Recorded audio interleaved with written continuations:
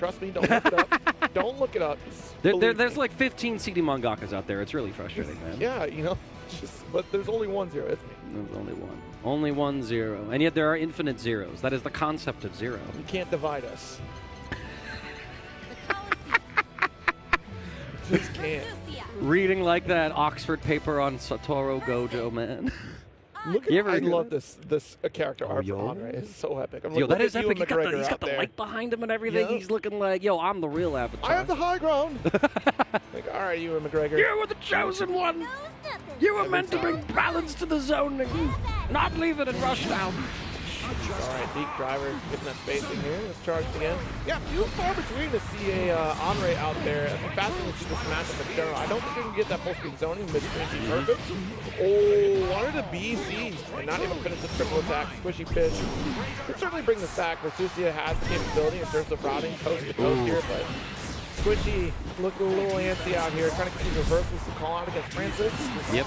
Go for the basketball combo for the finish. Yep, easily able to wrap that one up. This is Squishy Fish's second tournament on record that I can see as well. Round 2. Jump in, no anti-air. Oh my goodness. I wish the lights would have converted there, Francis. I really do. Alright, go for the spin, the 2F. Nice interrupt to him. Right back here before the grenade come out from Squishy. Beak Driver. A couple little ground. Very close gap. Might be better off in a spot, but then you don't give up any, you don't gain any ground, rather. So I do like the parry option. 2U, no side slot, just tries to go for throw bait.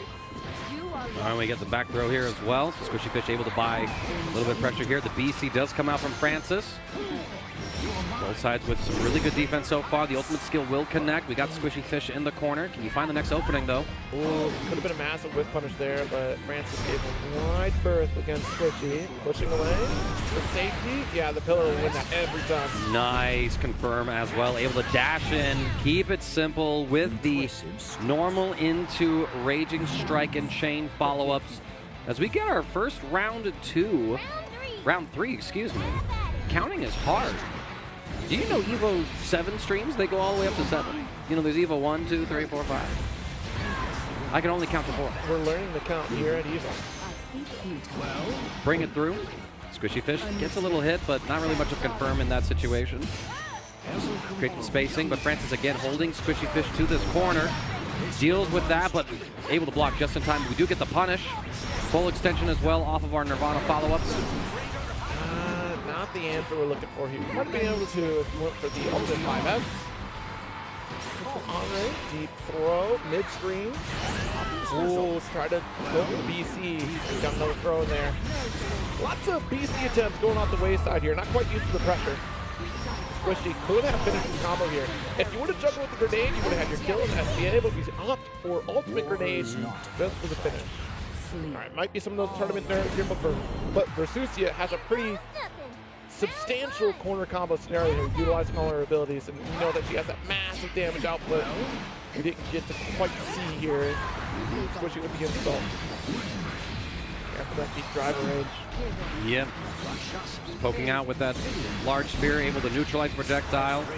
At the very least, trading with it. That was one of the changes to Andre in some very recent patches. It doesn't flat out beat projectiles, but now will like nullify and trade with them. Kind of making it so that he's lost a bit of priority in the zoning game. Tries to close the gap, but Fireball is there. We get the counter hit with the 6XL. Full combo extension, getting us into the corner. See, this is what I was talking about. These are those combos. Squishy got us. See, it was a warm-up period. Keep the combo show, go for the side swap into the shimmy, but we lose the turn. Don't forget, that's no longer plus on block. Andre gives up the turn now. I like the idea. We got the cross under, so maybe expecting the throw reaction from Squishy. Yeah. That's your fastest option on that scenario. Yeah, again, like everything kind of made sense right there, but I think Francis might be playing with some older Andre muscle memory. Just again, it's not Andre's turn like in all situations. If you make the right call against him, he loses that turn now. A point of frustration for some longtime Andre players now. It's like, why'd you do this? Like, we weren't doing anything with him. You're too much. You're all yeah. too much. Secretly too much. Projectiles here, Beak Driver. You're locked in. Good approach coming from Francis. There we go. Stagger. Light hook, the 2 on the grenade, lariat, looking back it up, but what a parry here. Francis, not quite able to build up the super, but great call out to this DP. See that Francis likes to go for the aerial dive over and over again here. Ooh, and we baited out 2 different defensive options from Francis. Actually went for an old counter and threw him out of that one, and then we were able to delay the normal to get the BC baited as well, but Francis still gets the next hit. He's going to take Squishy Fish into this player 1 corner. Gets the setup, trying to run offense. Catch, are you able to confirm? Yes, you are, and so Francis should be able to take us to a game 3, our first one of the day here, Zero. Yes, indeed. Here goes nothing. Round 1. I was trying to attempt to read what that shirt said. I could not. I saw them purposely flex on camera. I think I have to read it now. He's trying to lock in the corner. No, punish, a little bit too far. We'll call out that heavy. Francis, though, in the Granblue zone, still able to get the whip punish, but not a full conversion. Here we go. Should spend super if you like. Okay. One of those going to be too high, but we still got it. Gives our game situation. Strike or throw will do the trick here, and there it is. The strike does connect. Squishy Fish caught by the frame trap, gets perfected. So Francis on a little bit of a momentum right now, but can Squishy Fish bring this back? It's going to depend on this round start and establishing that zoning pattern. We go right in. We get countered very simply by the Bastion Man here.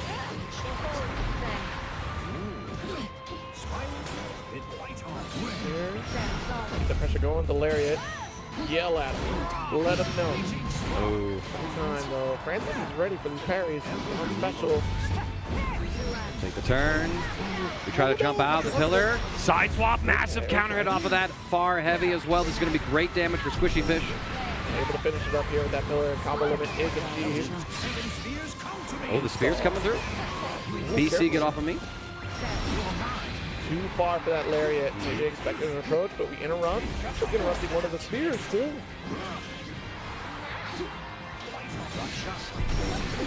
Oh, but yeah, the spear just in range to connect, stopping that pillar from completing. The lariat does connect. Nirvana reapplied. Francis closes the gap, but there's the punish as well. It's final game, final round to stay alive on our winner's side of pools here. There is none that can define progress. Player 1. Round 3. Gets into this tight competition. See who advances on the winner's side here. Those keep you locked down, respecting the space. I think we should have learned by now that Squishy kind of owns the zoning space. Keep up full screen. Yeah, but watch the parry every time. Francis ready for the down special. Oh, no! I like the idea of Squishy, but with their turn, it's caught staring at the raging strike. We keep that block. Stagger. Yeah, Squishy seemed uncertain of when to take that turn back. Could have been like that ultimate reversible pop, try to pop through. It does seem like it was a Skrill issue, that's for sure. Well, and Onrey is still one of those like matchups that you have to go out of your way to really explore. Not a heavily represented character. Oh, yeah. Had a lot of changes to him as well that have fundamentally changed how the matchup is approached as well. Changes to like his frame data on block when it comes to his EX dive. Changes to how his spears interact with projectiles. And so you really need to be aware of how to approach that character, and finding that top level Onrey player to get that experience against is also a lot harder these days. Not only because they're rare, but increasingly so because there's so many who, after the last change of patches, said, I'm done. Okay, they're going to nerf him when he's not doing anything? The last time I fought an Onrey was Aaron at Frosty. Yeah. Aaron Curry, not Aaron. I'm like, well, that's it. Like that's the last time I fought it, and I don't get to fight Redeemer's Onrey anymore. So. Yeah, he's moved off. He's like full-time Lancelot like, at the when moment. do I ever and try to do it through ranked? It's very rare. Yeah. Onrey, last I saw, is pretty low on the character usage charts. You can check those out on the official Granblue website for that one. But yeah, there's not a whole lot of representation out there. So getting the jump scare from Onrey is a little bit scary. But to recover from a jump scare like that, you can actually take this little brief break. We'll be back with more Granblue Fantasy versus Rising action right after this. Chipotle and 2XKO are back for round 2. Use promo code TAGTEAM at checkout to unlock the Chipotle Fresh Fit backpack and bucket hat for your avatar. Visit chipotle.com/2XKO for details.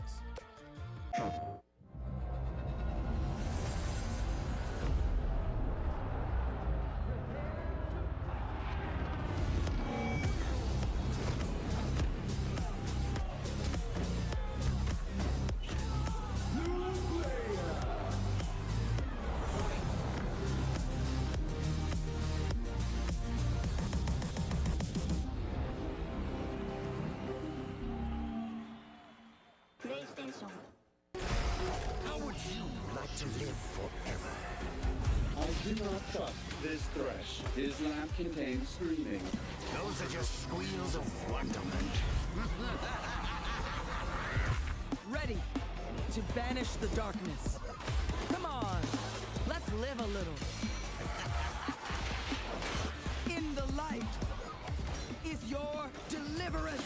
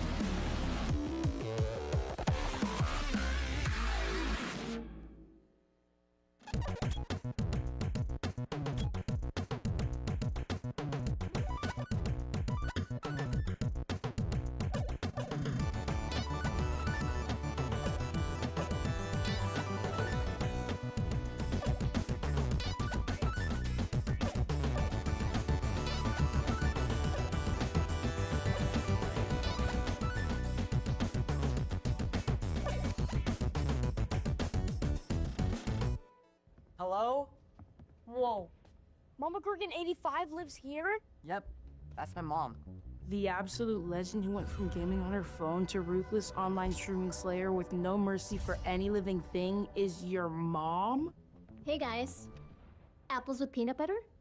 How is this possible? With AT&T Wireless and Home Internet. Hey, text me if you need anything. Level up your connection with AT&T Wireless and Home Internet, now available across the nation. No, she's so nice in real life.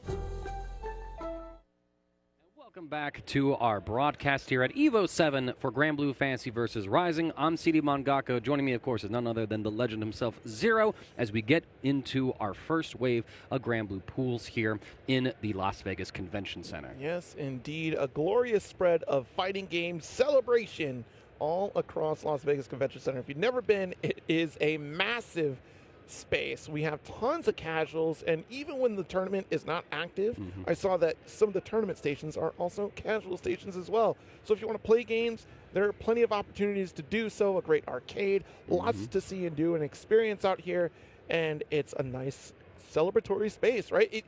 Even like looking at some of the vendor booths, especially for those that are very close to a video game release, if you know what I'm talking about. They seem to be a little more open, a little more celebratory as we are winding things up for a glorious summer season of fighting game action. Let's get into our next match in just a moment. Looks like it's going to be one-hand FGC versus Azari. Okay. Let me see if I can get that pulled up real quick. Again, I'm counting myself incredibly blessed right now that we have some amazing connection to the internet here in the Las Vegas Convention Center, so I can happily visit my favorite website for the FGC, fgcombo.com. Check out all kinds of stats on the players. Well, this is going to be a testament to the accessibility and how important that is here. We're already jumping right into it. No button check. Going to get that, excuse me, Eustace up against Yoru.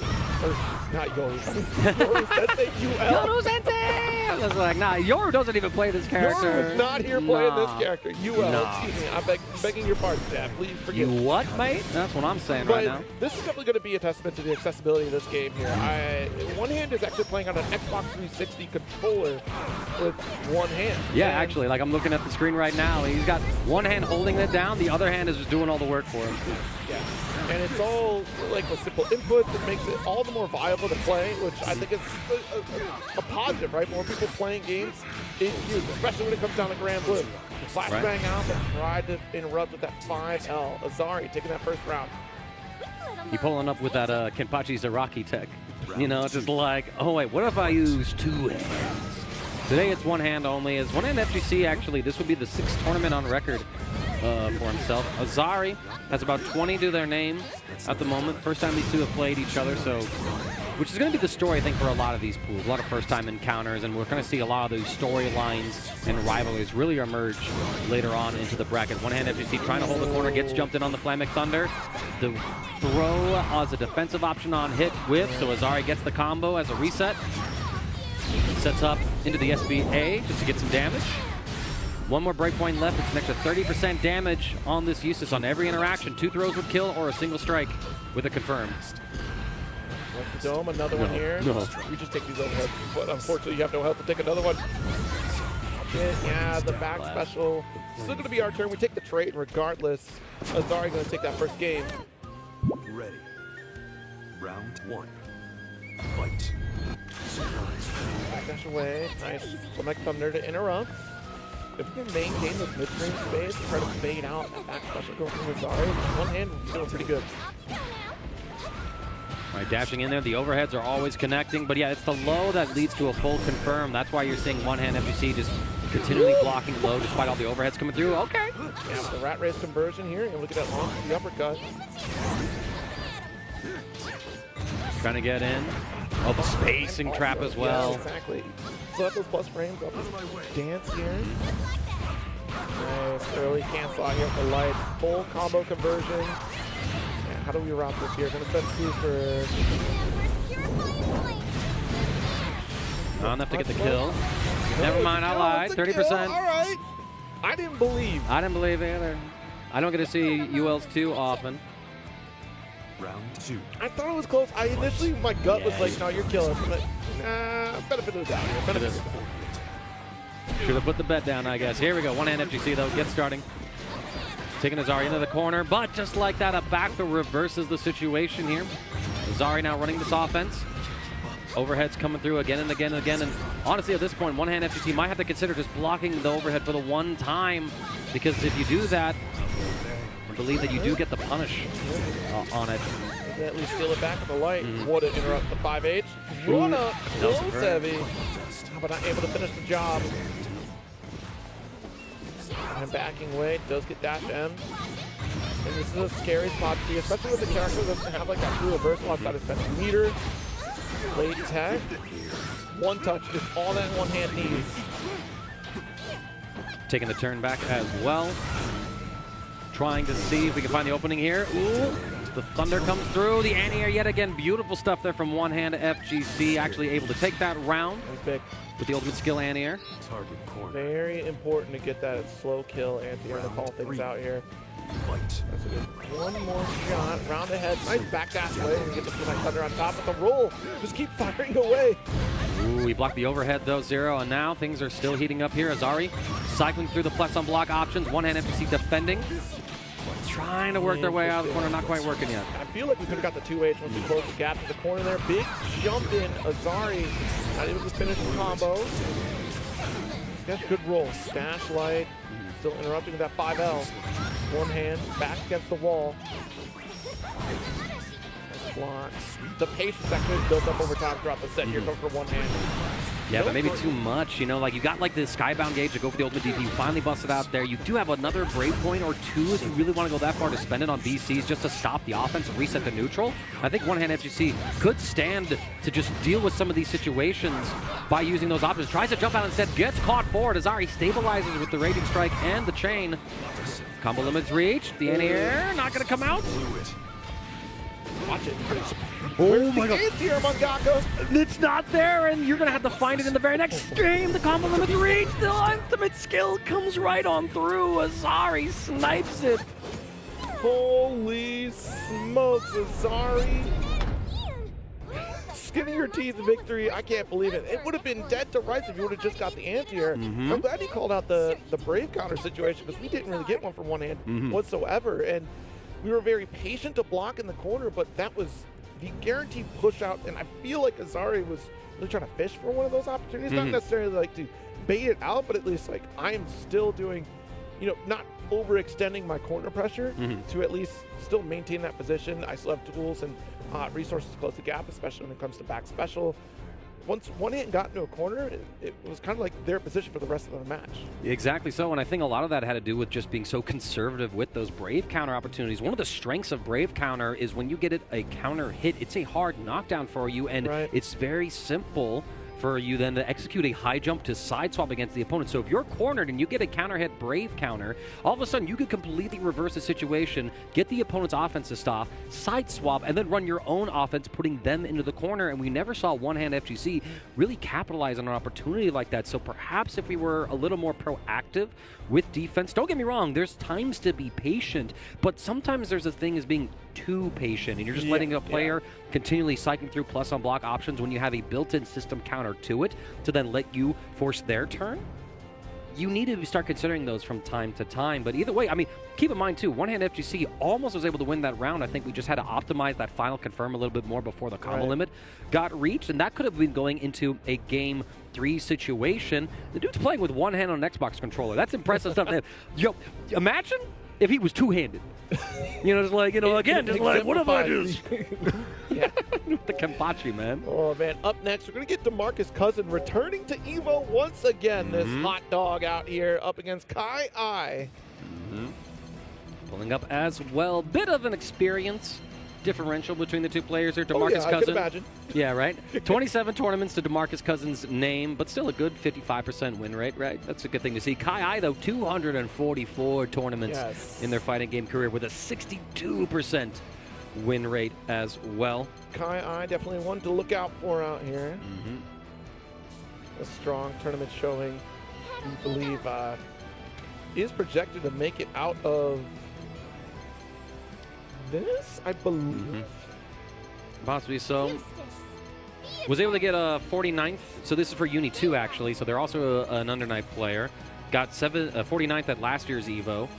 33rd at the Arc World Tour qualifier for Frosty Faustings in 2025, also for Undernight. If I try to switch this up to Granblue, played in a couple of tournaments here, a 58% win rate in just Granblue, playing in events like the TT Granblue Fantasy versus Rising events, some of those Japanese online brackets as well. Got 193rd at last year's EVO as well. Show up to Slashback last year with a 65th placing. And even was able to play in various other like events, like a couple of WASD online brackets. So East Coaster, so you know, from New York out there, at work. All right, here we go. The first Zeta of the stream, our second Catalina as well. So got some mid-range fight, backed up by that classic Granblue strike throw grain in close quarters. And a 2U. No thrust out of the corner. Have to be cautious, but man, what a slam with the heavy. Advancing, good tech on the throw, a manual tech as well, so we just reset to neutral completely. The jump in is going to be able to evade the spear. And now we're seeing those Catalina combos is what I would have been saying had we not dropped it right there at that particular link. That's okay, plenty of opportunity here. Dash line. Easy, a little bit antsy right now with Kai I. Try to smooth this out, but you have this massive life lead. Catching the stray hit, not able to divert that. DeMarcus, though, will certainly capitalize on a beat to the corner. Chain. Expensive here, but plenty of damage to catch up with the life lead. Yeah, the BC, I mean, look at that again. Like we talked about earlier, what we didn't see from one-hand FGC, we see from DeMarcus. And because of that BC, we are actually able to completely just stop the offense, side swap, and get the victory from it. So, Brave counter, it's strong. For how long? Who knows? Huge. Because, you know, that's another thing to consider. This could potentially be the last major, at least in the United States, of Granblue on this version, right? We're all anticipating the 2.6, I believe, update, where there's going to be a new system mechanic introduced, reportedly. So we have to see how the game is going to evolve after EVO, but right now the Rhapsody comes through from DeMarcus, putting Kai I into the corner. Dash up and throw. Yeah, push the corner out here, the wall splat. Maybe a misinput. Oh, but we are out of thrust anyways. We couldn't try to push for the corner.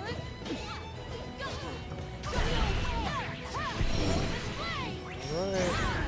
The crumple state stays grounded, but another drop here from Kai I.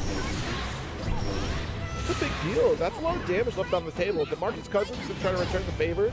At the very least, in terms of attrition, like Kai I has been coming out on top despite not finishing combos. But imagine that. If you were to close this out, you'd probably be closer to 2 games. Well, 3 really. You know, it is kind of, let's give her too much. Too much indeed. Here we go. DeMarcus Cousin under duress now as Kai should be able to get this round secured. And I like that. Just running up, doing the simple close light instead of like a slower close medium, making sure we don't drop the combo when you don't need that much optimization to get the kill right there. So just really smart decision making. Oh, what a jump. Just completely clearing that 2H. Now DeMarcus has the opportunity here in the corner. Too close to that one. DeMarcus going to build up the leader. End it here. All right. At the reset, maybe expecting a reversal, but look, calm, cool, and collected is Kai. Not trying to challenge defensively, but does get the crumple state to push for corner. No anti-air. Does go air there at the last second, though. That's important. Yeah, DeMarcus does get the next hit, tries to get in there. It's a punish, but no full confirm. A little too high on that jump normal to actually get anything. The backdash into the swing, but we didn't go for an ultimate skill. Doesn't matter. We charge the laser, catching the recovery frames of the dodge. And DeMarcus is going to take game 1 on Kai. Now, one thing I do have to kind of rectify here a bit, right, is that when we look at Kai, a lot of the highlights are from Under Night, but when you look at DeMarcus Cousins' highlights, a lot of them are Granblue. Got 49th at EVO in 2024, 97th at last year's EVO as well. And when you look at just Granblue, DeMarcus' win rate is actually a 66%. You know, so some of the other losses that we're seeing bringing that down to 55% I mentioned are from other games, not necessarily just Granblue. And he's playing pretty well, but Kai also fighting back, not able to find any sort of punish or pickup after that dive kick. But here we go. We get the wall bounce as well. Special starter, a lot of damage. Just cash out very early into the super to spend that skybound gauge while we have it. Oh, reset here as well, the Rhapsody. Brave counter, get off of me. And yo, calling out the run-up throw with the dive kick, actually catching the backdash as well. DeMarcus with these aggressive options goes for the raging strike and chain sequencing. Still gets the kill. Still gets the kill. Chat, I signaled to Mondaka, that's the kill, so finish this round. And there's the drop. Like, come on. DeMarcus Cousins, please. Right, I was expecting Super Skybound out or something. It's like raging strike and chain. You had the launch, but then you did chain. It should have just been launch. You already had the corner, and the SSBA would have finished the job. All right, so 2 coast to coast this time. Kai looking a little more comfortable with his combo routing. Right, he's going to go coast to coast again. He dropped it. Kai! Please! All right, things are looking a little sketchy in the first wave of pools. I'll admit it. All right, yeah, and this stagger's going to catch as now Kai brings us to a game 3 situation. Not yet, excuse me. I thought that was the second round for Kai. It was his first round of this particular game. Here we go. Everything getting set up here. They trade sides, though, so now Kai has to navigate their way out of the corner. DeMarcus Cousins be non-committal with these spears going in and out. The 2U catches. This is a big opportunity now. Be careful trying to walk back. Thrust away. Even on health. Massive charge of the beam. One dash heavy conversion, not going to work out. Too far away.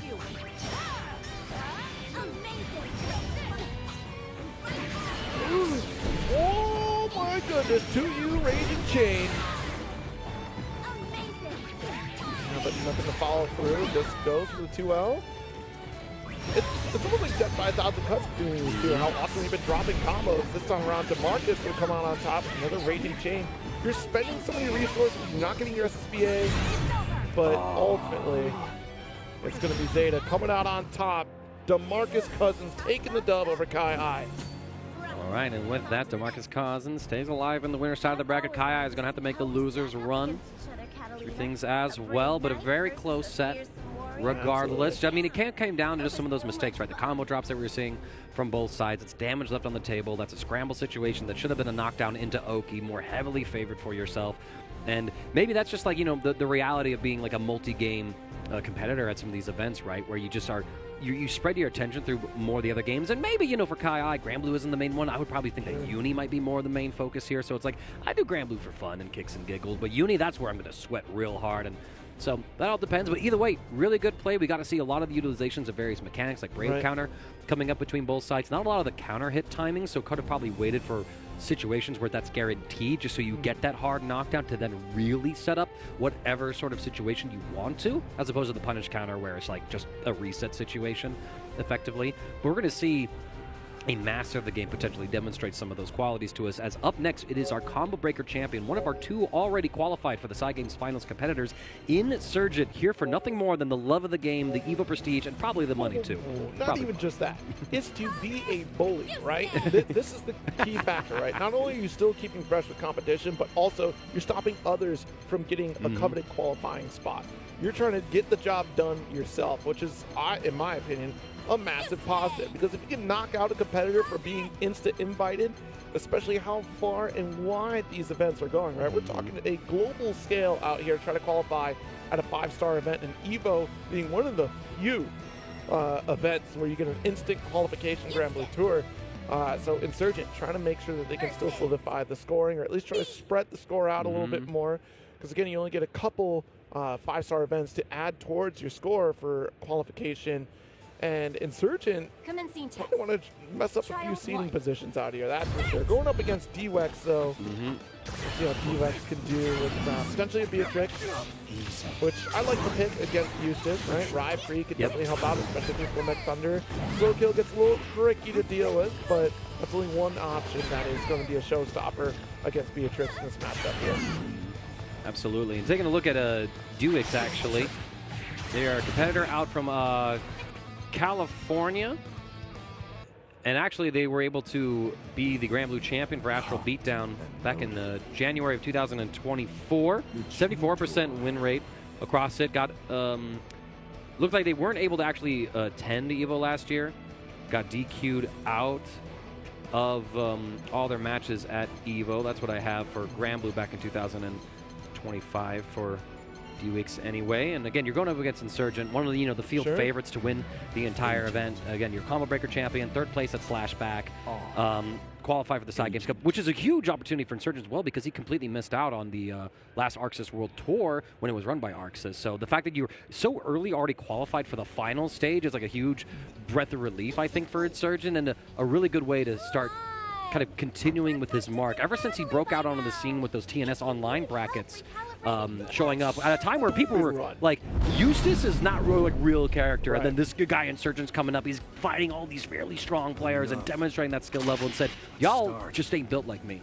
It was earlier, actually in the summer last year, I feel like, where Insurgent just had that outstanding run. They were unstoppable online, where the consistency started locking the place for Insurgent, right? And it was really starting to run away with it here. I think this is going to be a great proof of concept of what Insurgent's going to be capable of on the global scale if we do rise to the occasion this weekend here. I think that's at the front of Insurgent's mind, and likely what we're trying to lock in for the most. Obviously, the prestige of taking the victory at EVO is on the front of mind of any competitor out here, but this is the test, and oh my goodness, nice patience to call out that VP. And I mean, just look at that. It's one of those first interactions where Insurgent plants the rat race on you, has the advantage, and he doesn't just run the offense. He takes that moment and says, okay, what are you going to do now? Baits the DP. I mean, that's that high-level mindset of, I'm not just running my game plan, I'm trying to understand how you react to these situations so I can dismantle you from here. Player 1. Already a round up here. Round 2. Begin. Slow kill round start, and that's such a showstopper. Again, that is the one skill that Beatrix is going to have a little bit of trouble with, because you can't just round start Rive Free. You're not going for the 2M. So it kind of controls the pace at round start here. Even in the mid-screen, you're still trying to call out the slow kill. It does open up early, so you can't just Rive Free immediately, though. You just take a moment to pause to try to sneak right underneath the projectile. Light can work out, triple attack, but not max range. Good heavy call out here from Insurgent with the ultimate to push away mid-screen. You can't hide. Beautifully executed. That's right here, man. Hold on. Rat race. They keep you blocking. Insurgent just being very patient. Let the victory come to you. You already have the substantial life lead. You're taking the dub in resources. You own this corner. You're trying to react to exactly what your opponent's going to do. Take your time. You can even threaten ship if you'd like. Round 1. Begin. All right. Red race attached again, but DWEX getting aggressive with that EX riding free. Insurgent tries to swing out with that heavy slash. Slow kill into the Thunder just to apply that pressure. And Duix trying to swing when Insurgent has that advantage, right? Kind of misreading the situation. Yeah, you dodge the rat race, but you're still recovering when Insurgent's already running at you. So yes, you dodge the grenade, but now you need to respect the follow-up from Insurgent. Speaking of follow-ups, we get the pickup here. Rat race comes through, gets attached. Beautiful dodge right there from Duix. Toss. Watch it. Ultimate DP, the first of its kind. Side swap out. Blocks easy, but no challenge. Nice. What an the ride free.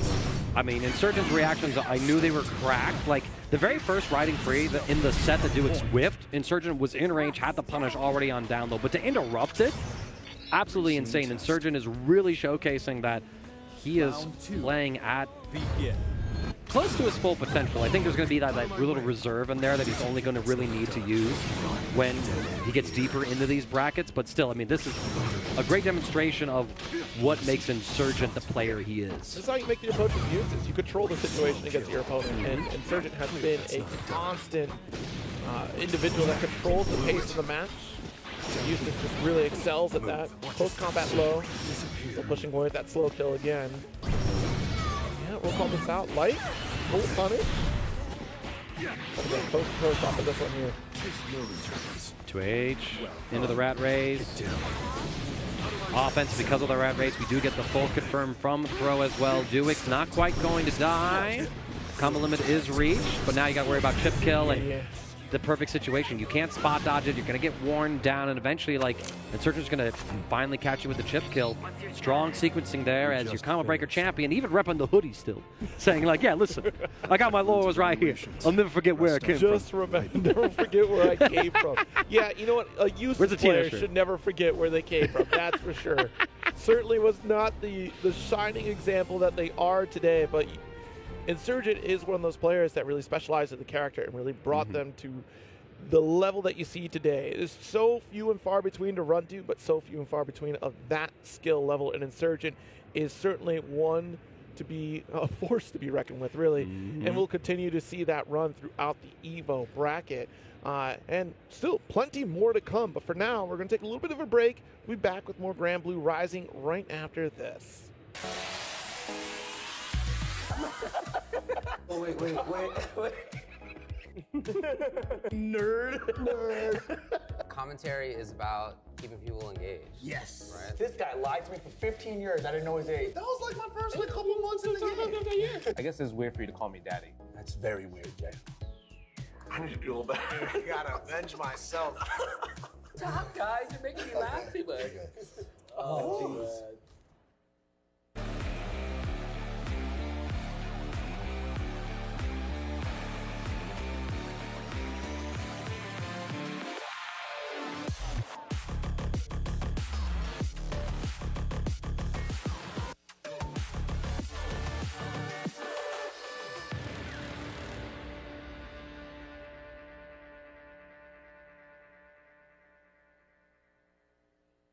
Ooh, that boy Koos is breaking Joe in the nooch. Look at him go. How is he beating me?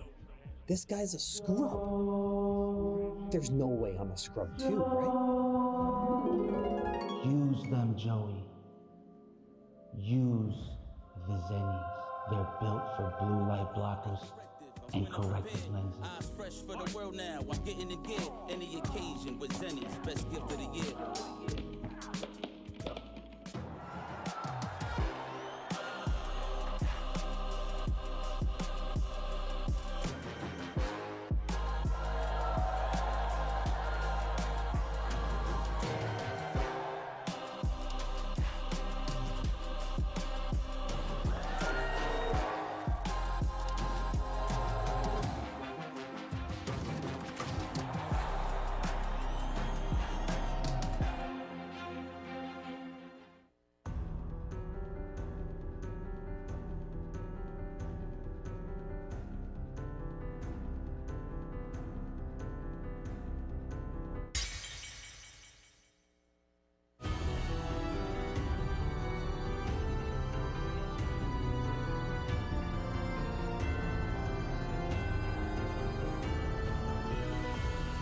メルティーブラッド、ドアイルミナ。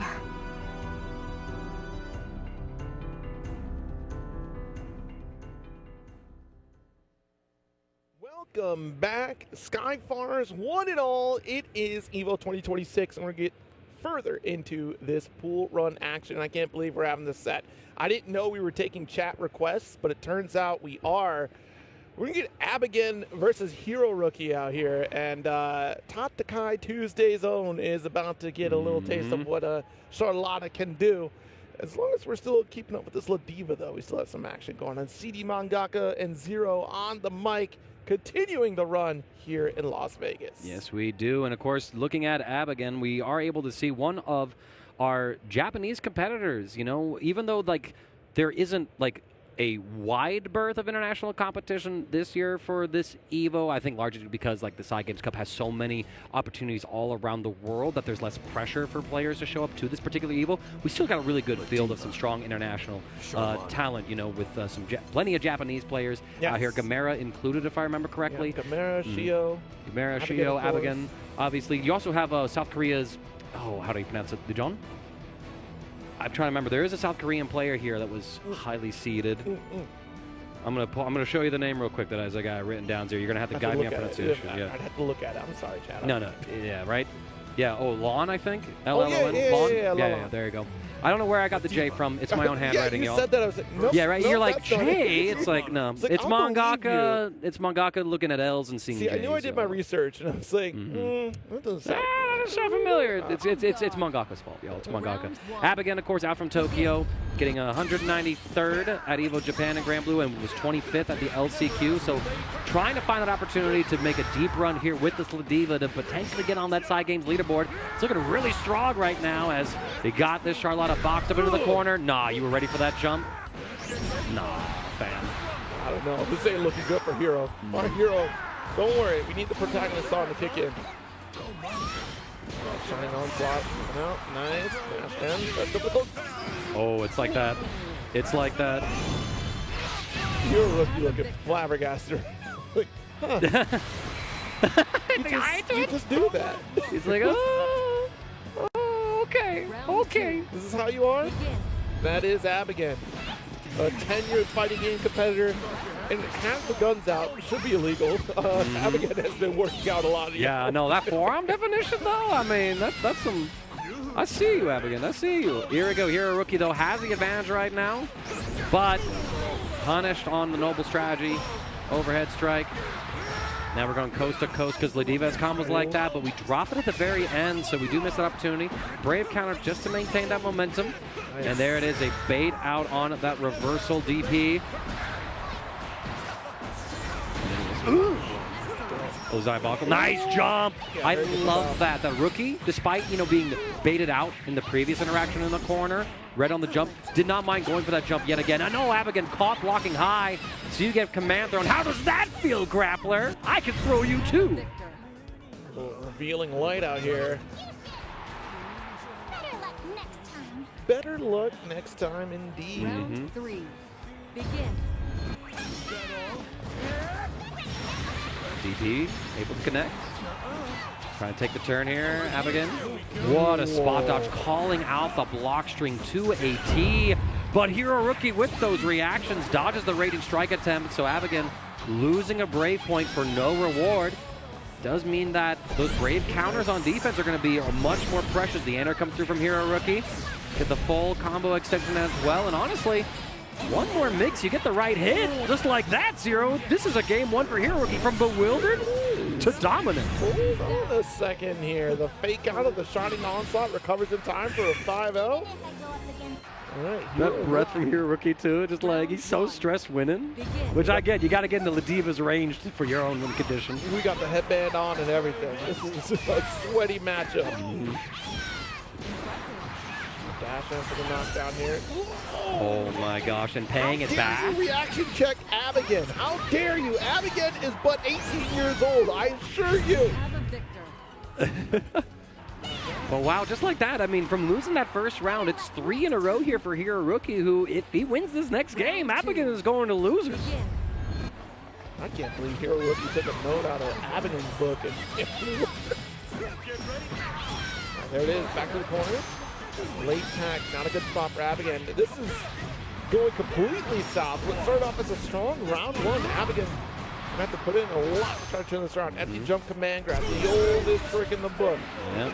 Well, regular grab, excuse me. Hold on. That's why we tech that. Watch out. I was gonna say, like, yo, man, if you ever let you tech Jewel Resort Screwdriver, the character's washed. Flush them.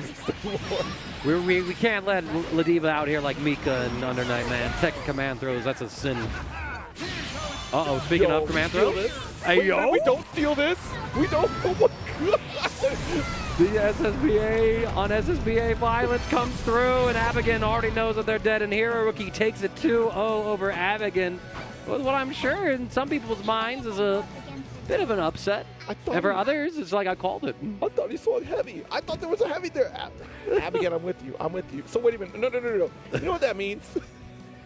That means that Rookie input super for no reason. Just like, you know what? Throw out super. That's fine. Fine. Abigail with the reversal super. And then right? He's just like, yo, what if I just beat him and wake up? Maybe it was a misinput. I don't know. Definitely not the reaction. I mean, Hero Rookie's kind of in bewilderment about the outcome of it, where it's like, I did the wrong thing and I was right for doing it. I feel like he disrespected me. That's what happened. Like, I feel like he just did that to me. You didn't confirm. You just super? You did super? Wow, man. That's what we're doing. First, you uncheck me, and then you throw out super. Just neutral, huh? Neutral on him, man, right? But yeah, that was an unfortunate result for Abigail, but for Hero Rookie, I mean, you couldn't be happier with that one. I believe that means Hero Rookie gets out of pools on the winner's side, and Abigail falls to losers, if I'm not mistaken. I had to take a look at the bracket itself. Yeah, that would be a loser's fall for Abigail. Still able to compete. Yep. Still has a chance to run the set. Abigail, of course, a glorious bastion in the Granblue community. Thank you so much for helping out there over at Natsukai Tuesday. Yes, TO for that event, if I remember correctly. Yes. So more than just, a player, there's someone who helps host the events to make sure that the Japanese talent is able to compete with each other and get more experience grinding to stay strong. Exactly. For when they do come across, the seas or have people show up for Japanese events. So always appreciate, Say thank you to a TO today, y'all. Find your TOs, go on Discord. If you're somehow watching this and you're at the EVO event, don't know why you're tuning in, but thanks. Say thank you to your bracket runners, because these events would not be possible without all of the many people behind the scenes working on this. Just to bring this string to y'all, we got like 2 or 3 guys working production back here, making sure the sound and video feed's coming for y'all. There's me and Zero here, obviously, trying to break down and tell you the stories as well as the gameplay situations. Yeah. And tons more. The hundreds of people that have been here just to set up all of this equipment, all of the seating and the booths and everything. These events don't happen without hardworking community behind them to support the community itself. So just say thank you to TO. That's all Absolutely. Yeah, they brought in a lot. And again, if you want to check out Granblue, it is open right now with a free version. You can play, I believe, the entire cast right now for free. It's going to last for the entire week out here. The game goes on sale quite often as we are in preparation for Granblue Fantasy Relink, but we're getting prepped up with Isaiah Goofy versus Bidoof, which we're having another Pokemon battle out here. I forget this Pokemon's name that we're on the Isaiah side out here. I know Bidoof. That's within my time. This is a Galar region Pokemon coming from Isaiah, but I forget this Pokemon's name. It's got, a personality issue, right? It starts out happy and then it gets a little cranky. Little cranky. Angry. Yeah, maybe someone in chat can get us covered real quick. We are taking a look at that. Oh, more Pekko. Thank you, Rainy the Exile. Well, I'm trying to find, apparently there's a lot of players named Bidoof as well, so I might not be able to find. After the run that Bidoof has made as one of the strongest Pokemon out there. Yeah, I do have Isaiah Goofy's profile information at the very least, coming out from New Jersey, playing in Granblue, Tekken 8, as well as 2XKO, actually. But showed up to the Iron Grid, got 17th there in Granblue. Yeah, it's actually an Iron Grid regular, excuse me. It also plays in the Curry Cup, so played at last year's EVO, got 129th place, so I think someone who shows up and plays in a couple of Granblue events here and there. Wait a minute. Well, what are you looking at? We got a Grookey in the background, too. Yo, I see it. Yeah, the green. This is what I like about Granblue. We have regular Pokemon battles. Where's Satoshi at? Capture some of these Pokemon for me, will you? Right. Satoshi with the Greninja morph and Frosty. Pull up like that Ash, catch him, right? He became the Greninja. Well, that is Ash's name. That is Ash's name now. He's Greninja. But yeah, so Bidoof is here playing other events as well. Guilty Gear Strive, Under Night, Street Fighter 6. So pretty heavy play, trying to make the most of that Evo competitor pass, which I respect. You know, it can be a bit of an effort to come on out here as it is, so making the worth of it by playing as much as you can. And we'll have to see how it goes. This is our first Fairy of the day. We will be seeing Beepaw, of course, later today. I saw Fairy cosplay out there, actually. Oh, really? Yeah, That's yeah, sick. they were locked in. I believe Fairy was eating donuts, so I left her alone. I said, yeah, there's a Fairy cosplay. And we got Zoe out here, of course. First appearance for her. Much stronger character this time around. There was that period Koji was actually playing Zoe as well. Been abandoned for Beatrix. A little more consistency out there. But Bidoof, though, starting off his offense strong. Isaiah Goofy getting that counter hit, BC, but not quite getting the cross up on that jump in. So we are fighting our way back into the mid screen. Ultimate fireballs coming through. We try to close the gap, but that 5M will intercept. As I feel like both of these characters are actually able to have some meaningful interactions at some of these ideal ranges. You know, Zoe being able to send out the Wyvern and then they use the Dragon follow-ups, kind of making it so that Fairy can't just run her own zoning game plan a lot of the times. Side straight, it's a punish. Not quite getting much more than that. Here we go. We do get soft knockdown, not passing the reaction check. Has to spend that last Brave counter just to make sure that we don't get caught and killed by the combo, but overhead will do the catching and killing. yeah, well played, well played. Cherish your friends. Always. Player one. Round two. Let's see this round 2 kick off. Isaiah going to be caught low. Puts full screen of Bidoof standing their ground, but rolls right into Isaiah's offense. Get pushed back to the corner. Light does open things up here with the 2L. Launch, full charge here on this Dragon Cage. Brave counter, but Bidoof not really taking advantage of it, right? Just kind of like walked forward instead of advancing forward, going for that super jump cross up to reverse the situation. So a bit of a missed opportunity taking advantage of that situation, but we don't miss out on that 5L punish counter. Setting up, oh, the throw too soon! No. The BC came out as Raging Strike, and now Bidoof has no more Brave points. He's going to take a 50% damage on every single hit. Just one more for Isaiah Goofy, and that's going to be game one. Yeah, series of unfortunate events there that only benefited Isaiah. Ready? We'll see if Bidoof can try to bounce their way out of this one. And now, Bidoof going to be trying to control the situation here, using the GG, not really going for that fuzzy overhead, just running it low, maybe just wanting showing layer 1 before we go into layer 2 to condition Isaiah Goofy.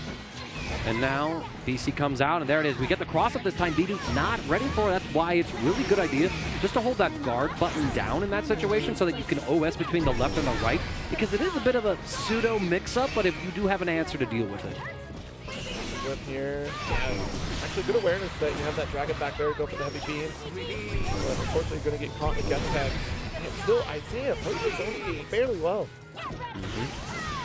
Neutral skip, taking the turn. I think Bidoof actually would have been able to swing there. Because that move of Zoe's has been a bit reworked to be less of a neutral skip, more of a combo tool with the launcher instead. So maybe just a bit of a knowledge check, if I am correct.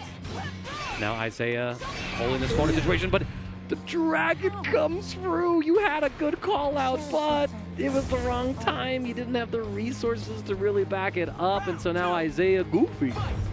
I think it's one of those interactions too where Zoe will still come out on top. That's a trade combo in favor of Zoe, which Isaiah has to put out top.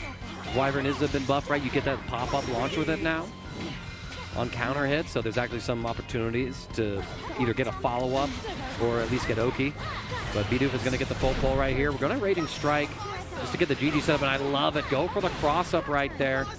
You do give up the corner, but you did get some damage, and honestly, Fairy's fine in the mid-screen, poking at this excellent range for herself with these normals.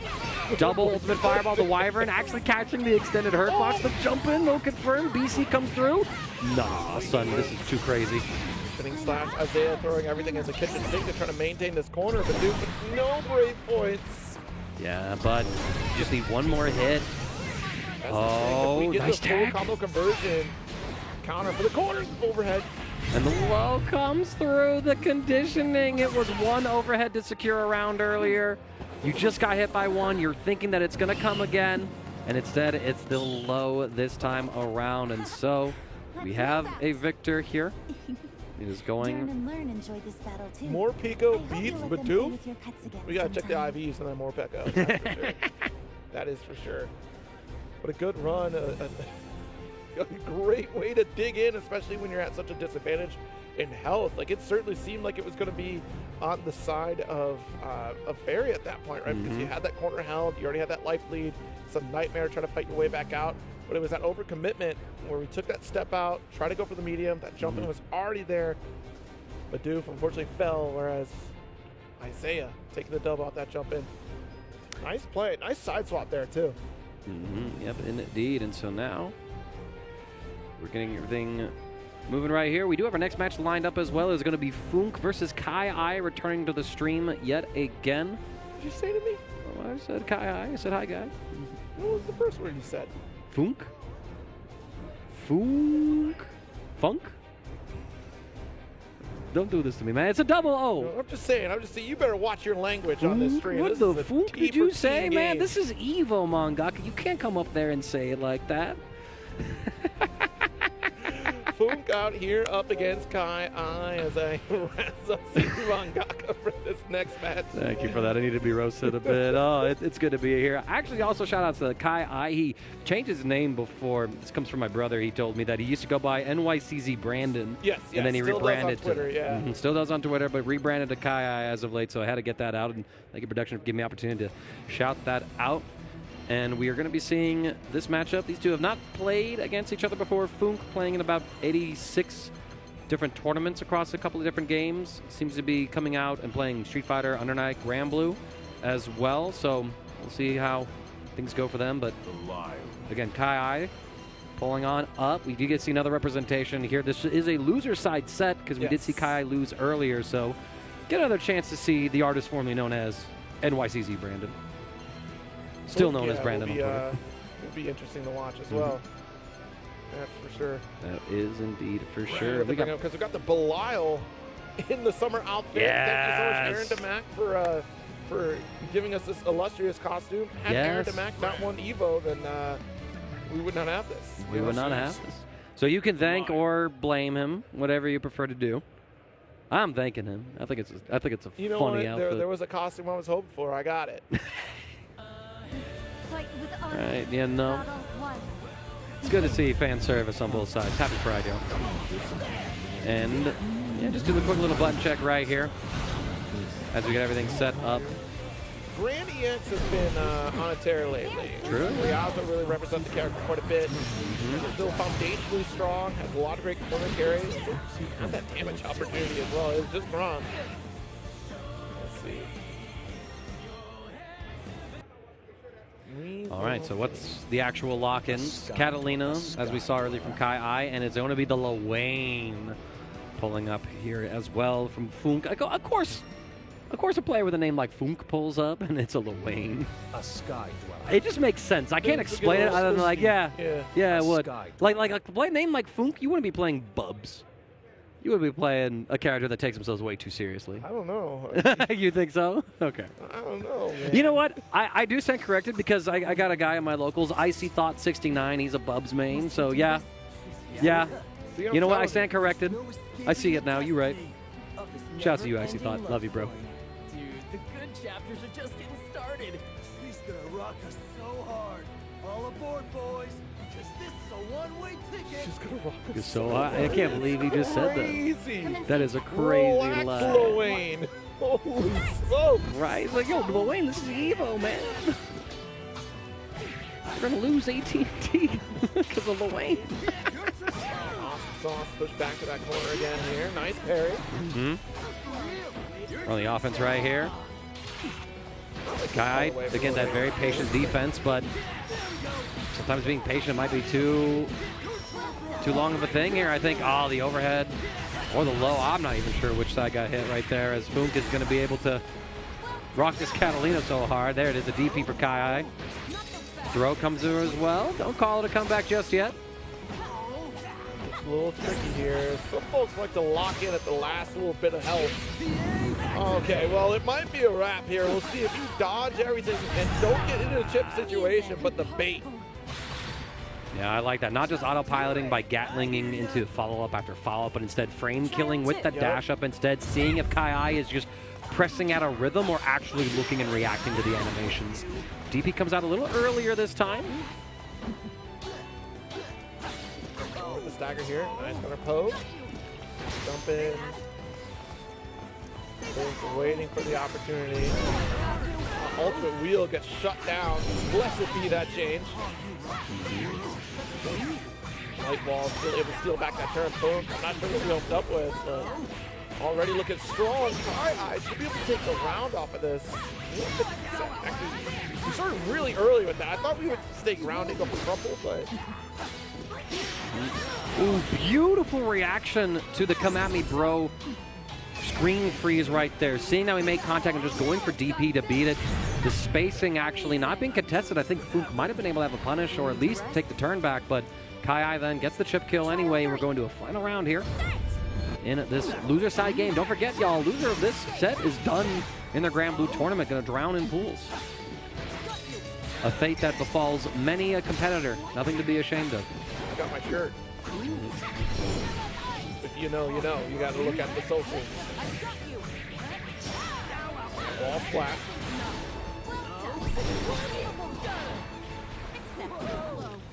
Splash here, nice with the 2L, but not able to convert. Too slow on the 5L after. The counter hit comes through though, the ultimate skill follow-up as well, and Kai is going to be able to take game numero uno against Funk. Nice little turnaround here. Things got sketch in that first game, but it's kind of been class for Kai.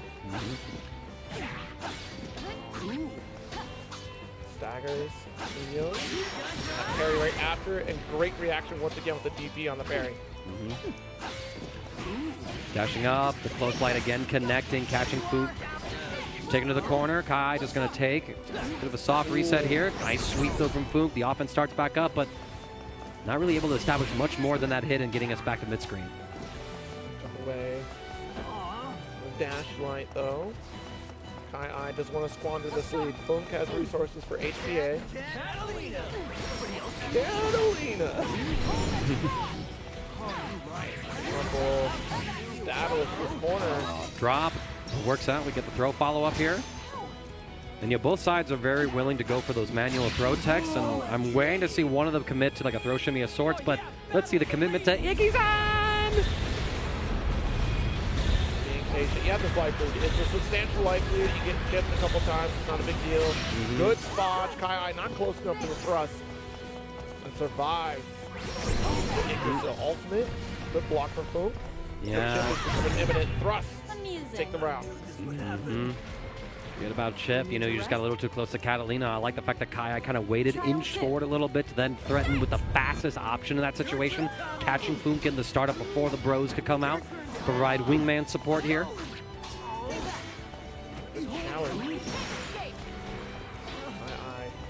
Knocking at the door a couple times. Interesting to go for the dash L there as opposed to the close heavy after the city pressure from the lights. Alright, now we're going to get this corner. Let's finish this combo routing though. Here we go. That is what we would say. The drop again at that point, so good missed execution here. Funk does get a throw. Kai forced to deal with the situation. Another one. Just using the layers. And there it is. A BC finally comes out from Kai to put an end to those shenanigans. We get the confirm as well. Not going to be enough to get the kill, but we're going to go quite a ways towards this player 2 corner. The HBA comes through, so Kai, you have to play the minigame yet again. Oh, we're locked in? We're walking back? What a great patience from Kai and able to close it out. 2-0 victory. And laughing in the face of danger of the HPA. I will not be swayed. I will not spot dodge early. I will not give you this chance. Couldn't have happened. Night and day difference from the very first time that we dealt with the HPA. You know, we were called out for like the chaining spot dodges initially, and then this time we actually looked and waited, and we were blocking the highs, we were reacting to the sweeps, and we were just standing there walking back as well. And I like that too, just using your own walk animation to say, okay, I'm not proximity guarding anything, so I'm not having to dodge anything just yet, but then seeing once your Catalina stopped, then going, okay, block this, fuzzy dodge that.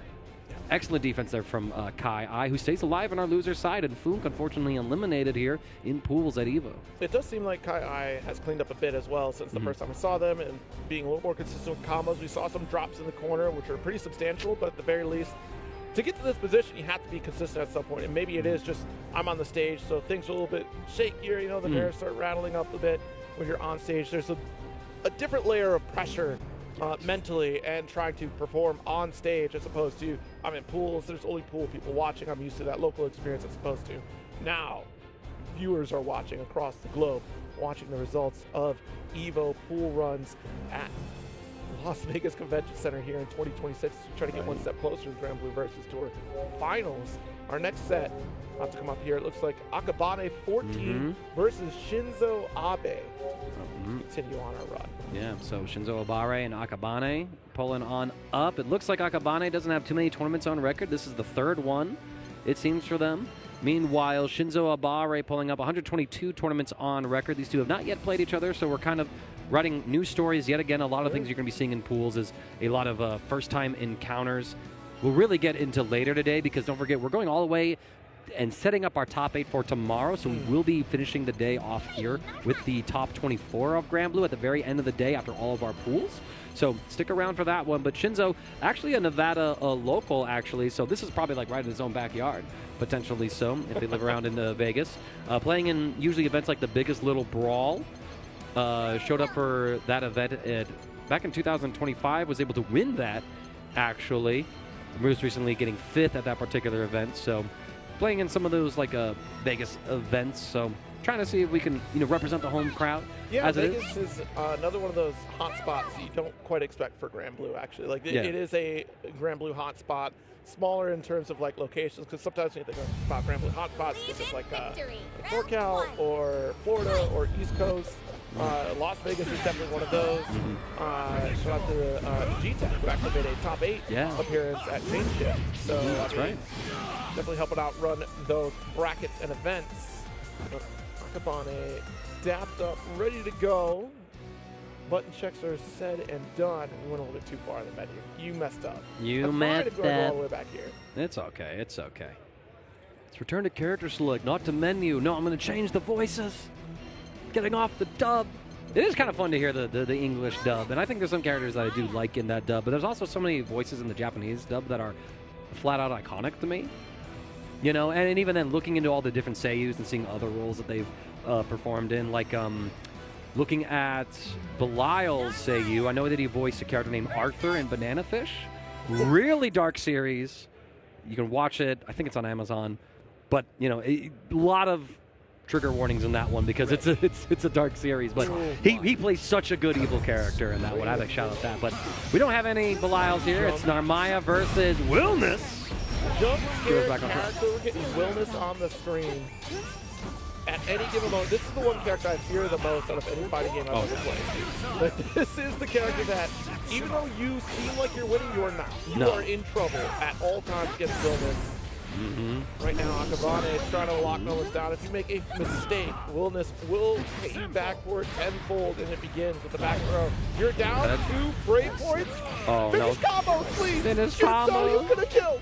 It could have killed, but alas, damage left on the table. Akabane has yet another chance right here with the Narmaya. Gets the hit. Very early pickup. No special skill launcher, no brave counter, and with that damage left on the table, you left that Willness alive. Doesn't matter. The Crescent Moon shimmy does get a counter hit. Not sure if it was a button mash that whiff. Not sure if it was a throw tech that got blown up. Either way, Shinzo more than happy to take that first. Excuse me, Akabane. I got my names backwards for 2 seconds. It's Akabane happy to take that first round. Overhead connects. This time Shinzo gets most of the pickup here. Lots of hands. Big swing and a miss. Does go for the transient. Still our turn off the press and slash. Just try to extend for as much as we can. Build these resources. Get the restand challenge. Oh no, the uppercut. Yeah. A little bit early there because that wasn't the involvement. Oh, speaking of uppercuts, that one whiffed, but because of the light version, recovered just in time. 2H no confirm. Shinzo trying to jump out of this situation. Gets the cross up. Could have definitely gotten the kill, I think, if we just went for different skills to get the wall bounce in the corner. So there's so much damage left on the table here for Shinzo. I think he needed to go for the light conversion after the half smash there. Easy out. Nice. There it is. You change to send it home with Akabane. Okay. Nice. Routing out a a little little scared. Like, yeah. wait a minute, you could just do Bombo. Like, you could just Raging Strike, Raging Chain, A, B, C, die. But nah, it still worked out even with a little fancier routing. Akabane now putting Shinzo into the player 2 side corner. Trying to establish a lead, but alas, the match is even, I assure you. Oh, big punish. Yep. Big opportunity here. Got to get the restand as well to extend the combo a bit further off of that ultimate Setsuna. Good tech on the throw. Shinzo not out of this yet. Anything can happen. Dashes in, gets caught. And that's so brilliant. Some folks are like caught deer in the headlights when you see Willis dash. There's plenty of opportunity for you to challenge. There's a recovery period before Willis takes an action. Yep. Shinzo getting boxed back, but able to answer back. The 2H whiffs. Not really in a position to punish. I think the super jump kept us afloat a little too long to land in time. Alright, dash light not going to connect here. That would have been that longer. Shinzo would have got the hit. Dash up, throw, great tech. Still blocking, teching as well. Transient comes through, no check there from Shinzo. Carry on the 2-0. Early brave counter. Akabane does not want to give up any momentum to Shinzo. 2 hits. We're basically even on the life totals, although I think with Willis' health pool, he's actually had, I should say, the life lead at the moment. Throw comes through, strike throw, gets for game here. Try to bait this out, not going to work, not quite getting the kill, but does succeed with a 2M and a 2-0 victory from Akabane. Yeah, and I mean, we were talking a bit about like Shinzo and their own record ride. Akabane, 3rd tournament on record so far that I'm able to see here. Actually coming out from North Carolina, it seems like. Played at last year's EVO. That's what I got on record for him. And so, like, trying to dig through. That was just for Granblue. They also play some Guilty Gear Strive, and that was last year's EVO as well. So really only playing at, like, EVO, it seems, for some of these events, but pretty good showcasing with the Narmai. I think like they gotta be playing somewhere. Maybe it's challenge brackets, right? Because when I look at this data and information, it's only pulling from Star GG, right? There's like, and there's still plenty of like local scenes that run challenge events because it's simpler for them to run, which I understand. Especially if you're doing like free online brackets, something like that. You know, why go through some Star GG page if you don't need all the bells and whistles? Or indeed, occasionally some of the headaches that Star GG does have sometimes. They have been improving a lot, and it's really great to see that we're in this age where Star GG is making these huge strides in upgrading their own platform, giving all kinds of new customizations and features. Like when I register for 2XKO now, it lets me like register as a team I've already played as. So if I do it with somebody before, I can just say, hey, I'm signing up as this team. That's really cool. That's something that they didn't have when 2XKO first came out. That's one of those like edge cases for Star GG that we couldn't have prepared for until we actually got put into that scenario. Right. At least for these mixed brackets. Again, like usually it's been either it's 1v1 or 2v2, not heat mix. So this is a very big struggle, which is very interesting to see. So I'm really happy to see that Star GG continues to evolve and support the FGC as you run these brackets. You're going to get another match here in just a moment. Igor versus Bonked Cube. Yeah, we got God of War Ragnarok pulling up. We got the Cube. We got the Cube pulling on up, man. We got Quaid. Oh my God, I'm so excited to see this one. Look, no offense to Jack Quaid. Great individual, great actor. Yep. Love the boys. But what if the Cube was just silent? If it was just this thing, I think it would have aura then, you know? The comedic timings of if the Cube was just silent. I see you. Like, the build-up, you saw the trailer, right? Yeah. So the build-up where Faye is fighting the Mongolian God of War, and the Cube just comes out of nowhere and goes boom and sends him flying. If it was just dead silent, like cut the music, Cube comes through. I see you. I see you. Less is more here. Less is more here, yeah. But sure that well, shall we? Quaid would be looking for some other opportunities as well now that the boys is wrapped up, right? We mocap that guy. Yeah. Super cute. You know what I'm saying? Like,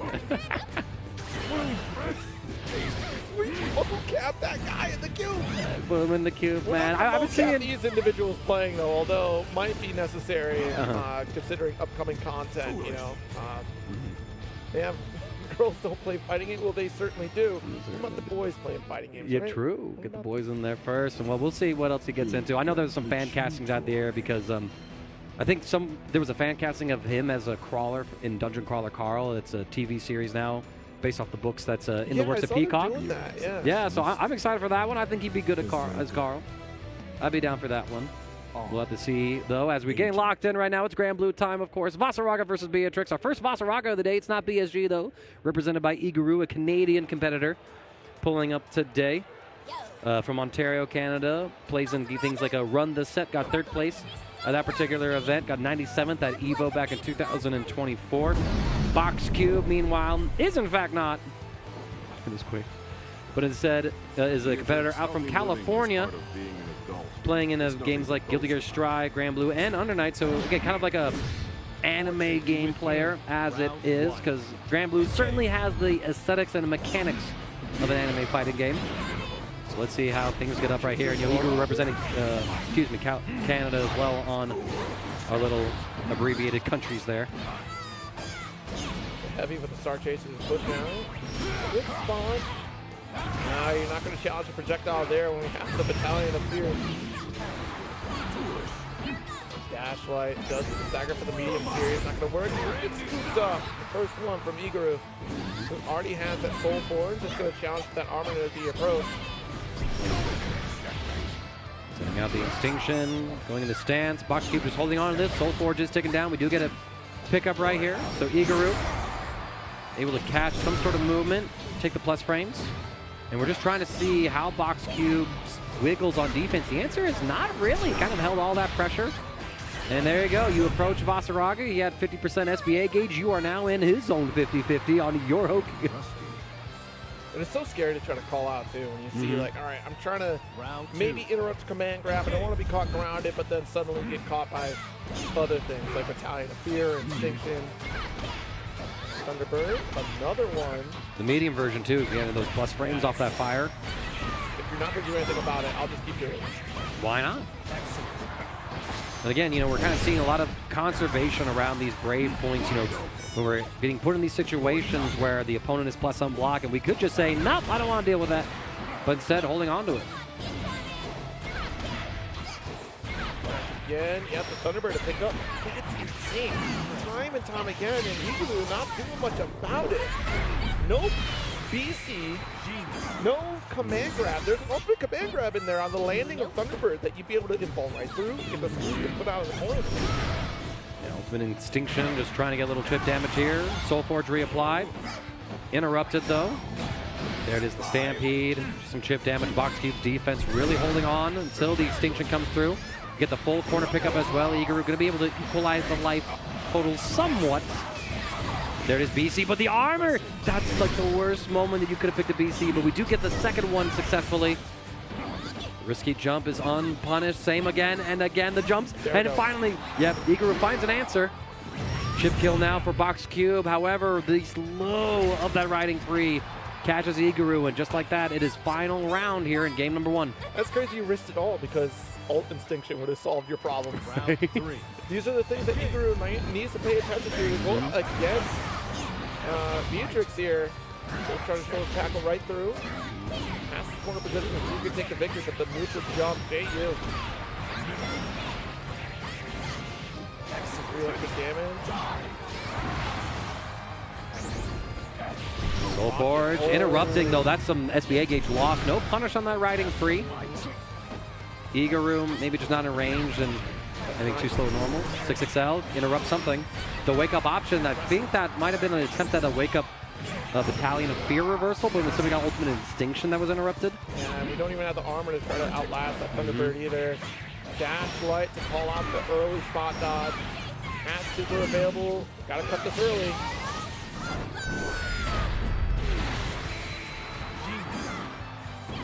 The jumps coming in again. Box Cube not going to go for the third one here.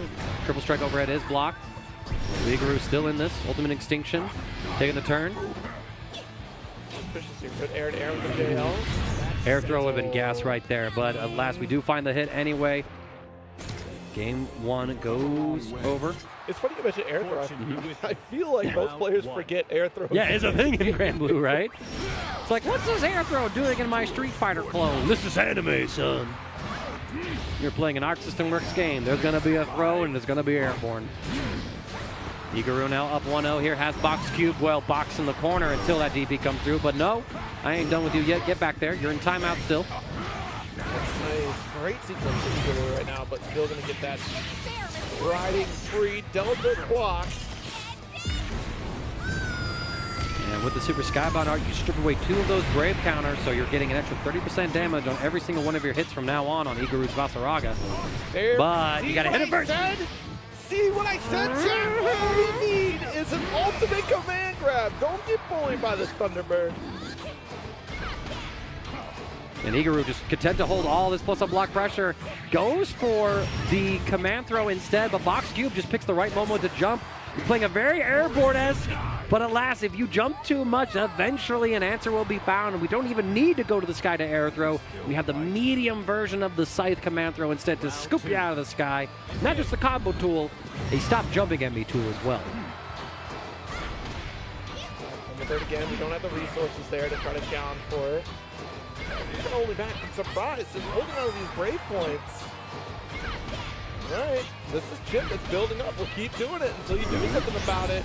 Strike this time is going to be the answer there from Igaru as well. A little bit more rewarding, but it did cost us some SBA gauge, but it's probably more of like a free-floating resource compared to the Brave points, which are very much static most of the time. That's the thing for Vasaraga. We're not here for supers. Yeah. This is all built for reversal. Yes, that true. is the ideal. You can go for super, but I can count on one hand how many times I've seen Vasaraga actually super. Right, yeah, and I think we saw another reversal get thrown actually by Box Cube there as Igaru, I think the strike got grabbed. Speaking of grabs, here comes the EX Scythe. You're sending us back to neutral. Soul Forge is active. Armoring through the fireball. Ooh, not quite able to time everything correctly to get the punish on that DP. Box Cube now has the corner positioning. No BCs again from Igaru. I mean, you don't have to take all this pressure like that, but you connect with the 2U. 100% Skybound gauge. Getting chipped down a bit to the ultimate extinction. Life totals largely equalized, but Delta Clock is available for Box Cube. Oh my goodness, this is it. This is it. If we get the dive kick series again, trying to go for the triple attack overhead, the command grab, full screen. No. Don't do that. No. None of that. We don't do that here. That was too cheeky. That was a bit too much dip on the chip for that one right there. Yeah. Anyways. There's a timeline where that worked. Unfortunately, it's not the one we live in. Igaru takes it 2-0. 1-5U. That's all I want for PHS. 1-5U. Yeah, true. I never saw that. You would have that. taken the dub. That could have been different. Could have been It was interesting to go, I'm deep run up super. But more interesting was the fact that we got dive kicked so often from Thunderbird. A few options there. Granted, I understand the fear of not like wanting to spot dodge because you're not sure about the second hit coming through if it's the medium, right? So you don't want to get blown up, punish, and then full combo. We caught that very early on in game 1. That was the sequence of just let me spot dodge. Oh, I got hit. Full route. So you kind of wait in the works for what at that point? You could have BC'd out of those corners. I mean, granted, we're talking about the winner of the match here at this point. You still won. You could have won better, though. Look at us nitpicking. But you know what? You still took the dub. You still took the win. You still took the one. But the thing is, you can always sort of look at these situations. Even, I think the point we can walk away with, even in cases of victory, there's still things you can learn and ways to improve your own play, right? Like, this is sort of a thing that you can always support. You don't just have to look at your losses. You can look at situations, go, yeah, I won the set, but this situation was giving me problems. What are my answers? And then exploring those and implementing that in your game going forward so that you're able to build up this muscle memory and understanding of situations so then you don't get cheesed out by Thunderbird spamming Beatrix, you know? At a high level of play, people just don't deal with it. Because they just go, BC, cool, got my counter hit hard knockdown, it's my Oki, my turn. Hey, sometimes it's the most simplest things, and I saw this quote, I apologize, I don't remember who put it up on Twitter, but it was so profound, just like, stop trying to play chess with a checkers player. That's basically what the gist was. It's just like you're not going into the match doing all your technical stuff against this individual that does not understand the technical stuff because they're not going to do it. They don't know what to fear. Go in with your bare minimum and keep running that. until they show otherwise, because Right. they don't know what to fear. They don't know what to look out for. They're just going to start swinging at you. That is their game plan, to hit you. And that's kind of like the case in real altercations, if you will. You don't know what they're going to do. They just run up, start swinging, and hope they land a hit. It doesn't matter how many belts you have in whatever martial art you've decided. If the person just wallops you, they still get the dub. Like, that's it. But we'll see if the wallop continues through this bracket as we get to Sonic Ninja 101 up against, I've been waiting to say this name, Boy, Man, Guy, Pal, Bud, Bro, Bang. I'm not your boy, man. Guy, Pal, Bud, Bro, Bang. Bud, your bro, bang.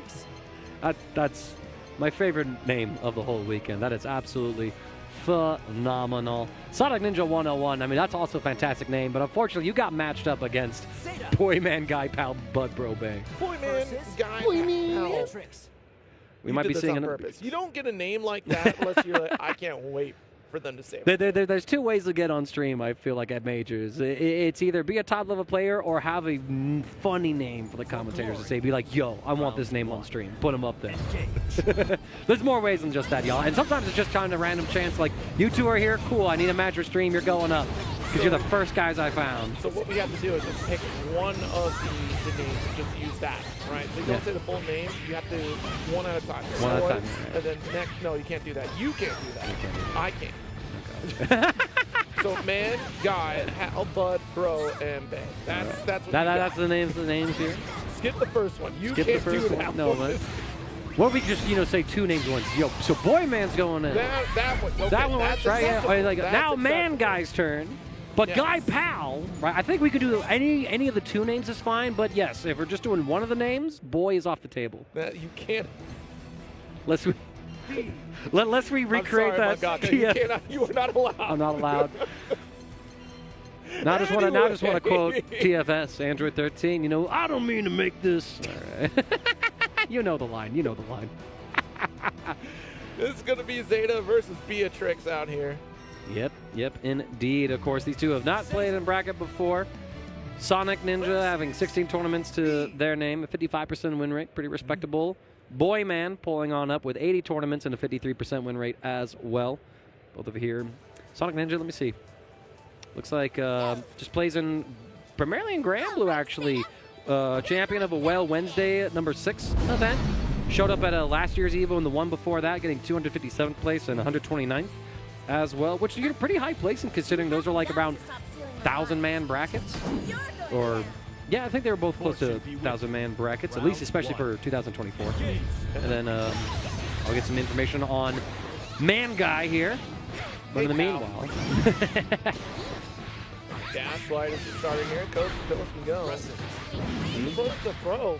Yep, representing that early. Another one here as Bud Bro was laying hands on Sonic Ninja. Go for the strike throw gameplay. See, that's why we go medium. I don't care if you got the wraps in him. It's not Bohemian. Nice. Monster. Pogo. Tricky scenario at that height. Yeah, with the counter hit confirmed, now all of a sudden Guy Pal is in the corner, spends that BC down to a final point as well. Very aggressive expenditure.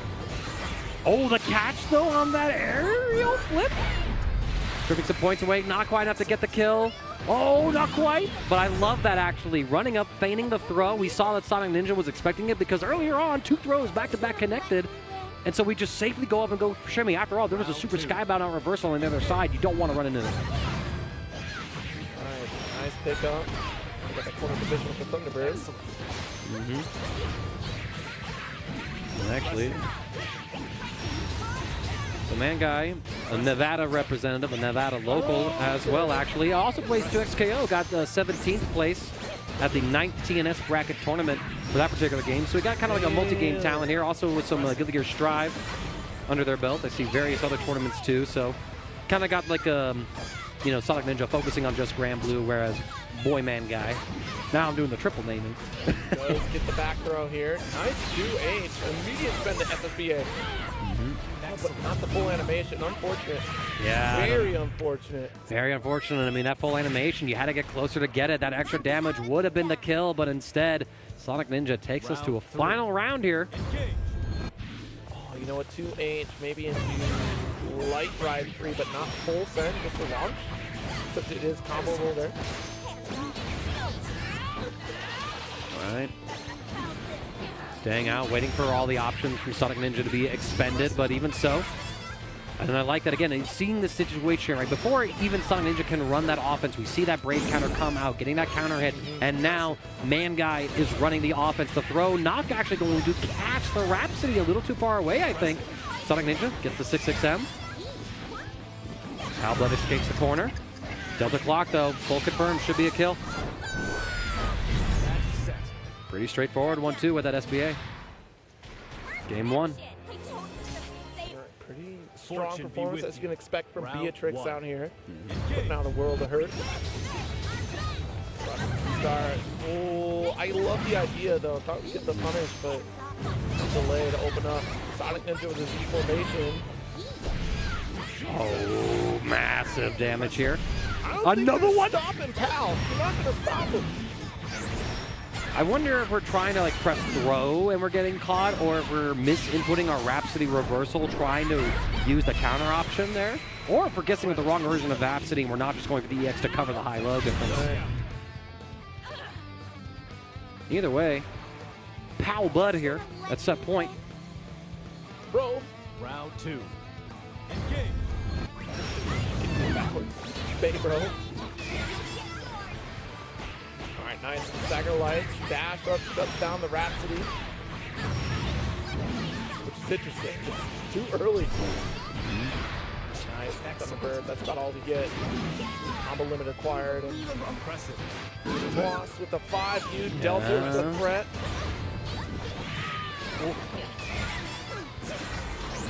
But again. Oh, but the Rhapsody able to deal with that Thunderbird EX. We're going to drop Skybound Arc, trying to stay alive in here. It's going to be a long hill to climb, but you've taken all of Man Guy's Brave counters away, so an extra 50% damage on every single hit here, Zero. Oh, what if you would have spent super after that too, you? What if you just would have sent it? Nice, does succeed with one more ultimate Star Chaser. Boy, Man Guy, pal, bud, bro, bang. Takes the dub. Bay, bro, bud, pal, guy, man, boy. Yeah, that's it. Yeah, 2-0. 2-0 victory. Beatrix advancing. Glorious spot to be again throughout this EVO 2026 run. So plenty ahead of us here. 400 strong and then some. As we try to wind it down to a top 24, and then of course the coveted top 8. And tomorrow in the main arena early that day, 10 a.m. Pretty early. Not early for me. That's going to be 1 p.m. Eastern. Yeah, you're on that Eastern time, so right. That is your buff and break. But you know what else it's time for? It's time for another ad break, my friends. So we're going to take a short little break here, stretch our legs, and when we return, we got some more Granblue right here at EVO 7 on Twitch.tv. Thanks for watching. We'll keep hanging out with y'all here, all right? Be back in 5.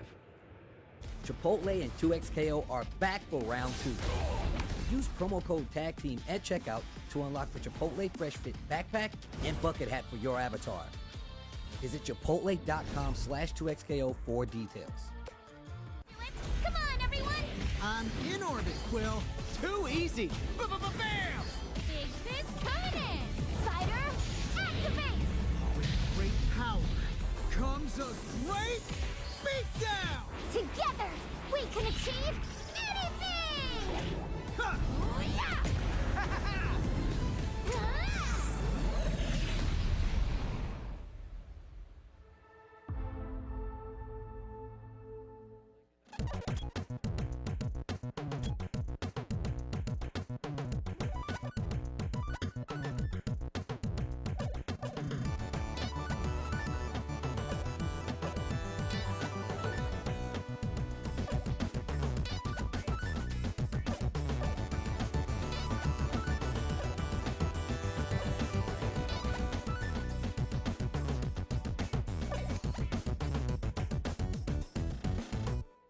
Hello? Whoa. Mama Gorgon 85 lives here? Yep, that's my mom. The absolute legend who went from gaming on her phone to ruthless online streaming slayer with no mercy for any living thing is your mom? Hey guys. Apples with peanut butter? How is this possible? With AT&T Wireless and Home Internet. Hey, text me if you need anything. Level up your connection with AT&T Wireless and Home Internet, now available across the nation. No, she's so nice in real life.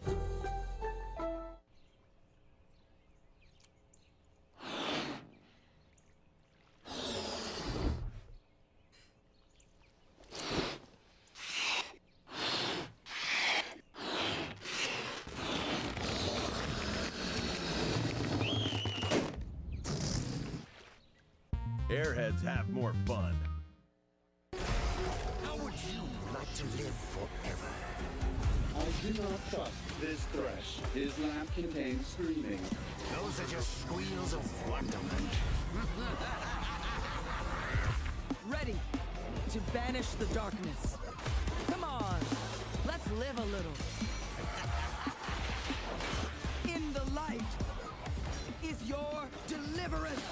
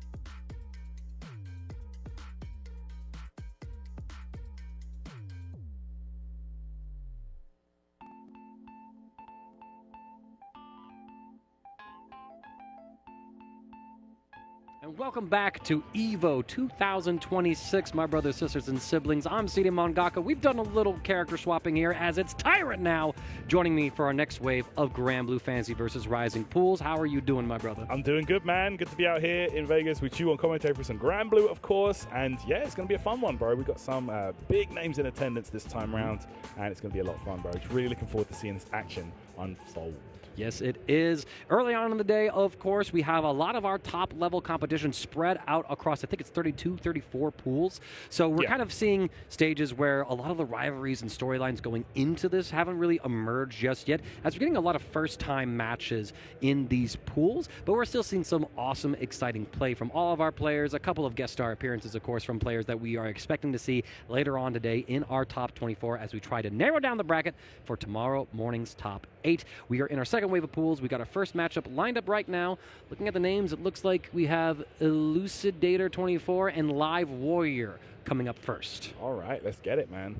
You know what? Like, that's one of my favorite things about EVO pool stage is you get so many names that you do expect. Obviously, you know, we see the signups and things like that, but lots of names pull up that you perhaps aren't too aware of and you don't know too much about, and that's always one of the most interesting things for me. So let's get this going here. We've got Eustace on the left here, Vera on the right. Let's go. Anything start off here. It's our first Vera of the day, our third, if I recall correctly, Eustace.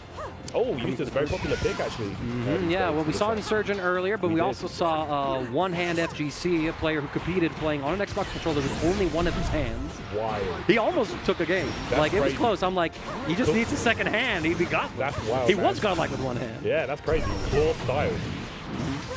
Okay, here we go. All right. Combo going right now, Live Warrior.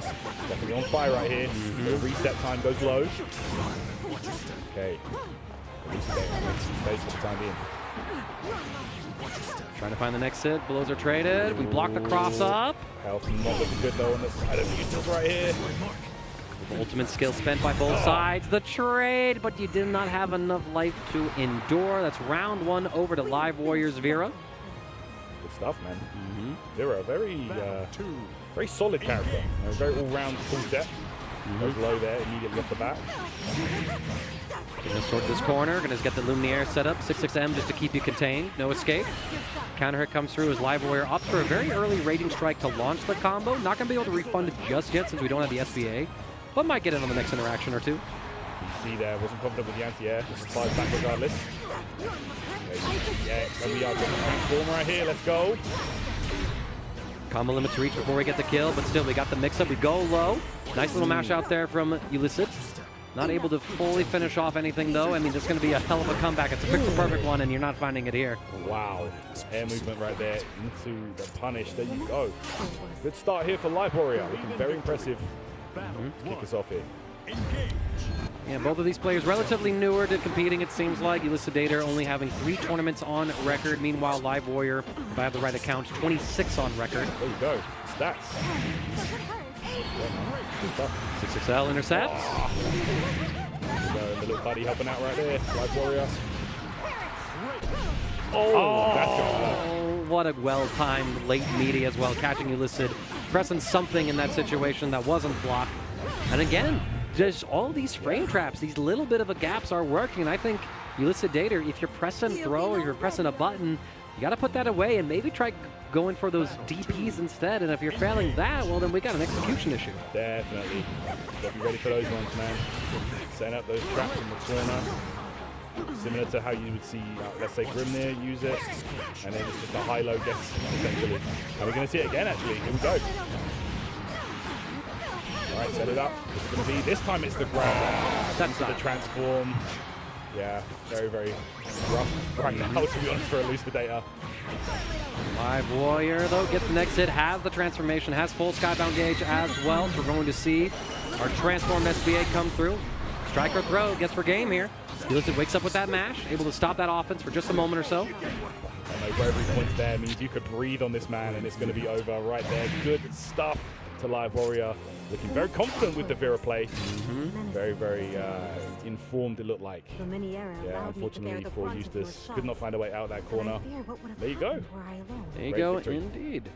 So, Again, kind of starting up early on in the second wave of pools. We're going to be seeing a lot of different kinds of competitors pulling up, people here who are here to experience multiple brackets at the same time, right? Like I mentioned that there's been people who are playing in 4 or some odd brackets this week and making the most of their trip out here. People who show up just for the big events, right? Because that's what they highlight through it.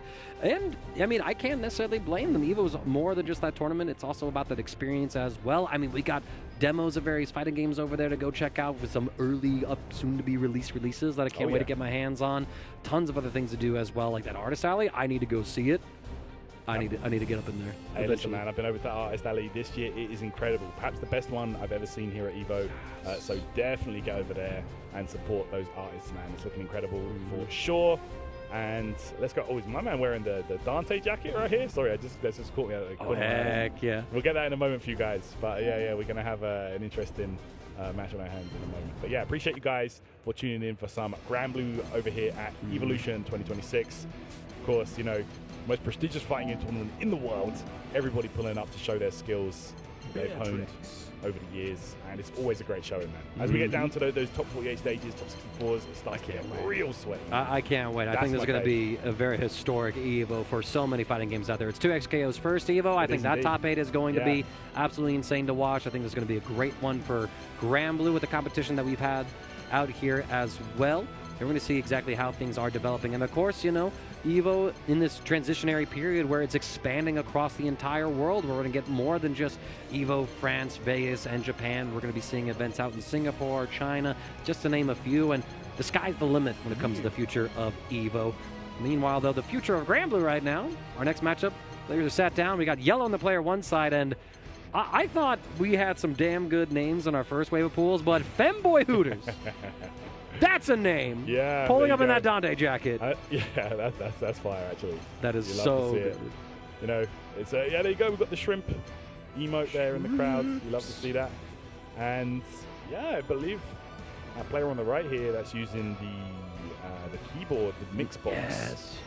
Had a little Rivals of Aether plushie there with them. So yeah, you know, you've got that game popping off as well here at EVO. Yeah, it's just honestly, it's a crazy one. You know, so many games to enjoy here. But right now we are on the Granblue stage here, people. I think it's a button check though. Yeah, should be a button check, as everybody likes to double check that. We do see a near hover from Yellow.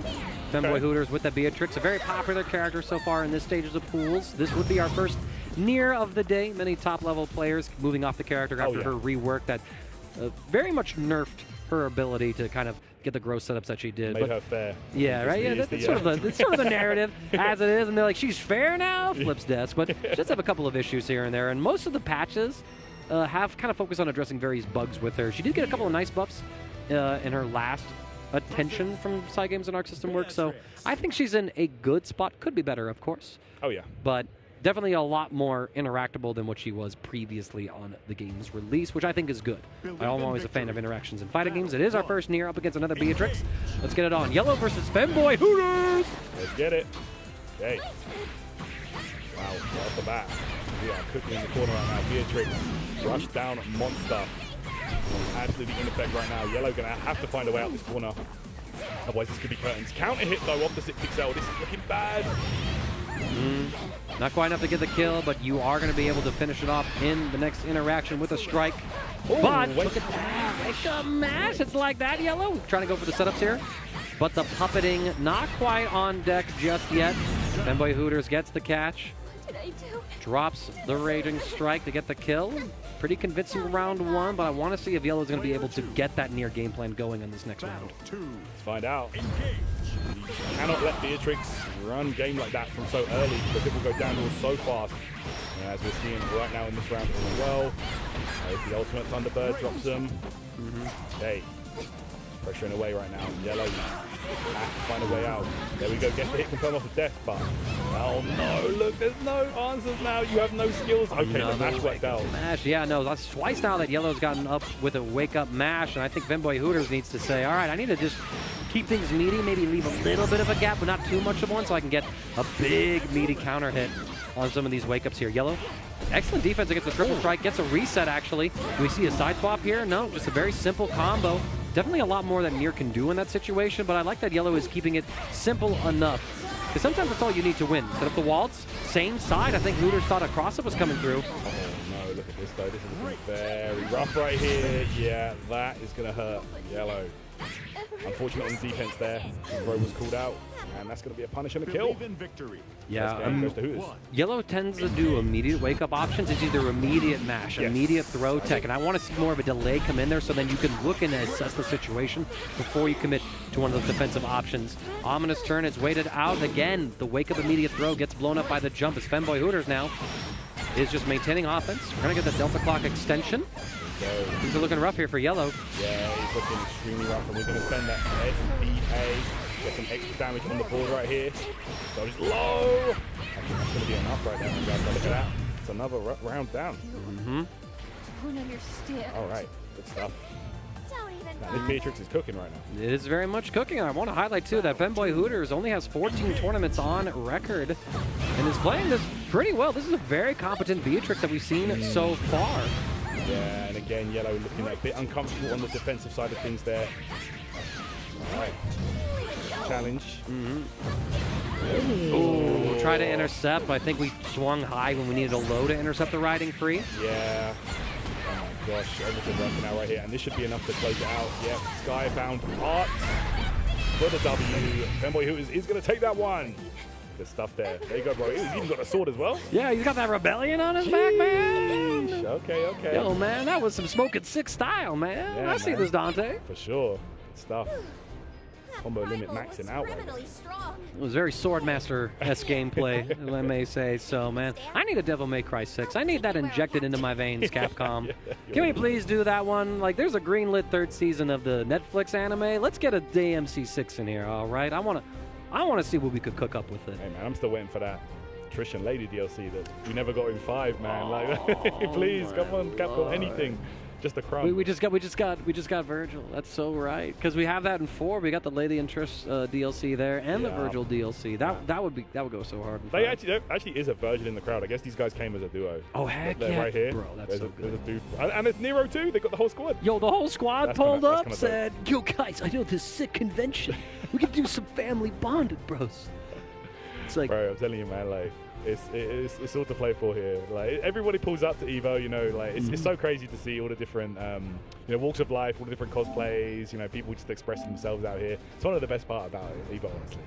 Absolutely. So, I mean, I think the best part of any fighting game major and large-scale event is like the blending that you get with the community, not only from like having international players show up, and so I can see people that I know from like Europe, for example, the UK, with a couple of commentators, you know, like, I mean, you live in USA now, but you used to live over there. C4's out here. Got to see him earlier, trade fist bumps with him. Damascus, can't wait to run into him. Yeah, man. And, but again, gotta get everybody all together. I mean, it's nice where I can show up, and for a weekend I go by this name.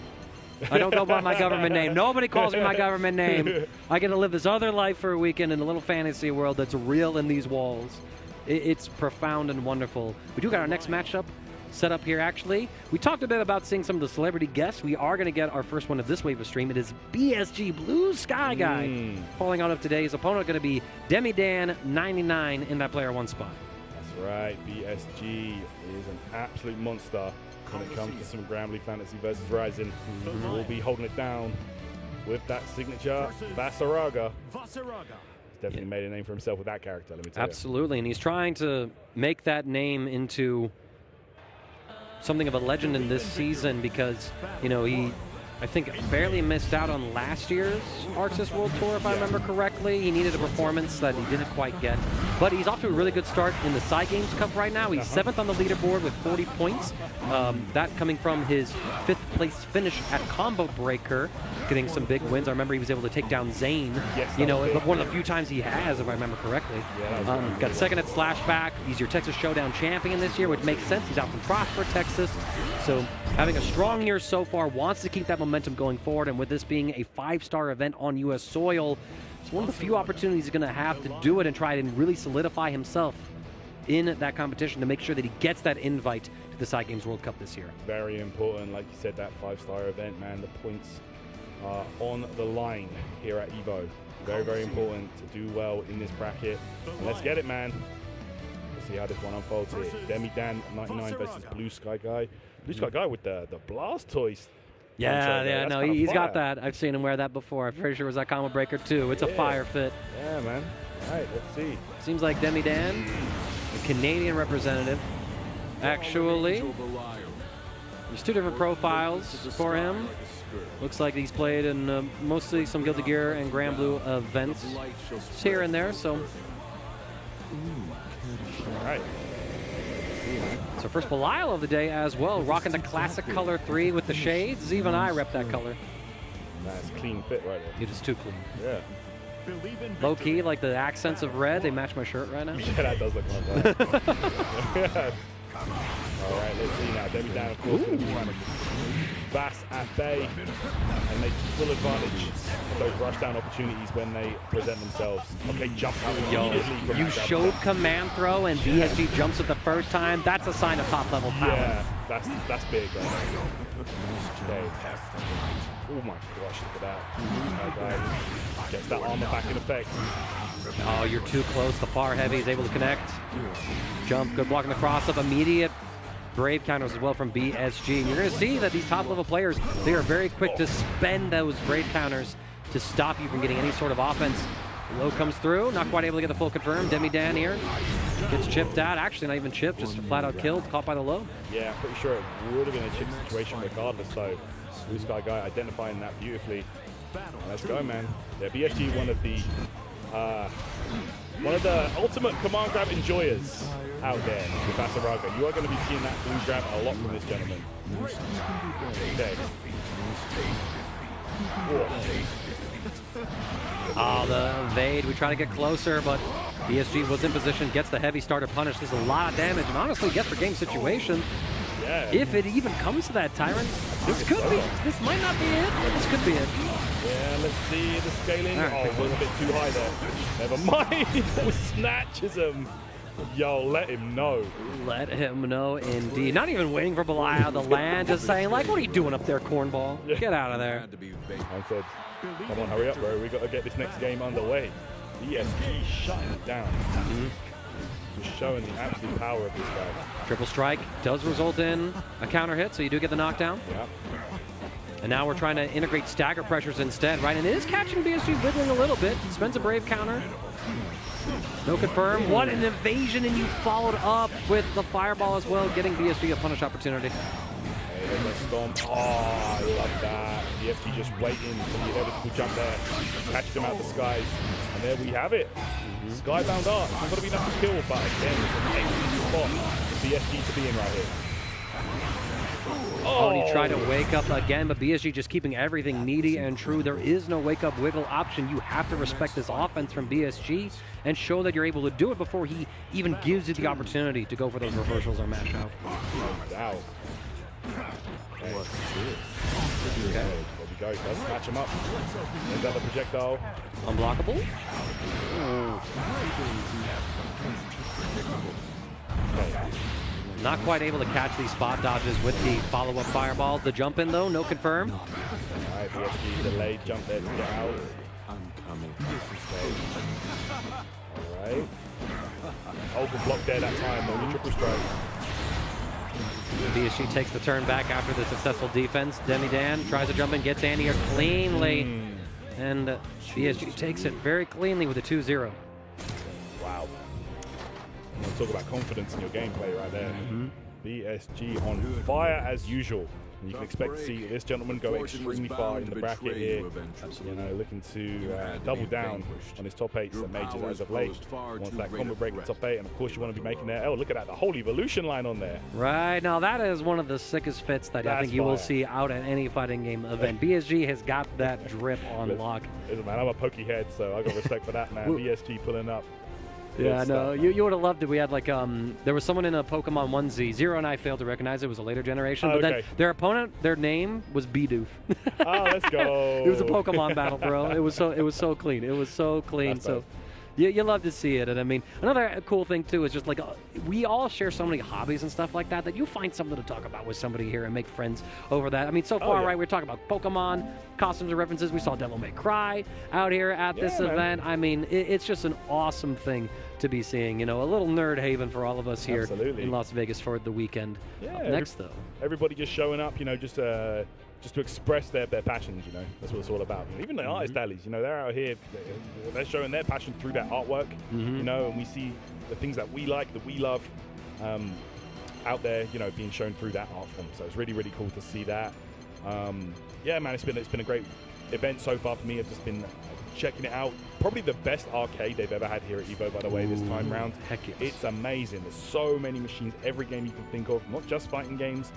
So many games to play out here. You know. They got a section for TCG stuff as well. Yeah, they got TCG games going down. And I'm happy to see that more and more majors are expanding their extracurricular activities. You know, the tournament is the main focus, yes, obviously. But it's not the main focus for everybody necessarily, right? I mean, for everybody who shows up here, so many of them, they go 0-2, 1-2, right? They play in their pools, they have their bit of fun with it. They need something else to do at these events to justify the expenditures, and it's so good to see that there's, you know, Jabali Land arcades pulling up. There's arcade rooms here at EVO. There's artist alleys, conventions, demos for new games. Yeah. It's awesome to see that we're integrating this convention-like aspect to the fighting game tournaments to make them more than just a tournament for the sweats of us out here. Yeah, no, for sure. Yeah, absolutely. Well said. All right, looks like we might be getting some. All right. Yeah. Some more Narmaya action. All right, well, we got Fitty versus maybe my new favorite name, Wake Up Depression. Hi, it's me. That's okay, I'm medicated. We'll be fine.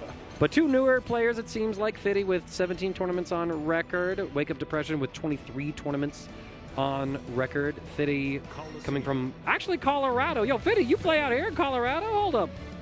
That's your location, and you don't pull up to my Mile High Burst events? What is this? What is this, 50? I need to go up and go talk to this lad. Be like, yo, why aren't you at Akihabara Arcade? You can't list Colorado. Could maybe not be the Denver area or the Colorado Springs area. I got a bone to pick with you now, Fitty. How dare you? There you go. Let him know. Let him know. Let him know. Either way, or the schedule doesn't work out. Wake Up Depression, meanwhile, coming out from California. Got 257th at EVO in 2024, playing as well in Street Fighter 6. 129th at King of Fighters 15 back in 2013, so playing a bunch of different games. But now we get our first vein of the screen, our second Narmaya. Let's get it. Okay, here we go. Wayne just absolutely dominating the screen right now. These huge normals. Oh, gosh. All right. We get the punish on that one. Unsafe. Slash attempts. Big combo. Picks up with the Raging Strike at the end there. Oh my gosh, look at this. Alright, there's that shield. Gotta be careful now. Respect it. Yo, and Fitty aware of the BC as a defensive option, so you're scouting for the Raging Strike as you leave that gap. Reacts with a spot dodge. Punishes cleanly. Yo, Fitty, why ain't you out of my locals? We need a guy like you. Hold up. This is sick. Definitely looking clean. Okay, you might not want this guy to show up, man. You might start showing up and cleaning house. Hey, man, I say it as someone who doesn't play in those locals anymore. I'm too busy running it and trying to win 2XKO. Redeemer would love you out there. Hey, here we go. Alright, nice confirm there. Again, look at this. Dominating the screen right now. The ultimate shield. Okay. I respect it. You have to push him back in that situation. Frame trapping with the throw, set up the shield. 2H as well. I mean, Fitty absolutely just putting on a Vayne showcase almost. Flexing the Yuji Dodori colors too. Don't think I don't see you with that pink hair. Yeah. Good stuff. Yeah, he's looking very, very solid right now. Maybe Wake Up Depression is going to be able to stabilize just a little bit with this Narmaya. Not when you get hit like that, though. Oh, no. You try to destroy the shield. You get caught with the dashing heavy.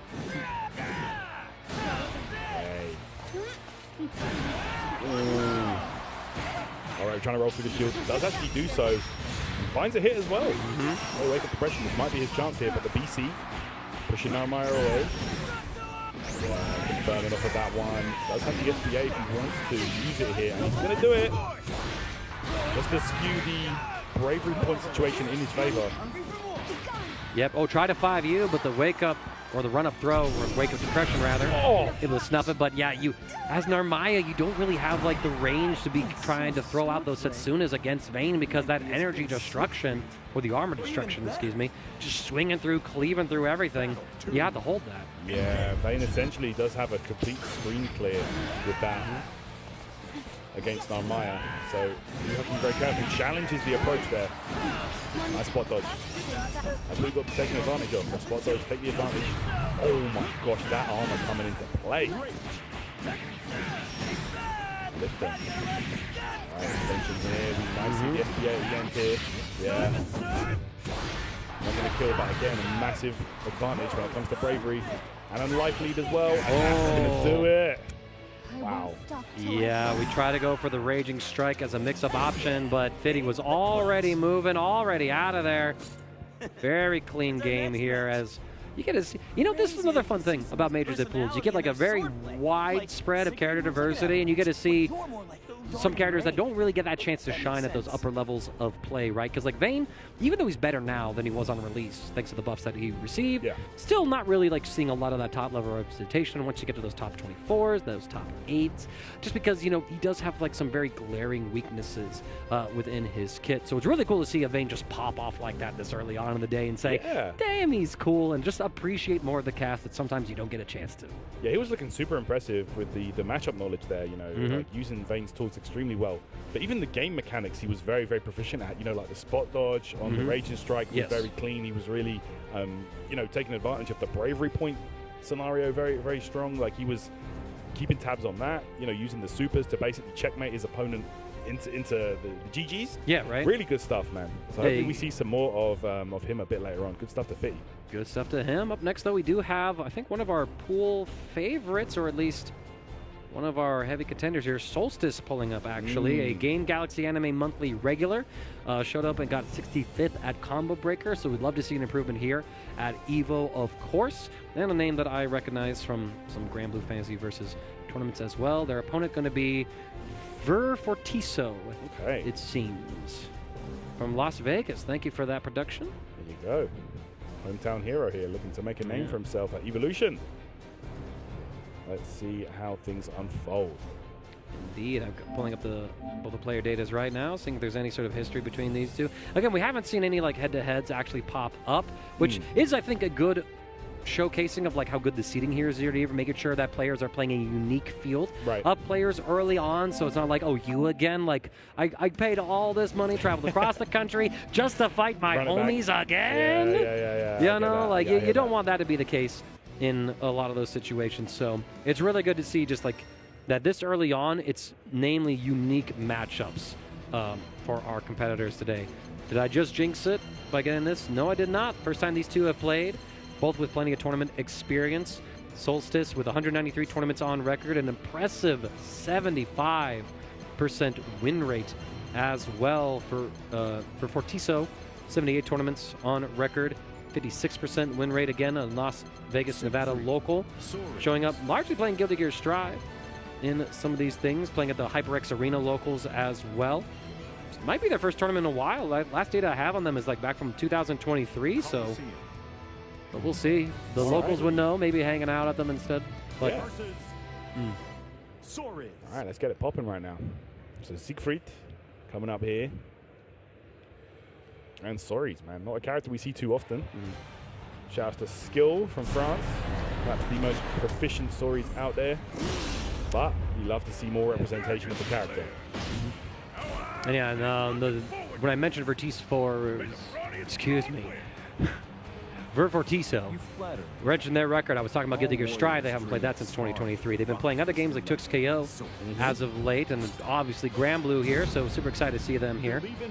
Going on up for EVO in their own backyard. There you go. It was nice to pull up, play some Granblue. Let's get it popping here. Solstice, of course, on that Siegfried.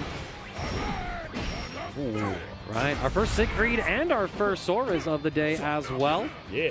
Siegfried getting some giga buffs in this last patch, getting some crazy confirms with his dash heavy now, and a very enhanced fireball, giving him knockdowns now, so he's able to advance, take some pressure. Yeah, I feel like Siegfried's always been an extremely solid pick, but getting improved like that just really does help him out like, all that much more. Oh, caught the recovery in that spot, though. Yeah, and even so, try to swing with something. 2H is going to connect, but not able to get the link into the back special. Yeah. Like that, no count hit as well. Grabs him straight out of the ultimate. Liking the Brave point expenditures here, not able to get a confirm on that counter hit. Right. Button mash check the throw, another Brave point spent. Solstice down to 1, so it's extra 30% damage now on everything. That's right, and that makes this combo hurt all the more. Let's see. Not enough to kill just yet. For Tiso though, one touch off. On the 5U, looking for any kind of reversal option, I think. Connect. Oh. I don't think Super would have been enough to kill, but Solstice. Oh no! I don't think he wanted that. I think that was like walk-up fireball instead, and we got DP because of the overlapping inputs potentially. Could have been. Very unfortunate, man. Not too often you see an execution error like that in Granblue, but yeah, sometimes it can go down that way. All right, there we go. Man, bust out immediately. Tiso not afraid, bro. That using that armor and the confirm now. Waiting chain. Any damage here? We just could take the soft reset. Again, these 5Us interwoven to be a frame kill that also is dealing with any sort of mash out or even a brave counter potentially. So I really like that integration into Tiso's kit. Solstice does wake up with the ultimate DP, gets a hit, tries to get the side swap, full confirm off the aerial counter hit. Very nice.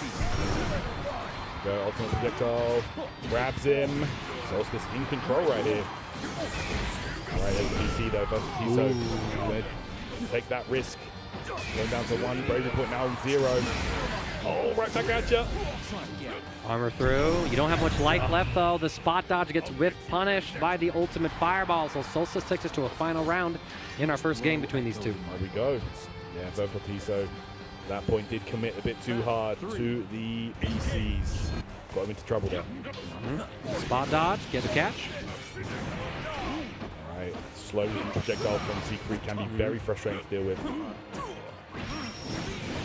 2M will intercept, full combo here as well off that EX Oak Run.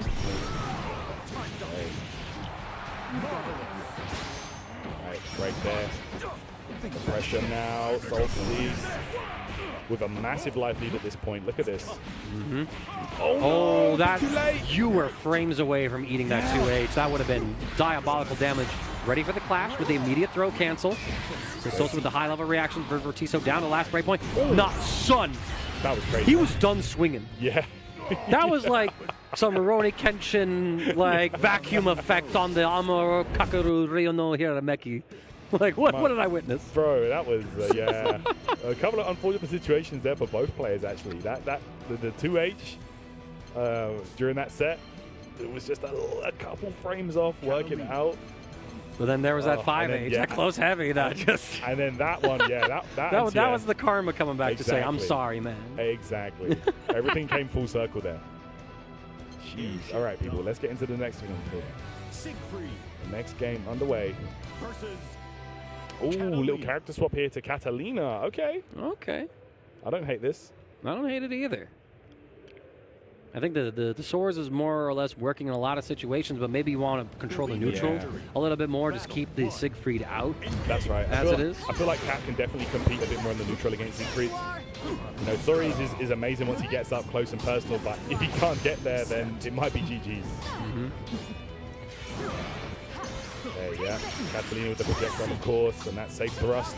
She's going to be a lifesaver, as well as the armor on the 5U. That could all help out massively here against C3. Light wall, excellent usage right there. Trying to get the staggers, but we get caught by that 2M. So Solstice is going to get the pickup. Goes for the little walk back shimmy. Jump. Good defense there from Solstice using that guard button, I believe. Okay, nice conversion there. Gets that wall bounce as well. Close enough for that. And the full combo. There we go. We're getting that stack going.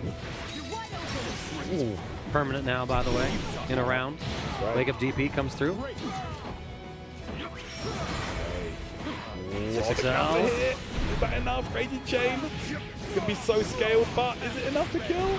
Oh, I think you need to do a Raging Chain just one more time and then go into that Oak Run ending sequence. Oh no, that was ultimate fireball, but we are getting those misinputs yet again. This time on Tiso's side. An unfortunate drop means that now Tiso, the Nevada hometown hero, is facing going down to losers early on. Yeah, unfortunately that DP was nothing but wind. Didn't catch. It's going to be an easy punish and kill. There we go, 6XM, takes the legs. Oh yeah, have to respect Siegfried's fireball now. Hey. Here we go, pressing counter hit on the pressure there. The light starter, full combo. Okay. I don't know. No. But you're in a guess your game situation. Yeah. Strike throw, anything will do. We bait the BC, blocking it, so the turn is still ours. Yeah. Thankfully, now. Oh. There you have it. Solstice is going to take it there. The Catalina swap did not pay off. And my man is going to take it with the Siegfried. He was looking good throughout that set, actually. Absolutely. No, it was some really good play from both sides. A couple of unfortunate input errors here and there resulting in DPs when you don't want a DP. Yeah, from both sides. But, I mean, we saw a lot of high-level decision-making from both of them. Great uses of Brave counters to stop the other's offense, for example. I think it just came down to the fact that Solstice got the more hits with the Siegfried. And when you get hits with Siegfried, explosions happen. He makes it work, you know? I mean, it was mostly fair. Like, he wasn't even really going for stacks, to be honest. Like, yeah, for the right. extra damage boost. He was just, you know, outplaying him, like, essentially, in the neutral, in the pressure game, the corner control, everything was there. And yeah, he's going to do it. Siegfried, a very solid character, man. Very, very true. I mean, we've seen a bunch of players swap over to him. Have a nice day playing the green Siegfried with the Reed out there, right? So also attending this tournament, definitely wants to keep up that momentum that they've had from Combo Breaker, you know, pulling on up, getting second place there, sitting tied on the leaderboard in the Side Games Cup for first place with, I believe it's Zangief Dream. Yes. So they're tied up there with like 300 points, and you want to keep that momentum going forward to cement your spot here at EVO, potentially even winning the whole thing to just get that guaranteed qualifying spot with the 5-star event that EVO is for the Side Games Cups. So that's some of the things on the line, and this is things that one of our competitors coming up definitely has on his mind, and it's Char Char Real Smooth, the Vera player out from Ohio, taking on Live Laugh Lonathan. Hey, check it out here. All right. Char Char Real Smooth. Maybe to put up here. Yeah, so this is Ohio versus Texas as Live Laugh Lonathan, LLL. Pulls up playing games like Granblue, Under Night, Guilty Gear. Got 5th at Attack on Texas in Granblue, number 2. Got 4th at the 3rd one that I think they just ran. Last year, actually. I think they'll be their 6th one coming up this year, playing events like Suplex, and of course Char Char showing up, not quite able to break into those top 8s most of the time at some of these majors, but still always playing that Vera, my Winter Showdown champion, the regional that I run out in Colorado. Oh, is that VTuber he's got right there on the phone? Yeah, I think so. Smooth Brain Gaming, by the way, on the jersey is crazy. That is so crazy. Yo, he's got his tag on his shirt. That's crazier. The Live Laugh Lonathan text with his tag. That's even good. That's sick. That's amazing, bro. That's beautiful, man. Unreal. You Granblue players. I love you guys. It's kind of stuff my mum reposts on Facebook. All right, we got a fun check underway here. Vera, Loane. Okay. Man. Loane, bro. This character got to go. I'm sorry. You're going to say it? He's crazy. Yeah, he did get his nerfs. You know, that ultimate will, you know. Yeah. He's a little bit. It's not a reversal anymore. He's a little bit on the more fair side of things, but still a beast. Still an absolute beast, yeah. And we'll probably be seeing the likes of Incendia taking that character far in the tournament. But who knows? Maybe Live Laugh Lonathan is going to pull up and give us something to be surprised about here. I do want to highlight, you know, these two have never played in bracket before. Again, a theme of these earlier stages of pools. But while Live Laugh Lonathan has played in 57 brackets, Char Char Real Smooth has 612 to his name. Wow. Committed. Very to the committed. Cause. All right, let's get out of the way here. These guys are such goobers, man. My heaties have the GBs. What a bar. Trio of chuds right there. And then, yeah, she a psycho for sure. All right, let's go. She's a psycho for Catalina as well, so this is a grudge match. That's true, actually. They're fighting over her right now. Okay, yeah, the movement, and we're getting the transformation right away. It's like that. It's like that. The cross-up anime mix. That was mad cheap. Mad cheap. Oh, yo, the OP situation right there. Okay. Ultimate right there again. Look at this. It doesn't stop, bro. No, it doesn't. After all those grounded hits, you're getting around the combo limit because they're not airborne. So there you go. Great routing there from Char real smooth to get the kill. Explosive demonstration of that install state of Vera's, the win condition for the character. That was an insane combo from Char, man. All right, here we go. Lecturing with the pros. There's the cat bot. BC, get off. Catch with a 2M. Can put Char into this corner.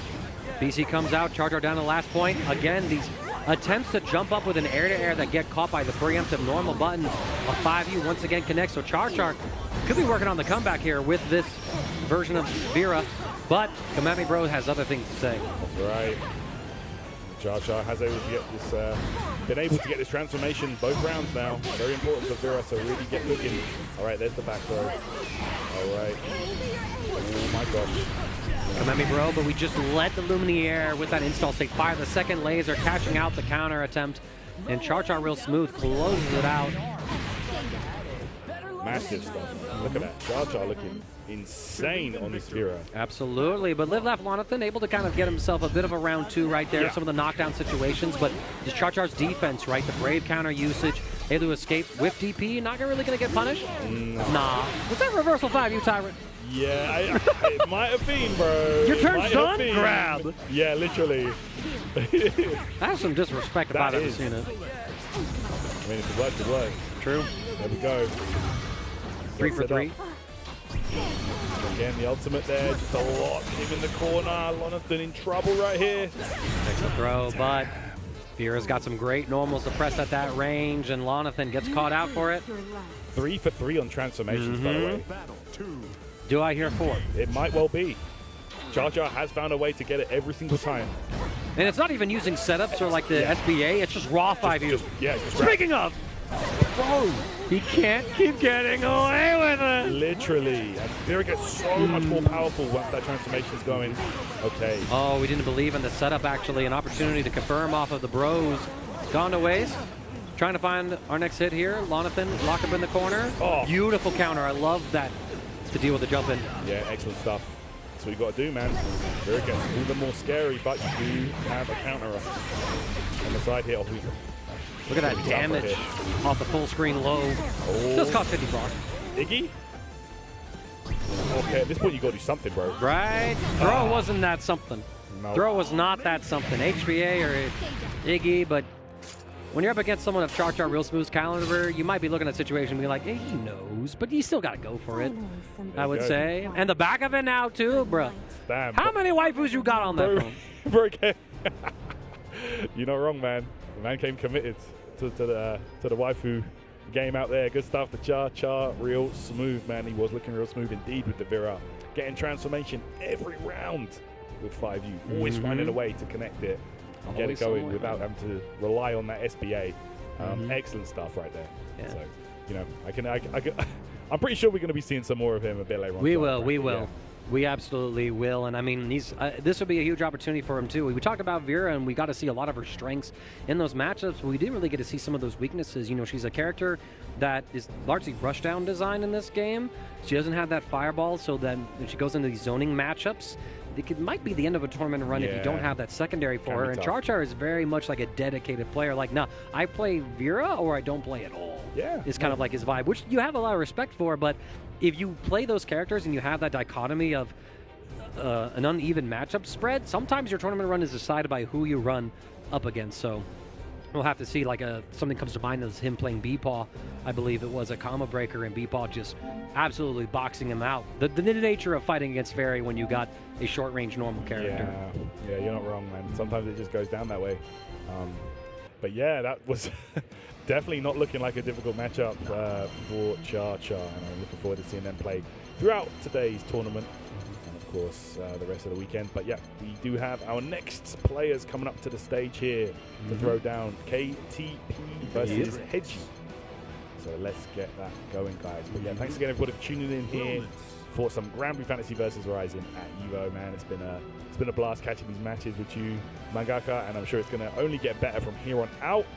You know, bro, just look at this right here. Like the venue filling out. You know, it's still you know, pretty early days on the first day of EVO. You know, we're going to be filling out the hall here as the weekend goes on. Absolutely. And yeah, you can see the multiple stages in the background. Believe in victory. Battle. Let's get everything set up right now. We're doing a quick little button check as Granblue players are wont to do. KTP and Hedgie. First time these two have played in bracket. Oh, yeah. Relatively newer. Plenty of tournaments under their belt, though. You know, 29 tournaments for KTB, 49 for Hedgie.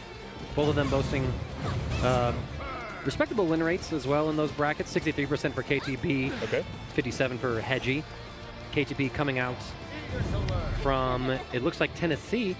Actually got third at Knocks Out back in 2025. Played at the Combo Breaker this year as well. Got 33rd place and 49th at Frosty's as well. So they're traveling around trying to get in on this tour action, but not quite making it deeper into those brackets to get on that leaderboard and get those points, unfortunately. Meanwhile, Hedgie, I'm going to pull up their data if I can very, very quickly. Out from Arizona, actually. Playing some Guilty Gear Strive as well. Champion of Game on Expo 2025. And largely representing this Willness that we do see locked in. So let's pull up and get this match. I think this might be the second time we've actually seen this particular match of Beatrix versus Willness. No, it was Narmaya versus Willness earlier. Excuse me, on stream. Yeah, I didn't catch the Willness game earlier on from the crowd side of things. And see how things go here. The Hedgie. Alright, pushing away here. Of course, Willness with those non-traditional approaches he has. No run. Has to use that dash instead. Oh, we went for the full thing here, and instead of taking the punish, we go for the Raging Strike. Getting KTP down to their final point here as Hedgie's just getting straight hit after straight hit. One more will do it, Tyrant. That's right. Not looking good right here for KTP, and there we go. The last bravery point was spent. It's do or die right here. Probably can't block anything right now, yeah. There we go. There's a clean hit, though, to finish it off. For Hedgie, good stuff. Like your spirit. Battle 2. Engage. All right. Fireball from KTP is going to catch down this round on Hedgie. Despite how well KTP has been playing on defense, right? Like has that fuzzy guard to deal with the overhead mix-up that Willness has in his kit between the 5U and the 2-2L, M, and Heavy. So, away. Ball bounce time. KTP, Thunderbird there. Look at this. Ooh, busted. Oh! Sending it like that? Yeah, the reaction is beautiful right there for KTP. And there's a run up 5U. Yeah, good stuff, good stuff. Tech this throw, buddy. You can't. Literally. Battle 3. I've used headbutt.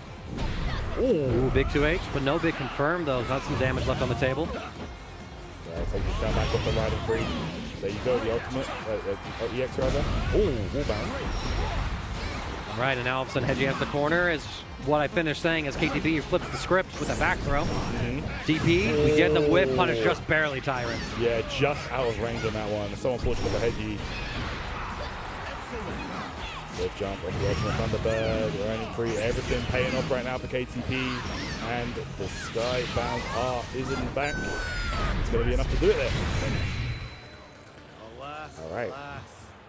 KTP looking impressive. Despite, a troublesome round one, has really much taken control since then. Taking those last two back to back. Again, the defense doing wonders for KTP, denying so many hits for Hedgie. And Hedgie leaving some damage on the table as well. Oh, the whip punish was clean. Hedgie just trying to close that gap. KTP busts out though.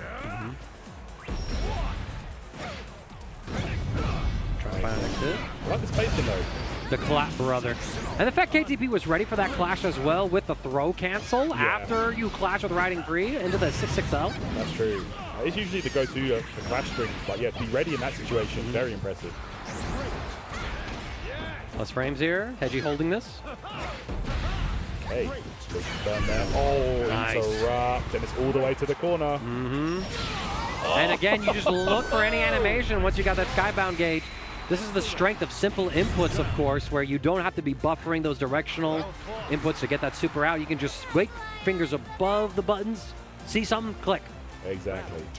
Very, very important to have that. Yo, and the buffers though, AG unable to do anything in that scenario.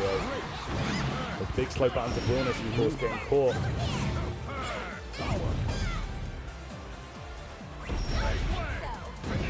That gap, the ultimate there. That's going to be a punish for sure. KTP ready for that one.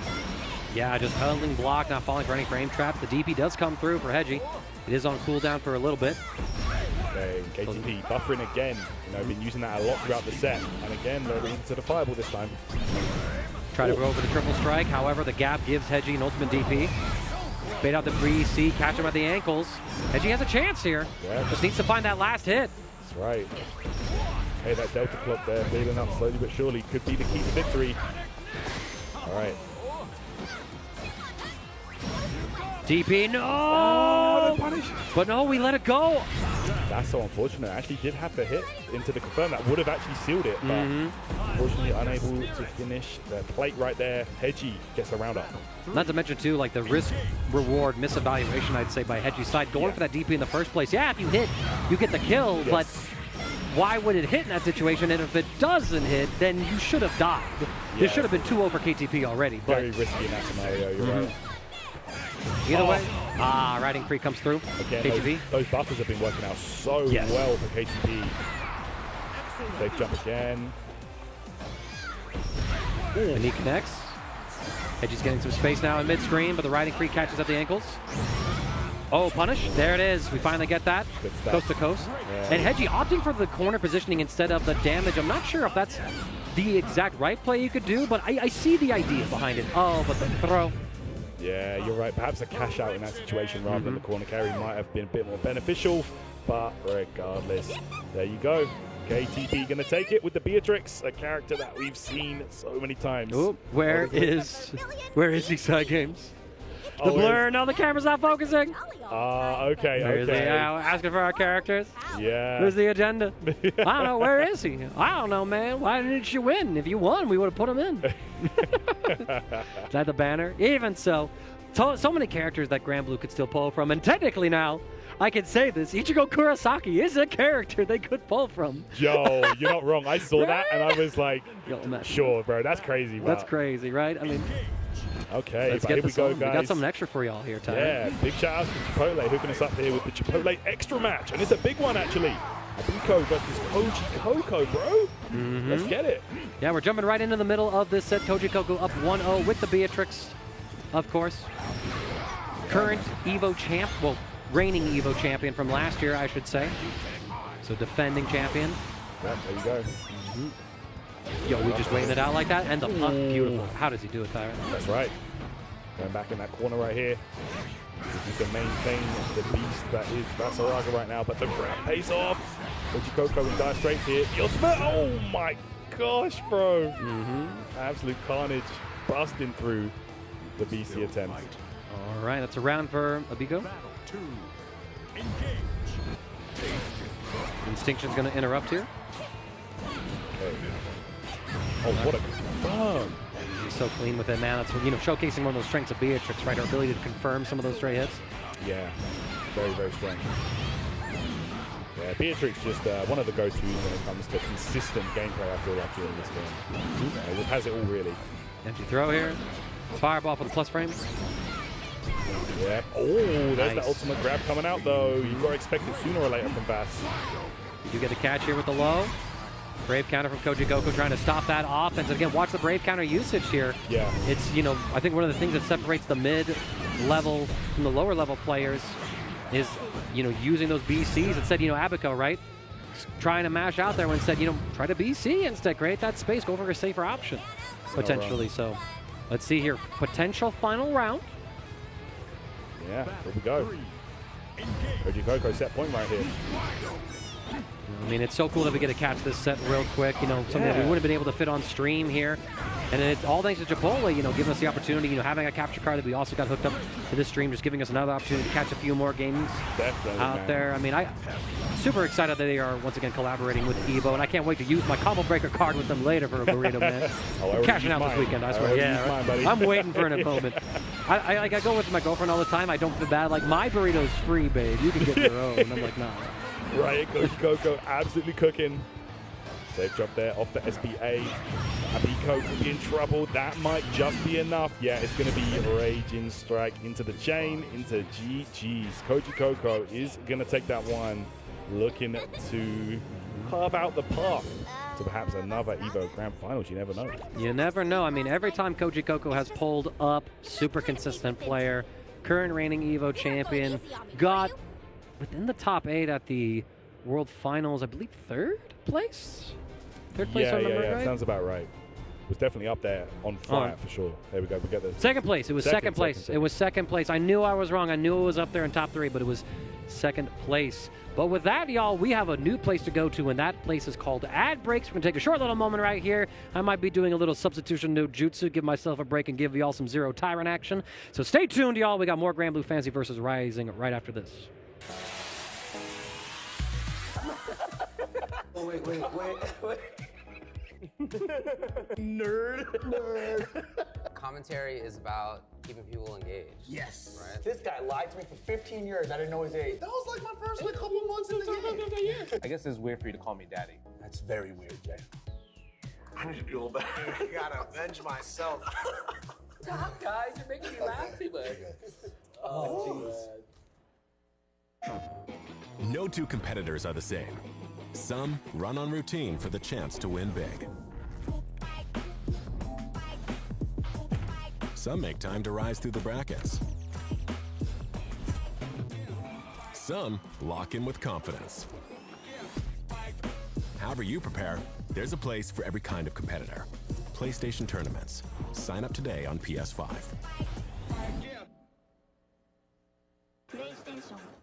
Maybe you'll get on stage. Hey, maybe you'll even get famous. But that's not really what this is about, is it? It's about competition. It's about friendship. It's about our love of our games. That's what it's about for us, at least. Since 2011, our broadcasts, events, and merchandise have been top quality and grassroots at the same time. 10-0, forever we fight.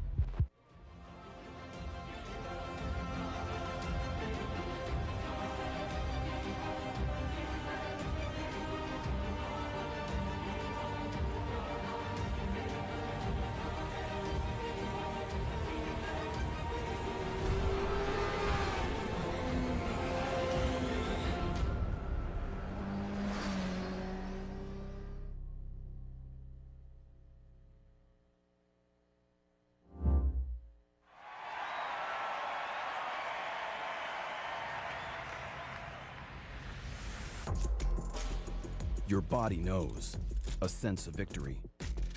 Seized when mind, movement, and gear ignite as one. Victory is within reach. Feel it, right? Now, step into your zone. Designed to win. All right, welcome back, people. It's Granblue Fantasy versus Rising Pools here at EVO 2026. Being joined here by Zero. Yo, how you doing, dude? It's good to be back on the mic. I got myself some grub.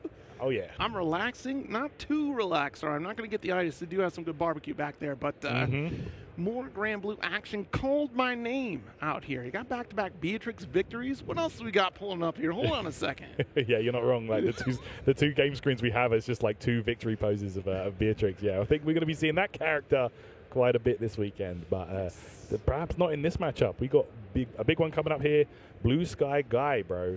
Yes. Definitely been always looking impressive with that Vasaraga, and I feel like today might be his day. He's playing insanely well. Is that right? Okay, all right. I was definitely curious to see how strong we'd start out here in the pool section. To no surprise, definitely the one to beat at this point in the bracket. Of course, Ibis will be the opponent here for BSG, so we'll see how that plays out here in just a moment. Because, man, like, that Basaraga has, despite being few and far between, mad consistent coming from BSG, and even more so, like, throughout the tournament series and his growth over the last year in general.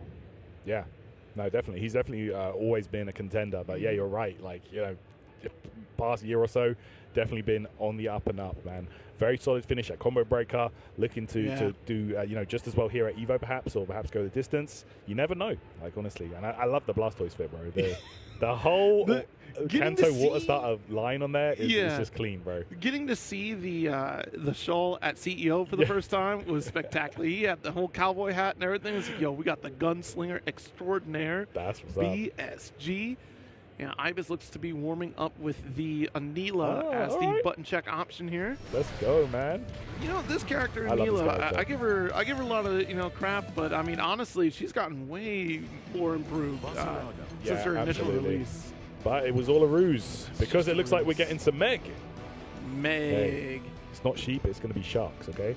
It's the potential lady of the game, for sure. She's a character that I thought for sure was a pretty strong contender. Even Gamera kind of ran with the character for quite some time. It's just neither he nor I could really get the character to stick. And if anyone's going to do it, it's going to be Gamera, and certainly not me. I'm hoping that Ibis will be able to show me otherwise as well. Character is very strong in terms of forward advancing on normals, has a lot of great corner conversions, great strike throw game. It's just she lacks in some aspects. In particular, the anti-air game is really tricky. She does have like that ultimate reversal that hits vertically, so it does kind of negate some cross-up opportunities there, but for the most part, this character can be tough to play against, especially Basaraga. Once you get that Soul Forge up, it'll be kind of tricky to run through those frame traps that we're looking for here. Yeah, that Soul Forge really can be a game changer for Vass once he gets it going. Here we go. Flashlight started here. Already, man, Ibis. Pushing it back to that corner. Look at that. Immediately, though, Blue Sky Guy gets that grab and that Soul Forge in effect, as you mentioned, Zero.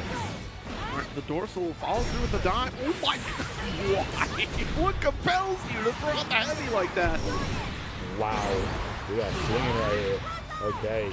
There's the situation. There's the cannon. Oh, the interrupt, though. Yeah, that route, unfortunately, not going to be realistic there. It's just a threat. It's a knowledge check at that distance. Faking out these far lights, not going to connect. PSG with command grab. Oh, yeah, that's PSG's favorite move right there. The ultimate grab. I was talking about earlier with another Basaraga, just you almost never see Basaraga throw out super, and PSG certainly personifies that in this case. He has a super? Right? It was negated. Yeah. Yeah, so close to victory. It's chip. Anything will touch. We have 50% for Instinction. Oh, that was the right call. If we were a step closer, it would have connected. It's quite the challenge. Sends off the cannon fire just for the back special to connect, or the down rather, excuse me. Okay, Ibis trying to stay alive by any means necessary there. Doing a great job of avoiding chip death so far, but this could be it. Yeah, not too much you got to do in that situation, man. That's a tough one. Absolutely. Yeah, with the armor up, not going to be able to help you achieve victory there, unfortunately. Actually, pretty long first round. Yeah, that goes to speak for the health pool of Basaraga himself. Dorsal fin. Okay. Ooh. All right, we can pressure it away now. Here we go. Jumped out this time. Finally escapes. That grab attempts from Vass. Heavy BC out. Big swing and a miss. Go crush for the corner. You might see Super here Tyrant. You might. Yeah, we might actually see it. There you go. Confirmation that Basaraga does, in fact, have a skybound arc, guys. There we have it. I don't know if this is going to be dead, though. Not just yet. Charge 2H. I have armor. I'm not afraid of it. That charge 2H, my goodness. That's wild. What a call out. BSG with all the right reads. And this is why going into this tournament, he is one of the ones to watch, man. I mean, look, that whole front row is all ones to watch. You got Zandori, the newly sponsored by the Indomitable Pandas. Insurgent and Incendiate front row as well. Ooh, okay. He is actually making the swap over. to Anila. Okay. Okay. Get a little Buster Wool action. Exactly. Get to pressure a little bit more with some of the sheet calls. Some of the mid-range gets a little bit more prominent here. Yep. But I don't know if that's going to save you with the amount of times that BSG has been able to cycle through the Soul Forge. Yeah, true. Yeah, she can pressure. She can be very annoying with her. She's in neutral, and she actually got some improvements actually from her mid-screen combo routes. Exactly. So. Nice. Just outside the deep, or excuse me, the command grab range, still able to sneak in a TP. Small life lead, tries to hold the corner position. Yeah, the sheep release there. Oh, grab paying off again, every time. Wait, walk it down and still get a dash light open. So doesn't see that corner presence we're talking about here, that mid-screen carry like you were mentioning. Yeah, that's right. Hey, goes low that time. The ultimate coming out once again from BSG. All right, charge right here. Aldous sends out the sheep. Ultimate there. Usually a good way to just force the opponent into a blocking situation, but BSG doing a great job of working his way through that. There you have it. Another round up. Set point, in fact, for BSG. All right, here we go. Set point. Oh my goodness. Yeah, looks like something trying to come out there from Ibis. Not going to work. Yeah, Ibis even trying the 668 from Manila. No effect, unfortunately. Okay, nice. to you. One of the best buttons Manila has. Oh, and with the air throw, does maintain momentum and puts you right back in the corner. You see, look at that. Ultimate Instinction denying the 2U. Yeah. Plenty of resources. This should be a game here for BSG. Very good. My gosh, bro. BSG not even breaking a sweat right now. Looking super solid, man. We've had him on stream twice now, and both times he has not lost a round. Just looking like a beast up there, man. Absolutely comfortable. You got to be representing with that Blastoise out here. You know what I'm saying? Like, bro, you can't be wearing that and not like absolutely killing it on the stage. Come on, that's one of the coolest Pokemon, bro. you know what? Every time we've had a Pokemon player on the stream, they have one. Oh, so really? We had Morpeko up earlier, took the dub over Baidu, and now we have Blastoise on the stage. We'll see what other Pokemon treasures are out there in the grand skies as we get our next matchup here. Looks like Meggy versus Feathers the Third. 53. Oh, excuse me, it's Feather 53. Feather 53. Okay. All right, let's get it, man. Yeah, man. Big shout out. BSG is looking like one of the guys out here, bro. He's definitely looking solid. Definitely expect to see him go the distance. It would really be fascinating to see him in a top 8 at this scale. I mean, like, well deserved for sure. And honestly, just the trajectory he's been on seems like it's certainly in the cards for him today. More than capable to do so, honestly. Yeah, very impressive stuff. And just looking at the scoring as well for the Granblue Tour, like there is a lot of potential out here. I know that some of the Japanese competitors have come out here as well just to try to claim that 5-star qualification. Doing very well in points, but now we're trying to talk up into solidifying qualification point, getting the bragging rights of the in-game badges. Sometimes you just need to bring a personal comfort friend to help. Oh my goodness. That's there right here. Hey, I like that Nemesis pin, bro. That's a good one, that keychain. Oh, it's there down right here. Right, hang on. Damn. Though. You're going to lose to the plushie. The plushie cannot blink. Oh man, that's what I love about the Granblue community. They always have fun with like every entrance. You see the folks with the crowds at the cards. Yeah, man. And the sticks as well. We're all out here expressing ourselves again today. We're having a good time. There you go. Let's get it going, man. See what we lock in here. If it's a Grimnir, there's so few and far between. Yeah, but he's definitely capable, that character. Let's see. Yeah, Grimnir, you know, obviously the most notable Grimnir that we have, Zane, still doing very strong. Big shout out to excellent performance at Chain Shift last couple weekends ago here. Oh, Vesuzia? Tall lady, very consistent. Grimnir. I'm not sure if this is a button check or not. Oh yeah, I feel like we're at that button check at this point because still trying to get that warm up going as our competitor. I mean, look, the stare down was cold. All right, we need to heat things back up here. If we're going Grimnir, we want to make sure that we are pretty well active. Versusia tall enough to get caught by some of the shenanigans from Grimnir. If that's the character I'm going to choose to maintain. Pretty quick on the feet as well, so we'll avoid some of the pillar situations. We'll probably have to rely on EX pillar coming from Versusia to try to keep things honest. Even alt pillar would be a great tool to try to stop some of that aerial momentum coming from Grimnir. Absolutely. And right now we're just checking that down input, it looks like. But okay, we're getting into the action here.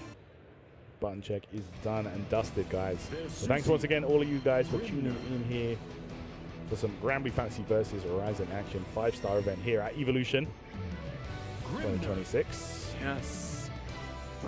Good spot to be. This looks like, oh yeah, it's a loser side qualifier too. So one person really? will fall. Yeah. Oh my gosh. All to play for here. See, where did they fall? Maggie ended up falling to Hedgie. And wind Ah, yes, Heggy, we had them on stream earlier. in the And grave then of this Blue world. Thunder took Feather down to this point. Damn. A fellow poet. Shame that thou hast no love for the wind's sweet tune. This guy, bro. This guy breaking wind everywhere, huh? Believe in victory. Let's go. Let's get into it, people. I've implemented my dad joke of the day. That's all right, Dad. Don't worry. That's enough for me. It's all good, man. All right, so avoids that pillar. See, like I was saying, that spacing is going to be very particular. You can try to snipe things out against Grimnir, but you're going to be a little more reliable with your EX pillar. Nice interrupt, though. Ooh. You gave up your turn. Big counter hit on the heavy there. Charged up. Denying the seal, but also denying the escape is Maggie with that 2H. That's the follow-up there. Maggie right now, though, this is exactly where Grimnir wants his opponent. Blocking for their life in the corner. Might actually have enough hit for the super. Yes, there it is.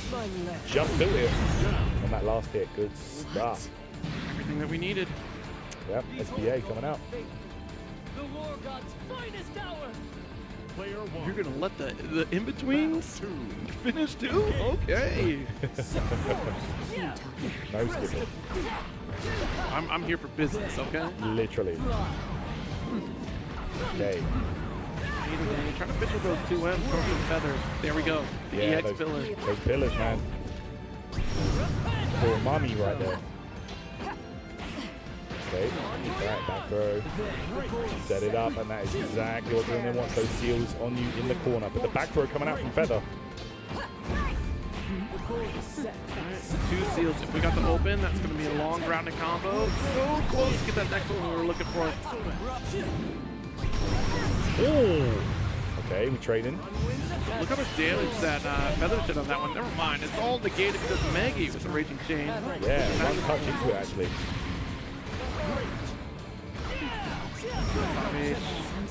So close, but quite the load coming from Feather. Yeah, we're going chip point here. Oh, never mind all of that chip stuff. It's going to be a grab to close it out. The winds abate. Interesting call, because that could have been reversal from Meggy, right? Yeah, Just going for ultimate. the DP. Yeah, did have it locked and loaded.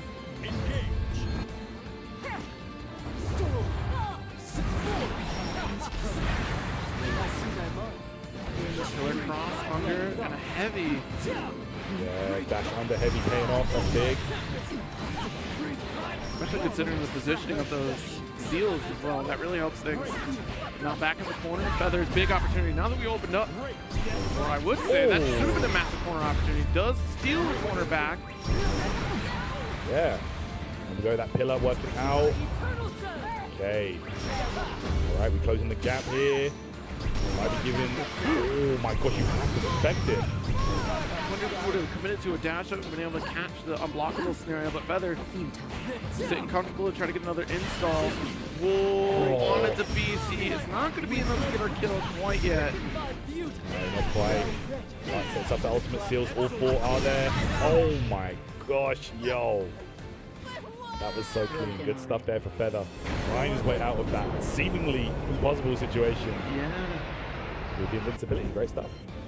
It could have been so much worse though if we would have had that full conversion from Feather in the corner, like a dropped combo away from losing the whole thing, was still able to pick it up with that last sequence on the DP. Yeah. Hey.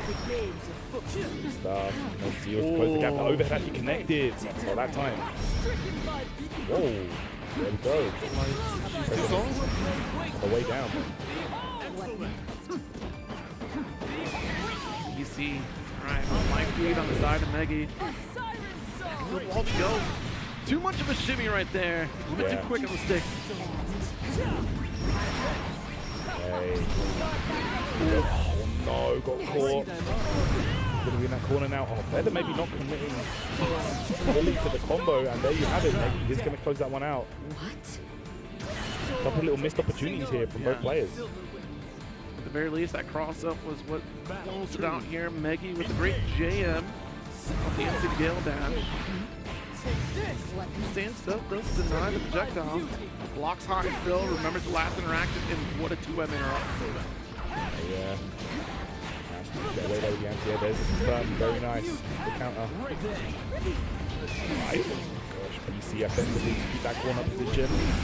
Ultimate DB there, taking the risk and it paid off. This is huge.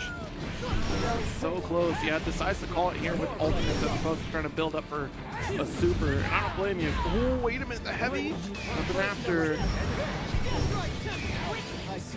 Yeah, could be well on the way to a chip situation here. He realizes it, and oh my gosh, the movement on this guy. When those seals are in play, Grimna, so tricky to keep tabs on.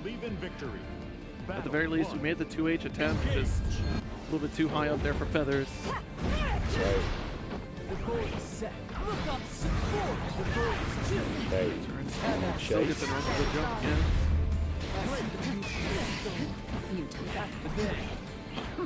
That could have been bad with that spot dodge there. Meggy not ready to challenge it.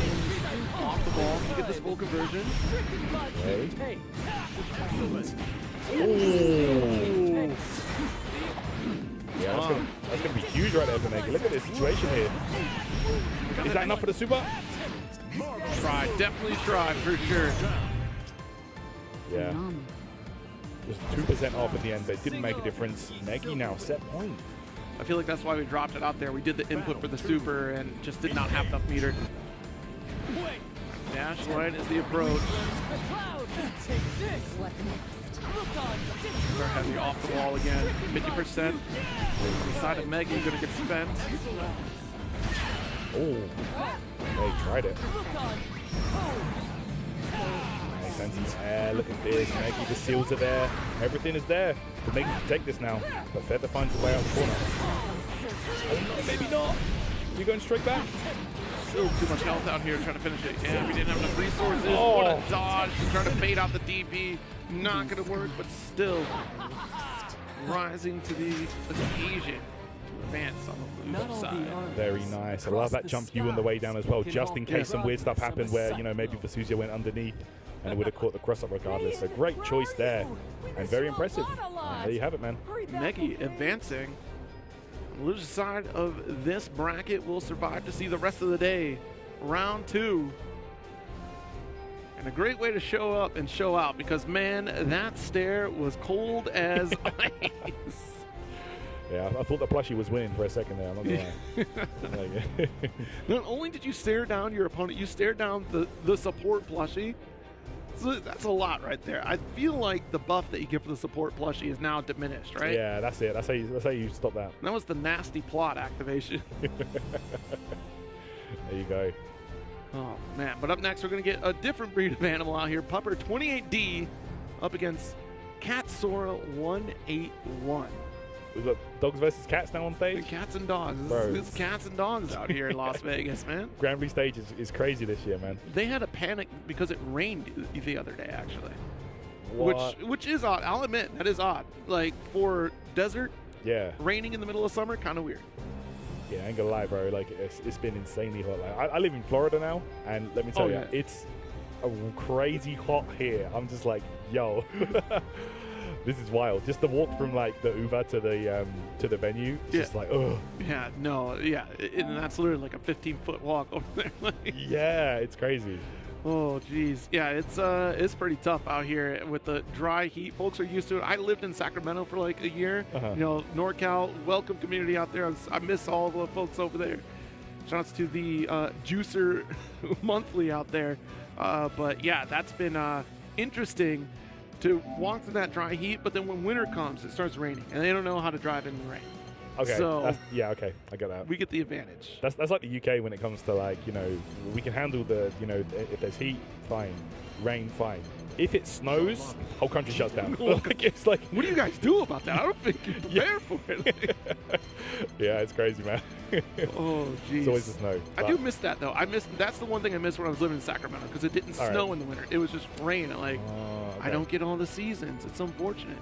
But also, I'm kind of bothered. There's a certain racing game that said to me that the UK gets snow regularly in the winter. So I'm bothered that's not true. Yeah. It's when the surprise snow drops. It's literally like, okay, whole country just can't do anything. It's pretty funny. Oh, we've got some more cosplay up here on the Granblue stage. Bro, we've had quite a lot this today, man. I've been enjoying it. Did you see I mentioned earlier on my blog, the fairy cosplayer. We have Nier up on stage. There was a fairy out here. We had Dante as well earlier from Devil May Cry. From the Devil May Cry series. Wait a minute. Wait, which card is that? Devil May Cry? Oh, that was Blue Eyes White Dragon. Okay, that player won. Give the W to that player. Drop the suitcase with all the Blue Eyes White Dragons. Kyber in shambles. Oh, my goodness. What happened to Kyber Core? All right, let's get it, man. Let's get it. We got some buttons. I love the coordination and the fit, though. We have the Charlotta, but green hoodie, green PlayStation 5, the dual sets controller. Hey, you know what? I respect that when a player has like the custom controller that matches the drip, bro. It just completes the fit. Wait, hold on. It was player 2 side green Ladiva. Okay, all right. That's crazy. Is that some kind of mind game? Right? Like, oh, you're green today, huh? What if I was green? Believe in victory. Messed up. Yeah, that's messing up my brain right there. Like, yeah, this doesn't add up. I think you guys need to go back. Change your colors. All right, let's get it here. Cat Sora gonna be on the Ladiva, of course. Here we go, man. We've got base game showdown right here with Charlotta and Ladiva. Oh man, I'm getting flashbacks to Hero Rookie up against Abigail. This was literally the matchup. Much stronger start for Pupper here. Corner, BC. Denied. Wow. Charlotta round right there. Definitely looks like a 5U start up there coming from Ladiva. Not going to work out for you. Potato Gaming. Let's go. Battle 2. She's so smug and proud of herself. She's like, yeah, I just did that. That was me. Oh, damn. Violence. Watch it. Yeah, I thought you get the BC, but already crouching on the lariat. Yeah. Here we go. Dunk. That looks so funny. You know the meme of Cyclops throwing the serve bot? Oh, it's literally that. Oh, man. Back to the corner we go with the Shining Onslaught. Tries to reset. That's a lot of movement away from Ladiva. What's she going to do to you? Yeah, that's right. There we go. Oh, my gosh. That noble strategy is so frustrating to deal with. All right. Here we go. That's going to be big damage right there. Up. Oh, no. Ultimate Lariat. That's a full combo. Yo. One more. No way. Back-to-back ultimate Lariats. Yo, just do it. I don't think Pupper knows what to do about Lariats. Definitely not. You've activated my trap card, bro. That's looking clean right there. With that Lariat. That's trap hold. That's literally just trap hold. Yeah. Okay. Heaven's Ladder out. Oh. Crossed up. Heavy from the Shining Onslaught. The medium poke. What? That hit? This is my tickle. Am I going to walk out? Too early, but look, still holding down back. Pupper getting neutral jump. Cat Sora going to push through the corner again. Hey, combo dunk. Hey, yo, ultimate. Ladder out. DP, here we go, full combo.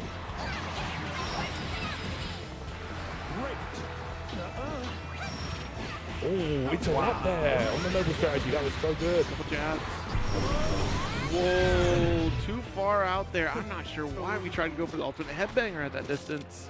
Like, unless we were expecting a normal to reach right through. Believe in victory. All right, excellent stuff here. Battle 1. Papa, he's going to take that first game.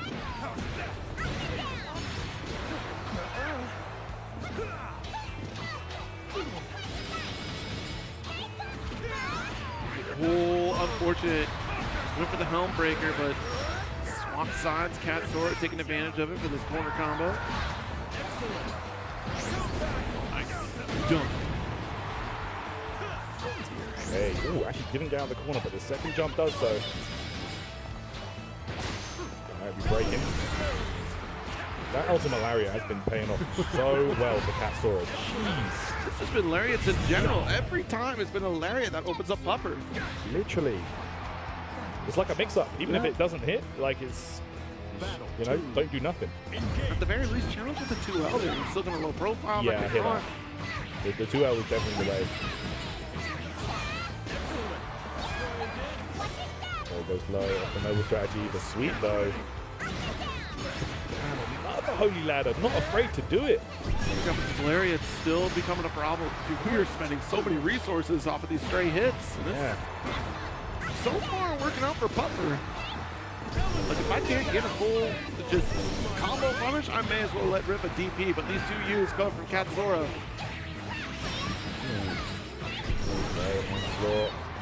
Follow up here, the ultimate wall bounce time. More touch. Pupper still with a huge life lead though. This is definitely not looking great for Cat Sora. That should have been the punish right there. Yeah. A little bit too high up on the jump. Good tech. Lariat once more, but the ultimate goes to the onslaught. The swords, the hands, victory. Set point now for Papa. Battle 3. Engage. Ooh. Such a brave jump, and I'm surprised Cat Sora's not gone for like a 2-hit anti-air at that point. Yeah. Stagger for bully ladder. That's right, we're out. Triple strike, overhead connects. Full combo time here. You got the full meter. Spend it. There it goes. So put you below the 50%. You do rebuild on that break point. Very important. It's more the tech. Yeah. To get your kill here. Yeah, I don't think this is going to be enough to kill here. Oh, the delay there. Wait, no way, no way, no way. The parry. Okay. All right, this is going to be big. Big damage, but still, you're a long way off here. You should be fine. 50%. Oh, no, you're not fine anymore. You are not fine anymore. Okay. Losing doesn't look good on me. The chip damage to take the victory here. That's a tough one. Man. That's a tough one right there, man. Like, taking the risk with the holy ladder there, and then you did get the punish, but it's not the punish that you needed. It was just a single button. You wanted something huge there to try and close that one out. Unfortunately, it didn't go down that way. Right. It was fortunate you did spend at least the ultimate to try to get, to avoid the massive counter hit that was imminent, right? Yeah. Because if it was the regular holy ladder, we got caught that heavy, and that certainly would have been that full combo punish. With no break points to your name, you would have been dead for sure. That's the damage output that you can expect from Ladiva, or at the very least coast-to-coast corner carry and a dominant position for Ladiva, which unfortunately did not come to fruition, but a very nail-biter ending to that set for sure. Yeah, still a great match regardless, but there you have it, guys. We are going to get Charlotta moving through in that winners. So good stuff. Or was that loser side match actually? Because I know we're getting a lot of the losers bracket action coming up as well. I didn't pull up. It was on the loser side here, and I'll have to double check. Okay, we'll double check that. We do have Pazooks versus me. It's me. I'm going up right now. That's you, bro. Back. Tagging out. But yeah, that was Pazooks versus me up on the stage. We'll see if... Yeah, we're going to get that in a moment, guys. But yeah, thanks so much, everybody, for tuning in here for EVO 2026 Granblue Fantasy versus Horizon here. 5-star event on the Side Games World Tour. Yes, and 5-star. Yeah, man, 5-star. Up until November, the final cut here. So very few months ahead of us as we try to run through the bracket, run through the tour series. We're still adding events as well. 2-star events just got confirmed, right? So one a month, depending upon the region that you're in, for an online bracket. able to accumulate some points for your qualification. Not necessarily going to get you qualified for online exclusively only, but it does give you a good buffer to try to make that victory here. And I do like the aspect, what's really cool if you check out the ruling of it is the regional leaders, right? So you do have the qualified range, but then the leader of your region in terms of points also gets to make that cut. Very nice. So that adds even more opportunity from region to region, and I think it's going to add a much larger global spread to qualified players, right? Because sometimes it's been a little skewed in terms of regions, right? I mean, it's just dependent upon the tournament season. This year, Europe is definitely getting a strong comeuppance for sure, well-deserved.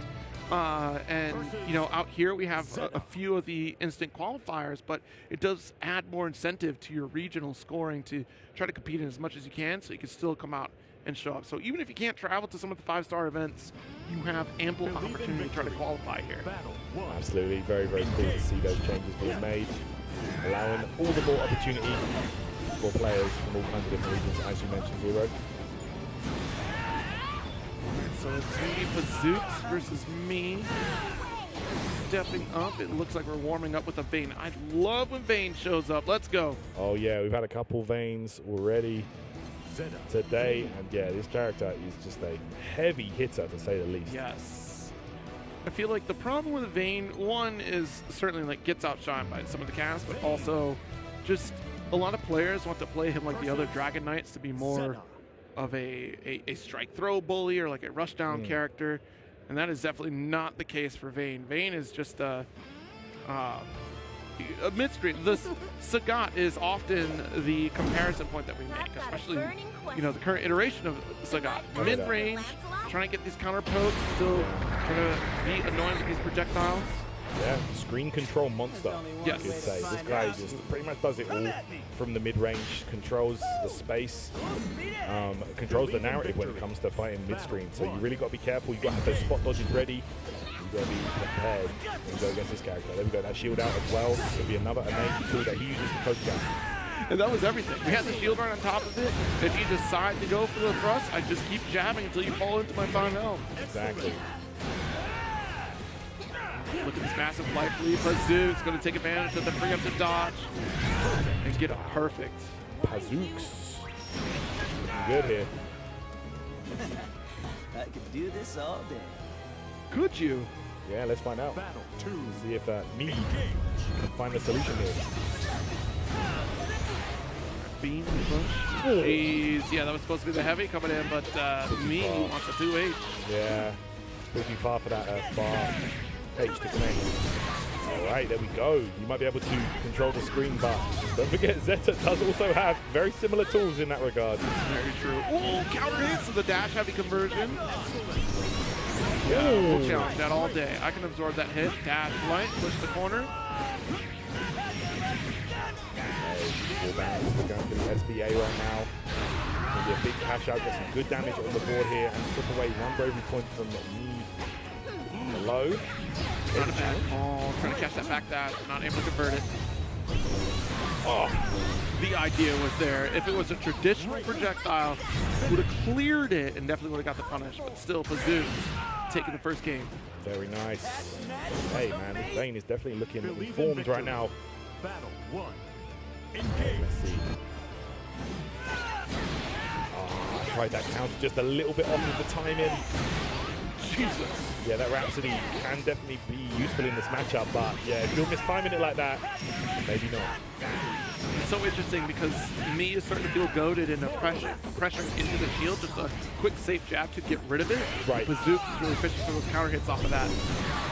Beam, able to push back to the mid screen again. Yeah, get that refund on the ultimate too, so you can follow up with another.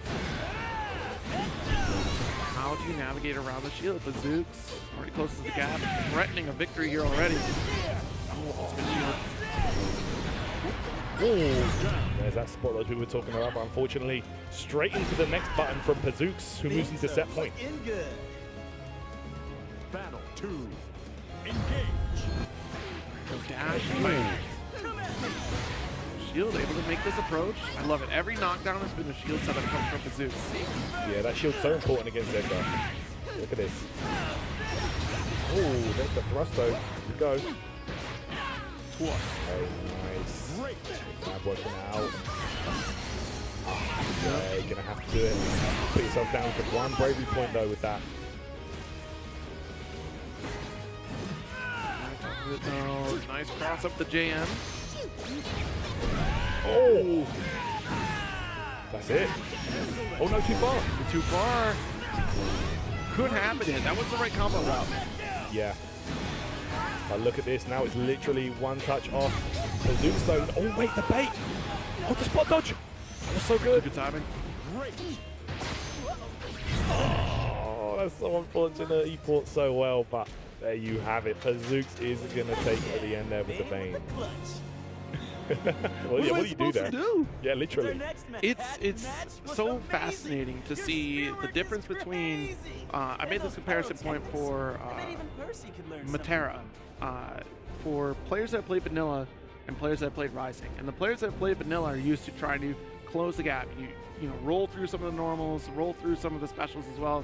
Fairy can also be at the same cadence, right? We have that patience built up from vanilla, but then there's this interesting turn where they started with Rising and they don't have that same patience. Different game. Yeah, so they start to run into, and Vayne very much that similar idea of you take your time, run up, get your spot dodge, which is a couple good spot dodges there, but it is one of those characters that you can't just bully your way through. You have to take your time as you make the full screen approach.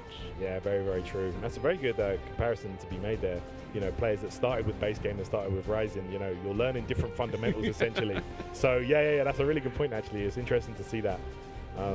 But yeah, good stuff, man. I think that's the second Vayne we've had on stream today, and I think that's the second victory as well for that character. So, yo, my Vayne stocks are up. Let's go. There you go, man.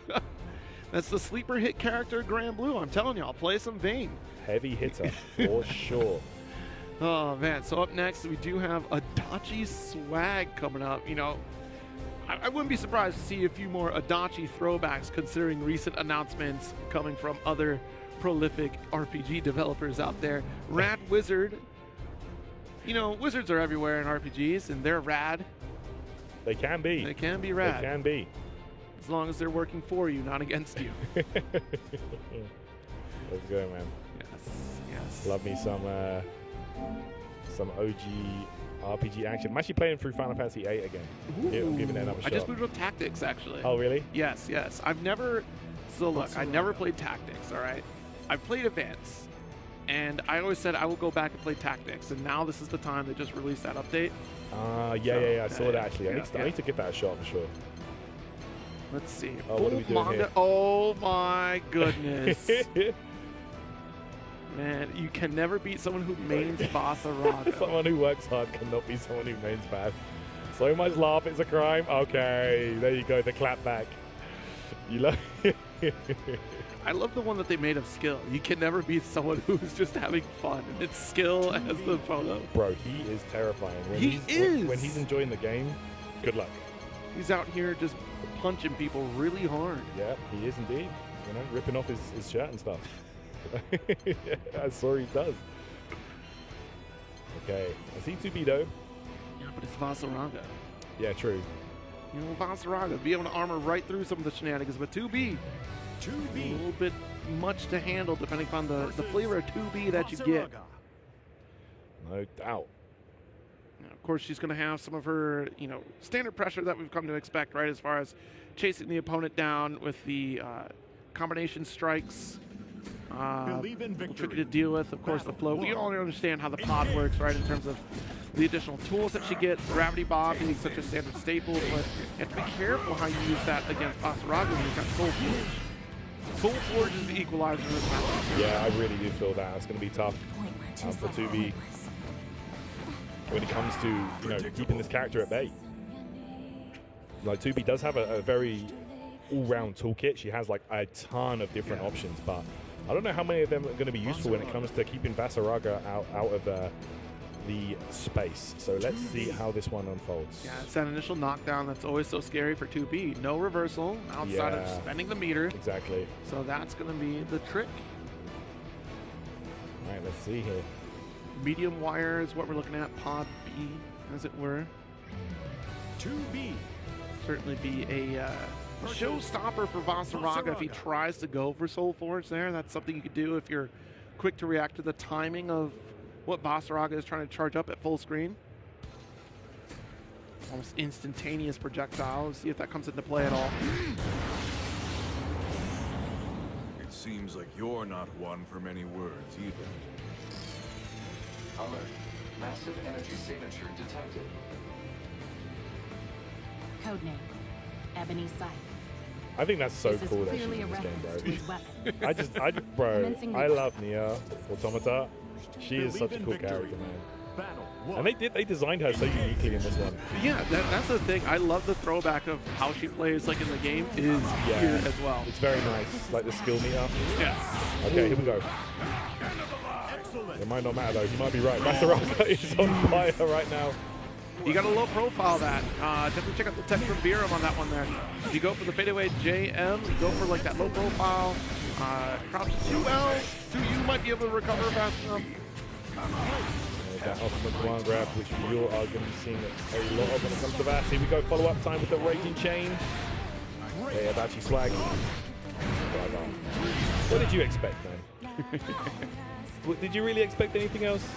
It's command grab Vasaraga. Have all the resources. Battle 2. Scooping them up. Jesus Christ, every time. 2B, relax.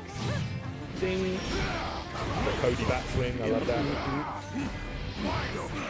Good spot. Does get the medium series. Back special to push back into the corner. And Adachi.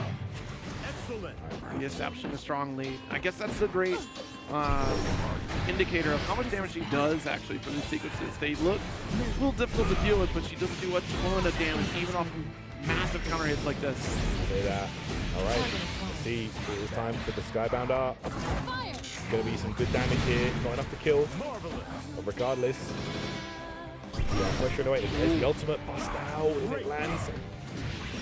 Rad Wizard. Not done yet. Full forward's already applying, so we blast right through the on B. Command grab. Rad Wizard doing everything they can to try to close that gap. Oh my gosh. It jumps out. That would have been a heartbreaker. For Adachi swag. This was very close to closing it out in favor of Rad Wizard there. Yeah, good stuff there. Shouts to the pod holding it down. Ooh. Special soul forge for you. JH does get blocked out. This safe pressure here. There's the swing. Ooh, armored straight through the grapple. Light off of the Savage Rampage. Still not able to close the gap here. Adachi, nice jump out. Okay, there's that pressure there. Holds back in place, but Cat Armor just blowing through anything to be tries. Oh no! Oh! Big crossover. Yeah. The command grab. Wait a minute. Back off. Yep. As long as you get to the opposite side, you're gonna be fine. Yeah, there's 2 hits of armor, man. Yeah. It's just terrifying, honestly. I mean, how many is that? 6? I don't know. I'm losing track of these. I lost track of how many command grabs we got there, but it's plenty. Grenade. The block. Yes, yes. Calls it out. Battalion of Fear EX Edition.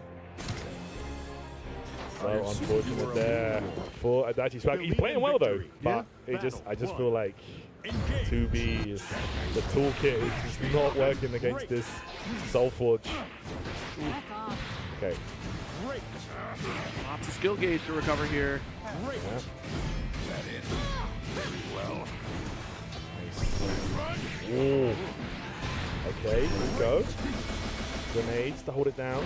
Adachi holding north quite a bit more. Unfortunately, getting scooped up that time. Just get the back dash.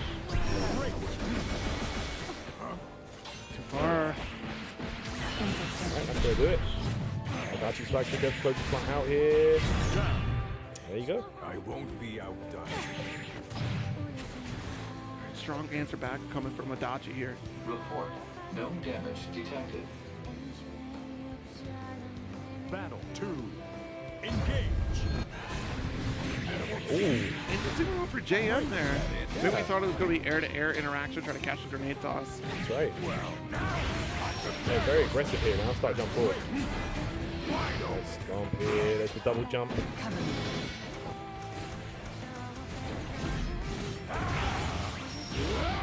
Nice. The battalion. Nice throw. Oh, very good spot. Very good. Yeah, I love that solution right there. You can see Adachi Swag actually bringing more solutions to the table here as the set goes on. Woo. Out of range of the grab there. Short jump to that. Stand block. Unfortunately, going to get ultimate out with the extinction. JH. 100 meters. It's the immediate spend. Not going to do a ton of damage, but at least you got that corner. That's the important part. Oh. Once again, but with that, Rad was not many resources available now. There's the Soul Forge. Oh, got caught asleep at the wheel there. It was a counter hit starter, which means it should be more than enough. And it is. Adachi Swag ties things up. And it was such a late reaction to that spot dodge as well. That's what really caught us out. My opponent just shook off their headphones. Are you sure they got this? Are you okay? Believe in victory. The art on those headsets are also really good. Yeah, they definitely went the extra mile this time. Great. Okay, look at this. I love this safe pressure. Oh, actually got it. Clean timing on that one. Nice with the double. Oh, try to backdash out. You know what? We don't get a lot of 5U coming here from Adachi. That would have been a parry. That would have been a challenge right after. Beam for the crumple state. Not going to get anything after. Oh! Ripped them up though from that. Here we go. Too high up on the JH. Yeah, that's unfortunate. There's that beam here. Mad Wizard might be in trouble below. Adachi Swag one touch off here. It's going to be the jump in with the pressure from the pod. There you have it. Set point now. What a turnaround this has been for Adachi Swag. Yeah, I got comfortable in this set. You can see it. Keep this up. Maybe Rad Wizard has one more spell up their sleeve. Oh, fortunately crossed right under Battalion of Fear. Back to the wall we go. Low on skill gauge. We're going for the gauntlet sequence to refill. Oh no. The hover there, so good. To catch him asleep at the wheel, expecting the empty jump low. We're going to see that swing perhaps.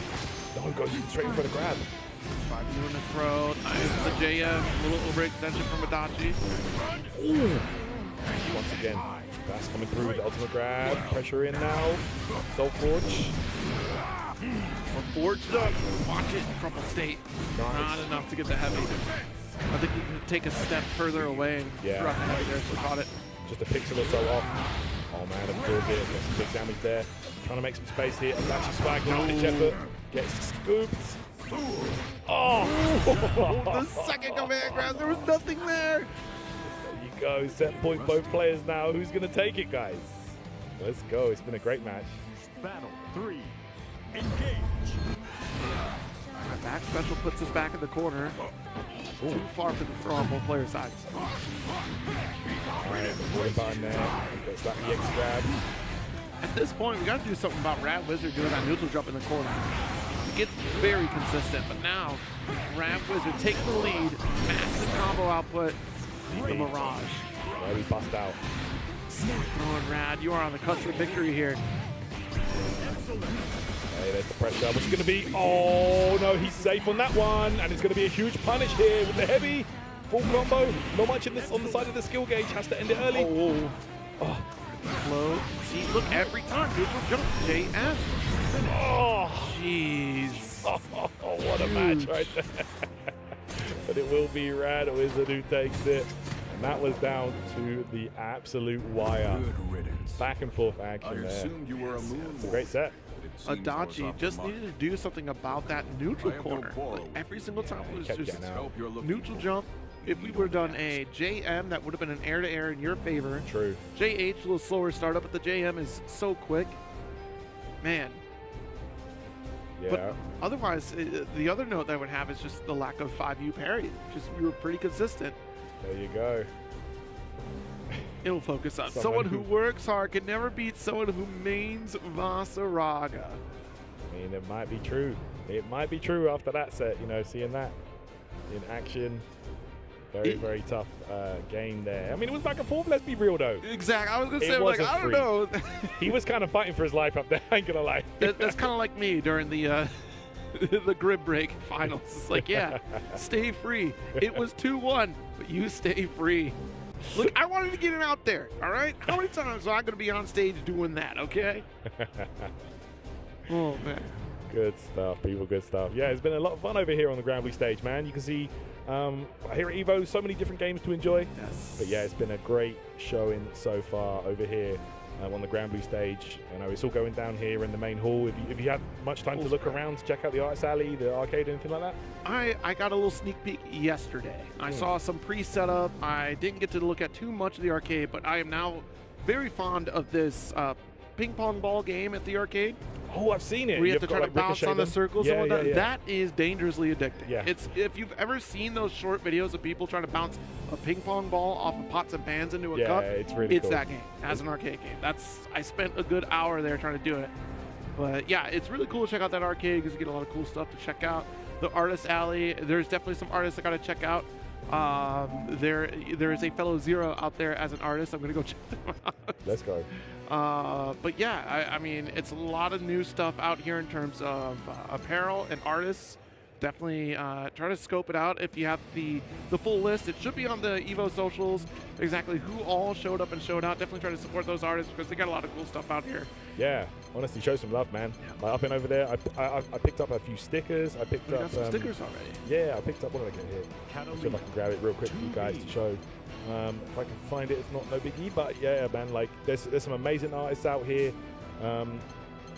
Yeah, I've got loads of stuff. Like some Resident Evil artists. You know, I'm a big Resident Evil fan. They got some, some really cool stuff over there. You too, huh? Oh man, you already know. Like yeah, they got some incredible artists out here showing some love. Like let's get it. Next game on the way. Sushi O'Neil versus Yuma. Sushi O'Neil versus Catalina. Okay. So last set was, I believe, also a Lucidai qualifier. So I imagine this one is probably going to continue that pace as well. We'll see what we got. It's just that warm-up here, of course. We do have Catalina out on the stage. Catalina is definitely a character that can try to contest against 2B very well, especially when it comes down the light wall. But the projectile might be off the table, especially when you think about the back medium special, the wire that comes out to blast right through and get right up to your opponent. Yeah, literally. You know, so many good ways for 2B to close the gap from full screen. You know, get that crumple effect, get that the vacuum effect. But yeah, 2B definitely got some great tools here. But I feel like, yeah, Catalina as well. Like you say, some incredible tools here to close the gap. The armor on the 5U, of course, as well, could be useful. The safe thrust from certain ranges. Having a projectile is always nice, you know? Yeah, and that's the thing. I am shocked that we don't get more Catalina. She's so consistent. She has, that light wall is just the end-all be-all, right? If you're really up against an opponent that you can make hard reads on BCs, that is the character you want to have because you're able to absorb that, get a full punish, much more reliable punish in those scenarios. Yeah, definitely. Yeah, being able to circumvent system mechanics like that is a very strong trait, and it's not even like she has to spend any resources to do it. It's her 5U. Yes. So it's like, you know, very powerful. Yeah, and she just has great normals in general. I think it's just, if she were like this in the previous version, like remove ultimate skills. If she were like this in the previous version, having this much swag, I think she would have been a massive problem in vanilla, and she's still a massive problem here to try to deal with here. If you're not very patient in your neutral game, there's some great positioning that she gets that really kind of runs the set away here. And this is also another Lucidai qualifier following along for Pool B372. I don't know where you came from. Yeah, Catalina, you know, in the base game, perhaps a bit too honest of a character, but now, you know, when in Rising, the addition of ultimate skills definitely benefited her a lot more. Which is crazy because she was one of the damage powerhouses in vanilla. Which is hit very hard, yeah. I mean, I feel like it's a lot easier for her to access that damage now, though. Exactly. That's what really does help her out. Big jump in, nice 2M. That's to close the gap and still just far enough away for a 5H. The overcommitment from Yuma. It drops. Missed the combo though, yeah, that was a big opportunity right there for some huge damage near the corner as well, where Catalina really shines. Wire is a great call. So if it was going to be thrust, it would have got caught by wire. If it was projectile, you close the gap still, catch it with wire. Oh, careless. That was, hold on. Let's not throw stones at glass houses here, Catalina. Yeah, no doubt. Flying through with the DP, nothing but air. Yuma punishing accordingly. Battle 2. Engage. Wow. A couple lights. Ooh, interrupts the DP. There's the 5U. I wanted to see that in the last set, honestly. Hey. Series of bombs away. Yeah, not the time to be dodging. That's the situation where if you call it out, DP, that is your play. Or in some cases, depending upon spacing, you can roll forward and still get a punish. Good shout, good shout. Oh, that's going to be a big counter hit on the heavy. Yuma looking solid right here. Okay. Wow. Yeah. Catalina perhaps taking one too many risks there. Yeah, she's the character you don't want to be taking risks like that. You don't really need to with her. Exactly. She's so solid as it is. Just play the fundamentals. You're going to be fine. Granted, you are going up against 2B, so it gets a little scary in the mid-screen, especially with the forward advancing normals, but you can still very much play your own game. She's got some great options to challenge in neutral. She's got, you know, like far heavy, and medium. The thrust from certain ranges is very useful. Let's see. Yeah, watch it. I can't believe you did not get 2H for that jump, and holy smokes. Okay. Keeps it simple there, gets knocked down. Bombs away with the medium series. Nice spot. Yeah, that was good right there. Brilliant, that grapple. We need you to be a little more reactive on the spot dodge, because a wire, there's plenty of recovery on that for you to close the gap and challenge.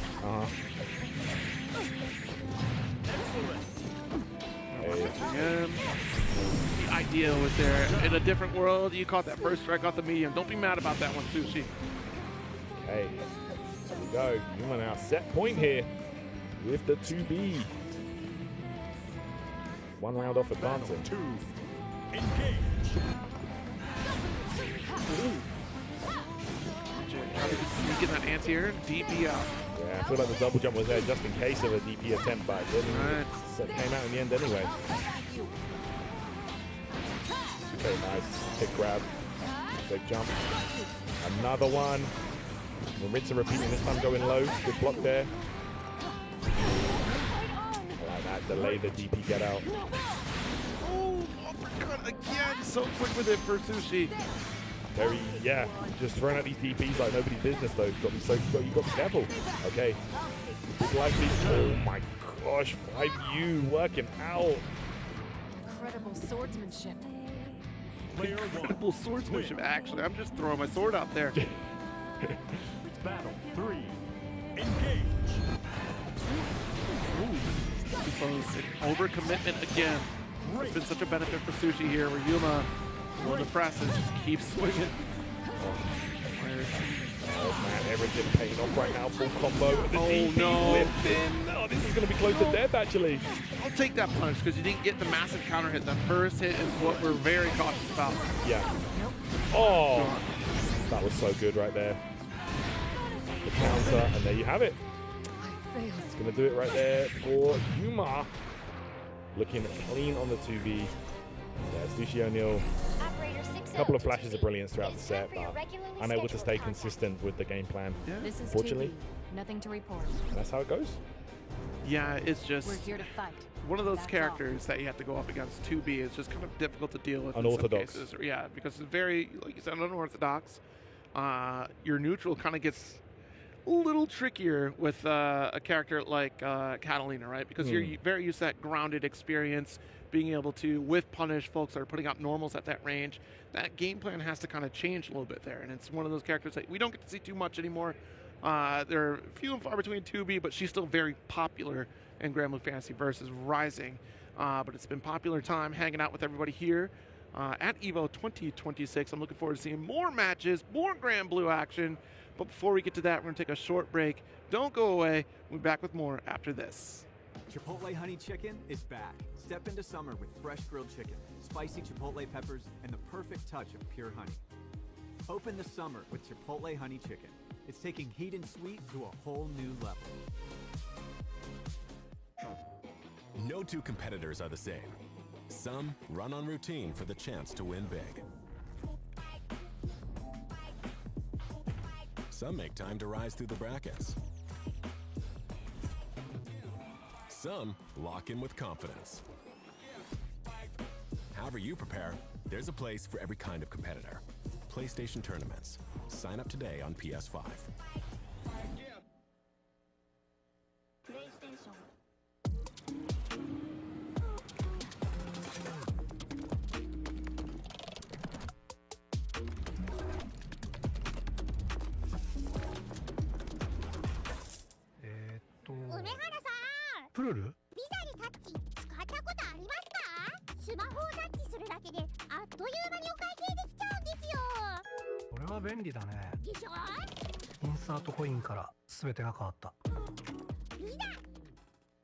で、ストリートファイター4っていう形で格闘ゲーム久しぶりにやった時に、その時になんていうか、自分で特別なものがあったんだなっていうのを、思い出したっていうことがあったんですけど。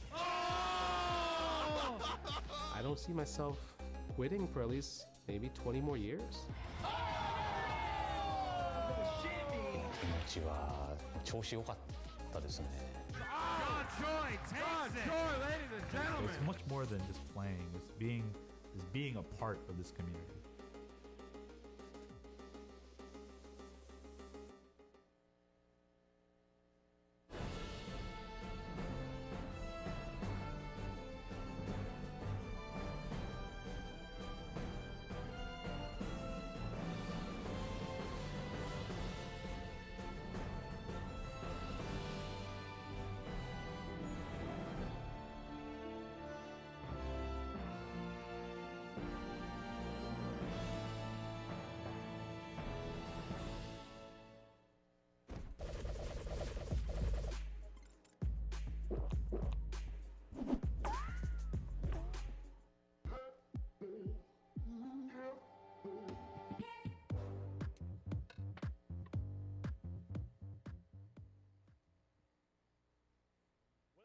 Welcome, welcome. It's EVO 2026, another player swap, another side swap, and more Granblue Fantasy vs. Rising action coming at you. It's Zero and Mangaka back at it again for even more of this Wave 1 of pools of Granblue. We're getting through it as fast as we can because tomorrow, top 8 action, 10 a.m. Pacific.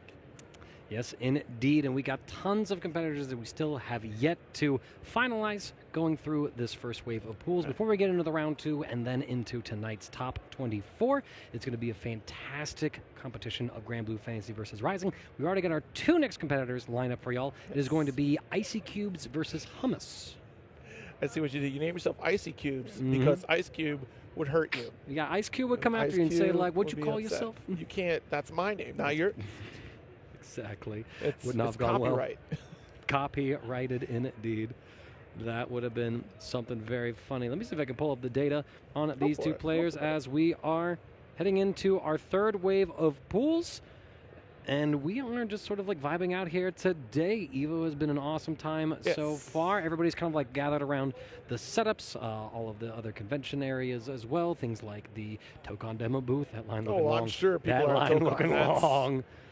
That's for sure. I got to get back over there and play some Tokon. I did get to play Magneto. Yeah, no. So much fun. I was seeing some confirms. This dude hit someone full screen, did 40,000 damage. I was like, wow. Yeah. Confirms. He's really cool because of the magnetism install he's got going on. I mean, it's really interesting because now he's Iron Taker-like if you played Blaze Blue in terms of pulling folks in because of polarity. Increases his projectile game if he's got debris out in the field. He can use his projectile like a fireball, but also if he's charging it and he had debris on the field, it blocks other projectiles. So he's really fun. He's really fun. Just like that new Flex Strike wireless fight stick looks pretty fun as well. Look at that design. That looks so sick down there. It was actually really nice. They do have the, like switches, much like the mechanical switches that you would see on a keyboard for the buttons on the side, but they're silenced.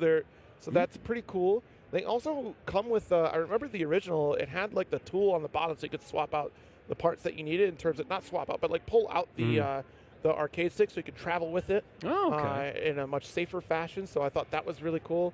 It's a great little thin portable experience, very light. And that's kind of a big deal. Seeing a lot of these accessories out here, like it's much easier to travel with this thing.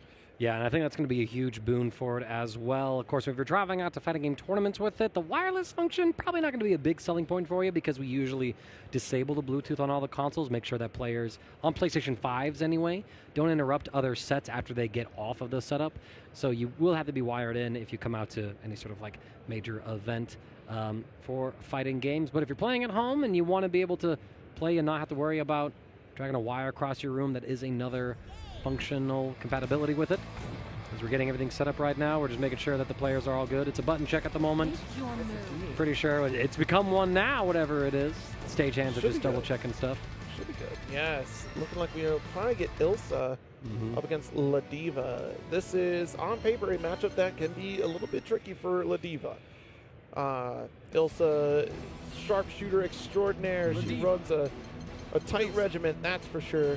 We're talking bomb setups that are going to be pretty tricky to try to interact with. Even at full screen scenarios, that's the thing, Ilsa just has a little bit of everything. So it's no wonder that she's pretty popular, pretty consistent. It's been Camara's go-to main as of late.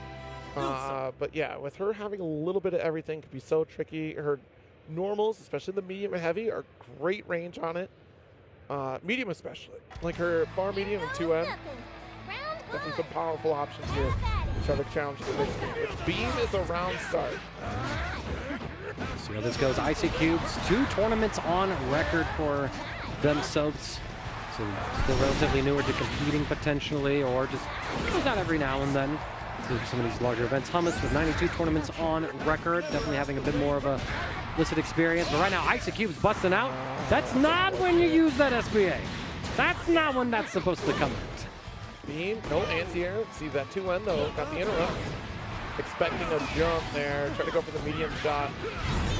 All right, sometimes it's got to be a little preemptive, but this is one of those scenarios where you can play around with Ilsa's frame traps to really get that ball rolling against La Diva. So staggering into her Rekka series, playing through the guessing game around that. Ooh, you're trying to make a hard read right now. That is not a good play. Yeah, I mean, trying to aim upward at the sky when La Diva, I don't really would see too much reason to, gamble on that jump at a round start. I'm just trying to create some space with this Ilsa. Gets in there, backs off. I'm pretty sure that might have been their turn because of the airborne block on La Diva's side, but if you're unsure, choosing to back off and play it safe might be the better option all the way around. And that is the option that gets red, unfortunately, is Icy Cubes. Just the full combo into the SBA. Hummus probably going down in this first game. Not just yet, though. One more guess, and it's an overhead. Yep. So I understand the upward shot at round start of round 2. You were trying to establish the fact that you already started the round with a horizontal shot, just standard beam. So you're thinking the opponent's going to see the jump, right. because you did condition that. I don't blame you for going for a medium shot. But here we are in corner position again. This is a tough one. Yeah, go for the forward special. Not ideal. You still have Rekka on deck, and you can still get the chip. There we go, bombs away, but 2U. Yeah, 2U, too good. DC. Yeah, right. It's one of those moments where it's like, I've blocked one too many things and you don't quite notice. Wait a minute. You're not looking at the block string and seeing what the La Diva's canceling into. So, might have been anticipating a headbutt coming through, something like that, but that's why you pros will wait. Much longer. Nah, son, not the Raging Strike anti-air, but no confirm. We do get the jump in, Hummus. No, go for the forward beam so you can get some distance between you and Icy Cubes. So the forward Rekka ender is going to put the opponent full screen. You'd still be able to continue pressure. You can go for beam. The idea is that you're against La Diva. She has to come to you. Keep chipping away. Keep sending out bombs. Beam round snap at the lariat. Yeah, and I mean, this is why you want that La Diva to be as far away from you as possible, because once she gets in, it can be pretty difficult to defend yourself against the strike throw pressure. Nice counter hit there, catching Icy Cubes. And again, no, it's the wrong ender that Zero is asking for. Oh no, too close after that laser. You get 2U punish. BC does come out. No, Raging Strike is a choice. Yeah, that was supposed to be the BC, unfortunately, and we'll get dunked. Problematic position to be in. It's going to be a jump here. No! Oh, we missed time. Yeah. Okay. Don't forget, you have 10 frames of throw invincibility on your wake-up, so they mistime it. So much damage left on the table. Zero is in conniptions right now, y'all. He plays his character. He's dabbled. He knows the sauce. JL away. All right. It worked. PC, get off of me. Overhead again. Icy Cubes playing it frosty and cool. Takes down Hummus. The I don't know if he can freeze on this, but I think that's what you just did. Dude, it's so easy to riff off of ice cubes and come up with puns here. And for Hummus, all I have is a Brooklyn Nine-Nine reference. I have no thoughts about Hummus. that's all I got for Hummus. Man, if Hummus would have finished that corner combo conversion, like you're already down 2 Brave points, you had 100 SSBA, you already had your corner. That was a full combo we could have converted off of the Rekka series. You could have launched the forward special attack. Like, we know the B&B that Ilsa has in this corner, and that could have been plenty of damage. Even if you didn't want to go for damage with SSBA to restock on Brave points, you had set play that you've not introduced at all throughout that set, where you could have done your launcher, gone for the ultimate bomb, the down special, and that would have had your set play in the corner. It's just, I'm really shocked we didn't really get that ball rolling at all. Like, there was no finisher for Rekka outside of just the standard ender. And having distance between you and Ladiva, forcing Ladiva to make errors, is kind of crucial to your game plan against that character here. Definitely very fortunate for Icy Cubes to run into an Ilsa like that, that's for sure. Yeah, absolutely. I mean, we kind of, I think, saw an issue where, like, Hummus probably just didn't have, like, a lot of the tech down with Ilsa. Like, you know, you were noting, like, you know, there was a suboptimal routing in a lot of the combo confirms in the situations like that. And then if you don't have like that like game plan in effect, then you're also not considering how do you adjust it to deal with like this particular matchup, where instead of going for like maybe this is the ender that gives me the best damage in Oki, instead it's let me force a full screen situation, because my objective here against the rush down grappler character is to keep you far away and play a zoner play style, right? So Ilsa does have the options to kind of go for different approaches depending on what the matchup calls for, and maybe Hummus just didn't quite have that game plan down. Might have been a little newer to the character in general, so it's one of the things where you can kind of look back and see where you were then as you develop further in fighting games and then grow from that experience. So we'll see where Hummus takes that journey at another time. In the meanwhile, we got our next matchup coming up, and oh my god, it's John Granblue. John Granblue, if you don't play Gran... Oh, no. Wait. Okay, all right. Look. All right, so even production's laughing, y'all. For those that weren't here last year, Fukuhara was unfortunately unable to attend due to personal issues. And then suddenly Ukubo-san said, don't worry, we brought Fukuhara in spirit. Now my question is, did Ukubo-san ask Fukuhara if he could print his face and then give it to the public? Because now we all have this mask. I actually have this mask. And I had to get my bag searched at TSA, and someone pulled that mask out of my bag. I'm like, oh yeah, I forgot that was in there. I assure you, I'm not a creepy individual with someone's face in my bag. I promise. That is so funny. Absolutely. This is special. This is something special, all right. No, and the. Oh, no, I'm not reading it. No. Nope, I'm not reading it. Ready. I can't even read it. Try. The lanyard's doing a great job of inadvertently censoring it. And I'm trying to pull up like the right John Granblue account. Turns out there's 3 John Granblues. There's definitely a lot of John Granblues. There's definitely a lot of John Granblues out there, and I don't think I have this particular one. They played in like some 2XKO I saw as well, so playing in various games. What I can do at the very least is narrow down Spectro and see about that one. I don't think we're going to be seeing any sort of repeating head-to-head matchup because the pools have been so well seeded that we're not really running into that situation. Oh, man. All right, so we got Beatrix up against Lowain. No, not that. What is this? Man offers you the handshake? You did not even see it. Did not even see it. I promise you, your Tunnel vision is mask. impaired. Vision impaired gaming. You know what? I respected. We didn't come here to win. We came here for a bit. But if we do win doing the bit, that would be even more impressive. For glory. Round 1. All right, John Granblue up against Spectro. Oh, nice fadeaway off the JH. Selling as much damage as you could. Dash lane. Nice, the stagger lights in the corner. Big corner combo opportunity here for Spectro. All right, combo limit, so we're not going to get the ultimate Thunderbird there. Yeah, that's going to be punishable, but John Granblue not ready to finish it. And in fact, not playing Gran. Game up to Spectro, please. Game 1 is, yeah, right? Spectro's working on it for you, Zero. Spectro hears and accepts your demands. Spectro, of course, also being here for a couple other tournaments. Saw that they were signed up for 2XKO here at EVO. 64 tournaments to their name, a 62% win rate across 294 matches, so definitely an experienced player, to say the least.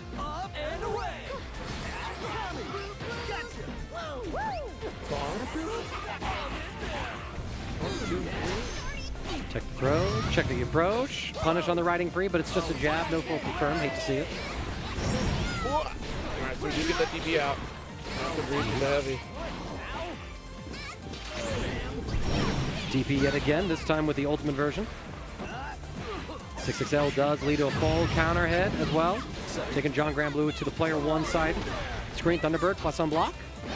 Triple strike overhead will connect. John Granblue has to find a way out of this, and 2U is not the way out, it seems. Super. Oh my goodness, I just saw the color of her eyes.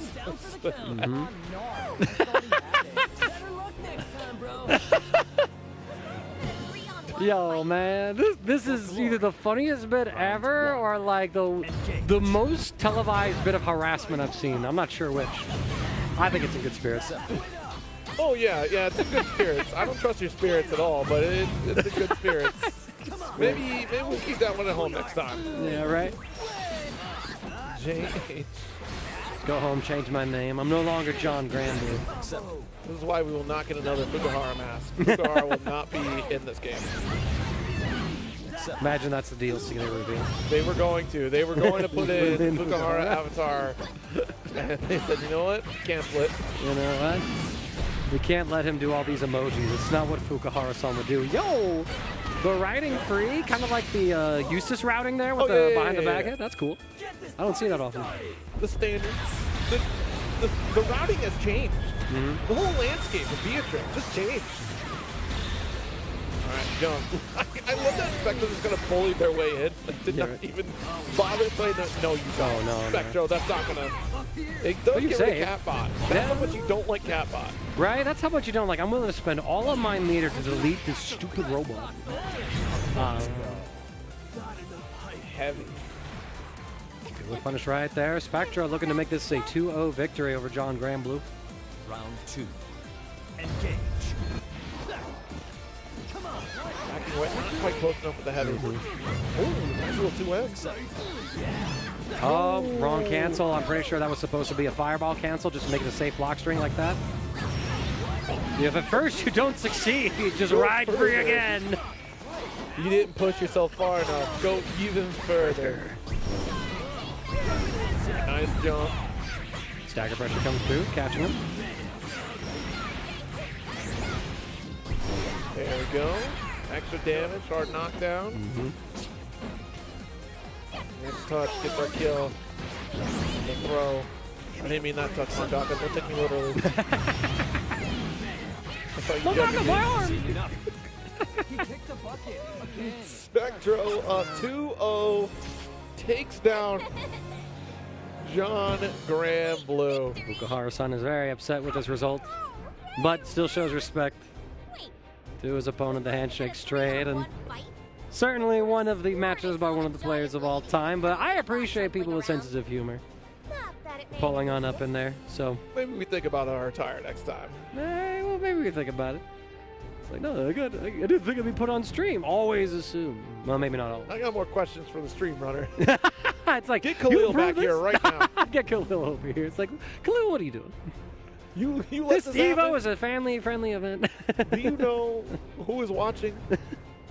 Everyone. Gary Oldman. I don't know. Gary Oldman getting a sore throat. That's what happened. That's right what there. it is. That's what it is, right? Getting all choked up at the beginning. Huh? It's like that again. It's like, oh man, good fun out here at Evo. You never know what you're going to run into when you head to Las Vegas. You know, there's so much going on out here. Last year it flooded.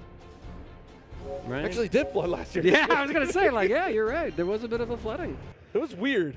All of Las Vegas was not prepared. I wasn't prepared for that. I mean, So it's what do you Vegas. mean? They're like one Flooded. of the last places on God's good earth that They were you would like, expect a yeah, flood we of all didn't- things. Like, that's biblical. Like, Vegas is flooding. That is like what one of the seals of the apocalypse Right. coming through. The I'm sure there was a locusts, the supernatural flood. episode about that. Got it. Yeah. Sammy, why is Vegas flooding? It's the 48th seal, Dean. Lucifer's gonna get free. Already in Granblue. Hey, Already in. That's all the seals are Already in bracket. Relay Because of too. you, Dean. You and Sandalphon partner up, take down Lucifer. Amongst other characters. Now we're gonna fight Beelzebub. Yo, tune in for that one. Tune in And for that Expo one. next weekend. And this whole reference would have been complete if only Castiel were competing at this event and we got it on stream. the Lucilius player. Lucilius is now here. Oh my god. Oh, but Shout up out to next we Casper. will get Swordsman 09 versus Game Prodigy. Swordsman made a run at EVO last year. I think was in, I almost want to say top 48 last year, actually. I can take a look at that and verify it real quick. Had a really good run last year. I know that for sure. Yeah, 25th place last year. I told you. I was like somewhere up there. Yeah, and 49th at EVO the year before in 2024. So kind of pulls up, mainly for just these EVOs, it seems. And I mean, yeah, I believe Las Vegas native as well. So out here. Used to wear like the dopest sneakers. List California. Oh yeah, as their California. thing. West Coast native. Las Vegas is basically West Coast. I mean, yeah, it's like what, a 6-8 hour drive depending on what part of California. They're literally like next door neighbors. You know? Right, you know. It's like me going to Canada. Nice. Toronto. Must be cool, man. It's like me going to Windsor. Not Canada. It's still Detroit. Still Detroit. Meanwhile, Game Prodigy, relatively new, it seems. 5 tournaments on record for themselves. But they're a prodigy. But they are a prodigy. That's pretty cool. Yeah, showed up for last year's, not even last year's EVO, EVO 2023 for Street Fighter 6. King of Fighters 15, EVO 2022. So, namely, just seems like they kind of pull up for like the EVOs as it is. And Swordsman, the only tournament I saw on record for 2025 was that EVO. Maybe it's just not all the match data being pulled from FC Combo. On StarGG, maybe they play a bunch of challenge events. Who knows? But either way, we do see that Swordsman likes their lances or their spears with this Anila. Game Prodigy pulling up with that Versusia, our second one of the day, unless I missed one while I was on my break.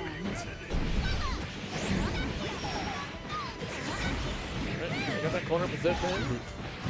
5U launcher. Strong cross up B. SBA as well. Swordsman playing very well. Able to take that round pretty convincingly.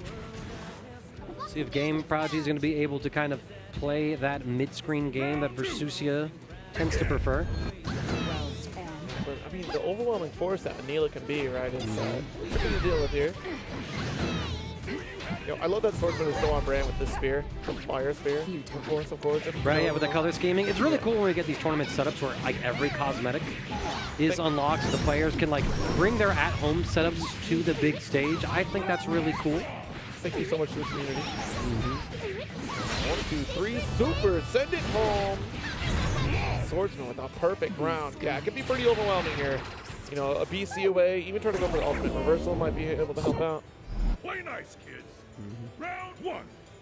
Begin. Sora's pulling up saying play nice, kid. He's just trying to be a good uncle. We good, relax. Just a game, bro. There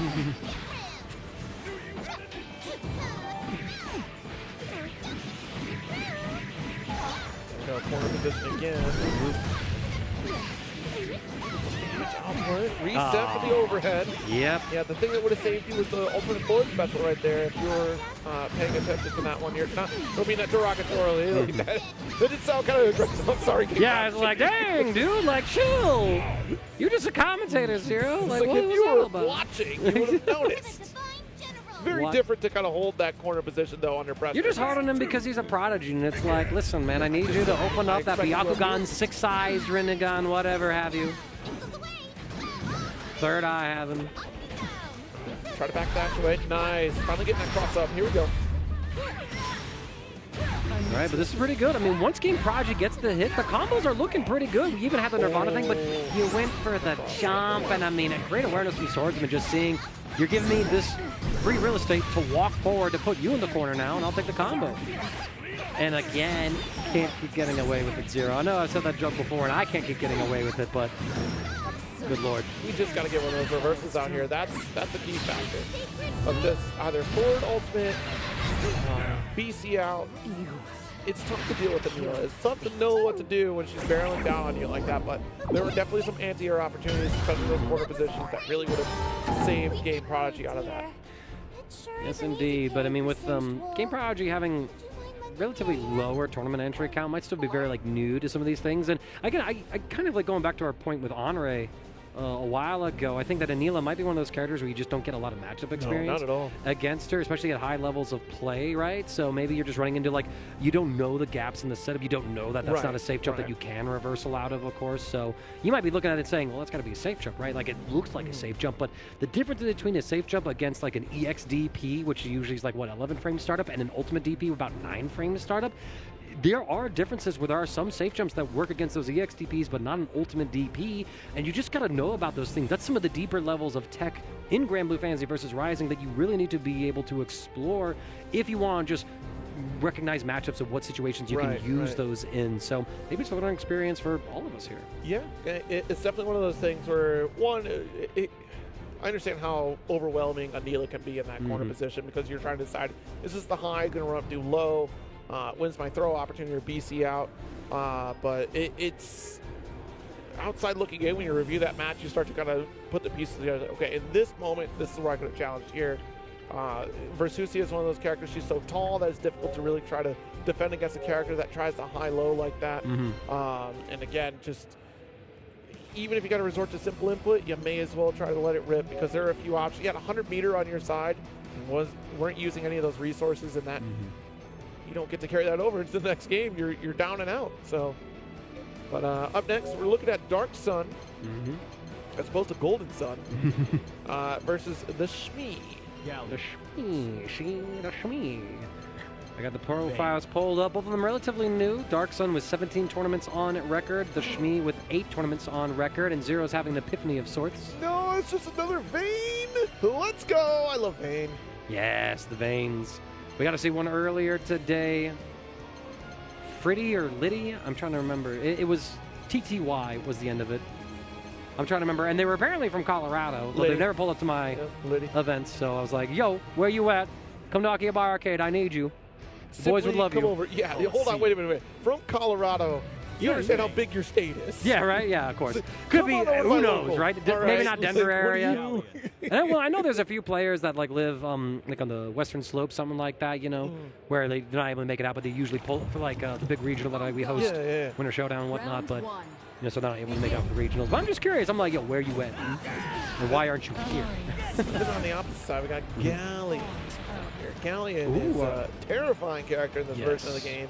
She's settled pretty comfortably into her own, especially with the changes to her seals, her version of them to drop meteors on her opponents. The fact that they have like a whole level up mechanic with them now where you're able to use one but maintain a second use of it, just giving you multiple opportunities to drop it for resetting pressure or to use it in combo extensions, I think is incredibly cool. I really love what Cygames and Arc System Works did with the character in the most recent update to her. I think it gave her a lot more depth, made her a little more interesting to play as well, and you know, it was like a much needed improvement to her as well. And we got to see like a Verum do really well with the character out at Combo Breaker actually. I don't want to talk about it. That's right. I'm sorry, I forgot who warmed him up. I'm sorry, buddy. Warmed him up. Warmed him up. Thank you. He came in hot. Oh my lord. Dark Sun looks like an Evo regular of sorts, and also playing in some USU Smash weeklies as well for Granblue, you know, so the side brackets maybe at that event or the main bracket, I wouldn't say that, but oh, Dark Sun out from Utah, so perhaps my younger brother, Gatotsu Zero, knows all about them. Meanwhile, the Shmee.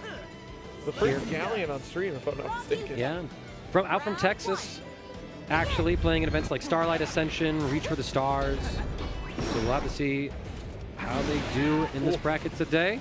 Dark Sun, with punishing a throw with the throw after the jump in. Okay. The mid-screen is going to be interesting in this matchup here because if we want to see a setup card from Galleon, you have to worry about the arm destruction. Double back-to-back, shields up. That's a great spot because then it absorbs the heavy, the 5-8 coming from Galleon. It's going to push up the threat for the throw. Trying to find our next hit though. 6L, gonna force the plus frames as well. Both sides sort of dodging each other at this full screen battle. The punish on that whiff 5U with the incoming throw, drop the shield. Shmee's trying to respect it, gets close enough, and I feel like everyone hits a point where they panic and say, I gotta deal with this shield, and they run in. It's like, that's not what you want to do. You just need to wait it out. Like, It's no, so no. I run up and throw you. You run up and throwing you? That's the idea? I run up and I wait to see what you're doing. Look, Okay. as someone who has played Vayne, I'm just like, there are a couple things how this goes. Either you run up and grab me, or you wait it out. If you wait it out, I set up another one. It's going to be a nightmare for you. So Zero advocates for run up and throw me, please. I'm definitely not mashing. Just check It's your real, approach. it's I'm not real. poking a low. See, this is the thing, right? So with the approach, there you go on top of the shield, you are going to match out the approach against me. So then that denies you a throw opportunity. But then if you close the gap, you're walking down Jane regardless. True. So you're not giving up ground.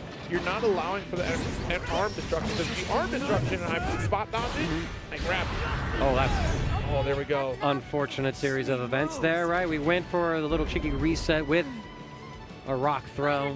Busted out with the SBA, but due to the positionings and everything, the collision did not intersect. So now Shmi takes us to a third round here in game number 1, Dark Sun. I can't believe the dash and interrupted the EX special coming from Shmi. That is nuts. Counter hit. Jump. The special. BC out. Shmi in trouble trying to go for the command grab, but ultimate DP. Not a good spot to be right now. Good tech throw as well. I mean, best option you could have done defensively right there. Either that you're going to force a tech with Dark Sun pressing a button there, throw him out of it, or actually tech throw out. Now you got to find a way to deal with this situation. We try to go for the air throw. Altitude not quite correct for that one. They did, again, adjust that move as well, so it doesn't have as much travel distancing. What's really cool is that we set that shield in the corner and went for that jump to bait out a DP would have blocked that initial hit. You could have air through that second hit after. It's so suffocating to deal with Vayne. You saw Shmi, the gears turning in that corner position of this. All right, I can't do anything right now. You're baiting me on this. Like, what's the interaction? Spot dodge that next time. That was really good. Planet. We try to go in for the rock, but Dark Sun is more than willing to press the situation, saying, listen, we're back to neutral right now. You're not necessarily at an advantage. I can interrupt your set play and your neutral before you get it active by disrespecting it. That dropped. Good spot dodge, but a light challenge there. Yeah.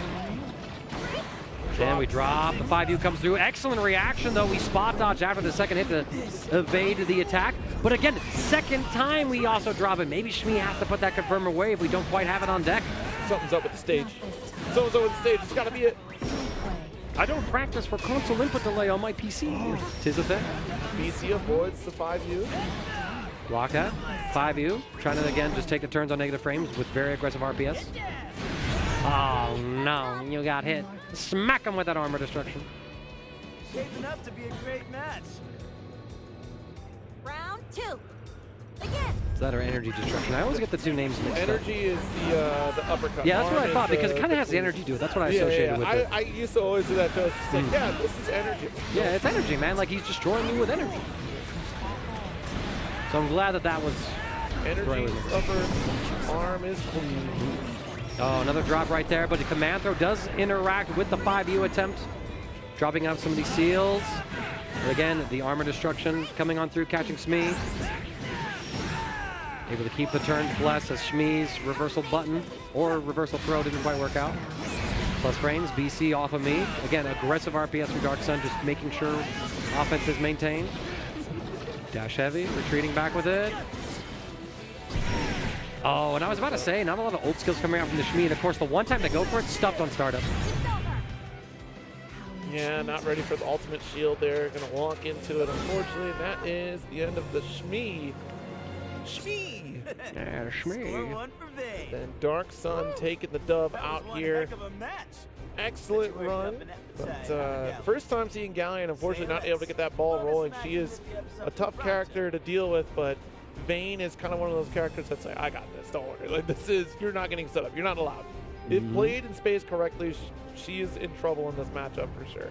Yeah, and I think we got to see like the textbook example of that in this particular head-to-head. Right. I mean, so many times we saw that we were trying to lay down the seismic seals and then summon our meteor crashing boulder, but Vayne was just able to interrupt because of that enormous range on the armor destruction. Right. And now we're going to have to destroy some time right now, y'all. We're going to take a short little break as we throw it over to our ads to remind y'all who helps make EVO possible. Don't go anywhere. We'll be right back with more Granblue versus Rising after this. Chipotle Honey Chicken is back. Step into summer with fresh grilled chicken, spicy chipotle peppers, and the perfect touch of pure honey. Open the summer with Chipotle Honey Chicken. It's taking heat and sweet to a whole new level.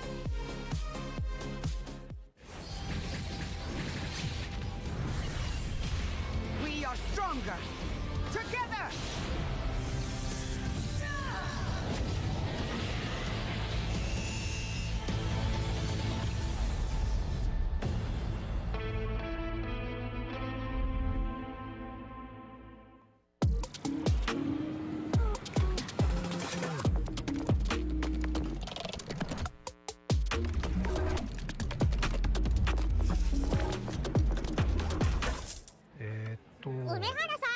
プルルビザにタッチ使ったことありますか？スマホをタッチするだけであっという間にお会計できちゃうんですよ。これは便利だね。でしょ？インサートコインから全てが変わった。ビザ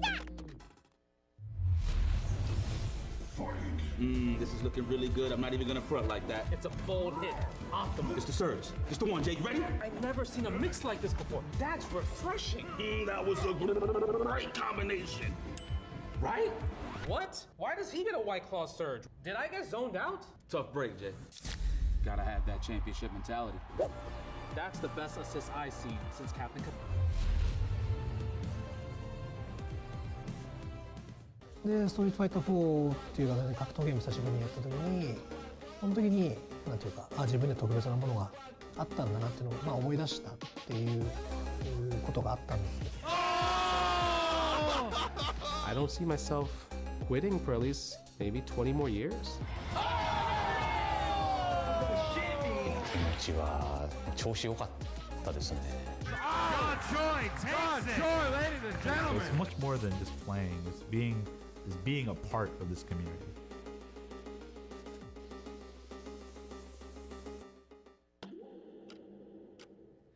With Anthros, your next match will fix your sit.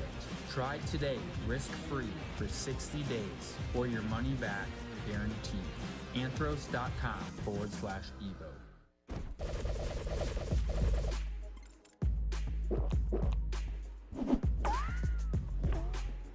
Welcome back, one and all, no matter where you are watching Granblue Fantasy vs. Rising, whether you're an Ariad stream watching for the EU or whether you're from Omega Northern out in Brazil, we thank you so much for tuning in for EVO 2026 action. We're still running through these pools. We're getting ever closer to the coveted top 24 and then, of course, top 8, where the points are on the line for a full qualification of the Granblue versus Tour. Yes, indeed. We are wrapping up our last round of the first wave of pools, and then after this is completed, we are going to go right into round 2 of pools to narrow it down to the top 24, which we will present on this Twitch channel tonight before that top 8 at 10 a.m. Pacific Daylight Time tomorrow morning. This is the schedule for everything, of course, as you can see here. So 5 p.m., all this again in local, which is Pacific Daylight Time here. We started with the round of pools at 11 a.m. Nice little extra hour of shut-eye for everybody. A little more time for everybody to get into the venue, of course. 5 p.m. is going to be round 2 of pools, and then 7 o'clock, Zero and I will be here for that top 24. But right here, right now, we got ourselves one of our leading competitors here, Reich versus Jazzy Drongo. I love Reich! He's my hero. Reich is my hero. This hooligan out here. Wait a minute. Has the Arc System Works patented leverless? All right. That's sick. My like for Reich has drastically decreased. I'm jealous. If you couldn't tell. I want that. I see what it is. Reich, you hate him because you ain't him. That's right. That's right. Reich, the Grand player, as it were. Can't trust this individual. Mm-hmm. Yeah. Again, we have Jazzy Drongo.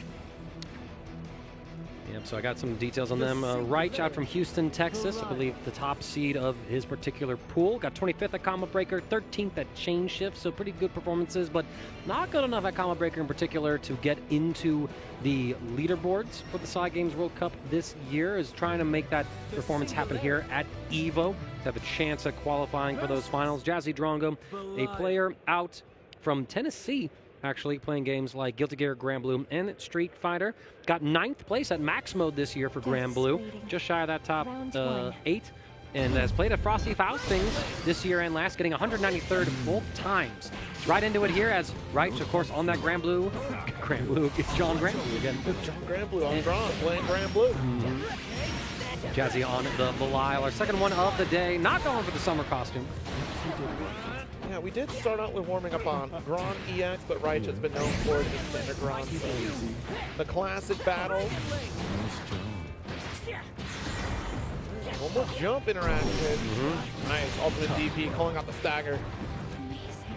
Goes for a deep run up into the jump to bait out the fuzzy throw tech from Reich, and so now Jazzy Drongo's going to get the corner. BC there, perfect time to get that guard counter. Or the counter hit, excuse me. And there it is, the 2U catching Jazzy. So a little bit of life there from Jazzy, but let's see if Reich is going to be able to stop that. It's a battle of good and evil in the lore anyway. Go stagger. Oh, rip the DP. Hold on a second. Pull it back. Good tech. Well, see, we were holding on JL. That's the only reason we got the anti-air there. Tragic. Launch it. Not quite going to get the super. One more interaction. Plenty of damage.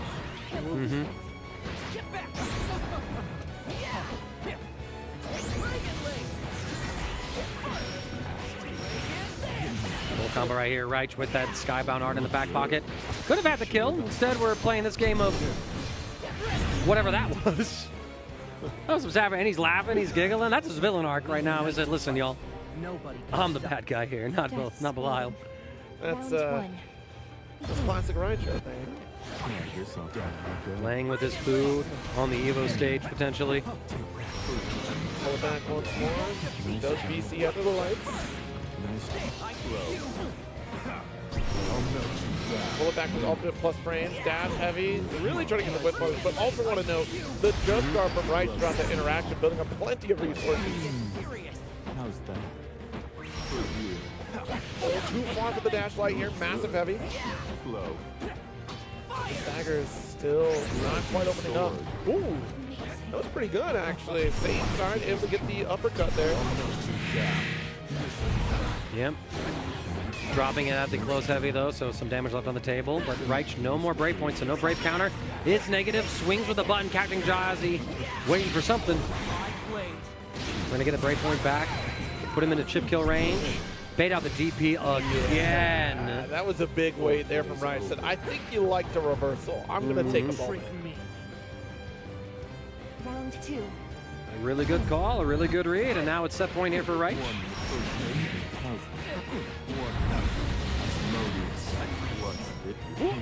Jump. Boys, that command grab. That's pretty active defense coming from Reich there. Straight down, actually, they're close. Light was able to get the interaction. Actually, the medium rather, excuse me. Oh, but there it is. The brave counter attempt comes out as rating strike. It's a Reich again out of brave point. So every single hit Jazzy's able to find. Extra 50% damage, but you got to get that hit first. Jumps over the throw. Big tech. Far medium. We're really fishing for that one more hit. That's all that Jazzy needs. No shimmy on these run-up throws either. Should be enough. 1, 2, 3. There's some damage that we could have gotten there. There's a lot more. One more hit on that combo limit. I'd love to try that. You still got the kill. It don't matter. Yeah, it don't matter. You know what? Don't worry about the optimization if you got the kill. Right, you got the 50% extra damage because Reich was completely out of brave points, so you didn't need to be as optimal as we were thinking in the moment. So maybe it was a great bit of symbolization from Jazzy, just knowing like, yeah, you're dead. Because Belial Super does quite a bit of damage. Launch it. No follow-up on that close heavy. You go for the jump shimmy. Jazzy takes the turn back. Launch it. Dash heavy to get the punish off the whip heavy. -4, by the way, on block, and yet we still swung. And big jump out here from Reich, and now you're going to take a corner combo, equalizing the life total.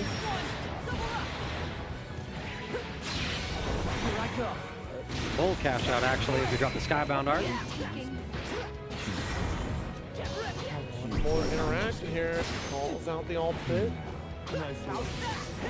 Dash light, not even get the full conversion, but Reich so close. Chip territory there. At that point, the neutral jump. Reich 2-0 over Jazzy Drongo. And I appreciate that Jazzy was trying to adjust the defensive choices. Like earlier on, we were seeing a lot of ult DPs coming out, and Reich was starting to call those out. So then we started to try to go for the ultimate down special follow-up, you know, going for that counter version of it instead, so that, all right, if you do swing into me, I do get the counter. We saw one of those come out, but it wasn't actually against a move that was punishable by it. And then we tried it again at the very end of the set, where There was no contact made, so Belial was just walking at you. We don't interact with it. You saw that the meter was probably spent because Reich, looking at that SBA gauge, right? If you're ever in doubt, you can always just look for when Belial's SBA gauge goes down. And if you see it's tick down, that means he's going for that ultimate counter, which means it will end an ultimate throw. So just jump at that situation. You're going to evade it pretty much every single time. Classic play in there from Reich. A little aggressive, playing with their food a bit too in that very first set, but sometimes it'd be like that. Sometimes it's just Reich. Sometimes it's Reich. Just Reich. I mean, great set nonetheless, and great situational awareness to avoid some of the, you know, gotcha moments that Belial can be very persistent with. So it'll be fun to see who we got next, because we got a random NorCal player going up against Double O. And that's the name, random NorCal player. We're not saying it because like, yo, this is a random player. Like that's their tag, y'all. And you have to imagine they got to be from NorCal. And we got Double O, who stylized it. Y'all see how it's written out, very interestingly. But we're told it's pronounced Double O. So appreciate production for getting that detail, so we're not sitting here saying the wrong thing as they pull up. Wasn't able to find a profile for them, but let's see about random NorCal. The random NorCal. The random NorCal. He's indeed from California.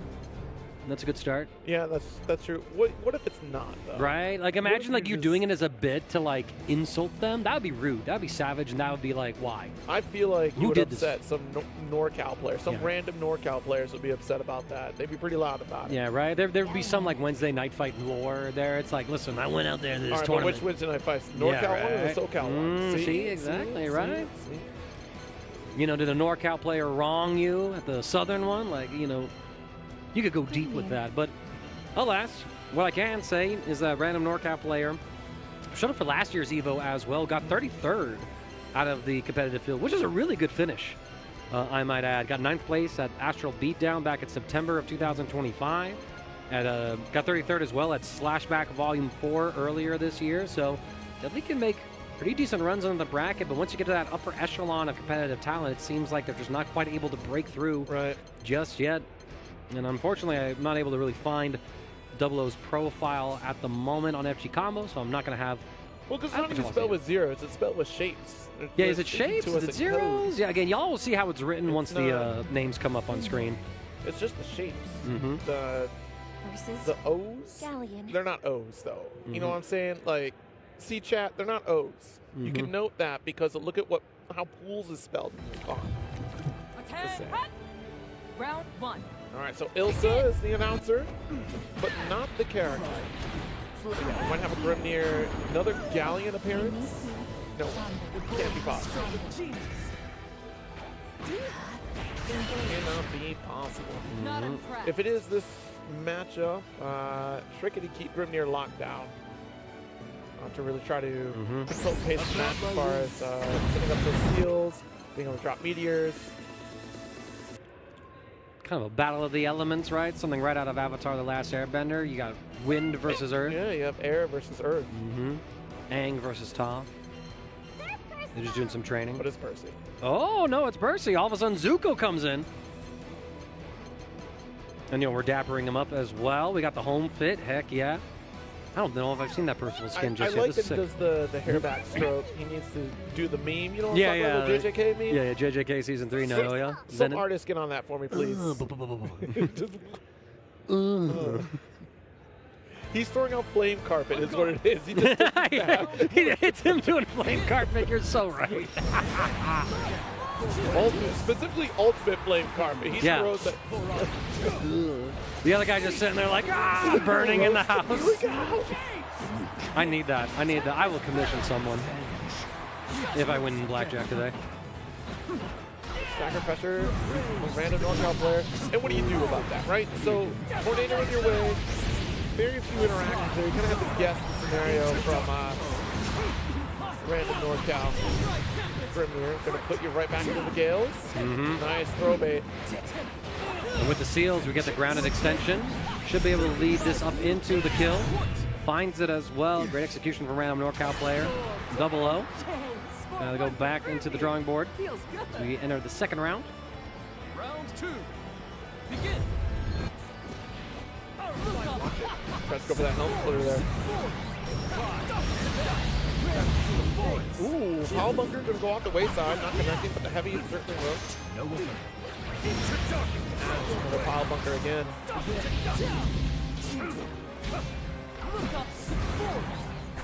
It's just a lot of 00, really trying to pin down random NorCal player, which is the MO of a Grimnir matchup. Oh, too high for the follow-up there on the projectile. Right.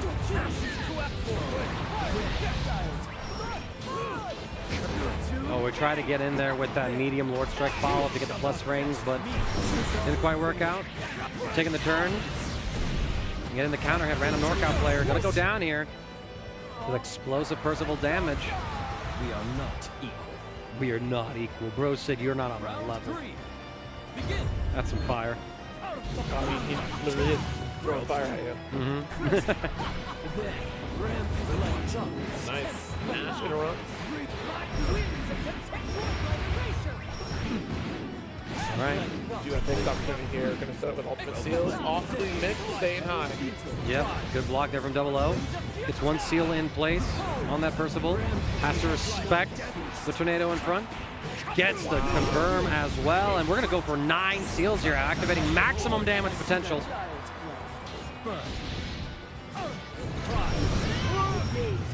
Watch those tornadoes. Bunker once again, fade away with the JL. The maximum range here, not a whole lot we can do. Slight lead for NorCal player. Honestly, willing to keep chipping away. Great interception, and I love the stabilization with the Raging Strike as well. Seeing that crazy weird angle, just saying, Raging Strike and Chain, this will stabilize my combo. Now you're burning alive in the corner on that flame carpet. Do it again, slick that hair back. The DP comes right on through. 00, great way to make that comeback and stabilize here. Round 1. You know, I mean, like, this Percival skin, as well as his English voice actor, gives you, like, Virgil copycat vibes. You know, he's like, ashes to ashes. Like, Virgil says that. Dust to dust, but you're doing ashes to ashes. Oh, trying to sneak in with the heavy. Extra damage, 3 seals stacked up. Look at this. The air-to-air dominance coming from 00 with the JL. It's a giant wall. It's a hurt box that lingers out until you land.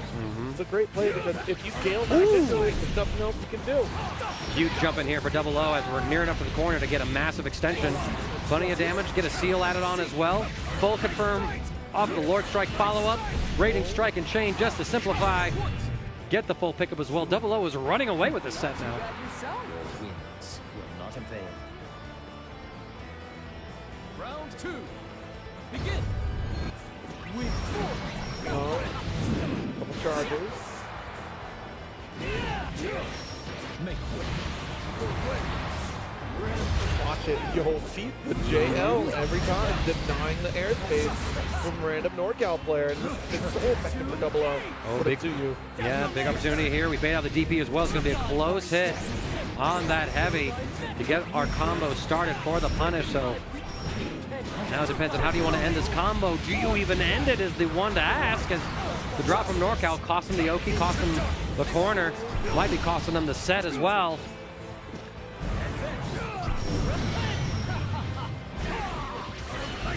Oh, we tried again to stabilize. The range not quite close enough. You're sitting right on top of ultimate flame carpet here.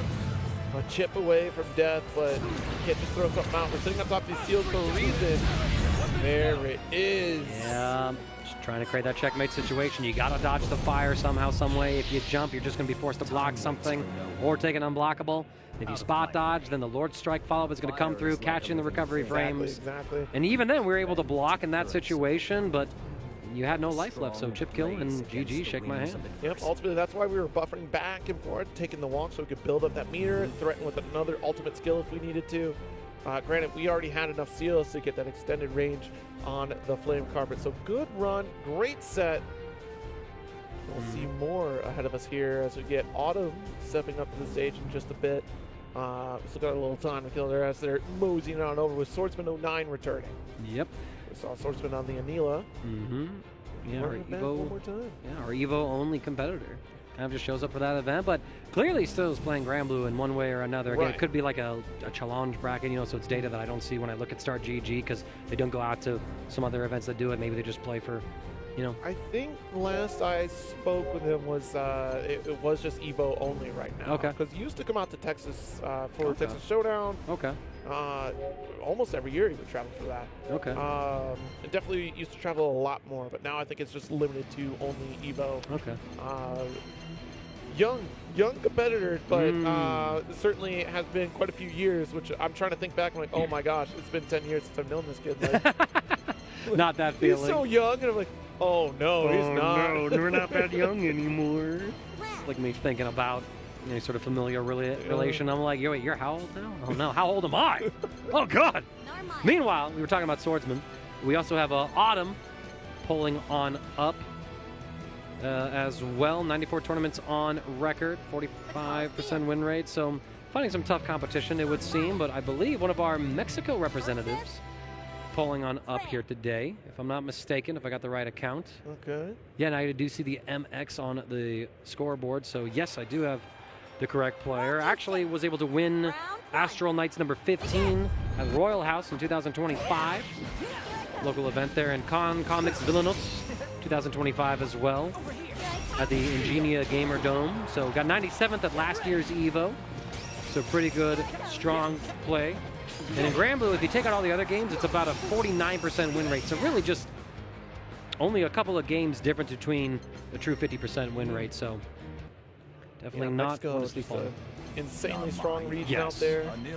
A very passionate region. With the Narmaya, not surprised to see this type of characters. We're going to see that Mexican playstyle for sure. When I talk Mexican playstyle, folks that aren't aware, meaning they are a very aggressive type of playstyle. They are relentless. Generally play as rushdown styles. So you'll see that a little bit here from the Narmaya likely, where we do get a lot of that run up into press and slash, which is generally like the MO for Narmayas at the state of the game, but like probably at a different level at this point here. So we'll see if we kick things off. Dash quite the transient into press and slash. Yeah, an apt comparison might be the Street Fighter 6 meme of Brazilian Ken. Oh, yeah. Right, to get that vibe of aggression here. But so far, we're trying to settle down with this Rodeo Narmaya. Going to spend the Brave counter early. Actually, look at the patience here. It's Autumn trying to find an opening to be explosive, which can be very tricky to do against a Neela because of all the cheap that comes through. Nice throw. Jumping in, holding that guard button too, just to try to mask the jumping animation. Satsuna, the medium version to get the plus on block.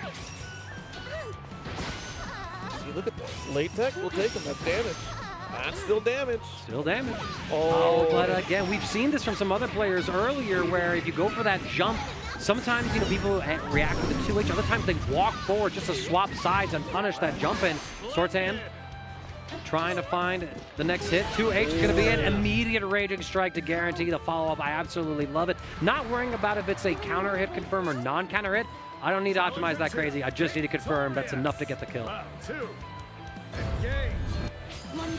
Oh, Autumn representing Teelan, of course. There are quite a few Teelan competitors that are supposed to come out in a 1. Of course, make it. The fuzzy mesh 2H on defense? What kind of Dragon Ball Fighters OS are we doing out here? It worked. Blowing up that transient. Easy away. Oh, too early on the medium. Yeah. Spot off here. Swordsman. Autumn in a bit of trouble here. Swordsman. Holding this space. Excellent spot dodge, though, against the block to the future. I hate it here. I hate it here. That was I loathe it here. You were so right, and that made so much sense, and yet you looked the wrong way. You were already committed to that animation. Yeah, that's unfortunate. I wonder if we would have waited if the strike would have put Swordsman on the opposite side. Just waited instead of quickly reacting to the strike.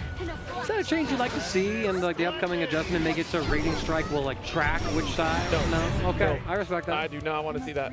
All right. If you're facing one way, it comes out that way. You're a firm believer? Look, I will say that interaction happened as intended, as designed. As designed, okay. Because it was off backside. And I'm pretty confident that Anila would have flipped back over. You wouldn't have been able to get rating strike, no. Okay. So that means that was not...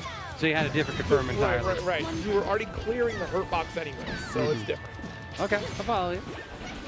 Good to have these conversations. It'd be nice though. It would be nice. For that one situation. Man, it would be cool if it worked like that. Forget the implications. Ooh. Light post. Okay, another take. If you could aim Raging Strike. You hold it back, you just turn around. Aim upwards. Actually, you might be onto something. Charge or Raging Strike on someone's jumping. Yeah. Hold on. Hold on, you like that idea? Okay. Maybe I'm crazy. Look at this. Maybe you're just saying. Swordsman taking this momentum, running on through. I believe we're still in the winner's side of the bracket. Might be the match to get out of pools. Excellent.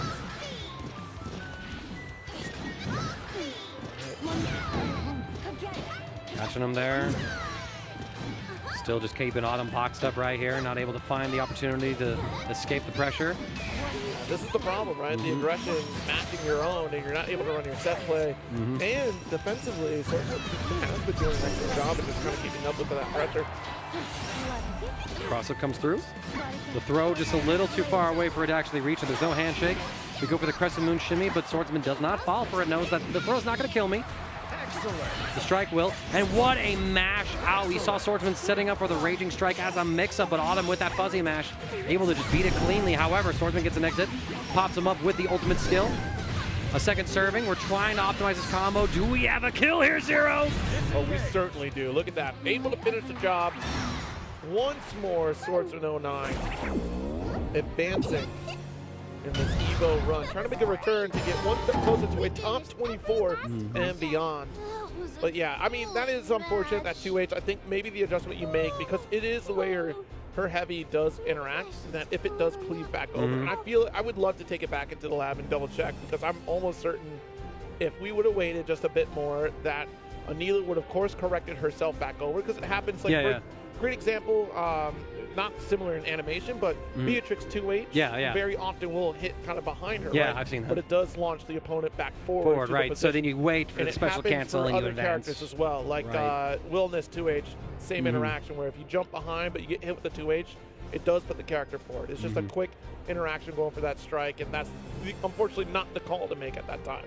Right, and sometimes it just depends on if you're ready or not for that situation to come up. Because, you're in the heat of the moment, and it's a very rare situation because, I mean, the player has to jump, the opponent rather, has to jump in a particular arc for them to get into that spot to have that interaction occur. And, I mean, this is coming off of Anila Vault, and like I mentioned before, how many Anila players do you run into, like, online, especially at high levels of play, right? You might run into her fairly occasionally at like some of like the lower rankings in ranked on Granblue, but if you once you get to the higher rankings, she definitely does fall off in terms of appearances up there, unless Riaz was in a mood one night, just says, let me play some Anila. Was supposed to convert to Anila permanently.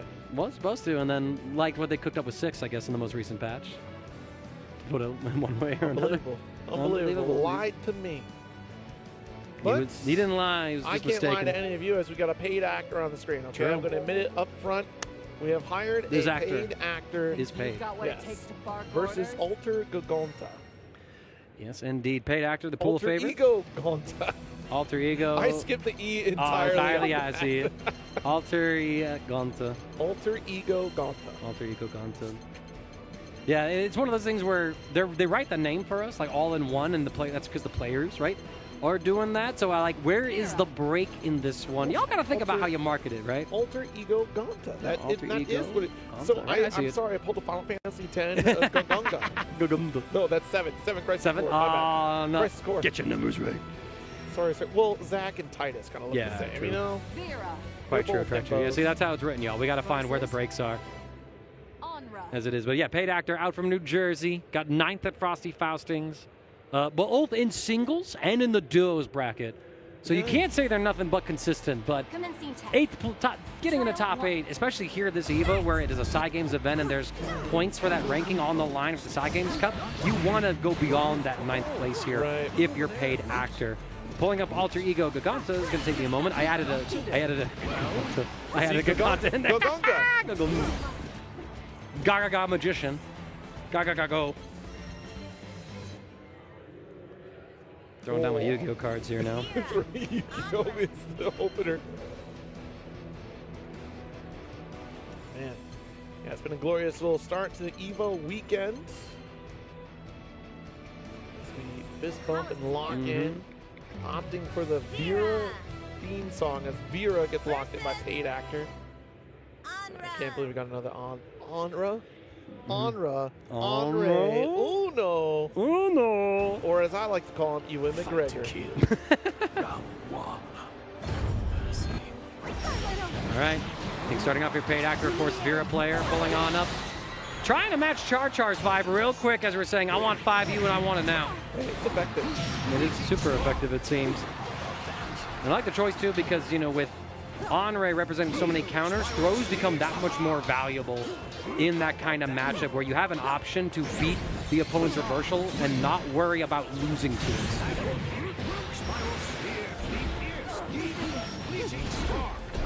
Here, close, heavy, massive counter hit. Plenty of resources on your side to extend a little bit further. Yeah, if you so choose, opts to knock with the drop, with this reversal. All right, yeah, it's like that. It's like I'm playing at 1,000,000 miles an hour. If I make a slip up, I'm pressing buttons because I'm paid actor. I'm a paid actor. They hired me to do this. I'm hired to do one thing. I'm here to paid act and kick ass, and I'm all out of action. And there it is, spin cycle here in the back of the corner. Once that combo limit has been achieved. More spin. Really trying to whittle away what's left of the health of paid actor, who does DP out. Back special out, flurry. All right, we get the stagger pressure here. Paid actor, though, gets interrupted, but no full confirm. See the BC just to maintain offense. Alter holding on to BC for now. And again, right, like, you look at the difference in how these two are approaching defense. As soon as Alter had a situation that was a going to leave in the plus range, paid actor immediately spends that brave counter to stop it. Meanwhile, Alter Ego holding on to that BC, just weathering the storm and taking situations back to back where they don't necessarily have to. It does work out for them. As both sides take a deep breath here. No more brave points for paid actor, so you have to hold all of this. Love the two. You tried to end it right then and there. This conflict is hollow. Yo, look at that Dragon Ball Fighters art on that stick, actually. I recognize that art anywhere. I got a t-shirt with that. I think you should recognize that arcade stick entirely. Yeah, right? Run up with the 5U. They're actually regular throw. What am I talking about? Don't worry about it. Nice block. Quite the interrupt. Strong start. Set up the Luminaire. There's that BC, and of course, the moment we go for it, it's blocked. So it kind of feels like, dang it, well, like even my defensive options aren't working out there as paid actor is just staggering the pressure so well right now. Luminaria once again, hold the block, and great patience on this beak driver.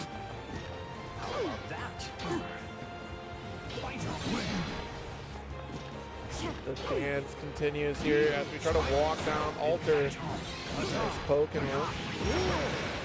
Finally get caught. It's going to be a full extension here for Alter. Goes for the Raging Strike and Chain to get the launcher. Backs up, looks for a reversal. Not able to get the confirm. Finds it at the last interaction there. So that's a round for Alter Ego Gonta. Now or face the consequences. Round 2. Second round here, nice swap. All right, the frame trap's starting to work here for Alter Ego. And I respect going for the close medium there instead of like the close heavy just because you were recovering from a move, so you want to go for the faster option. Make sure you don't miss the punish, because if you went for the slower option, you didn't get the punish, then that's damage off the table.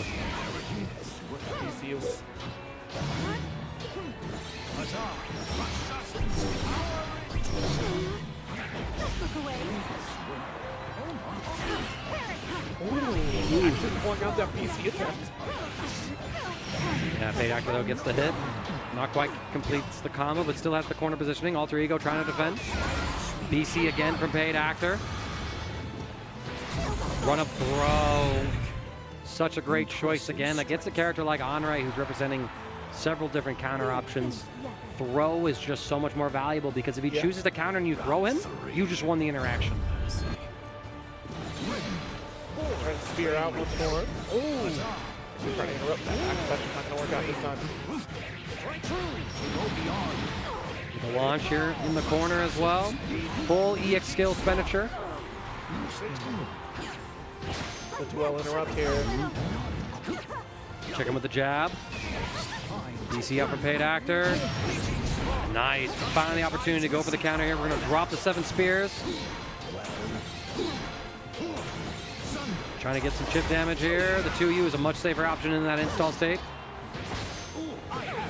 This massive lead here from Alter. Forward for Paid Actor to try to return the favor and catch up, but we're up against the wall.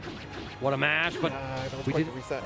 Not quite the reset, yeah, and I mean, another element too of Alter Ego's play, because we're not really using Brave Counters a whole lot, I don't think Alter Ego is really considering the fuzzy mash into Brave Counter OS, where if the opponent comes up and swings at you and you press, your buttons, like your lights, and you're blocking, then the lights won't come out. But then if you do like 2 of those into a BC input, if you hit in that same situation, Raging Strike comes out, you get a confirm, you get a combo, you would have won the set cleanly right there and not open up another opportunity. But on defense, if you're just blocking, the BC comes out and you reset. And I don't think Alter Ego is necessarily leaning on that OS, which could be something that they need to think about integrating sometimes in their gameplay. But right now, they're playing really well as they take a huge lead on Paid Actor. Oh, but the skill. Oh, the shimmy, but you went for throw, able to mash out and tech it still. There it is, the sacrifice once again. Open up low. Too close to trying to get super, so we go for the standard OT. BC, Paid Actor. Trying to run this offense here. Alter Ego. Looks for that counter, gets the full pickup, even better than a BC. Marvelous repertoire. I must watch myself. And this is it. This could be set point, potentially an upset in the pools. You're seeing a lot of that caution starting to showcase on Paid Actor, right? Doesn't want to get called out by these parries. The low, though, does catch the walk forward. And that 2L poke yet again, but damage on the table still left as Alter Ego. Not, following up with the special cancel, not following it up with Raging Strike. Paid Actor now is going to get the corner positioning. Luminaire comes through. So many staggers. One too many, it seems. Nice spot dodge. The Bastion's going to intercept. Another Brave counter out from Paid Actor just to keep Alter under duress here. But the counter yet again, 0. Alter's finding the right moments to drop those skills. The dash up, BC right. Oh my goodness. Aerial back special. Not quite enough to finish the job. Trying to get the chip kill range now here. Paid Actor has to make something happen. He's able to evade the ultimate spin. Very good roll. Here we go. You have to play this so carefully. Oh my god, 0.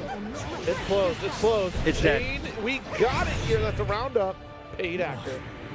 Somehow finds that right hit and stays alive, and that could be the one interaction Paid Actor needed to keep the winner's side alive. After all, you're trying to get on that leaderboard here at this event. You're trying to make that big performance at EVO. One of the last opportunities you have in the United States to get those points. And especially, with that auto qualification spot on the line for winning EVO itself. It's a big factor. All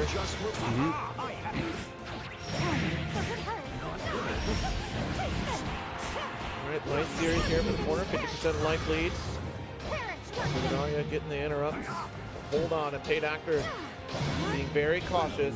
Keep it tight. Nice. But again, in those situations where you're seeing those special moves, you're not going for that BC to get that guaranteed counter hit to then get out of the corner with the super jump. And because of that, I think Alter Ego might be throwing away the set. But we got one more interaction. The throw comes through, and that is it. Paid Actor takes it 2-1, but Alter Ego had some chances. And honestly, I think if you just spiced in a few more Brave counters. I know we saw one in the set and it was blocked, and you're like, well, what's the point? You're looking for it. There's moments where you go for it. It's a very common spot to do it at the end of a block string when the special moves come out so that there is no stagger opportunity. So you can get that counter hit, get that hard knockdown to swap sides, put the opponent in the corner, run your offensive plan. It's a huge part of the game, and it defines high level currently. And if you're not using it, I genuinely think you are handicapping yourself. Gosh, I mean, there's so much to think about in terms of that corner pressure here. I think you really had picked up your stride at the end there, Alter. And unfortunately, it was Paid Actor that had been caught on the back foot for so long, trying to figure out the pace that you were trying to play at. And then once we got that rhythm found, it was just Paid Actor constantly pressing in the corner, as you said. A great set nonetheless, and a very close one, and it's getting closer and closer to yet another ad break. We'll be back with more Granblue Fantasy vs. Rising action here at EVO 2026 right after this. Chipotle and 2XKO are back for round 2. Use promo code TAGTEAM at checkout to unlock the Chipotle Fresh Fit backpack and bucket hat for your avatar. Visit chipotle.com/2XKO for details. Come on, everyone! I'm in orbit, Quill. Too easy. Bam! Big fist coming in! Fighter, activate! With great power comes a great beatdown! Together, we can achieve anything! Ha! Yeah!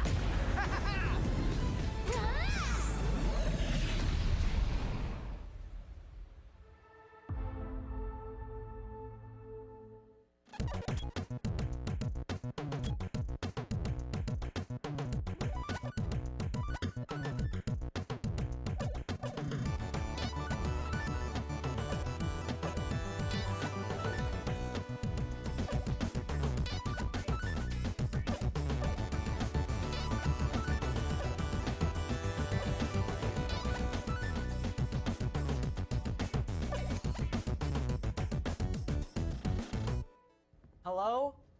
Whoa. Mama Kurgan 85 lives here? Yep, that's my mom. The absolute legend who went from gaming on her phone to ruthless online streaming slayer with no mercy for any living thing is your mom? Hey guys. Apples with peanut butter? How is this possible? With AT&T Wireless and Home Internet. Hey, text me if you need anything. Level up your connection with AT&T Wireless and Home Internet, now available across the nation. No, she's so nice in real life.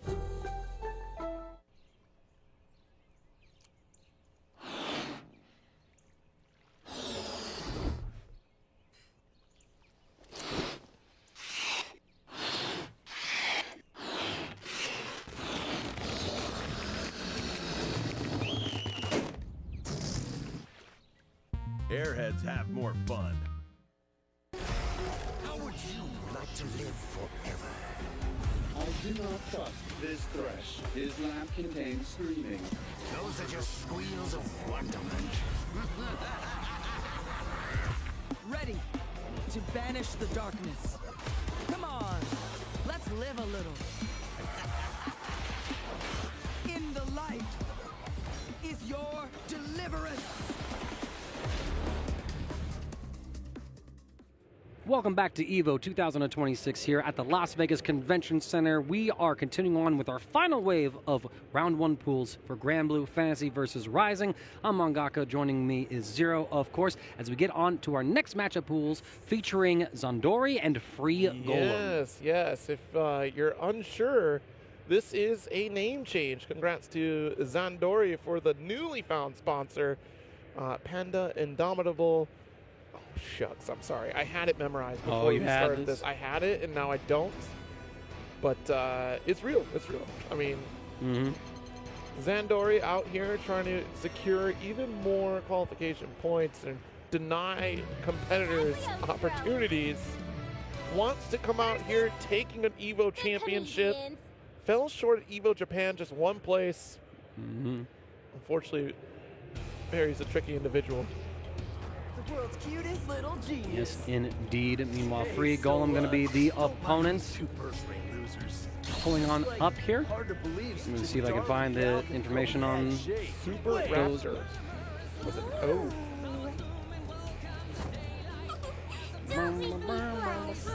The Usus theme. You got the lyrics. Up against Lorraine versus Cagliostro. Even if I have to beat it into your head. Here goes nothing. Round 1. Have at it. Is Cagliostro like announcing her own match? Was that the voice I heard, or she's over here like handing out these hands, and she's like, I'm gonna narrate it too.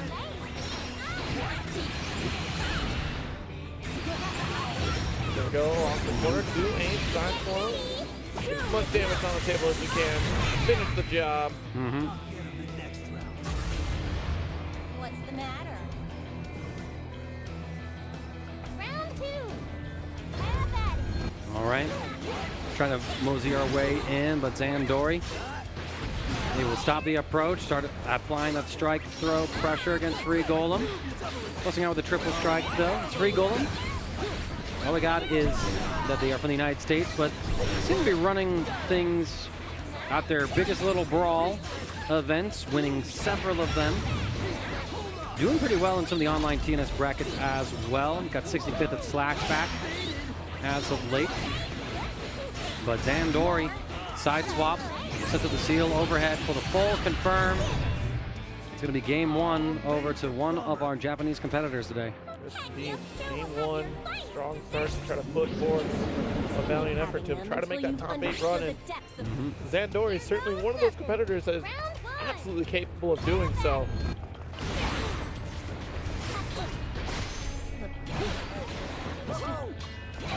It's on the 2U for knockdown. Woo! In a minute. Spot dodge. Trying to get a strike. Maybe thought there was going to be a button in there, but Zandori with the side swap. Free Golem in trouble. And not to mention, do that deep run up to catch the backdash as well from Free Golem, making sure that our jab didn't lift right there. Anticipating the movement of the player, because me personally, I ran to where Free Golem was and stopped. I didn't run to where Free Golem went to. You know, that's some high-level movement. Just understanding what your opponent wants to do. Couple spears, back special to put you right. 2U to 2U, huh? Zandori. Putting the world of hurt against Free Golem. Nice jump in. And is this Evo or GDQ as Zandori is working on the speed run here? It's a perfect no less. Wakayama, Indomitable Panda, Zandori. That's crazy. That's crazy. You added Indomitable to Zandori's name. And yeah, it's showcasing the sponsor tag as well. Got the jersey, got the shirt. That is a sick logo, actually. That is a sick logo. Of course. Wakayama, Indomitable Panda. Yep. Of course, this is the, if I saw the tag correctly, the artist formerly known as Zangief Dream. Yes, correct. That is right. That is right. We call him Zandori now. It's still the same thing because that's how it kind of breaks down. Is Zandori. Zandori. Yep. So yeah, so in case you all were confused about who that was, tied for first place on the leaderboard right now with Have a Nice Day, both of them having 300 points, and this event could be the tiebreaker between them, depending on how they finish off, actually. And again, we're all trying to fight, or the players at least are trying to fight for that coveted auto-qualification spot, this being a 5-star event for the Side Games World Cup. And Zangief's at the head of the pack. Either you're going to make a deep run of this bracket, cement that lead even further just to give yourself that extra security to stay on the list, or you get that auto-qualifying spot, don't have to worry about it whether or not you're going to be able to show up. So you're in a really good spot, but if you bottom out and you miss that top 8 and somebody else gets a chunk of the points to jump ahead of you, then things can start to become very dubious for you depending on how it plays out. Those are ramifications that we're not really going to fully appreciate until that top 8 is finished tomorrow morning. Right, and we're talking, you only get to keep 2 of your 5-star events. So this is going to be a great opportunity for Zandori to try to lock in those points, right? So you got to take it all, and then you don't have to worry about it because you qualified, or you're sitting pretty good because we're already looking at events kind of winding down as we get closer to November. Again, we're, just 5 months away. We call it a spade. It's 4 months away, really.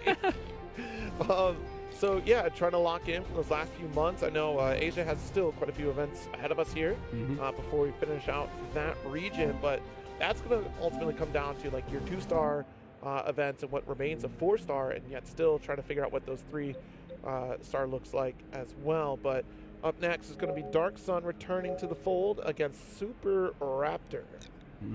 Yeah, Dark Sun, the Utah competitor that we got to see play earlier. Meanwhile, Super Raptor pulling on up 64 tournaments to their name, just about a 50% win rate as well. Seems like they are from California, playing in Guilty Gear, BlazBlue, and Granblue. For Guilty Gear Strive, they got 49th at Combat Breaker last year, 65th at EVO last year. For Granblue, they have a 60% win rate, but very few games on record for them, actually, at least when it comes to their StarGG account.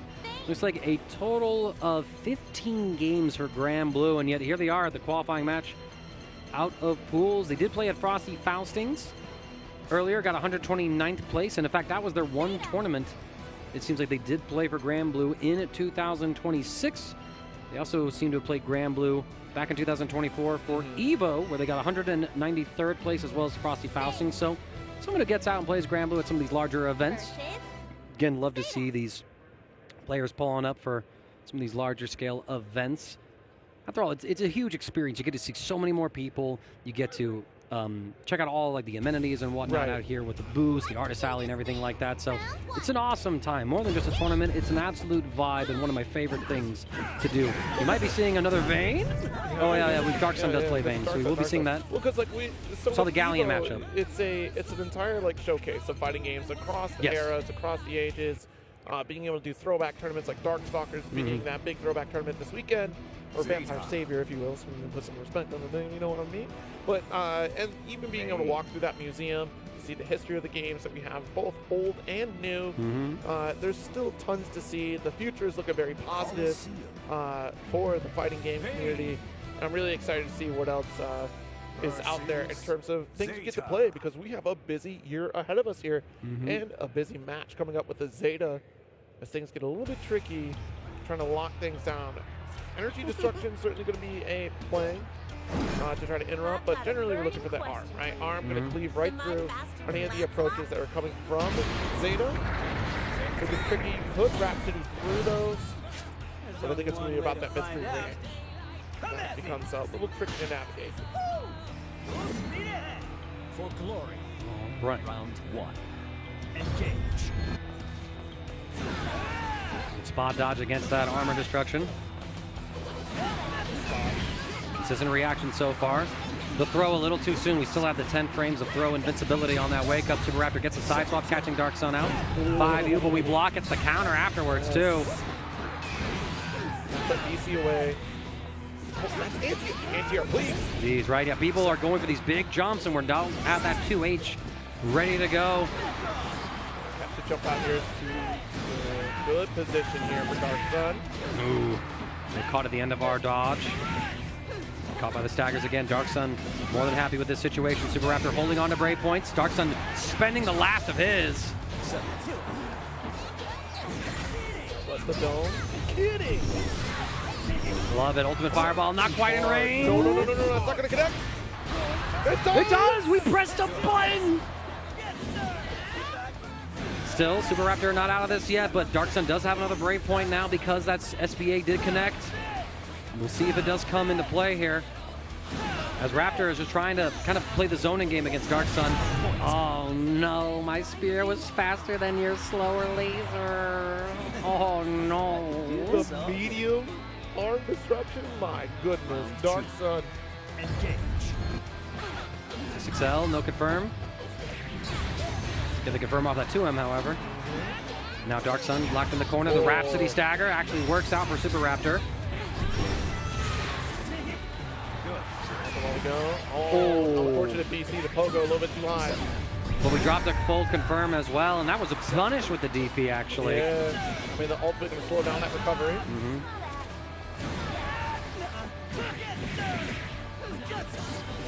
Shields down. I forgot that you had a shield up there. You didn't have to spot dodge.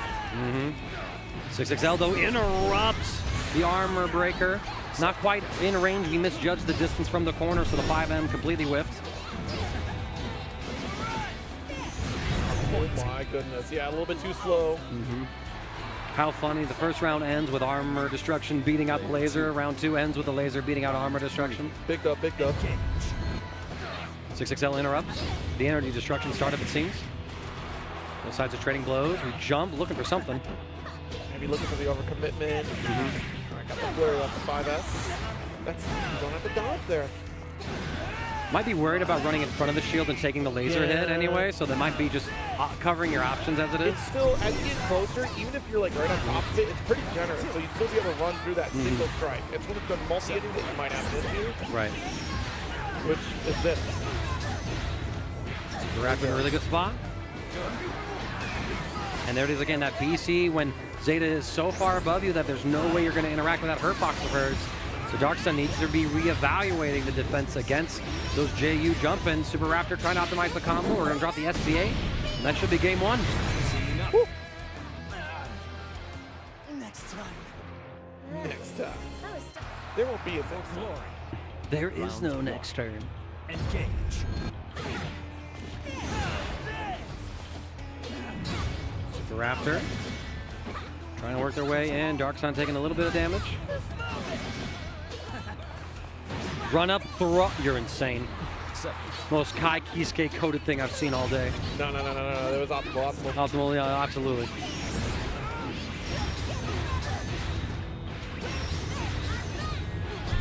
Nice. Good run to finish. And we see Dark Sun adapting, but gets caught by the low. Taking the mix, and honestly, I think it's at the point when Super Raptor is no longer in the stratosphere with that JU that then you go for the Brave counter. Like, you're just doing it too soon. Now you can do it a little later in those intervals. Super Raptor now threatening set point here on Dark Sun. Round 2. Engage.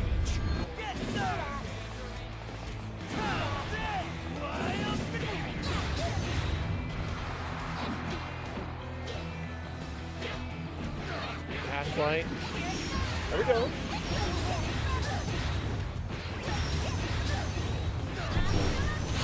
Great open, at least a round up though.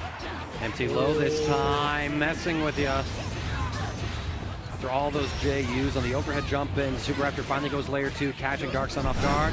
I love the DP there. Uh-oh. Too much time. All right, good tech out, another spot dodge, but look at this life lead. Super Raptor played it smart with medium, but decides to take the fight to Dark Sun. Oh, ran into it. Nice ground bounce. Interrupted. You go for the 5U, get the counter hit, pick up as well. Dark Sun, not a lot of life left. You're not quite in chip range, but you are within the 2L counter hit range, and that is it. Dark Sun sent down to loser's side. As Super Raptor is going to advance on 2 winners. Getting out of this pool, I believe. Unless we're at a different spot, though. I don't quite have the brackets in front of me. So many to look at, too. I'd be jumping around the pages all day. Pools. Yeah, happening right now, y'all. Happening right now. 33, 34 across the entire day. You know, and we're, again, our final round 1 pools set is happening right now. And then in the next block that Zero is going to be doing, it is going to be the round 2 wave of pools. So we're going to start seeing the emerging storylines of various rivalries as the top level players start running into each other. We start getting the sharks and losers, and people get eliminated. Yeah. It's going to be absolutely phenomenal as, again, we try to narrow things down to get to our top 24 later this evening, which we will then finalize into the top 8 for tomorrow morning. 2-day tournament. 2-day. I mean, there's tons of games going on here. I mean, even Guilty Gear is going to be tomorrow as well. Right after Granblue top 8 will be Guilty Gear top 8. And then I think it's Rivals after Guilty Gear? If I remember correctly. It's all in the arena. So. Yeah, it's all in the arena. We got all the games, going on over there, so people will be able to go in, watch those top 8s in that arena spacing. And it looks fantastic. I was able to go over there and check it out. They got tons of seating set up for it. Hopefully there's not the problem that we've had. I think it was 2 EVOs ago where people had to haul chairs over. That was solved. Yeah, we've solved that one. This is my first time being back at EVO in a little bit. I don't think, and I used to go when it was always at the Mandalay Bay Convention Center, so this is my first time seeing it at this glorious and awesome Las Vegas Convention Center. Tons of space out here. I know that people are like, I've seen at least some people saying like, yo, it looks pretty empty in here. That's how big the space is, y'all. There's still 10,000 people. There's plenty of walking room here. If you've not been to Level Up Expo, excuse me, Level Up Expo is done in this exact same hall. The difference being is that it's not cut off at the curtain where the arena is. But it is a ton of walking space. Yes. There's plenty of room. I mean, we have scientists out here for sure that are figuring out this space, because in the background you can see as pools are going, that gets crowded. The stations you see in front of us, those are casual stations. So they're doing casuals at those setups there, and I think it flips over to actual tournament setups when those pools are running. But I see Guilty Gear right there, I believe. So yeah, this is definitely just all casual stations. You have folks playing Street Fighter over there, and Granblue setups as well. So it's all pretty well dedicated, pretty well mapped out. You can actually look at the full map at the EVO social media pages and get that full breakdown of how the space is broken up here. But we do have Clop versus Excel Breaker. Getting a Lancelot is few and far between, a very rare appearance, at least stateside. I know Japan has a few Lancelot representation, and of course Latin America also has a good handful of them as well that are still very strong competitors out here, but not many. Right. So it'll be interesting. I think between the two, Meg is the one that can really stand out as a strong call out against Lancelot here, especially when it comes to turbulence. We'll see if that comes to play. But as far as corner carry, this is the king and queen of corner carrying on the cast. Outside of like, you know, Catalina. Yep. Oh, and you know, oh, and you know. Keep going. You got this. You know. Look, man, Meg's good. Meg's good, man. Meg's really good. Lancelot. Meg versus Lancelot. First time that we've got to see these characters today. At least It's my second myself. time seeing Meg. Nice, I nice. I missed the other Meg though when I was on you break. were eating lunch, which is fine. Understandable. Do that. First time we're seeing Lancelot, though, for sure. Love that for sure. A warrior that wields It's a sword. shark. What a line, man. He's so calm about Yeah, it, right? too. It's like, I'm more than ready for you. why are you wielding a Fair shark? warning, stray too close and we might Ice get meets bit. water, right? Not At the event. Got it. Ursula's not the only one with fangs, so stay back if you know what's good for ya. Find cover. What? Quickly. Okay. Yeah, that intro is so extra, and I love it. Vodka. What? Huh? Quickly. Oh, okay. Wow, what a bust out of there, actually. BC very early on from Excel Breaker, and Klopp expecting the cross-up, walks forward, gets clipped. Guard button might have been the better choice there, just to OS between the left-right mix. Oh, took our time, goes for the ultimate. Down special, activating here to get out of that corner. It's going to come through, but again, Klopp finding the flip, using this as a reversal. Those stubby lights coming from Lancelot. Oh, no. It's like one of those games, Zero, where every reversal is going to hit. The BC trying to get the cross. There should have been a challenge, I feel like, with the light there. Back to the front.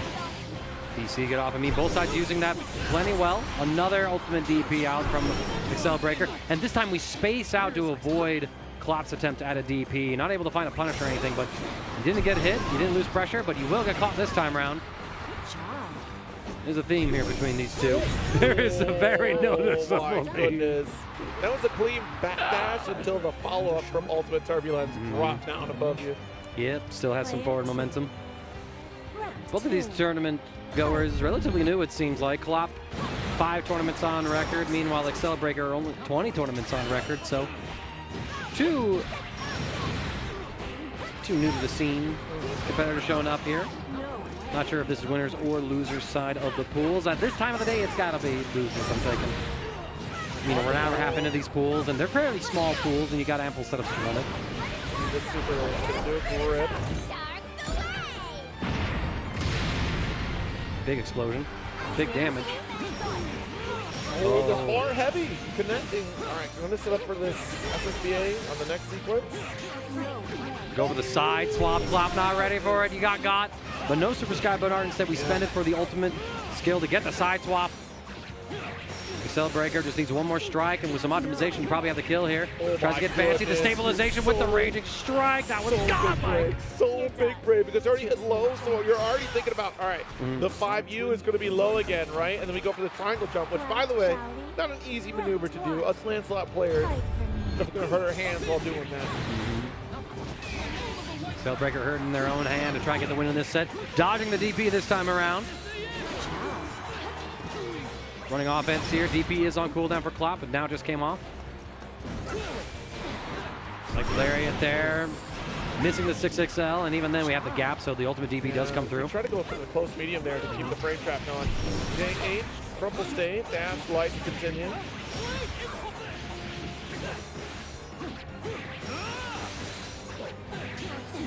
Alright, it's low, but tries to go off the wall a little bit high. Yep. So stand blocking is going to keep Lance in that corner. Good block.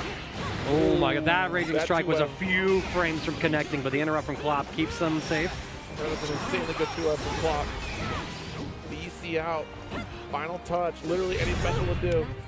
Chip damage comes through here. Excel Breaker now at set point. Very scrappy set so far we've seen as both players loving their reversals on defense, and neither of them really checking them.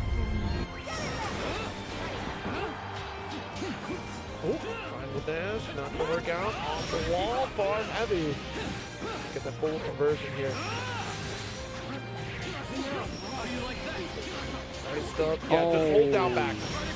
Until he hits the wall, just keep blocking low. He can't bless you down with the JU. Back throw, though. Klopp has an opportunity. Gets a 6XL. We're going to see the launcher here.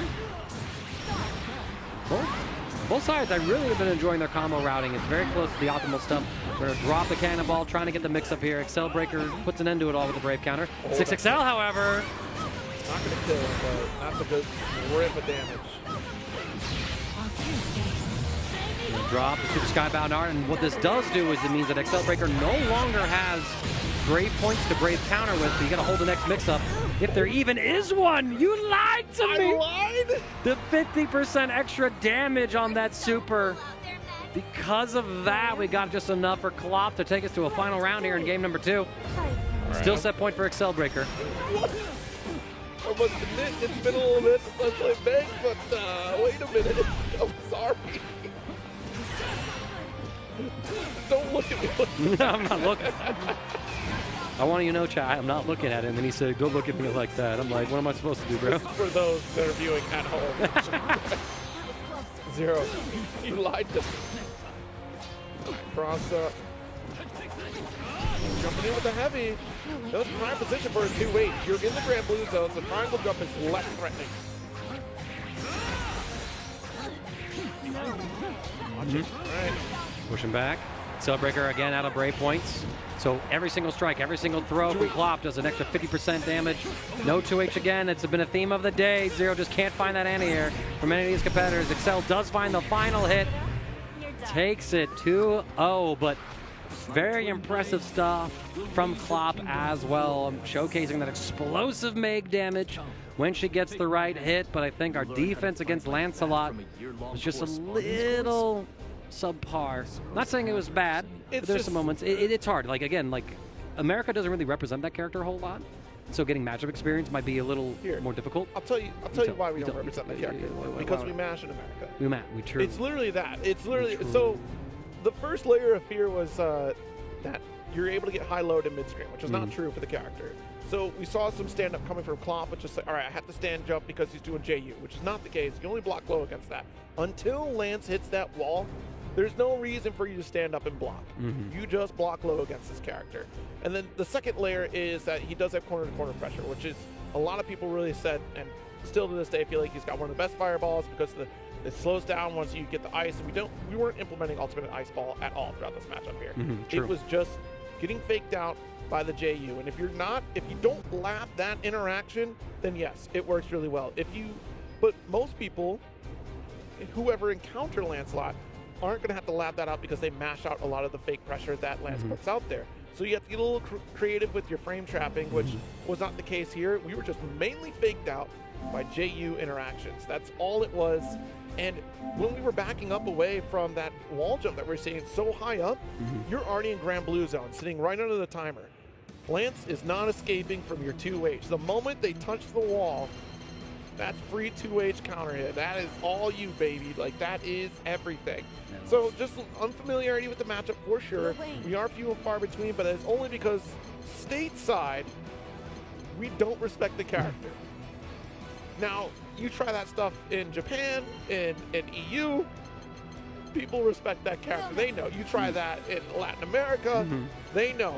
Romantic style. Remember? Remember. That's beautiful. That's beautiful. Excellent little dissertation there. And hey, if Klopp listens to that, then you're able to gain some of that knowledge right there. Yo, right now in the arena, they're doing the Invincible versus Showcase. I'm pretty confident the voice actor of Immortal just walked on stage cosplaying as Immortal.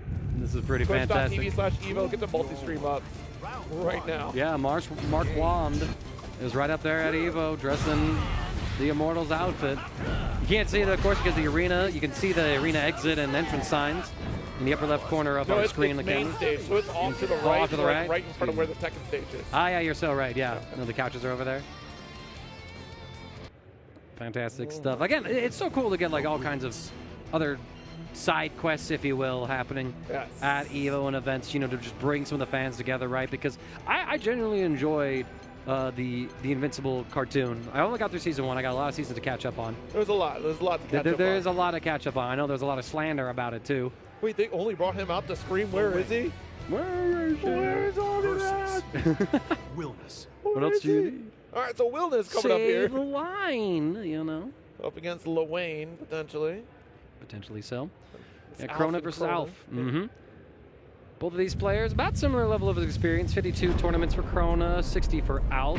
Krona being a player from Nevada, so we got a Nevada local pulling up here, getting third place at Biggest Little Brawl, number 59. Also getting some 2XKO games under their belts as well, with nice. Welcome Week LAN 2025, fifth place at that particular tournament. Alf, on the other hand, California representative, winning Replay Rumble 34 side games and Capcom Cup for Granblue, getting second at the 44th Replay Rumble, and fifth place in Granblue at Genesis earlier this year, playing in some online events like the Comic Clash and Granblue Curry Cup. Let's check this one out here. Another Lewayne and another Wellness. Round Star Volcanic Knee, Wellness Classic. Nice with the 2F. Krona already earning this corner position, but Alf not going to give it up so easily with that uppercut. The throw, but we get the jump to bait it out. Krona going to get the critical hit off the ultimate, awesome sauce, excuse me.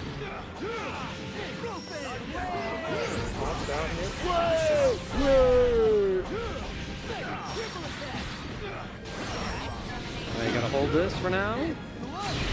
And yep, I had a feeling that, first knockdown of the game, Alf woke up with DP. I felt that a Super Skybound Art Reversal was coming, because that's a Wellness Player classic. If you do that, you embody the spirit of character. Look at that damage. So much. And still chipping away. Ultimate wheel. Alf's going to get slid into the DMs for the victory. So got the round up to continue. Round 2. Engage. A big jump in. Yeah. Commitment with that hat and smash. Yeah, well, I think we saw that Alf was very aggressive with that volcanic knee in the last round, so it's like, all right, I think you're going to be swinging at me at this plane, so if I just jump over it, should be a good time for me. And Krona's calculation was correct. Get the throw here as well. Nice little tick throw setup, sending the bros. Yo, man, swinging. And I think that was supposed to be wake up DP, and then we corrected it the second time. I think that might have been the case, or it was a case of wake up with a normal and then, oh, the bro's still coming at me. I didn't hit him. I have to dodge it. Like, what do I do? What do I do? It's going to round start here. Got the homies to cover the forward advance. Cagney does connect. Beam wants to swipe into low. Ultimate wheel still keeping at bay. Missile barrage baiting out a throw. Yeah, getting some hits with the missile, but the backdash gets caught by that DP. Trying to swing, take the turn, we flash. Alpha's going to win out in that situation. Here come the missiles. We're just going to respect the pressure. We get frame trap, no BC usage again. Granted, it was at the stagger point, so definitely a little more justifiable there to wait it out. Oh my gosh, we caught with that 2L press. Iggy-san! Save me, Iggy! Oh my goodness. He's surviving here. What are you throwing for? What are you trying to grab? Oh no, we don't know? Oh, we don't know? No. Wait a minute. That actually, hold on. I didn't know. I'm so sorry there, Alf. I did not understand your game. Don't you justify it? Alf did not know either. Did not know either. But you know what? I like the gumption. I like the idea, because if you were a step closer and a couple frames later, you would have hit. You would have hit. That was almost genius. So brazen and crazy. It circled right back around to being genius. Ooh, huge. Nice. All right. Let's see if that was the momentum Alf needed. We frame trapped the BC attempt. Ultimate reversal here coming out from Alf. I like the jump out from Krona. Oh, excuse me, we got the names backward the whole time. Alf on the player 1 seat, Krona on the player 2 seat. One down. Clever moves. All right, it's a round for Alf. It's now Krona. Round 3. Didn't Alf own the Lewayne still win the first game? I think the score didn't adjust correctly. Now I'm all kinds of mixed. Yeah, there we go. Okay, there we go. We're good. It's crazy. We were able to swap names without the score. That's unlucky.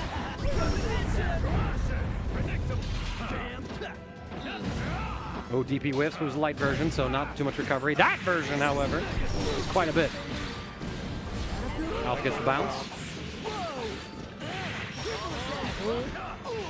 Slash at him, bring him down. Good blocking that overhead. Good defense so far until you press the button. Frame trap before you get troubles. Good throw tech. Able to catch. What's crazy, this game is even. They're both one touch. Yeah, quite literally one touch. Actually, I wonder if we would have done ultimate knee, or ultimate hand drawn rather. Would have been on the side one. This doesn't reach. This doesn't Hail punish. Mary. Trade with the bot. The missile actually saved him. No anti-air. Oh, and like that, Krona eliminated. Alf gonna take it. 2-0. Some heroic swings. I think every single round there was a Super Skybound art. That was insane. If you would have hit on Yggdrasil recovery, you can never say that was an accident. Like you have to your grave. Like I knew. I always knew. I was laughing at it. I was laughing. Always. There's no way I would ever have missed that because I laughed it. Wills, let me tell you. Crazy. That would have been absolutely beautiful. That would have been Evo moment 789 right there. And we're going to take a moment to look at other glorious moments across the Evo history as we take this one brief break. Don't go away. More Granblue Fantasy versus Rising action coming at you right after this. Chipotle Honey Chicken is back. Step into summer with fresh grilled chicken, spicy chipotle peppers, and the perfect touch of pure honey. Open the summer with Chipotle Honey Chicken. It's taking heat and sweet to a whole new level. No two competitors are the same. Some run on routine for the chance to win big. Some make time to rise through the brackets. Some lock in with confidence. However you prepare, there's a place for every kind of competitor. PlayStation Tournaments. Sign up today on PS5.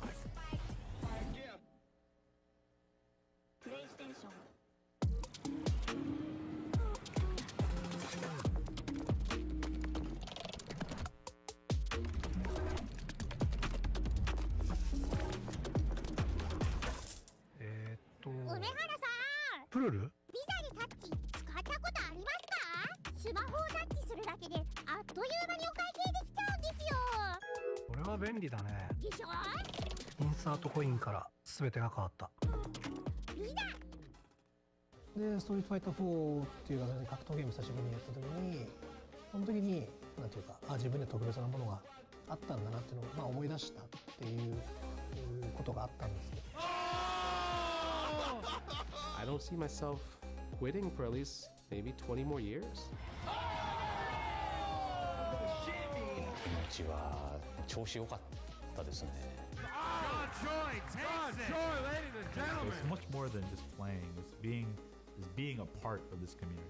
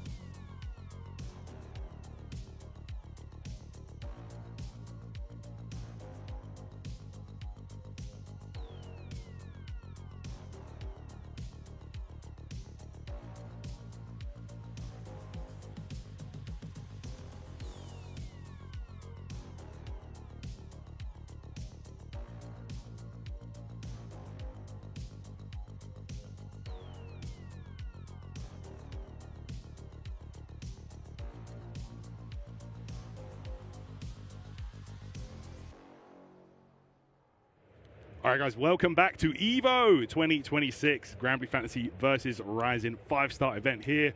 Tyrant and Giuna to hold it down. How's it going, bro? This is my first Granblue of the day. I've been at the BlazBlue prison. I've been following along the tournament there. So what's happened? Nothing too big. I guess we're still early in the brackets right now. Yeah, still early on. I don't think anything too unexpected has happened so far. Okay. You know, we've been seeing the usual suspects go the distance so far here in pools. We're going to be doing round 2, right? We so are we're starting round 2 pools. So I think if you guys have been following along since the beginning, I think we're going to start getting a little bit more sweatier with the matches. We're going to see some big comps, some big setups and everything. That's it. That's what we want to see. You know, it's EVO after all. You know, you better bring your A game. You want to make it this far in the tournament and beyond. So what's the state of the game right now? I got my GOAT. I saw him playing already. Zenger Dream is here. He's got a jersey on. That's a Tatagai Tuesday regular out there. But who are the other big names, big favorites right now? I know Kasusagi just won EVO Japan, but he is not here in Vegas. Yeah, Kasusagi, not here, like you say. I mean, coming up next. Well, listen, there we go. say no more.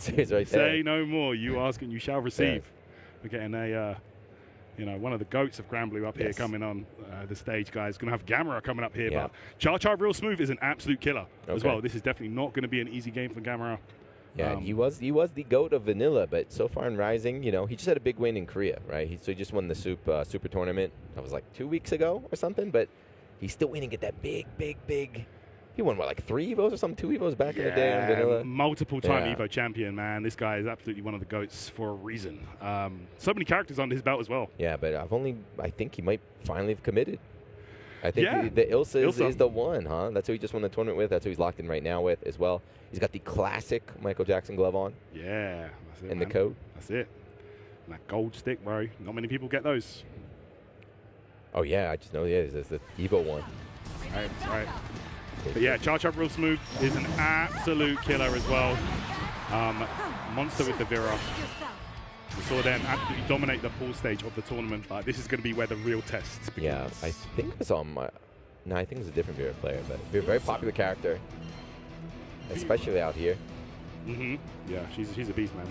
And like Char Real Smooth is the kind of player that he will not wait around for the SBA version of the transformation. He's going to just go all in, try and connect that 5U, and just get that transformation game going. But here we go. Also on the side of Gamera, definitely a character that's been bringing him great success. And there, like you said, might have committed to a character at long last. Have you played her? She's fun. Awesome. I love her. Yeah, she's awesome. Yes. Super fun. She's super cool, man. Yep, we're spending early, cashing out. Yeah, get the meters back up with some mines, and this is why she's so fun, man. You can just shoot, you just press buttons, throw on bombs, let it do the work for you there, just like you said. Already command grab, already activated. All right, gonna have that transformation in, gonna have way better movement. Gonna be way more strong of a character. There we go, nice. Ooh. Going long, just locking down the projectile, and now we are cornered here. 10 right away, burn some of the DP. That's it, tying up two bravery points each now. Ooh, the setup. And the block attack for sure. That should be it, man. We've got one, and there we go. Gamera strong zone, but all took was one touch to the corner. Very good stuff there from Cha-Cha. Good prediction. The first block string command grab. Yeah, literally. Try it out. I mean, you got to test it out early, see if your opponent's going to react, jump, punting. But now you know Gamera's looking for that. So full combo time here for Gamera. And my favorite move. Missile coming. Oh! Took the risk with the DP and it paid off. Fearless. Guard cancel block. Immediate DP. Command grab. He jumped away, jumped back instead of neutral jump. Yeah, often you see that. Usually he's so good at getting that grab off, but Gamera evading. Okay, yeah, there we go. SBA version of transformation coming into play. Break the grab. Delay throw here. Yeah. Couldn't get a read on Gamera's tech timing.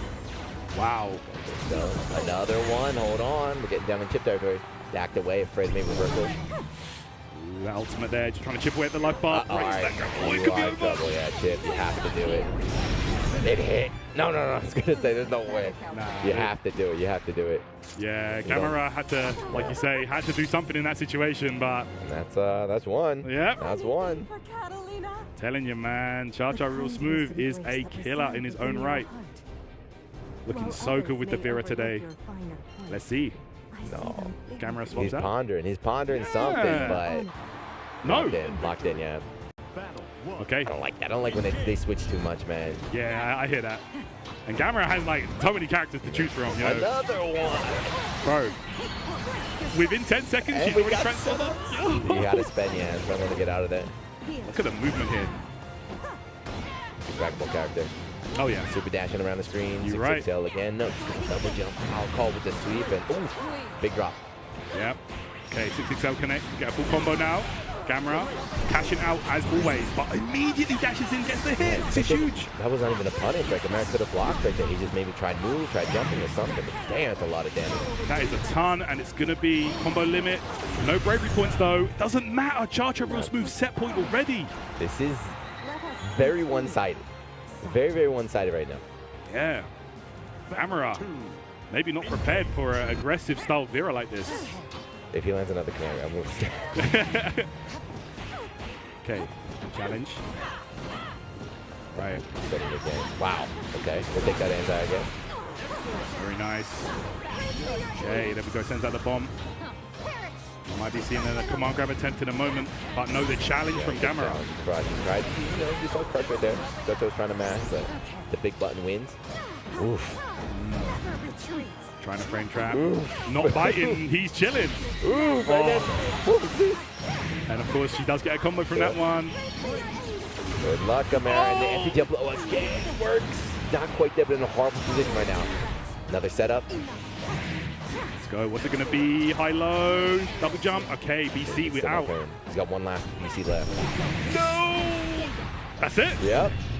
4 rounds. And Gamera face in his palm. Yeah, 4 rounds straight.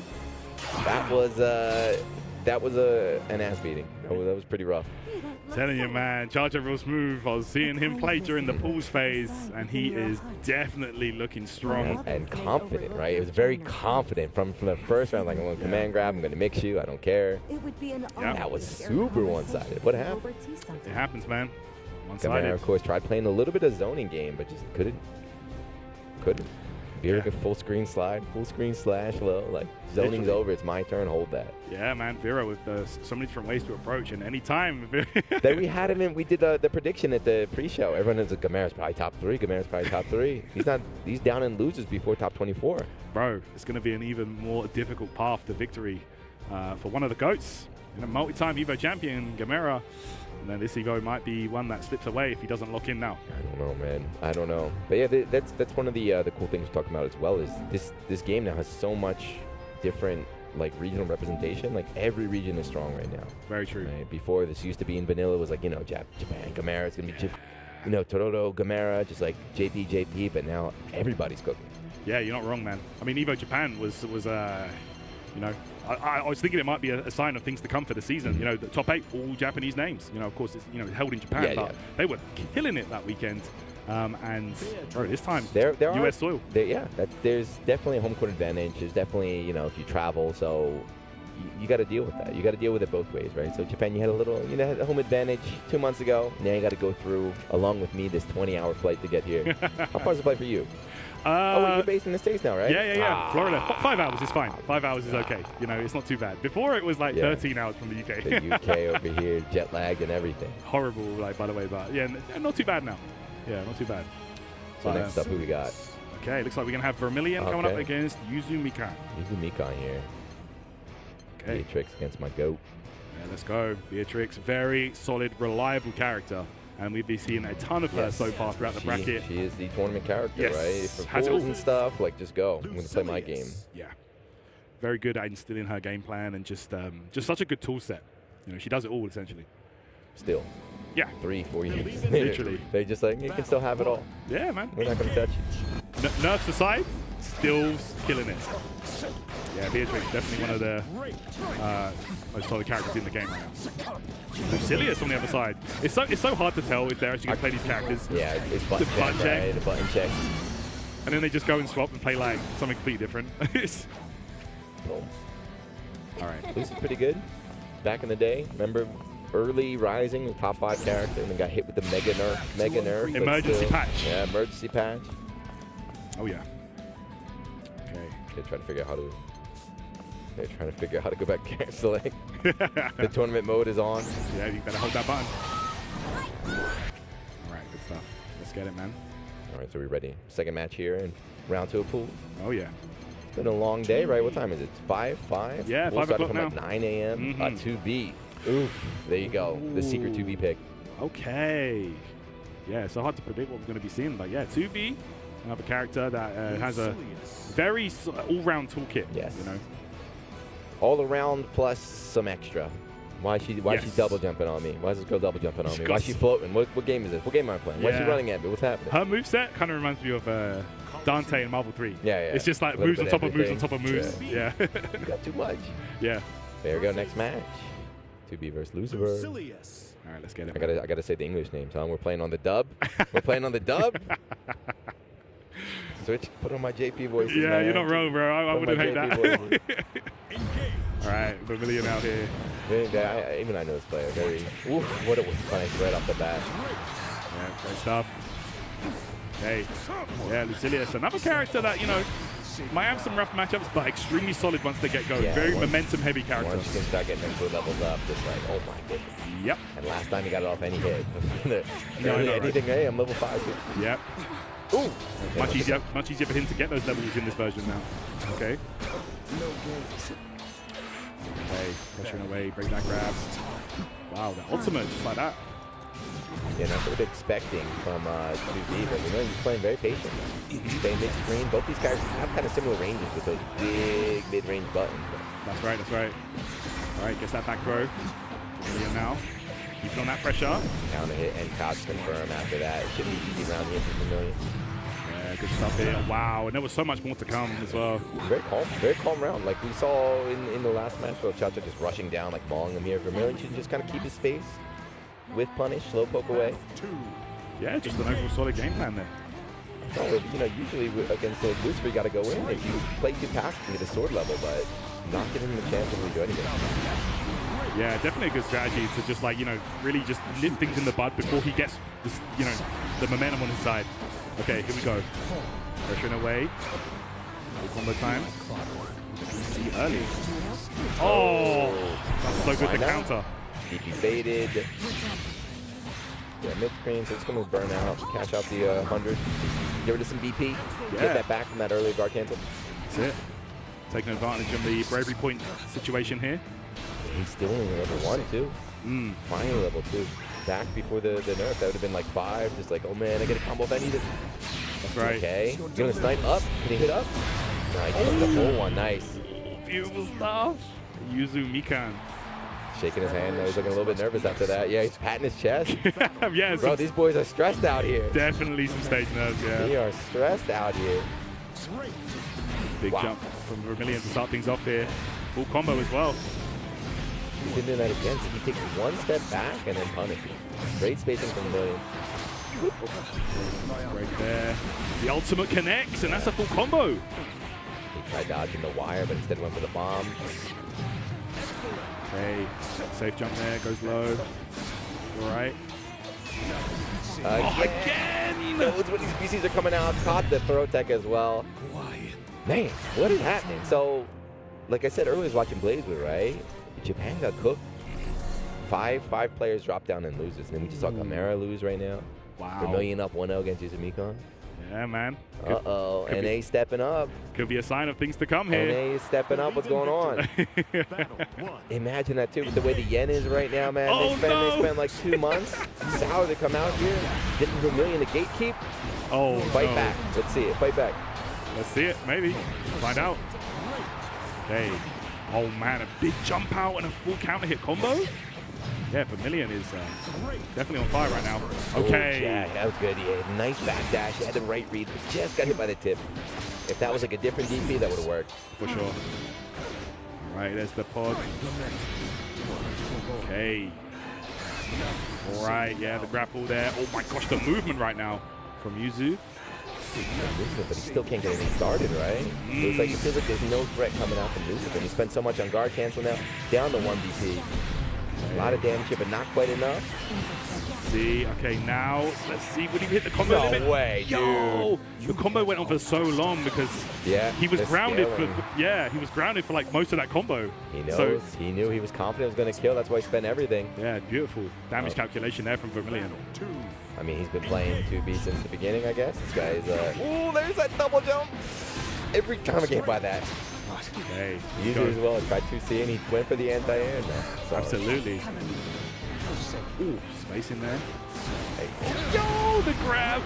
Finally going to get something going, but the DP? Very bad. Yeah, sometimes when like your opponent finally gets momentum, the first option is DP. I'm not giving you anything. Yeah. Oh, my goodness. Yo, the movement was so good in the crumple. That's actually going to do it, Juna. All right, that's it. Yeah. Another JP player falling here. It's a new era. It's a new generation. Damn, okay. 2-0. He's 2-0 and 2-0. And you can't even put the asterisk. You couldn't even put like close 2-0. That was just a 2-0-2-0. Man, that's a domination. We're here to fight. What's happening? That's all. Who's man. left? Zangief Dream. That's my goat. I need him to perform well. But he plays at Tatakai 2s every week. He fights against a lot of time foreign players will come hang out. So he has that experience. Oh, Yeah, man. I hear that. That's wild, though. Hey, so Granblue is still regular game at Tatakai? Yeah. Yeah. Good stuff. Run by the community back there. They bring it every single week. It's hyped too because Zangief Dream wins all these tournaments. Yeah. He doesn't take a break, right? So this ends on Sunday. He'll be there on Tuesday. He never misses. He'll be there Tuesday.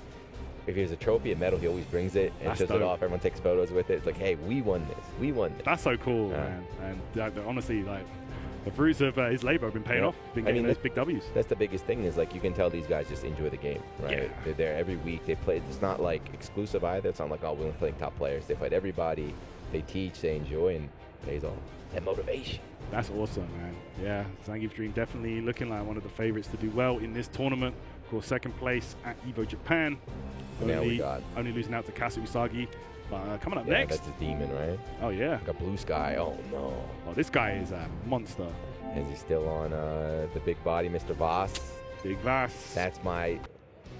So Voss actually considered good now, but Yeah. when he was considered like weak, that was still my demon. He's all that's the one character I cannot fight. I cannot fight him. It's something. He's just too big, man. Yeah, It freaks me out. I hear that, and like, character got insanely strong during Rising. You give this guy the ultimate, that ultimate grab is just, I don't want to play. Safe jump. We got two reversals right here. He's got the forward moving 5B now. Just damage, ultimate skills, combos everywhere. Yeah, literally. Armor. He's got every. Literally. Yeah, this character, man. He just did well at Arc World Tour too, I believe. Boss got third, top 4 or something. He's doing work. Character very consistent. I'm okay. Thank you, though. Yes, please. Chat, you guys at home, if you're watching, join us, make sure you stay hydrated. Grab a drink. Oh, yeah. Definitely got to be doing that, guys, And listen, if you're not at home, if you're here in the EVO venue, stay hydrated. Because, bro, you've been outside? Desert, that is dude. Crazy. I like it, though. Dry Vegas heat. I prefer I'll take it. that over the Japanese humidity any day. I prefer that, man. I'm living in Florida now, and it's all about that humidity. It's horrible. Oh, you down in Florida? Yeah, I want that dry. Listen, the Vegas heat is hotter, but like the dry heat, I prefer it. Okay. Oh, Percy. Okay. I wonder if this is going to be another button check mix. He's going to 2B. Because I know BSG is 100% playing fast. Got the DLC skin too. Ooh. Extra damage. The mental damage. Oh, it is going to be Percy. Okay. Yeah, it is. I like it in Percy. All right. You want to talk about characters that can hit hard? This character, my gosh. Deleting health bars. Fun little journey too in Granblue. End of vanilla, like, oh, Percy top one, and then Rising come out, he's bottom one. Early on, they're like, he's the worst character in the game, he's bottom one. And it's like, oh, wait a second, we were wrong. Our bad. He's actually super good. Oh, yeah, he's definitely consistent. He can do it. Let's see. Just not many people using him. That's the problem. Okay. Yeah, I played him in vanilla, and like the stock system is not super complex, but it is a little bit. It does make it a little bit more technical than some other characters in the game. Yeah, you got to realize when to sacrifice damage for Oki and vice versa.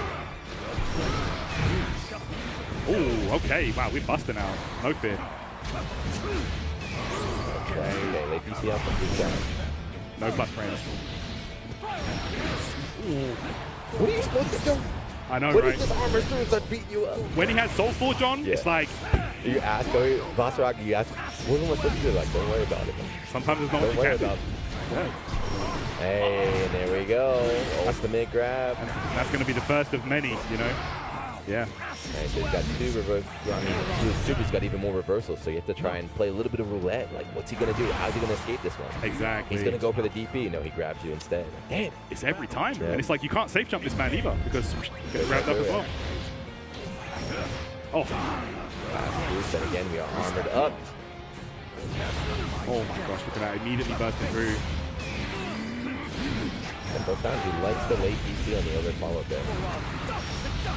Yeah, double O here. Does get the plus strength. Another one. Every time. Spend that 50%, man. You're going to make it back.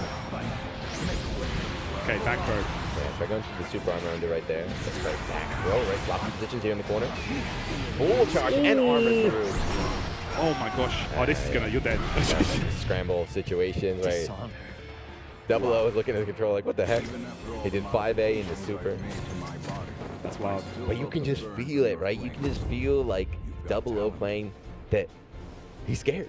I'm scared. I'm not even playing, I'm scared. Hey, Basarok is a scary ass character. He's terrifying. Yeah. Looks scary, bro. And yeah, this guy is he's a monster. Is it Akainu from One Piece's voice actor in the Japanese? I'm pretty sure it is. Yeah. That's also Kumuro voice actor.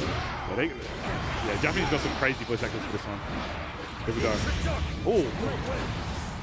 Get a little bit of stocks. You gotta get some more though. There's no space, right? Cannot get out of his range. That sight goes half screen. He has shoulder tackle as well. Armor up and walk directly at you. There's no time for Double to really get going right now. And carpet out, runaway time, build something? No. All right, that carpet is down. He walked straight through it. He said, yo, bet. Okay. Again, Soul Forge in effect here applied. Oh no. Okay. The low. ESG with the surprise. With high, immediate low. All right. So hard to read this, man. Oh, neutral jump. Jump, yeah, but gonna come down there and get a punish on the kill. Tech attempt and then just hyper armor straight through. 3 rounds straight. Very comfortable position right now for Blue Sky. Battle 2. Engage. If you double, I don't even know what to do. Like, what? Go. He still has not found an answer to really get any momentum in this match. And once again, back to the wall. YOLO DP from downtown, able to connect. Give him a little bit of breathing room, but... Possible DP has that, you know, benefit of moving forward a bit, so close that gap a little bit better. Okay, there's the projectile sent out, goes low. Again. Still go either way, honestly. All right, there's the ultimate BSG. I don't know. You go either way, but I don't know. I think Double's going to have to really make something happen. BSG slowly pushing them there. These little, like, pokes are adding up. Oh!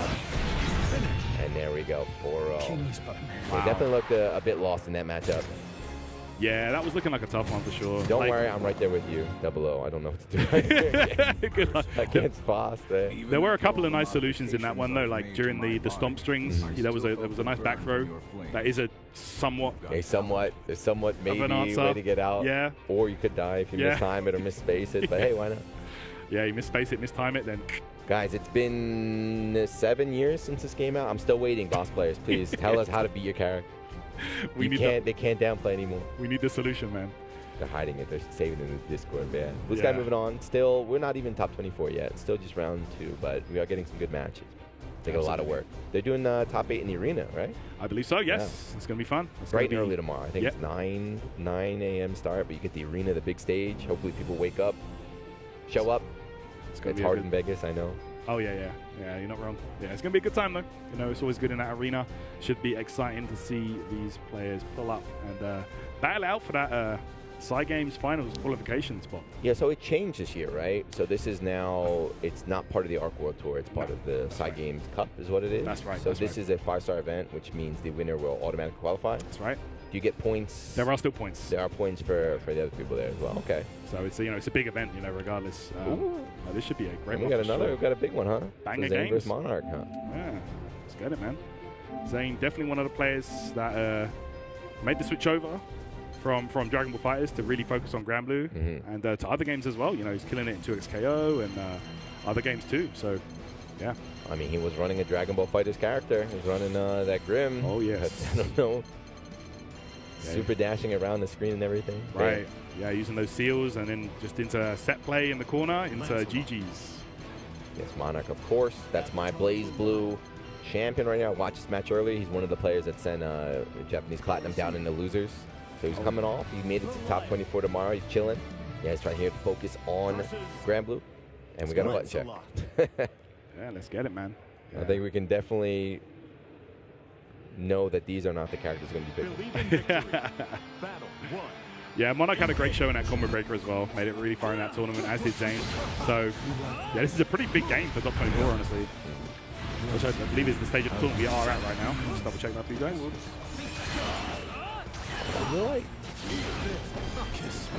Man, played Avatar character so fun. Yeah, that is actually a sub character that Zane uses, but yeah, it's too. I don't think he's going to be playing that here.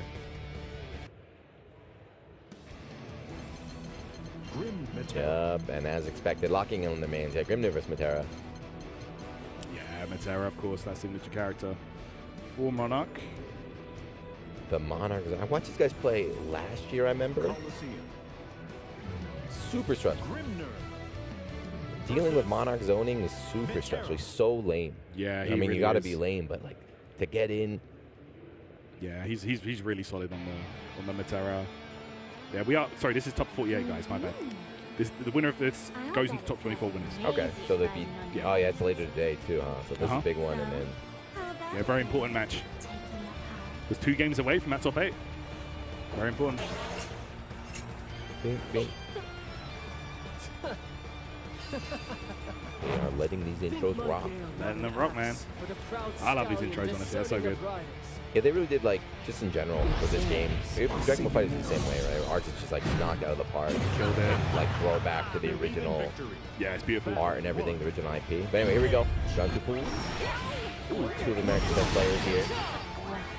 Yeah, Monarch is going to be zoning you out all day. Those seals are over there. You might not get to use them. Okay. Wow. That's huge. Sniped and meaty. Yeah, Zane wanted to get out there, get on those seals. Monarch already expected that. The deep anti-air. That wasn't the anti-air, that was like a snipe. Oh, beautiful conversion off the butterfly. It's dead. Oh, not yet. Oh. Still a good spot though, too. Went for the hard knockdown back away, created some distance. All right, great stuff. It's so scary in this game. Like, thing is zoning, like other games, usually like, you get poked. They do a lot of little bit of damage multiple times, not just to get that D&D going. Oh yeah, for sure. Still taking 50%. You're like, okay. Break that grab, but still going to take a little bit of life on that one. That delay tech. Okay. Butterfly out. Oh, man. I like him keeping it low to the floor this time, because that anti-air the last time was horrible. Right, and yeah, using the stay right there to throw out the road tech for Monarch. He showed it earlier. Zane air dash down, got him. That's the setup until. Woo. So he likes to do, uses that ultimate seal near the corner into just DBFC stuff, God, the reaction to the arrows. Ooh, okay. I can grab her on that one. It's going to be a chip situation, yeah. Just had to go for dodge right there. If you didn't dodge that, you're going to chip by the next one. So yeah. I love chip damage. I love chip damage. I'm not unironically, like a lot of games moving away with it, like Street Fighter changed the way it works. I love how this game still has it. Yeah, the guaranteed stuff, man. Okay. Try throwing out, yeah, one of the expectations we are caught. Okay. Oh my gosh, look at that. I love that. Zane What kind of movement is that? Yo, he did like 5 actions in the air. This is Dragon Ball FighterZ. He jumped out of the corner, went to the other corner, air dash all the way back to Monarch in the corner. Okay, sets it up again. There's the ultimate whirlwind full screen. We're going in. The butterfly is a big dub right there. Oh yeah. Okay. There we go, trying to set it up, Monarch. Hiding on the seals. He can use it whenever he wants. Got Monarch way 50 right there. I like that. Zane faking him out. Man, look at this, though. All right, PC, get off. You only got one left. Hard knockdown here. Protect the seal, keep him cornered. Okay, he's able to beat the tornado right now. Gosh, bro, this acid rain. What do you he was do? in jail right now. Come on, man. That's cheap, bro. That is super cheap. That is super cheap. Like, you can't move. Yeah. That's crazy. You got checked in the situation. That was it. Game 1 Monarch, right? Zane was playing really well until the very end. He's got put in kind of checkmate situation. Okay. Oh. Right, take that grab. All right, this time it pays off. Zane. Save. Monarch challenges. Oh, unlucky. Yeah, the 6-6 bell saw the airborne hit. Thought he'd get confirmed. Couldn't quite get it. Got punished for the attempt. Now Monarch got the momentum. Oh. Fuzzy mash there. Going out there, dash here. I like that from Zane. Oh my gosh. Where you blocking? Yeah, where you looking? Shoot the wrong way. Yeah, there is a block button in the game, but sometimes it doesn't matter. I don't use I'm a boomer. I'm against the block on it. Yeah, it's too hard for me, man. My brain is not wired. This is not MK. Yeah, good recovery there from Zane getting the first round. Just moving a little bit more. Seals are out. Nice counter into wall bounce, gonna get the combo, and again, if you can keep Monarch here, you're in a good spot. That's right. Might see that ultimate steal if he gets hit confirmed, but Monarch says no. Gets the grab. Yeah. Unique there. Oh, and he set up the butterfly before the combo. Like max damage. Yo, this is crazy. Oh no. Drop. Still got a good chunk of damage there. Yeah. Unfortunately, able to BC get out. Pretty sure that would have been dead if he didn't drop that. I love when people go for like the 3 punishes. Oh, that was a snipe we saw from earlier. Couldn't get the pickup, but tried to dodge, and the landmine was there. And now Monarch here with match point. Yeah. Zane playing with fight, honestly, there with no bravery points. It was literally anything would have done it. This super high snipe. That's twice now Monarch's done it. So clean. You can tell he knows his matchup. If you're playing in the NA scene, you have to know his matchup. Yeah, Zane was telling me about his path actually, and he said, yeah, I've got Monarch in my path, and I don't feel too confident, and it's kind of showing here. Although Zane gets a hit, and this is looking good. Okay. Oh, okay. This might be enough actually. Yeah, he's got 100. Yeah. Okay. Good recovery. All right, let's go. Zane might be back. 1-1 here. Yeah, that's all it takes. Granblue is a very high damage game if you get in the corner. If you get in the corner, you get him crack a lot of times. Yeah. 2-hit rounds. That's right. The corner is so valuable in this game. You get so many new extra combo routes. Like you said, more damage, more setups. Okay. 5-4 war. Mana comes out on top. Uh-oh. Talking about that corner. That was what we saw in the first round, but now he's able to forward roll out of there. Yeah. Very risky, but able to escape. Gets the grab. Okay, the hop. Again, this time it's a BC. Zane. Grab pays off. Oh! Man, if he had a punish on that. Yeah, that was a good approach. Brings out the BC again. He can spend it, but he's not getting a punish in there. Both players now at 1 bravery point. He might actually spend the super just to, wait, is this enough? Yeah, he's dead because no bravery points. Damn. Okay, set point now, Zane. Good recovery. Sometimes even if you're not feeling confident, it doesn't matter. It's first to 2. Exactly. Couple right reads, couple good reads, and Zane on the birds and Monarch down to the losers. Yeah. Sometimes that's all it takes, like you said.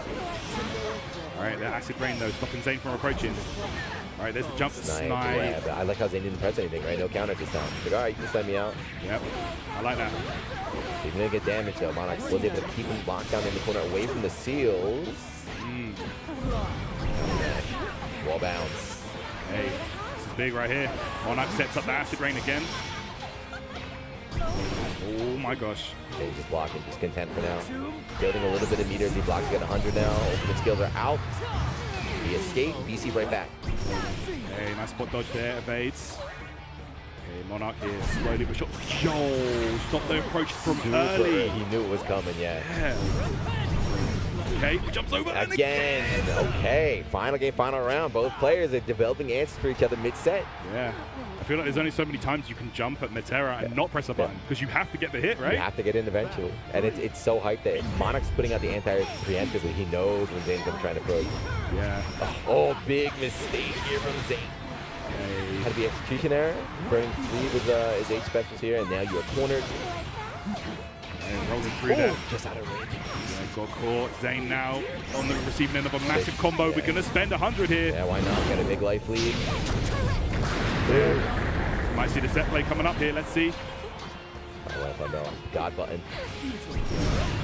Yeah, gets a little bit of breathing room, gets out of there, but still, Zane got a lot of work to do. Yeah, it's not easy right here. Oh my gosh. No life on the side of Grimnit. And the wake up button from Monarch takes it. Not happy from Zane, but the fist bump. Yes, Monarch moving on. Okay. Wow, that was a great game, though. It could have gone either way. You know Monarch is like, damn, sigh of relief right there after that one. Wow, what a That's set. what happens, though, right? So this is not even top 24. Like, this is one of those matches that could be a top 8 match, but we got to start doing them early. Yeah. The level of play has gotten really high. A lot of killers out here. Yeah, for sure. There you go, Monarch. Goes into top 24. And Damn, so top 24 BlazBlue, top 24 Granblue on winner's side. That's crazy. Looks like, you know. Oh, is this a Chipotle match? Hey, let's go. Yes. Chipotle extra match. We got Koji Coco and This is a huge match. That's why Chipotle's the GOAT. Because they make sure we watch these instead of going to commercial. Saving us, man. Yeah, thank you. If you guys don't know, Chipotle is sponsoring these matches. We get a little bit off main stage. We're bringing some extra footage to thank them. Get some extra block next time you go. Hell yeah. That's me all day. Yeah, so Coach is another favorite we had in the pre-show. Someone who's going to maybe top 3 finish. Yeah, absolutely. Both these players are actually extremely strong. Beeple, one of the best fairies out there. Yeah, running the characters won Evo Japan, like you said.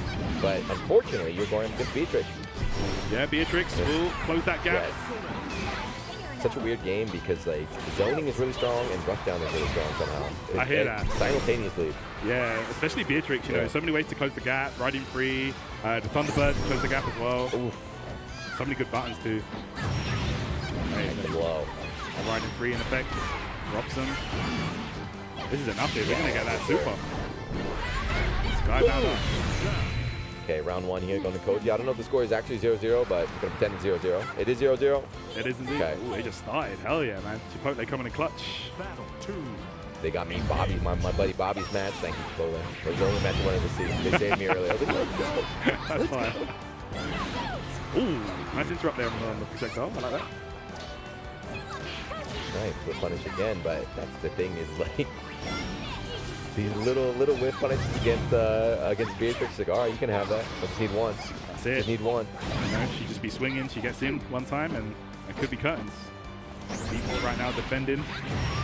Yeah, man. Any hit confirmed from Beatrix. It's a tough time. Ultimate Thunderbird. Little meter came too, and the anti-jump blow going to build the 100 here as well. SBA in effect right here. There you go. Koji Coco looking confident right here. Wow.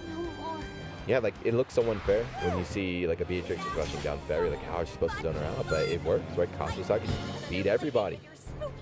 You have to be really on point. Just consistency, man. You have to keep them out at all costs. It's a lot harder to do than us just sitting here saying, hey, do it. Yeah, exactly. Yeah. Zone her out. Just zone her out. Yeah, Ferry, man. Like, yeah, you know, at her core, she is a zoner, sure, but once she gets going with the set play, she's a monster, man. Every matchup's the same when she sets up GG. Okay. All right, Koji here. Gosh. Oh, I like that. Don't want to deal with the plus frames. Thanks. Nice. All right, we're setting it up. Their Poe. There we go, high-low. Nice to 8 grab. Yeah. With fun, it's beautiful. Hey. Ooh, the Lacey gets there. E4 just trying to make some space, trying to close this one out, and does so. Good counter match, and I hear people screaming in the crowd for people. I guess there's fans out here. Battle 2. Yeah, very stressful stuff. That is indeed. Like we saw, man. Anyone can get it. It's back to Mera game. Oh, beautiful. Don't shake the hand too early. Match ain't done yet. Koji right here on fire. Ultimate Thunderbird for the knockdown safe jump. Grab in the corner. Fireball gets plus frame. 2L, 2L. Yeah, this is another round close. And this is like what happens, right? People are struggling in neutral to get those wins, but when Beatrix wins, just I touched you, we're in the corner, we're running the loops. She just runs her set play. You know? I'll never play Zoner. You play Zoner? It depends on the game. Okay. Usually not. Too stressful. When you win with the Zoner, you're like, damn, I'm nice. You lose, you're like, this guy's scrub. He robbed me, man. He robbed me. He Stop stressed me down. This is how it's spamming. Oh my gosh, look, I feel like the whole game has taken place in this left side of the screen. What's happening? Oh, this is where Beatrix, this is her home. Okay. Here we go, pressure in now. Again, that fireball. People challenges there, does get away with it. All right. Oh man, you couldn't even take advantage of GG right there. For punish them downtown, and yes. Very similar situation. Not quite enough on this time, but the next one will do it. We got 2 BP left, and not even a chance to use them. 2-0, Koji Koko moving on. Wow, and that's a huge victory, bro. That just goes to show how strong Koji Koko's looking. Yep. Beeple is definitely not a player to sleep on, bro. Didn't have a chance to play. Just got Beatrix there. It's moving on. I'm pretty sure it's winners, right? So I'm sure Beeple will have another chance down there and losers, but we are seeing the big names drop down. It's getting rough down there. It's looking tough for sure, man. You're not wrong. I'm just going to double, just to confirm. Yeah, that was 4 top 24 winners. So, yeah, Koji Koko going to go through that one. Monarch's in there as well. We saw Cha-Cha move up in there as well. So we got a lot more matches as we make our way into top 24. Before that, we got a quick break, so don't go anywhere. It's going to be short because Chipotle brought us that previous match. Let's go, man. So we'll be right back with more Granblue after this. Chipotle and 2XKO are back for round 2. Use promo code Tag Team at checkout to unlock the Chipotle Fresh Fit backpack and bucket hat for your avatar. Visit chipotle.com/2XKO for details.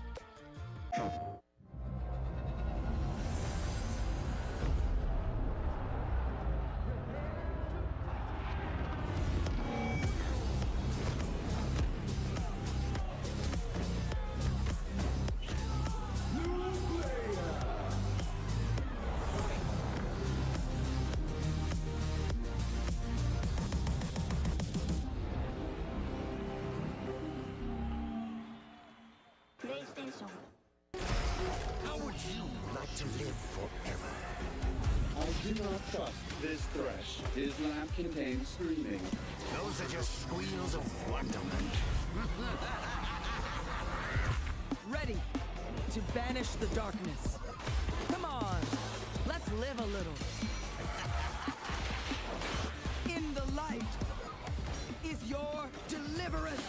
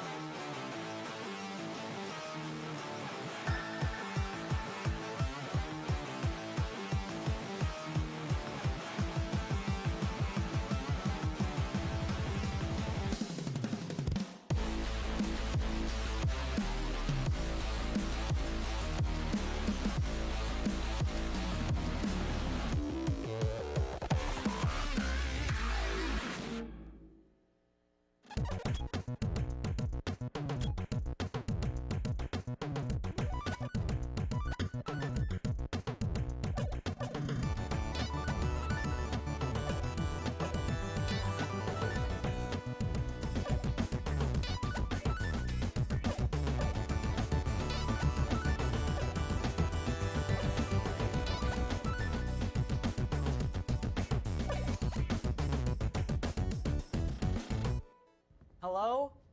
Whoa. Mama Gurgan 85 lives here? Yep, that's my mom. The absolute legend who went from gaming on her phone to ruthless online streaming slayer with no mercy for any living thing is your mom? Hey guys. Apples with peanut butter? How is this possible? With AT&T Wireless and Home Internet. Hey, text me if you need anything. Level up your connection with AT&T Wireless and Home Internet, now available across the nation. No, she's so nice in real life. Alrighty, ladies and gentlemen, welcome back to EVO 2026 here for Granblue versus. We are in Pool 2, so we're starting to get the big matches. We're seeing the big names show up as everyone's fighting it to make into top 24. But I'm Juna, joined with Mr. Tyrant. What's up, people? What's going on, man? It's been a lot of fun so far here at EVO. How's your weekend been so far, man? You had a good one? I got in on a Wednesday. I'm so jet lagged, I don't even know what day it is. But luckily, they brought me in a little bit early, so I think it was Wednesday. So yesterday I had nothing to do, so I was able to kind of like reset. I went to the pool. I got some sun, so I'm feeling a lot better than normal when it comes to jet lag. I think also good beat because I have 2 little daughters at home, so I don't really sleep much anyway. So yeah, it's you're like, used to it. You're used to the matchup. Hey, we're up. We're good. But I love it, man. Every year we get to come out here. Yeah, it's wonderful. Yeah, it's a great time, bro. You know, super good. Always a nice time here. And there you go, man. You can see the arena starting to fill out here on the main show floor. Yeah, and it's still just day one, right? Still day one. Exactly. We're going through pools here. Next up, we're going to have Zenith versus Insurgent. It's a big game. Let's see who's going to make into top 24, like you said, Yuna. So should be a banger of a game for sure. Yeah, they're going all the way, too. So Granblue is going all the way today to top 8. All right, so top 8 is going to be tomorrow morning in the arena, but it's a long day for these players out here. Not wrong. Definitely. You know, Evo itself is just it's such a marathon of a tournament. You know, like the players, it's actually very, very taxing. There's like a totally different skill, right? Being able to stay focused. There you go. You know, make sure you get rested before. Yeah, hydrated, and you know, you definitely don't want to be hungry when you're playing either. But And here we that's go. why we got the Chipotle burrito bus outside. There you go, the Get bus. on in there. I saw the what bus. the man. hell is the burrito bus? I saw it. I walked by. I was like, what is this? I want to see. Another Grimnir? Yeah, We have button checks. I hope they get the button checks while we are on the ad break and get right into it. They ain't gonna make us watch the intros on a button check. That'd be demonic. Don't do it. But yeah, Eustace stocks have been going up, huh? Yeah, for They've sure. been going up big time. Oh yeah, Insurgent has been at the front of that one. Like he loves his character. Definitely one of the cooler characters in the game for me. Oh, he's amazing. Yeah. I love his design. Got the sticky grenades. Okay. Another like zoner who's not a zoner, but also a zoner if he wants. Like, what's going on? Very versatile. Why is he mauling me? Why is he rushing me down like crazy? What's going on? Literally. Has a DP as well, reversal, the ultimate. Gotta be careful. Right. Knocking him down here. Zenith. Oh my gosh, look at that. Just filling the screen with projectiles and bombs and everything. Oh yeah. Get tagged by something. Ooh, nice. Just a tip pulled run out from Zenith. Tries to go low, but good spacing. He knows the range on that sweep. He's able to back away just in time. So late jab. He's not afraid to tag. Right. Okay, good safe jump right there. See. Oh, did that catch? No, unfortunate. I think he thought he was gonna do the dive, right? Yeah. Not sure if he bait that on purpose or what. Oh! Yeah, at that point again, chip is gonna be a factor. Pretty much academic at that point. Insurgent didn't have 50% for the DP, so I had to hold it. Insurgent talking to himself. He's not happy. He had the right idea, right? If that was the dive, that Super would have been around. Yeah. I like the idea.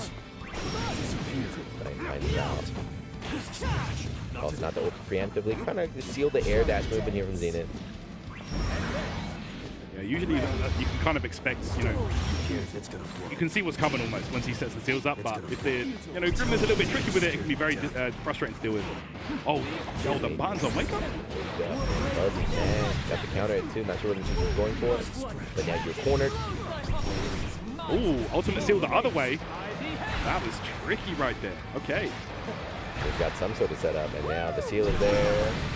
Okay, 50 meter get out. Yeah. Oh, this is big. Okay, this actually really hurts. Is he going to get 100? Yeah, but even when the 100 is not enough to kill, but still. One more will do it. Boom. A knockdown right after the DP now. Zenith still has 50 though. He's got that DP on deck if he wants it. That'd be enough to kill too. That'd be enough to kill. That's 70% damage combo. What the hell was that? Insurgent. Okay. I'm out. BC. Chip's big. Just get big. Ultimate skill. Okay, he's sealed. He's blocking BC baited. Yeah. He's moving. Ooh. Oh my gosh, so scary right now. There's the ultimate. Nice block on that overhead. Wow. Yeah. Wow, he stood up at the last second. Yeah, I love the patience from Insurgent there. Just waiting for that overhead connected with the punish. Here we go. Good game. Both players one round apiece, back and forth. All right, that's that rat race. No, the worst feeling in a fighting game. He didn't expect me to hit right there, right? He's going for a setup. Zenith actually got counter hit, threw off the time, was able to get a punish of his own. Once again, Insurgent pressuring away. Oh, bro, I love the movement. And Devin can get out of that corner and put him right back in. Dragon Ball character, and there, the 5H, the God button. No, what's that? No, that was not a setup. Yo. No, that was a happy accident. That was not a setup. There's no way. Pressing the button on the way. He's like, I didn't mean to do that. Sorry. I always like that about Japanese game culture. It's like, in the States, I was like, I meant to do that, right? That was my thing. But in Japan, so they apologize. Like, no, I didn't mean, I'm sorry about that. Mistake. Sorry. Go ahead. Not me. I'm like, yeah, that's my new setup. I brought it out. Yeah, right. I was saving that for Evo. Did you see that one? I'm saving it. I hit it on stream, bro. But yeah, I'm lucky. I mean, there's a lot of luck in the game, too. So, worked out for Zenith right here. And Surgeon a little bit upset, but it's only one game. Luck is a skill as well, man. That's right. Especially in Granblue, especially a gacha game. Yeah. Get your rolls in, get your SSR. Yeah, man. Did you pull your favorite character? My favorite characters I've had since 2015, 16. I'm waiting for him to come to the damn game. Where's Siete? Bring me Siete. Oh my gosh. Well, we know there's stuff on the way for this game. You never know. We have Id, right? So Id is. I think he's coming. I want more, right? Yeah. They've shown him all. I want to see some more. Side games, come on. Yes. Anyway, game 2 here. Right. Go. That last seal is right there, but might not get a chance to use it. Surgeon, Rat Race applied. Got ultimate skills. She's going to trade here. No one really gets any advantage of that. And then the PC, we're out of there. Oh, the ultimate. Oh, got caught and converted, but not as much damage as he wanted there. Yeah, maybe didn't have the correct cooldown or just too far for the 5L at night.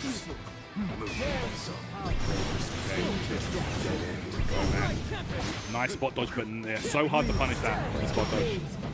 Try going to grab it. Of course, it's ready with the tech. And now we got Seal Punch in the corner.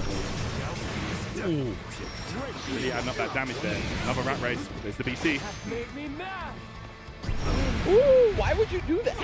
Brother, that was wild. Why would you do that? He delayed that so much. But why would you do it to begin with? What are you feeling? Oh my gosh. Yo, he didn't punish? This is the craziest game ever. Right. Yeah, trying to bait out a... Ooh, yeah, Chip is going to get you there. It's hard. Yeah, that was wild. Anything could have chipped out Zenith there, honestly. Insurgent taking that one. Yeah, I like how Insurgent did it. He knew, I can chip you out. No need to DP any big risk or anything. Waited for his chance. Threw it out. Yeah. Had to stay mobile, had to stay active there. Okay. Right. Pressuring away this PC early on. Insurgent trying to make space. Just backing away. Just letting Zenith play this round. Okay. Hit. Another Rat Race projectiles flying here. Insurgent Nice with punish. So good. He's been landing a lot of straight hits. He's not converting anything big. Wow. Busting out with the DP there to assert. Position here we go. Corner now. Zenith, look out. What's he doing again? He's got that run up in your face ultimate skill tech. Whoa. Last one is DP, this time he does seal. Yeah. Alright, that time. That's a big damage starter too, damn. Okay, sets up all the seals there, and it's going to be high-low for days. Gets the grab. Zenith in control here. Okay. Surgeon, make some space. Stayed in front, that's it, yeah. Say no mix, just jump in front. Yeah. Falling jump out. Just go right in the super. Nice recovery there from Insurgent. One game apiece. Alright, there we go. Let's see. Are we going to see another JP player fall? No. Man, I don't know. Times are changing. The times are changing. Let's see it, man. You got the front row seat. Okay. Yeah, even after Insurgent lost that first game, he did not look like defeated. He just looked a little bit disappointed in himself. Game 2, he turned it up. More to go. Ooh, in front right there. For Insurgent trying something, and here we go. Full combo, set up with the seals most likely. Yep, there they are. Wake up, man. Challenging his way out. Ooh. Okay, that's big. He's got the air movement as well on that. Oh, caught him! That's such a grind setup. I didn't see what he pressed 2L or something. He got punished on something. He blocked low, and I think it was the jump dash down caught him. Feels good. Wow, that's wild. Here we go, set point in Zenith now. Yeah, saving the setup here when he needs it. There you go. Again, it's top 24 qualifier. Saving that one for Evo, bro. Okay, Surgeon though is the one in control here. Nice. Used to go over the mine before, so it's like, okay, try that again. Yeah, you got the award. But we get those seals in effect, big jump in, and it's a counter hit starter as well. Huge damage. Yeah, hit the red ID. You want to put out the anti-air preemptively right there, but Zen is just so mobile, able to get past him, hit him before it starts. Wow, the double shimmy into get your angles. Yo, he was moving right there. And Zed's just sitting there, just looking. Let him dance in front of me. I'm not pressing anything. Oh, the challenge was clean. He's in front. Wait, maybe not. The power of the guard blade. Yeah, the back throw. Set up here, the seals. EC to keep the position. Nice, the challenge from fuzzy match. Insurgent. Beautiful. That was so good. Crowd popping off here. Patience is crazy too, man. I panic as soon as he starts flying all over the screen. A mash at BC, a mash at DP. Instead of just blocking his way out. Oh, my man was flying all over the screen like that was crazy. Up, down, left, right. Again, final round. Okay.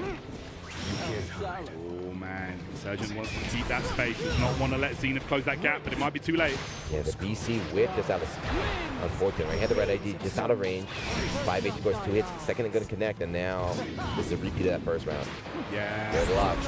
Good luck. One more seal there to be used, but Insurgent fights back. Oh! How did you dodge that? Yo, that was so good. Super. Get rid of that last one. Yo, no How did these kids react to this stuff? That's crazy, right? You thought reacted to DI was hard? That is impressive. Yes, you got to pick up. Couldn't get the full combo there. Oh man, this is huge. Insurgent can actually... Yeah, there's no BP, so no guard cancel. Tons of damage, so Nexus is going to do it with the extra 50. Anything into a block string. Oh, punish! That was it! The whip on the 5H, he had it. 5-0 too far. Oh my gosh. Insurgent staying confident. Oh my gosh. Somebody trying to chip him out. That was a ton of chip. Holy crap. Wait. He's got to do something. Just let the 50 rip. Yes, let it rip. Let it rip. What a match. Man, that was crazy. That was a crazy game right there, and the pump off, rightfully so, from Insurgent. Damn, what a game. He had to let it rip, right? So chip was a factor, but it's like, I know that you know that I know that you know. Yeah, he held it last moment. Damn, all right. So moving on, another JP player dropping down. Wow, this is NA's game. The Zoomer's taking over. Bro, it might be the change of the guard right here. We're seeing it here at EVO 2026. Yes, what's going on? Not just in Granblue, happening in BlazBlue as well, happening in everything. These kids are good, man. You give them a rollback netcode, and they're just going to grind forever. That's it, man. They're going to take that ball and run with it. Really good stuff there. Big shout out to Insurgent, man. Looking good. Qualifying for top 24 winner side. With Eustace. A lot of people, too. I feel like even people that don't play this game, they're like, oh, he's so cool. Is they want to play him? And we're just like, no, nobody uses him. But now you see him appear in tournament, hopefully inspiring some people. I hear that. I saw they're doing, I don't know if it's right now, but they're doing the free version with all the characters again. Yeah. So if you like Eustace, there you go. There you go, man. Lock in. Give it a shot. Like, there's no excuse for people to be like, oh, man, I'm not sure about Granblue. There's a free version. Play the game. It's crazy. Yeah. I don't know why more games don't do that. I think it's a really good incentive there to give it a shot, you know. And if you like it, hey, man, pick up the full version, pick up the characters you like. Or you just play Grand forever. Just be a Grand player for the rest of the time. Man. You never got to pay. The Tims. Yeah, man. Zandori versus the Wind. Okay. Or sorry. Incendiate. What? Let me try and get an update here for what's going on with the loser side. Okay. Wait, no, it's not the Wind yet, because Gamera is playing against the Wind. In losers. In losers for top 24. Oh, so he kept going a little bit. He kept going. He kept going a little bit, but still, Gamera loses this early. Yeah, I know. It's wild. You know, it's the player that we're just so used to seeing go so far in these tournaments. Let's see here. As well, let's see who's going through. Riazo is making it through. Yuzu Mikan is making it through as well. So yeah, there's still some. The loser warriors are going in there. There you go. Not bad, not bad. Might go Bobby. I think Bobby's already out though. All right, it's a tough tournament, man. It's EVO. Everyone came here to play. What is this jersey this guy has on? Jersey? I don't know. Oh, it's a sponsor. I keep seeing everyone with like a red. Is like the Invincible jersey or something. Oh, maybe. They have the blue Evo it does jackets. Look like that. I don't know what it is. I keep seeing his red jersey. Maybe it's not this one. I gotta look around. I haven't had time. I came here. I've been doing commentary. I played some BlazBlue. I haven't had time to like really check out the convention or anything. Yeah, I did some commentary earlier for Granblue. Afterwards, I was like, took a break. I went and played in the arcade. Played some Street Fighter 4 against some players. I played BlazBlue. It's like the BlazBlue cabinet is like 15 frames of lag. I was like, oh my god. Luckily, they got casual set up, so I'm just bringing my stick tomorrow and play casual. Yeah, I hear that. It's fun. If you guys never been to Evo, it is a fun event, and now you have it not just in Vegas, right? You're like, oh man, Vegas is too expensive. And you're in Europe, it's got France coming up soon. Yeah, we do, man. We just had Japan 2 months ago. That's it. So many events, man, taking place. Just more opportunities for people to enjoy offline fighting games. Yeah, and all you guys talking smack at home, you got a chance to improve yourself. I know. I always see in the comments like, I could beat this guy. I could take that guy. Oh, like, yeah. Come prove it. Yeah, I see it. I see it as well. It's always a good time. You can see some people in the crowd here. I guess they've been to the Artist Alley. So much to enjoy here, honestly. And this one here is the best arcade I've seen at an Evo. Like, it's huge. Space-wise? Yeah, there's so many cabinets. Literally, like, there's no line for any of the games. It's just like pull up. Yeah, you're right. I just sat down and played. Yeah. Stand down. Always nice. We are doing a button check, I believe. We are indeed. Although I wouldn't be surprised to see these two. Cagliostro and Catalina, both extremely capable characters. Yes.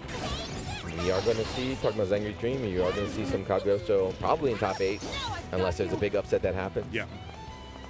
Most likely we're going to see that for sure. But yeah, appreciate you guys tuning in with us here to enjoy some Evolution 2026 Granblue Fantasy vs. Rising 5-star event here on the Side Games World Tour. Did they announce where it's happening? The finals? I'm not sure actually. I wonder, yeah. Yeah, I'm looking for that actually. It's always fun, right? I like how, Tekken and Street Fighter. Well, Street Fighter now is kind of locked into Japan, but yeah, Tekken always moving all over the place. It's too big over there, man. Yeah. Tekken moving all over the place. Yeah, man, look at that. If you're around too for Granblue back in vanilla. I was about to say, it blows my mind every time I look at that. Look how many characters in this game, dude. And you know what's so impressive to me is, like, at its core, Granblue Fantasy Versus is not like the most overly complicated technical game, right? But they find a way to make every one of these characters feel unique and interesting. That's why I always, whenever I'm playing on Stream, I always talk about that. And the fact that they are, like you said, it's not the most like technical game. It makes it so easy to pick up and try every character. Yeah. I've played more than half the cast, I would say, by now. Really cool, man. Yeah, here we go. Cagliostro against Luane. Oh my gosh. Jump scare Luane. Yeah, this is Incendiary Luane, right? This is one of the best. Is he believe in victory. Battle 1. Engage. This character is a nightmare. Oh, this is my goat. Zando, the Zangief Dream. Alright, into it here. Oh my gosh. Good luck. Off to a great start here. Good luck. Good luck. Try to grab a little bit out of range here and send you from there. Right, the side swap here. We're getting that corner position. Luane. Here come the bros. Yellow the trap. Dodge, but able to pick the punish on the recover the dodge right now. And you are cornered.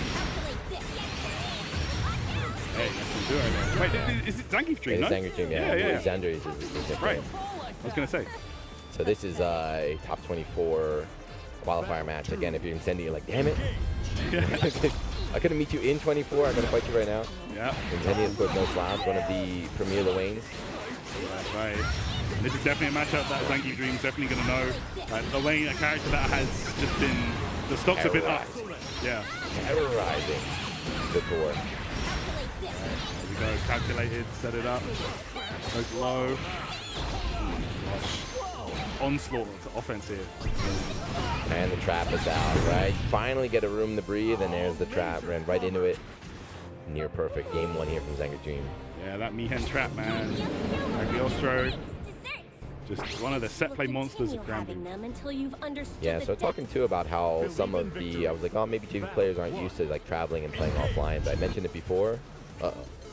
Button, character select, I don't know. But yeah, Zangief Dream every week at Tatakai Tuesday playing an offline. That's like an offline, environment. So he's used to this kind of stuff. Yeah. He's used to playing on consoles, used to playing on maybe not optimal setups that players are so used to playing at home. So right, very clean.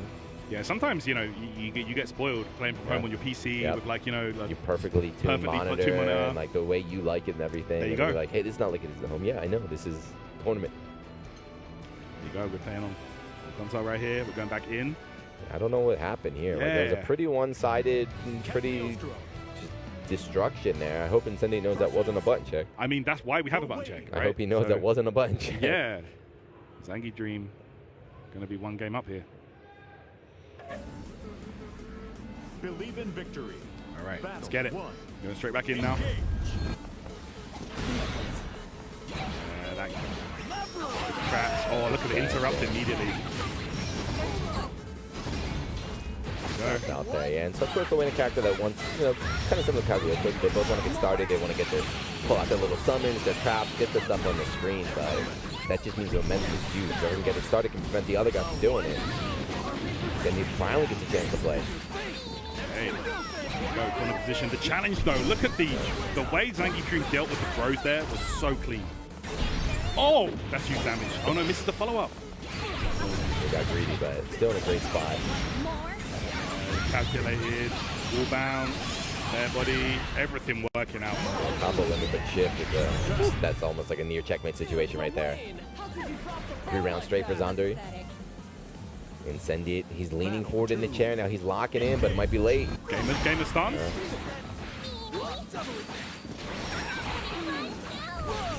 Okay. Yeah, sacrificing the Catalina robot, putting it out, let Zangief Dream try and punish it, and punish it with attempt. Attack still cornered. Alright, go. Calculated, caught him trying to do something, using like a frame trap as well as a trap, man. So good. Okay. Set up. Right, good choice there from Incendiate, but the life is looking so low. I mean, Iggy maybe? I don't know. And every summon just gets shut down before, like, Zangief to block anything. 5L, didn't have 25, but does shit. Okay, the throw wheel. Look, it's Chip City now. What do you do? Yeah, he popped off. That was, congrats. Top 24. I mean, it's good to be happy, but that was an ass beating. Yeah, he's just happy to be in top 24. And double piece. And look at that. That's why he genuinely just loves the game. Yep. So, what's cool, again, about why this game is so cool, picking up characters is really easy, but you need to have a lot of knowledge on how to fight the whole cast, so you can tell he did his homework. Oh, yeah. Right? It's definitely a game where if you do your homework and you have the answers, you can just shut down certain tools. Feels good. It feels good. Like, yeah, you watch people fight Lil Wayne just eat summons all day. He's like, no. I know how to deal with this. And Sandy no answer. Sandy keeps moving on. Yeah, very, very tough one for sure. But I feel like, as well, like, Lil Wayne is a matchup that you 100% need to know at this point. There's so many strong Lil Wayne players out there, and it's a character that's been very prevalent at high level play. And, like you said, you can just see the homework paying off. Unfortunately. Oh, yeah, I know. Once they buffed him, I was like, oh, no. Yeah, he's not like that. I mean, he has been slightly toned down. Yeah, they changed his, the meter gain on the items, right? And still a menace. Yeah. Oh, speaking of that, is that who we have? Is this a replay we're going to have? Gamera's back? Ah, Gamera the revenge arc, okay. Gamera, we started this day off on this block watching Gamera lose, and now we get the revenge arc in losers. Let's see if it's a full circle moment, if he can right the wrongs. He got cooked, too. He got destroyed. 4 rounds. Annihilated. Yeah. Annihilated. Yeah, Cha rules Chop didn't even pop off. That was the best part. He was like, yeah, I got you, man. Like, it's not even, I beat Gamera. It's like, yeah, whatever. It's free. It's free. Let's see if something like awaken. You know how a lot of players, like when they're about to beat like a world champion, it's like they start to play bad at the end of the set. Like, that's the Wong factor. That's literally the Wong factor. He got saved by that a million times back in the day. Like everyone would choke against Justin. Yeah, it didn't happen there though. It didn't happen there. All right, but let's see if the Winds can hold it down, or if Gamera is going to qualify for that top 24. We're locked in with Ilsa again, yeah. So we were thinking maybe we might see a change, but now he believes in her. That's so cool that he's locked in on Ilsa, man. She's awesome. She's dope. She's really fun. I was like, man, but I'm playing Wellness now. Ah, Wellness, okay. Yeah, I was sweet, because until Siete comes, I don't have a character. I just pick character, get him up, Grandmaster, whatever, and then swap. Oh, yeah. Wellness is really fun. He's dumb. He's dumb. Yeah, he's kind of crazy. The non-traditional stylings. Okay. Is he going to play Belial? No way. Belial against Gamera, who has this character down too. Thumbs up. Okay, let's go. Thumbs up.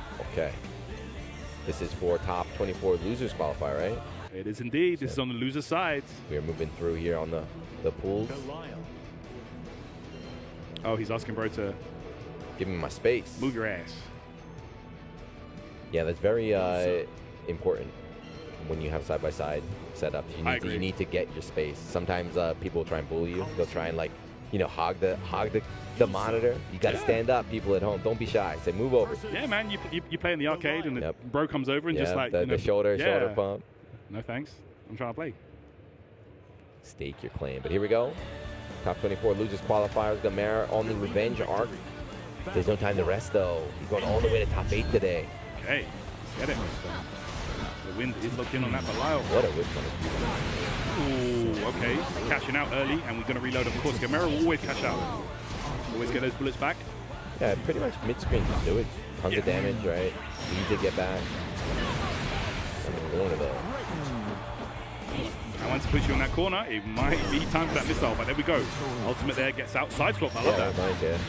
Like DP just side swap and find himself in the other corner, unfortunately. And this is the Gamera gameplay we're used to seeing. Yeah. Slow, patient, the Samurai Showdown background. Very calculated. What a whip punish again. That was so good. Yeah, using that Raging Chain just to normalize the string. But can he get the kill here?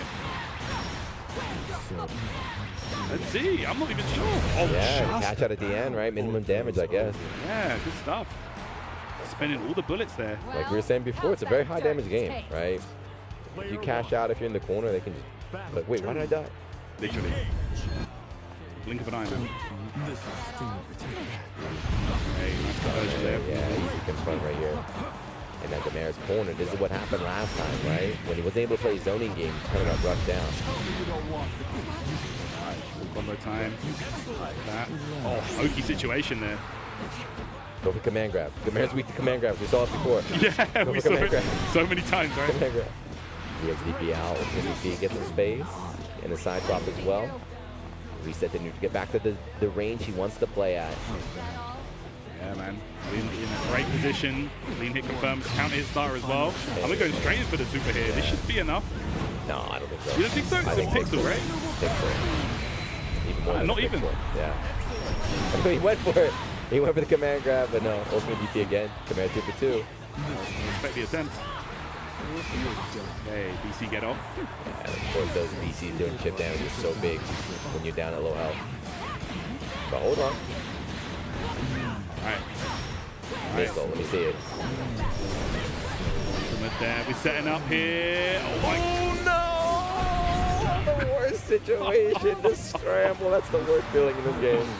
Yeah, they try to BC out and get the guard cancel instead. Yeah, we have not seen Gamera be able to use that missile. It's just been interrupted every time. That's my only complaint about the character. Is like I spent all first day learning all the missile setups and super hype on Twitter, and then in the match, it's not really. Yeah. Like her zoning is what makes her so good. Exactly. And it's mid-screen damage. The other characters don't get this. Reload there. Gamera. Nice. Ooh, good interrupt down projectile. 100 meter. That's a rip. That. Oh, trying the counter there and actually evaded the missile situation. That was smart. The chat play just walking into the missile with the arms out. That's it. Bring it on. I mean, that was GG's right there. Yeah, Gamera closing that one out. Damn bloodsucker! Bloodsucker? Damn, she's serious. Angel of cunning. That's a pretty She's running the boot camp. Yeah, the missile, even if you don't get any sort of mix-up off of it, if they just block it, does a ton of chip damage right there. So yeah, Win was already low on health, so even if you block that mix-up, he's going to down the next one. Absolutely. Good recovery. Oh, Win from Mexico. Shout out to Mexico. Hell yeah. Good to work out there in the World Cup. Airborne connect on the 6XL. Easy confirmed. Beautiful stop there off the stray hit. Gamera controlling this situation now. Wind unable to get out this corner, it looks like. Oh! He got button. Destroying her body. Big counter hit combo. And everyone's favorite. Doesn't even need it, see? Bravo. See? So that's the best. That's what I learned too when I was playing her. I was like, day one I kept trying to mix people up, and I was like, wait a second, we just let them hang themselves, right? Everyone panics when you see the missile about to drop. That's it. He just backed away, no risk at all. The set play mind game heavily in his favor. Able to drop that missile. It was GG's. Oh, actually punished the stomp.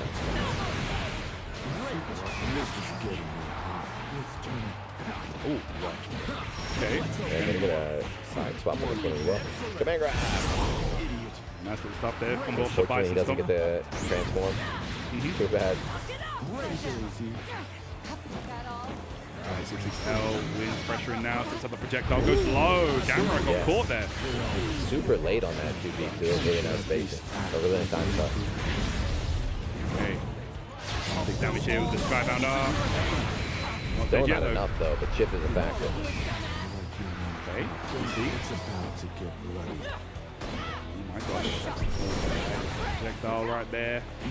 Oh! I think he's got it. Yeah, that's it. And then, yeah, FNBA. Wait, what? What? He's still in a great spot, but...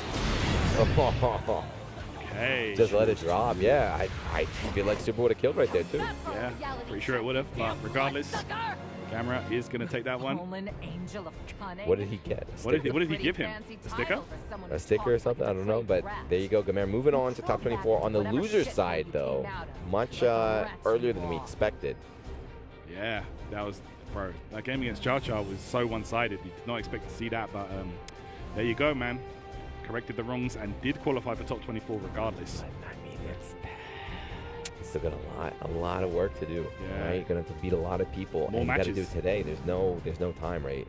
Normally you get a little break, but no, this steam run endurance match today. Yeah. Make Another your life like 2-3 hours after this. Yeah. It's tough, man. It's like 1 or 2 extra games now to make it to top 8. It's not easy. So there you have it. Good stuff to Gamera, though. Makes it through to top 24. We will be seeing him a bit later on. We're gonna have another international Elon. Elon's here.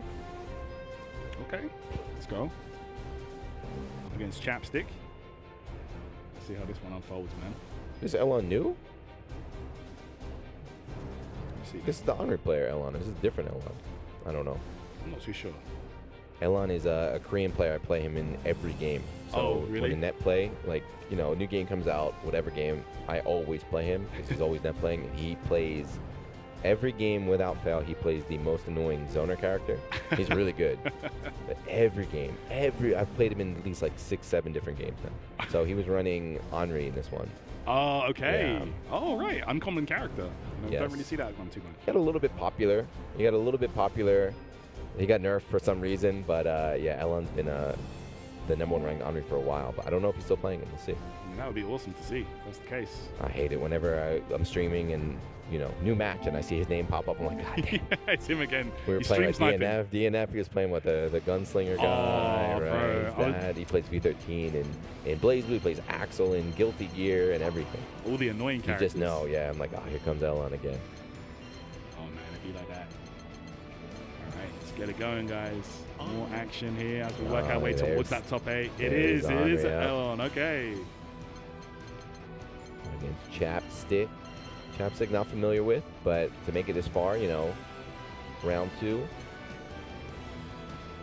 Is this losers? Did you see? Let me just double check for you. Let's get it going, man. Narmaya. For you. Yeah, this is losers. Losers, okay. So if I can get Narmaya. Narmaya, the most common character ever created on Netflix. I fight her 90% of the time, but in tournament, I don't see that many Narmayas out here. You know what? Yeah, you're right, actually. We've seen a couple in the early stages of pools, but that's like... Compared to their net play numbers, you're like, where are these guys? They're probably just at home net playing right now. Alright, we're going to fun check right here. But again, though, could be a mix. Yeah, so Elon is a Korean player, and the #1, no, my player is the Korean, I forget his name, but the #1 ranked player, the #1 ranked Narmaya, so I know these guys play together. I know Elon has the matchup experience. On the other hand, if you play Narmaya, how much Henri experience do you have? There's not that many people running them. Yeah, that's absolutely a good point, man. You know, a lot more people are going to be comfortable with the Narmaya matchup. Although it does say EX, I don't know, he's going to go with EX Narmaya? Yeah, perhaps. Just for a button check? I don't know. EX Narmaya, aka Johnny. Yeah. Narmaya. Looks like it might be. No stance switching. No stance switching, full mid-screen B&B's like crazy full combos, Yeah. straight poke, and it just get melted. Absolutely, man. All right, let's see this one unfold. Let's get it, man. Another top 24 qualifying game, guys. We work our way through the tournament here towards that top 8 spot. That is going to conclude today. We are going to get our top 8 finalists by the end of the day here. And then they got to wake up bright and early, get to that arena. I played this character's really fun, Henri, and then they nerfed him. Why did they nerf him? Why did they put out very specific, like, no fun allowed with him anymore? Oh, man. That's no good. Yeah. I didn't get a chance to really try him much myself. But his yeah, install, so like he's a good zoner character, right? Yeah. But he's like the best dive kick in the game, and he had the best install. So he was like, actually, I want to rush down now. They kind of shut that down a little. We can still do it. You'll see some dives. They wanted to focus more on his, the para mechanic and everything. Okay, let's get it, guys. Chapstick versus Leon. And this is where he wants you. He just wants to keep you at this range and poke, poke, poke, poke, poke. A lot of damage on straight hits. Anytime you block, that is more chip. Off your timing, right? Hit the projectile. The second get in first. Interaction, parry's already out. Flooding the screen, man. Oh You my see? gosh. Do you that's think I so want to cheap. turn my stream on and net play and have to fight this guy? You see that gameplay? You see that gameplay? Yeah, that was. He does this in every game. That was some degenerate Yeah. stuff right there. Damn. He's mastered the art of zoning. Not wrong, man. Jeez. Let's get it. Next round here. The dive kick god, yeah. Right, parry whip, parry again. Jump throw there. No buttons were pressed. Oh, goes low that time. Oh my gosh, bro. He's got 100 meter on everyone's install or not. Hey, yeah, have to. Trying to do anything right now. Chapstick just getting absolutely blasted, bro. There we go. SBA, that's it. I lied. He did a little pop off, did his little like anime pose after he hit that super. He's feeling it. That's what's up, man. Yeah, Anu's a character that if you don't fight against this guy, you're not gonna be able to get through the zoning. Hey, look at this. Hard for Namaya to really get started here. I mean, you can use the jumps and stuff to close the gap, but bro, like, how do you even do that right now? Roll, spot dodge. Okay, there we go. Oh, anti-air parry, yes. That's wild. Yeah, another one on reaction, right? He has all the answers. Yeah, we're pressing away now. Look at this in the corner. What do you do right now? Who knows? With this life deficit, there's not really much, right? I guess in zoning, you're naturally just going to take a lot of damage just trying to get in. That's why you need to really conserve your life as long as you can. Right. Nope, tried to dodge. 3 rounds straight. Too active right there to even deal with. Here we go. Set point already. Battle 2. Yeah, this little dude can mess you up. He can mess you up. Okay, once again, that counter coming through. Dive. Things like 5 to 5 on that kid. So good. Ooh, oh, nice. Okay, that time he tried it and Chapstick knew. He went low. Again, that's 2 for 2. He's trying to like skip neutral here with the EX flip, but no. Yeah, man, it's looking academic at this point. Might be rough for Namaya to get in at this point. Here we go. All right. Again, more projectiles being spent. Chips the situation. That's over. What can you do? Yeah, that's I won't stop till I've done. Elon closing his eyes, looking for the heaven. There you have it, man. Thumbs up. He doesn't look happy. Thumbs up. I guess he knows it's still, still early. Yeah. It's still early, so he's on top 24 losers with all the other killers. Yeah, man. Made it through to the next stage of the bracket. Not easy to even make it this far, so very impressive there. I'd be delighted if you joined Falling on. Unfortunate for Chapstick. That's not how you want to end your tournament, though, right? Not really get a chance to play. Just get zoned out. Just get po. Don't worry, I'm with you, Chapstick. Happens to me all the time. Yeah, that is me and Elon. Yeah, losing like that is horrible. Like, it's just like you didn't even really get to play. You just had to sit there and just deal with projectiles. That's why Elon's a jerk. That's why I'm telling you, that guy's a jerk. Every game he does that. Every game he wants to play like that. Oh. It's like, grappler players will only pick grapplers. Like zoners only pick zoners. That's him. It's what it is, man. Well, there you go, guys. We are working our way through Granblue Fantasy versus Ryzen here at EVO 2026. And we're going to have so much more coming up for you guys as we work our way towards that top 8 before the end of the day. That's it from us. We'll be right back Check out these messages. See you guys soon. Peace. Oh, wait. Nerd. Commentary is about keeping people engaged. Yes. Right? This guy lied to me for 15 years. I didn't know his age. That was like my first couple months in the game. I guess it's weird for you to call me daddy. That's very weird, Jay. I need to feel better. I gotta avenge myself. Stop, guys. You're making me laugh too much. Oh, jeez.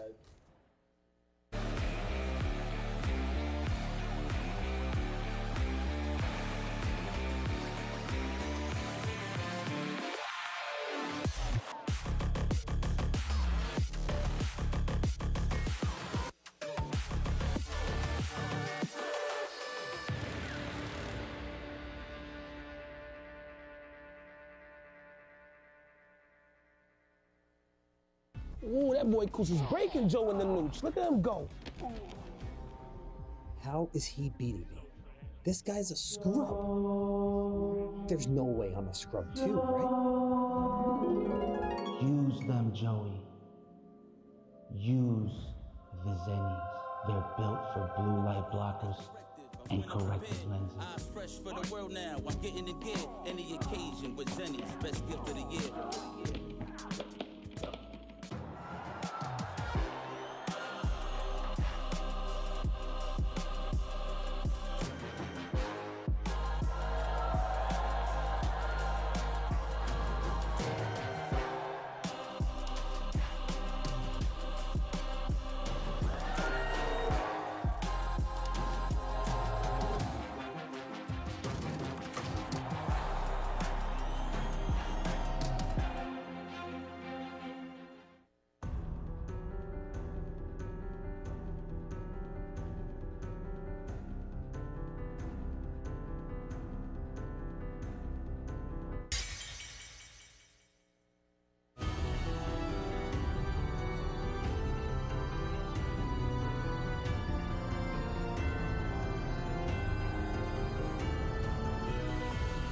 Melty Blood, Toa Illumina.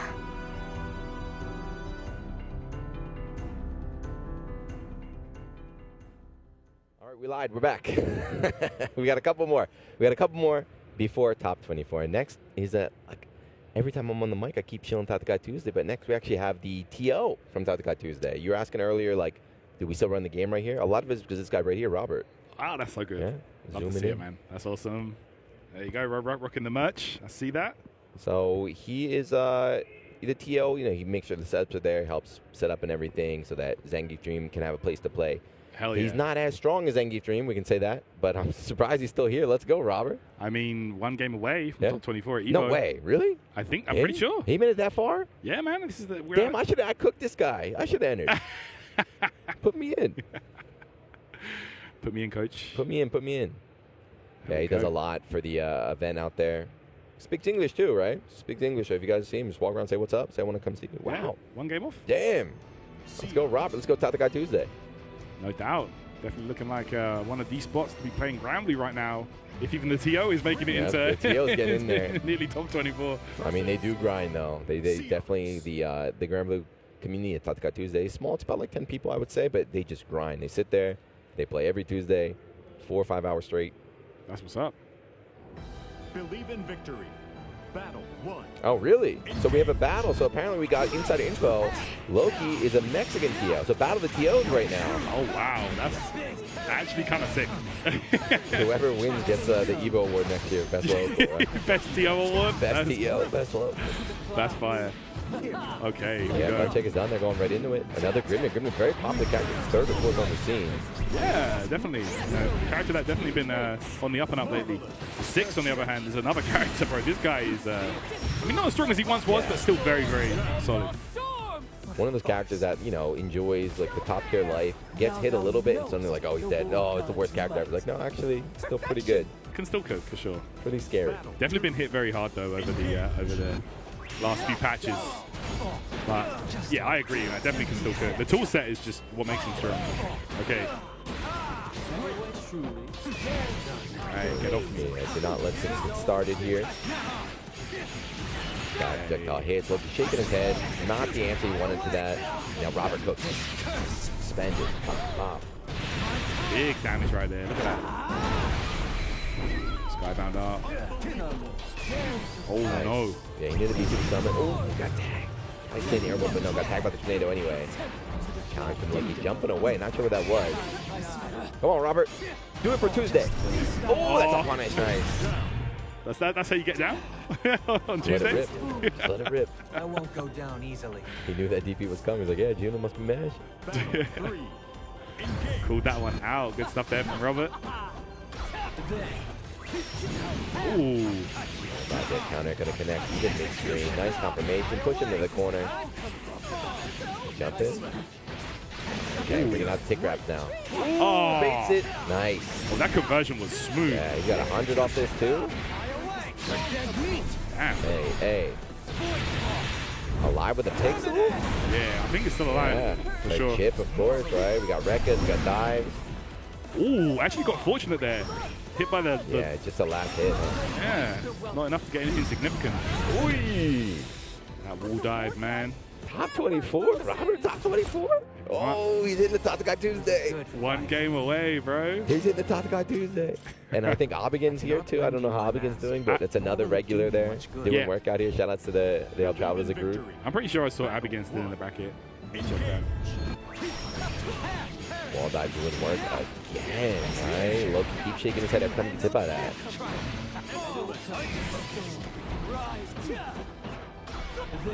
Abigail is out, unfortunately. Oh no. All right, Robert, it's up to you. Just smothering, right? That six pressure, just staying on top, not letting him get started at all, not letting him get any seals up. Okay. So, record sequence. Oh, another call out. Yeah, that's going to be that. Yes, sir. Loki not happy, shaking his head. Robert, look at this guy. I was like, oh, man, I've seen these before. Set point. I've seen these DP mashes before. Tatakai Tuesday. That's all they do out there. Bro knows. Oh, I have a check there, but not enough. Yeah, it's so hard to deal with that. You can spot dodge it, but it's very, very awkward. That's really awkward stuff. Right? It's like, you can spot dodge that, but you better not roll it. This one, you better roll, but don't spot dodge. Yeah. I can't react. Okay. That's all he got, though. He pulled out the throw tech. Didn't get much, but nice pickup here from Loki. Might see the setup here from Loki. Yep, there it is. Oh, just went for the grab there, but Robert was ready with the sec. And again. Yeah, you lose so much health right here, right? Got tagged by the overhead. If not, Chip was going to be a factor. But hold on. Uh-oh. Uh-oh. He's shaking the headset. Yeah, he says this is a TL. This is not acceptable conditions for me. Battle 3. Engage. Yeah, it happens a lot, right? So in the first one too, right? It seems like Robertson's full control, but then, like, you know, you lose one round, then you lose one. Like, wait a second, the score's tied now. Right. So you got to close out here. Don't bring me to game 3. There we go. All right, full combo time. Robert setting it up here. Big damage, Wreckers. Oh, baits out the grab. Oh, and a counter hit. That's huge. He's going to get so much damage on this. He's got 100. Ouch. Yes. Caught out the BC, just empty jump. Caught him guard camp. Got nothing. Able to punish that raging strike. Start up. Ooh, big whip on the grab, but no. You take those. This chip is adding up. Wreckers. Gotta do it. That time the DP connect. Yeah. Oh, yo! The EX wall dive gonna do it. Robert does it. There you go, it's your boy. Tatakai Tuesday, we did it. There you go. Good stuff, man. Putting on his mask. His 6 mask. He's showing off all the swag he won. Hell yeah. He got his moment. Congrats. But yeah, it's good stuff, right? Out there week after week for years now. Not only Granblue, you know, he helps with everything. 2XKO, set up all we got a lot of SNK games out there as well. There you go, That's man. his moment to shine. Top 24 loses. Now it's like, congrats. You can fight Gamera or something. It's like, congrats, here's Zane. It's like, oh God, what's going on? Not just a TO at the end of the day. There you go. Big shout out to Robert making it into top 24 of EVO. That is a huge achievement. Yeah. Of any game at EVO. That's a big. I think Obigen got like 9th last year too, right? These guys are coming out here doing pretty well. We have our sleeper pick. We got the Zengu Dream though. We can always claim that. Oh, he won EVO. We want Evo. I want Evo too. Let's go. You never know, man. That'll be not even tomorrow. He still has to qualify for top 8, so he still has to show up in top 24. But yeah, we are going to have the top 8 for Granblue Fantasy versus Horizon secured by the end of the day. So you guys definitely want to stick around for that. We are going to work our way through the rest of top 48 right now, down to top 24. And then, yeah, we're going to be checking that out a little bit later on. I think right after this, actually, we're going to be playing top 24. So, yeah, you guys don't have long to wait to see who's going to make it through. I'm getting food, though. We're off the mic for that. I'm hungry. I'm getting some food. Yeah, me too, bro. You eat anything good in Vegas, or you just eat the catering? I'm enjoying the catering, but I'm going to be checking out some of the food options as well. I'm going to try to get to some of the buffets and stuff like that. The buffet, I'm not a buffet enjoyer. No? I'd rather focus on like one good meal. So like, you know, I got to hit Tacos El Gordo. That's the Evo Classic, right? Walk back from the venue. It's right there in the corner. Yeah, I need to hit that up with myself as well. Definitely got to get over there for that. Tacos El Gordo, bro. Some of the, you know, it's nice to have decently priced food that's super good. Yes. And also it's fun because that's where all the people that just lost Evo are hanging out, right? Everyone's hanging out there after they lost in their pool. Everyone's salty. Yeah. In Japan, it was like the arcade. Like you'd go to you'd have like a tournament in this arcade, and after you lost, everyone just leave and go to this arcade. So you know everyone here is upset. Everyone's salty. Getting a salty run back matches and stuff. You're right. That's a salty taco match. It's always the like you want to play against you want to play the matchup that you lost. Yeah. So it's like, let me get that. Who plays that character? Run that. Let me run it back. Run it now. Yeah. He's got the Charlotta helmet on. Now let's go. Now does that mean he's gonna play Charlotta? No, not necessarily. I see Lucilius. We are showing things in the camera. Cameron, be careful. You got to be careful. You never know what they could be showing there. Could get mixed. You never know what they could be showing right there. I don't even know what he's showing. I can't even see that. It's too small, bro. Turn your phone to the side. And now this guy wants to show too. Let's see. We're gonna go to focus. Ah, the Lucifer love. Yeah. Yes, this is Yuzumika. We saw him play earlier. Yeah, for sure. So the Lucifer player that's wearing a Charlotta crown. That's a mix right there. Strange decision. Lucilius. But Yuzumika kind of got, didn't really get a chance to show anything early on. Had trouble kind of building up the sword meter. Just kind of got rushed down. Couldn't play a good zoning game against, who was a Vermilion 2B. Yeah, that one was looking a bit rough. He's got a chance to redeem himself against Nier. The old terror. The old terror. Oh my god, don't. This character. Like when this game dropped, I'm like, I love this game, but I also hate this game. She was a bit, yeah, quite overtuned for quite a while, then got heavily nerfed, fell off, but recently, like Nier just got 3rd or 4th at Evo Japan too, right? That's right, recently yeah. Coming back a little bit in style. Yeah, for sure. All right. Song checks. Sparks, a true fan.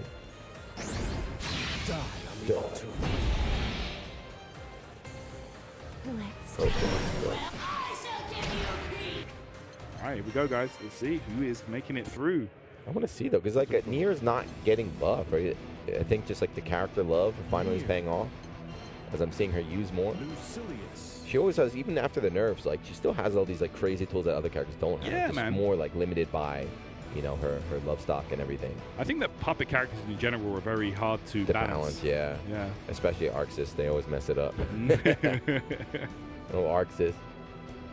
You either have your puppet character, the best character in the game or the worst character. Right. Yeah, Nia was for sure just an absolute terror, but yeah, toned down. They basically reworked how death works, right? Okay. Mikon, you had a rough showing before, but now's your chance. Your redemption arc begins right now. Let's get it, man. See if you can make it through to that top 24. I don't know, it's kind of scary. You know, this guy's, it's like, man, has he been playing you the whole time? Is this true, like, character loyalist? So he knows all, like, the grimy setup? Exactly. You better figure him out now. Turn, thank you, 5B. Go that 5N. Such a good button. Definitely one of his best. Ooh, DPing through. Okay. Conversion side swap. Yeah, awkward angle right there. But it's like, yeah, jumped out top the combo, and yeah, giving Yuzumika a chance to fight back. Man, 3 stocks, 4 now. 4, right? I don't think against Vermilion he never got higher than 2. Nah. Oh, the delay was so good. Okay, there we go. Yuzu Mikan. Should be able to close this out. Yep, that's so. Able to get the full extension, right? Definitely level 5 right there. So full extension on the combo. Level 5 Lucifer is the cheapest character. So He's ridiculous. He can combo with that? Like, what's going on? Yeah, combos with everything. Yeah, just have to get there. Okay, I like that. Oh, got caught by the follow-up there from Dev. Hollow Sparks. No skill available here. It's very risky using like, all the stocks, right? Or plays with something like Izanami, right? It's better just to be, rather than have one stock, sometimes it's better just to bring yourself out so you can start recovering. Yeah. Start getting back as soon as you can. Yeah, right now this is horrible for Hollow Sparks. Okay, there we go. We're back. Immediately with the ultimate. Okay. A lot of stock dodging come out from Hollow Sparks. Sponsored by Vodka, I just noticed that. Nice. How do I get on his team? Let's go, man. How do I get on this guy's team? Hey, man, I'm trying to join your team, I bro. want to talk to your manager. A nice side swap, right? These are kind of like the part about Nier where it's like, you know, even though on Achilles she's not so good, she can do stuff like that. Just mid-screen side swap combo when she feels like it. Boom. Oh my gosh, look at that. So much damage and no bravery points remaining for Hollow Sparks. Yeah, that's academic at that point. And yeah, Lucilius with so many ways to do like safe specials, safe chip sequences. You know, he's got the scythe. Like, that's a horrible situation to be in. Even though he took the game, he's stressed out, patting his chest, deep breaths. Believe in victory. And it goes to show, man. No overconfidence. You know, he's just. I mean, after that demonstration put on him by Vermilion, he can't be feeling too confident right now. Exactly. Okay, there we go. Getting those stocks up. Another. Come on, grab. God button. Okay, 6XL, both players had the same idea, but first one will trigger Hollow Sparks, gets the counter, gets stagger, and nice one. Nothing fancy, just good timing on the L buttons. Yeah, I was about to say, there's a really nice sequence there.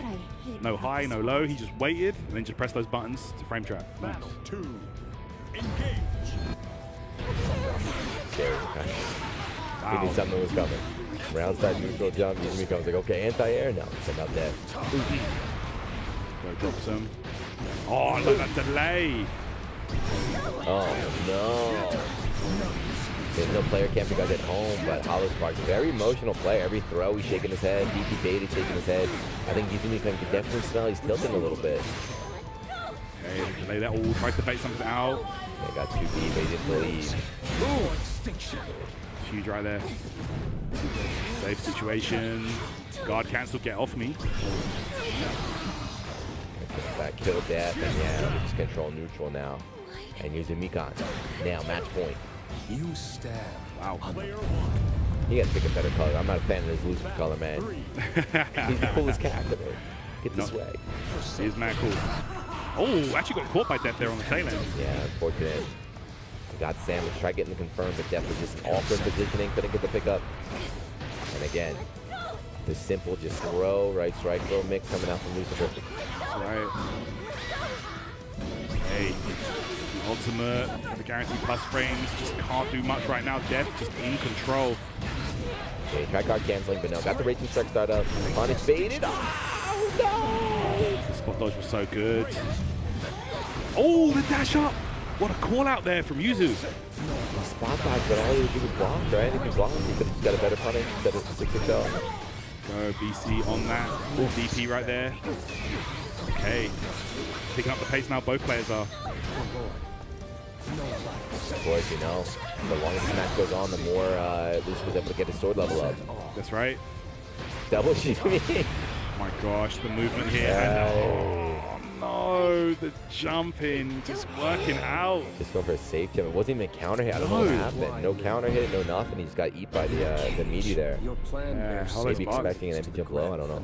Could be. Could have been a call out.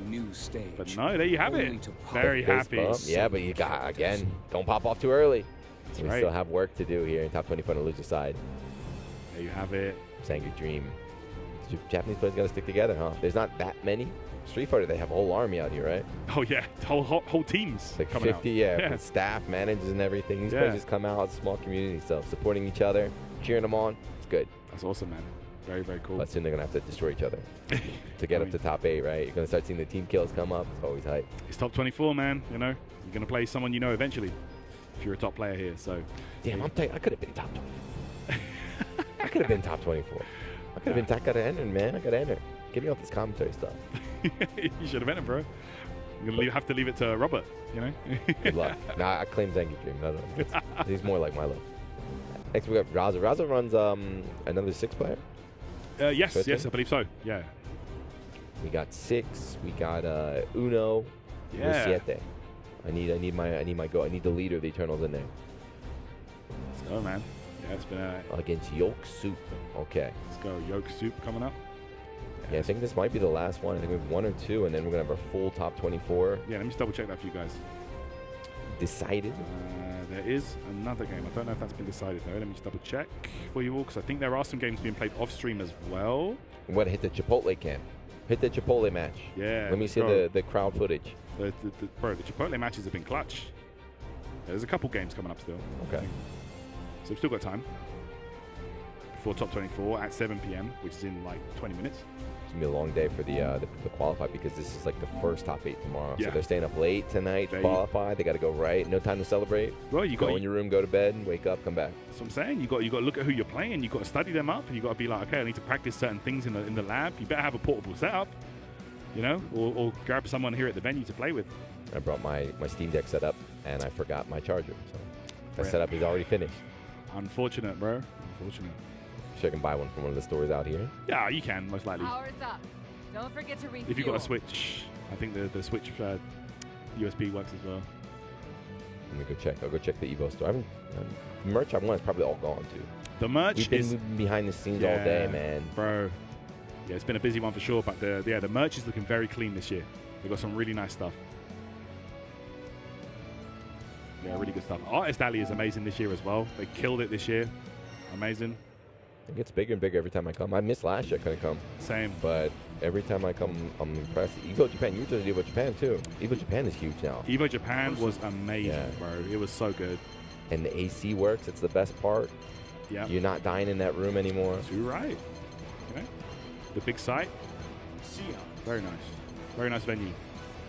Yes, it is. We got another 6-player. Cease against Yolk Soup running. I don't know.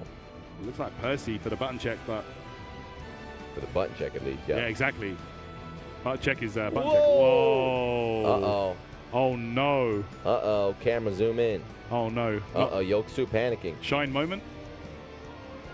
That's how they advertise though. So they're advertising. You see the Koji Cog is the crash out. They're like equipment built for crash out. So should be okay. The headset looking good. Bro, that ad is crazy. The headset's looking good. 2B. Woo! What are they cheering 2B for? Coliseum. Versus Built for crash outs is crazy. Built for crash outs. That's the best ad. Yeah, let us see. These guys are gonna warm up real quick before getting the match. Are they ready to go? victory. Battle 1. Engage. We are button checking for sure. So we got purple earlier. Didn't really get a chance to show any like crazy shenanigans. I think his carpet got hit in one of the matches. Yeah, I know that. He's very uncommon. Like, there's not like I think that the few players that did still rock him, actually, even those have kind of like moved away from him now. Like I know, like Viram, like he's my goat. Yeah. Even he isn't playing Percival anymore, and he's like the biggest Percival fan in the world. So times are tough. Yeah. Especially when Siegfried came out. Just like, hey man, I got better Percival. Sweet. Yeah, Siegfried on release of this game was something, man. And it was a mix, yeah. So it is 2B. It is 2B. 2B. Another one. Demon character. Let's go. Are we picking colors? Oh, very important, of course. Yeah. Ooh. The gold very flicks. important. You gotta get your colors, stage, your song, everything. Yeah, big shout outs to the TOs, by the way. This setup, I feel like it has everything, like all the costumes, all the colors. Mm-hmm. I wonder if it's from the NorCal. I know the NorCal guys, because you know the Celestial Weapons take so long. Yes, so like I remember the NorCal scene. I know the TOs were playing all to get all the Celestial Weapons unlocked. That's fire. That's dedication. believe in victory. Oh, nice. We have the actual Granblue gun. Let's go. Anyway, here we go. Match started. Goodbye, Percival. Hello, 2B. We're here to win. Ooh, that counter. Starting us off good here. Yeah, Stagger on the record, able to catch, but no full combo here. Michigan kind of falls out a little bit. Early button interrupts the projectile. What a challenge right there. Look at this full combo. There we go. It's 2B. He's always full combo. Go, man. Combo limit. Hey. Oh my gosh. Yeah, try going for a little throw tech bait right there. You know, guys are holding on the block. Doesn't want to let him get started. BC's out real early, but dive right back in. Good stuff. These players are brawling, right? There's no neutral. They're just swinging at each other point blank. Absolutely. Violence. That was simple enough. Yoke Soup. Off to a good start. Oh, I saw. Guys are standing his buttons. So side-eye him. On the player cam, he's side-eye him. Right, full combo. There's the hammer. Right. Breaks that. Still though, he's stuck in jail. He's stuck in jail still. Even anytime Riazzo's trying to get started, it's just the counter every time. Oh.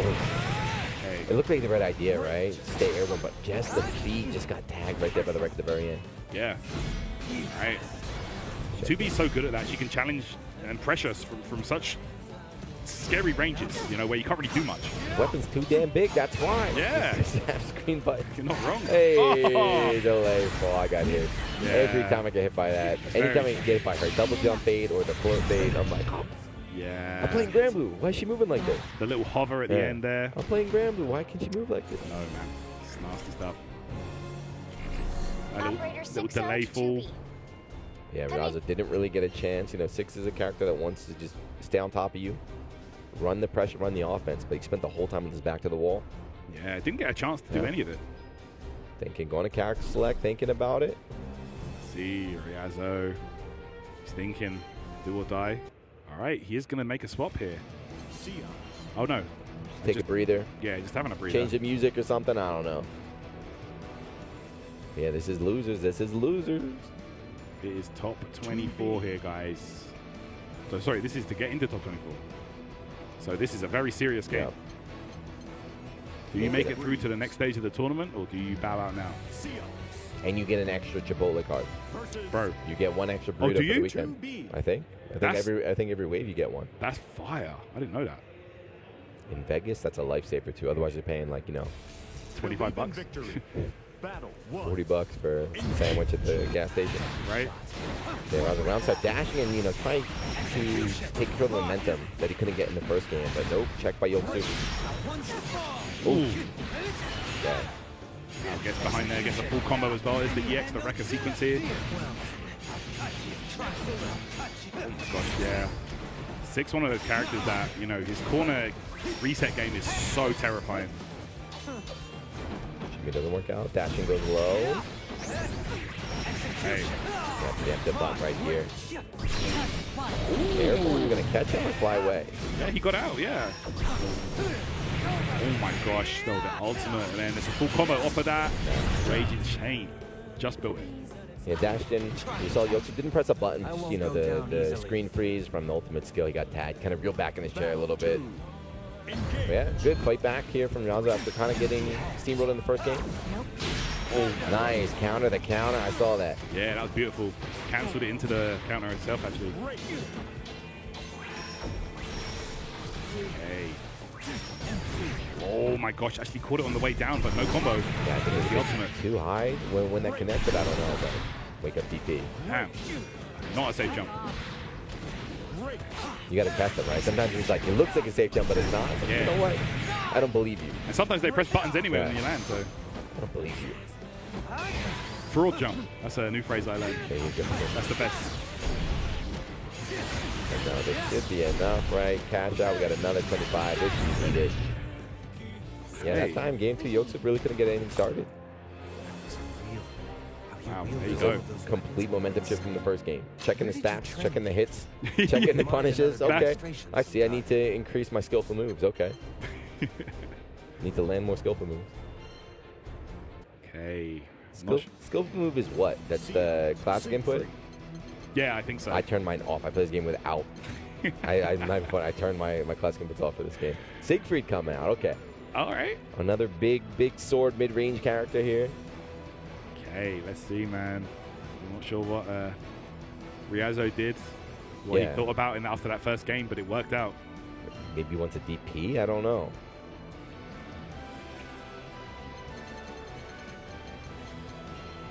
Port Breeze. Maybe he wants a DP against 6. I don't know, because like in that first game with 2B looked fine. I don't know if it's a 2B problem, but this is it. You're putting tournament life on the line right here with the character switch. That's right. It's do or die right now. This game determines who goes out the 25th and who makes it into top 24. That's that horrible number, you know, like 25th and like 9th or something. Horrible. You're like, damn. I never want to see that on the results. Nah, yeah. Give me like a random, like, I'll take 27. Yeah. One game or one right on the way for making the next wave, and there's that DP. Yeah. On reacted to the dive. That's what you want. Ooh, oh, you are dead. Yo, that is so much damage, bro. You are dead. You are beyond dead. Woo. Siegfried. You saw the screen just like freeze for a second when he got hit by that counter. Yeah. Light flash before your eyes, man. What happened? Was he even trying to counter on wake up? I'm not sure. Yeah, Siegfried switch so far paying off, and he's one more round and gonna go. Oof. You talked earlier too about how this character at launch is really dumb. He's still dumb. Oh yeah. He's been hit, but he is still a monster. Absolutely one of the most solid overall characters. Go that jab reset. Easy. Still Riazo's turn there. Ooh. Tried back that, but no, get caught by the Rekka here. Oh, that was beautiful. Excellent timing on that from Riazo. All right, break that. Projectile. Soup. Okay, this time he's trying to bait it. Trying to bait the DP. Oh, caught him. I love that to normalize the sequence. Is this going to be enough? Yep. There you go. And the fist bomb. The Siegfried pick worked. Yolk Soup moving on. Top 24. Riazo out 25th. That painful 25th finish. Have it, man. Yolk Soup is gonna take that one, man. That was, bro. I can understand the feeling because it's like why you fear your own talent. The character switch there is so risky. Yeah, that could go the complete other way. You know, that can completely backfire. But in that instance, the Siegfried was the perfect choice. Yolk Soup goes into the top 24. Turn it into a force. Wow. Makes me wonder why didn't you just start with them, yeah? True. I don't feel like because they're not that different. Like we think of like a character swap. I think of like, are you going from a grappler to like a zoner or something? 2B Siegfried, they're kind of they're kind of the same-ish kind of thing. They're both swinging, you know. But yeah, both players with some excellent adaptations throughout the set. You know, like reaction to the dive with the DP. We saw Riazo trying to, after that just bait the opponent slightly, but it's hard this game, 1st to 2 as well, right? 1st to 2 in this game is rough. You can just get melted. You don't have time to adapt to get their tendencies or whatever. Yeah, because pretty much everything in the game has an answer. You know, you can bring the answer to that, but then if they know that, it's just very, that RPS situation. Good stuff. Always fun to watch though, high level. We got one. Product keeps saying one, so one last one. One more game. KTP against Roka. Okay, we got a Vegas local out here, so he must be immune to the heat and the prices. His home turf, he's ready. Also, that can be the scariest opponent because, hey, guess what? There's not much of a there's not much of a risk for them if they come here and play like a lunatic. Chilling, I'm just chilling. I just go home, I'll just drive down back to my house. You don't have to take a flight. You don't have to pay for a hotel essentially. That can be the scariest opponent, man. You still have to pay Evo registration though. You price. Better you need to get your money's worth while you're out here. You're not wrong, man. I'm excited, man. When I'm done, I'm playing. They have a ton. So the BlazBlue ended hours ago, and the setups are all still there. Oh, nice. They're all still like wide open. You can go play. I'm telling you, man. This might be the most setups I've ever seen at an Evo. What time does it end? Like, what time do the doors close? I want to play. Genuinely don't know. I think it might be like 10. 10-ish? 10-ish. Or you can always Tekken run late. You can always thank Tekken run late. Street Fighter run late or something. We got some time. We'll go to like 11, 11:30. Yeah, I'm trying to play, man. I'm trying to play something. Yeah, I see them doing a Tokon exhibition over there as well. I haven't had a chance to play that game yet. Oh, I have to play Bro Magneto. I need to play some Mag. Let's go Nerdjosh. Nerdjosh is playing? All right. Oh, for real? Oh, Cloud as well? Yeah, I expect some Granblue players to pick up Tokon. People, because they're in the Arxis, if you like the Arxis art style and everything, there's definitely some crossover. Drivers are going to play for sure. Dragon Ball heads. Dragon Ball heads, yeah, the team fighters and stuff. Versusia. Okay, player's talking over. Do you button check or not? Let's go, man. Versusia versus Luwayne. Versusia, I love his character. She fell off a little bit. At least in tournament use. There's a Versusia cosplay out there, though. Can you see it in the camera behind? That's crazy. Nah, you can't. But yeah, there's a full Versusia cosplay. The huge tail and everything, and like the huge wig and everything, and like the body paint. It's like, I was like, man, that's a sick cosplay. But I can only imagine, how do you walk in Vegas like that? Yeah. Like, how do you? Like, bro, it's did not, you get dressed here? Yeah, it's not even just that. Yeah. It's like, how do you walk from the Uber to the venue? Yeah. It's so hot, dude. How do you just getting inside, like just the paint melting and everything? Yeah, you're not wrong. The button check is done. Get the Versusia cosplayer back. You got your girl on the screen. That could be the power up you need to make it in top 24. You know? You've got the waifu right there. Talking about Gamera, this is an old Gamera pick, right? He was running Versusia at Evo, I think 2 years ago. Plays everyone, versus Luwayne. Luwayne with the bros. The fourth Luwayne I've seen since I've been over here, I think. Oh, yeah.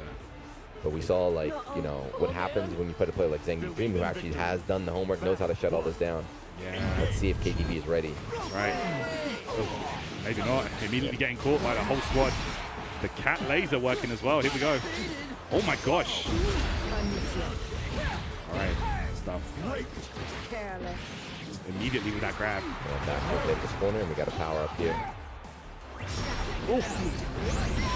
Unfortunately for KTP, cornered themselves, but might not matter. Okay, there's that stock ready to go. Wow. Just holding that block button. Good luck. Okay, here we go. I get hit 100% time. Yeah, this is yeah, I got hit. They say you disreact. They say disreact. You need to react to that. I can't react to that. Get out of here. I saw Yiggy still doing work earlier as well. The Yiggy summon doing work as well in tournament. I've been told for 7-8 years now that this is not good. You can react to all this stuff. Nah, come on. Why are we all getting hit by it? Everyone's getting tagged by it. Anyone can get it, man. I'm telling you. Iggy's also like almost like a get out of jail free card, right? Okay, gets caught. You can punish now before you can punish, but right. Whoa. And again, within the Luwayne neutral flow chart, just put the button, summon the boy, summon the robot. And you have to be able to stop. You have to be able to check them, otherwise you can just do it all day. We're gonna power up after this. Boom. Oh, another one. Interrupt the boys with the ultimate skill. In there immediately. Okay, here's the pyramid Good again. luck. Good luck. Low.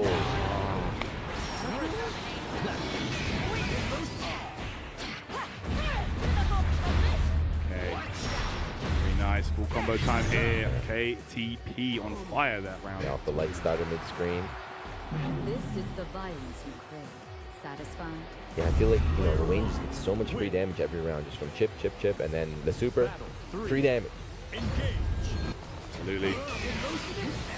Okay, can't laser off the big jump in though. I can't believe they can get the combo after that. Yeah, I think that's super high up in the air, but still able to land. He stops long enough. Back from Morocco. The Las Vegas locals are all cheering. Oh yeah. They got Las Vegas locals in production. You can change the score in your production. Just give him 1 point if you want. Give him 2 points. There we go. He did it. Bias production. He did it. Let's go. The boys are out. The cat robot is out. He's got some nice parfait in his mouth. Oh, Yggdrasil. Tournament life on the line. Have you done your homework? You can't take Have any. you done your homework? Oh, All right, that's good. tough. That's good. That's good. That's good. Okay. Got the guaranteed damage out the way. Also good because, you know, you reset the situation full screen, but that might be where Versusia wants you, to be honest. There you go. It looked like he tried to punish too, right? So yeah. He tried hitting the pillar after the unsummon, but it's a little bit off screen. Maybe if she did it a little earlier, perhaps it would have caught him on the way down, on the way out of Iggy. No, it's able to stem the bleeding. You know, took a little bit of chip damage. It's fine to take a little bit as long as it's not when the players like choke and then it'll take like 70%. Like, no, stop getting hit. Get hit by everything. He gets the hit. All right, all the way in that corner now. KTP definitely cooking. Oh, got the shit calling out here. Power up again, calls out this, and we're starting to see momentum is shifting over to KTP. Yo. Super ender, and that's the perfect. What a round. I feel like KTP hit him like twice. Yeah, try to get a read, right? So on block, Rogue is trying to tech, trying to counter, just sniffed it out, feeling like, you know, he's feeling a little bit nervous on defense. He's cracking. Bait and punish. That's right. Okay.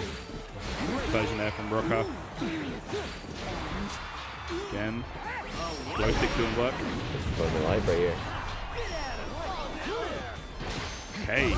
Delay tech was clean. Oh my word. Oh, missed the follow-up. Oh, no. The run-up, super meaty, counted 8. Didn't get a follow-up after that. Here's the ultimate. Yeah, his ultimate means he's not going to have enough for the pyramid or Yigi until he puts more meter. He might not get a chance, though. He doesn't get the pick up here. Hey. Oh, the cross-up. Nice block right there. Guard button, God. Yeah, right? Yeah. That's it. Okay. The Lil Wayne was able to set up the scramble situation, right? Just run away, run away. Don't die, call out the boys. Woo. There you go. I feel like Roka, though, I mean, KTP had some big chances, right? Big drops, right? If he doesn't drop those, he closes it out to Roka. Right? Oh my gosh, the boot. Stanky leg, 6-6-L. Becoming a lot more aggressive now this round, it looks like. Oh, but KTP shuts that down in an instant. Sends a full screen, gets the stock, and there's the power up. Sends it. Okay. Okay, walked under, gave him some space here. Okay. You gotta go back to the aggressive style, right? Because you can't out-zone the CPU. Okay. Tons of damage. BP is down. Life is on the line, but we do have Yigi on deck. You know it's coming. Might see HPA, yeah. Woo! Yo! Oh. Okay. Oh, BC for BC. Yo. Scramble. Oh my gosh. The scramble. Oh, you've got to be so careful right now. Can't kill. KTP. You got 50 though. You got 50 now. Oh my gosh. Next hit could do it. Teleport's in there, yeah. Delay throw. Almost working on the comeback right there. But KTP gonna take it 2-0 here with the Versusia pick. It's gonna be rough. Yeah, it looks kind of tough, you know, because Lil Wayne wants to run away, get his setups, get all that going, but Versusia can just pillar, Yeah, wipe literally. it out, pillar, ultimate skill, full screen punish. Yeah, like we know how well Lil Wayne can do from full screen, you know, use the items to restock the life and the skill gauge and stuff like that. But yeah, Versusia can shut that down in an instant. Really solid stuff. Always happy to see Lil Wayne lose. Sorry. Yeah, sorry, same. I'm sorry. that character's a nightmare. Sorry. But yes, I think that is it for us, for real this time, but not the end for Granblue. Like we've been saying, we're going all the way to top 8, so we have the big matches coming up next. Top 24 to top 8. A lot of Japanese players are in losers. A lot of upsets we've seen so far. Are they going to be able to recover, make it to tomorrow, or not? We're going to find out after this. Let's go, man. Let's check it out. But yeah, guys, thanks for watching. I'm out. Juna, Tyrant, you're out for the day too? Yeah, man, that's me done for the day. So maybe I'm going to go play some games at the arcade or something like that. But I'm going to go eat. Food first. All right. Thanks for watching, guys. We'll be back with more Granblue after this. Chipotle and 2XKO are back for round 2. Use promo code TAGTEAM at checkout to unlock the Chipotle Fresh Fit backpack and bucket hat for your avatar. Visit chipotle.com/2XKO for details. Come on, everyone! I'm in orbit, Quill. Too easy. Bam! Big fist coming in! Fighter, activate! With great power comes a great beatdown! Together, we can achieve anything! Ha! Yeah!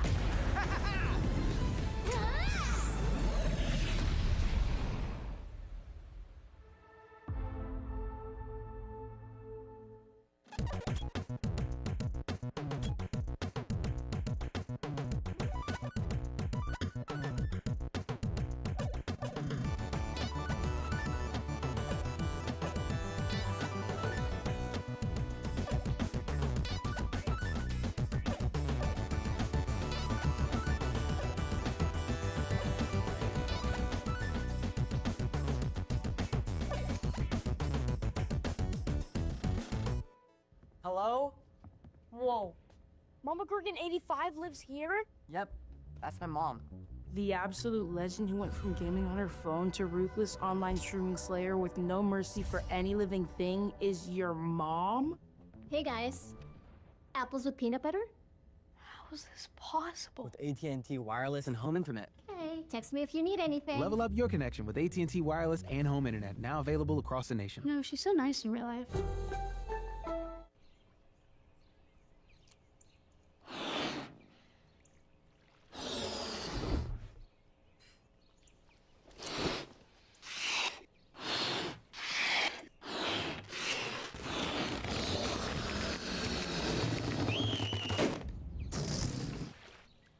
Airheads have more fun.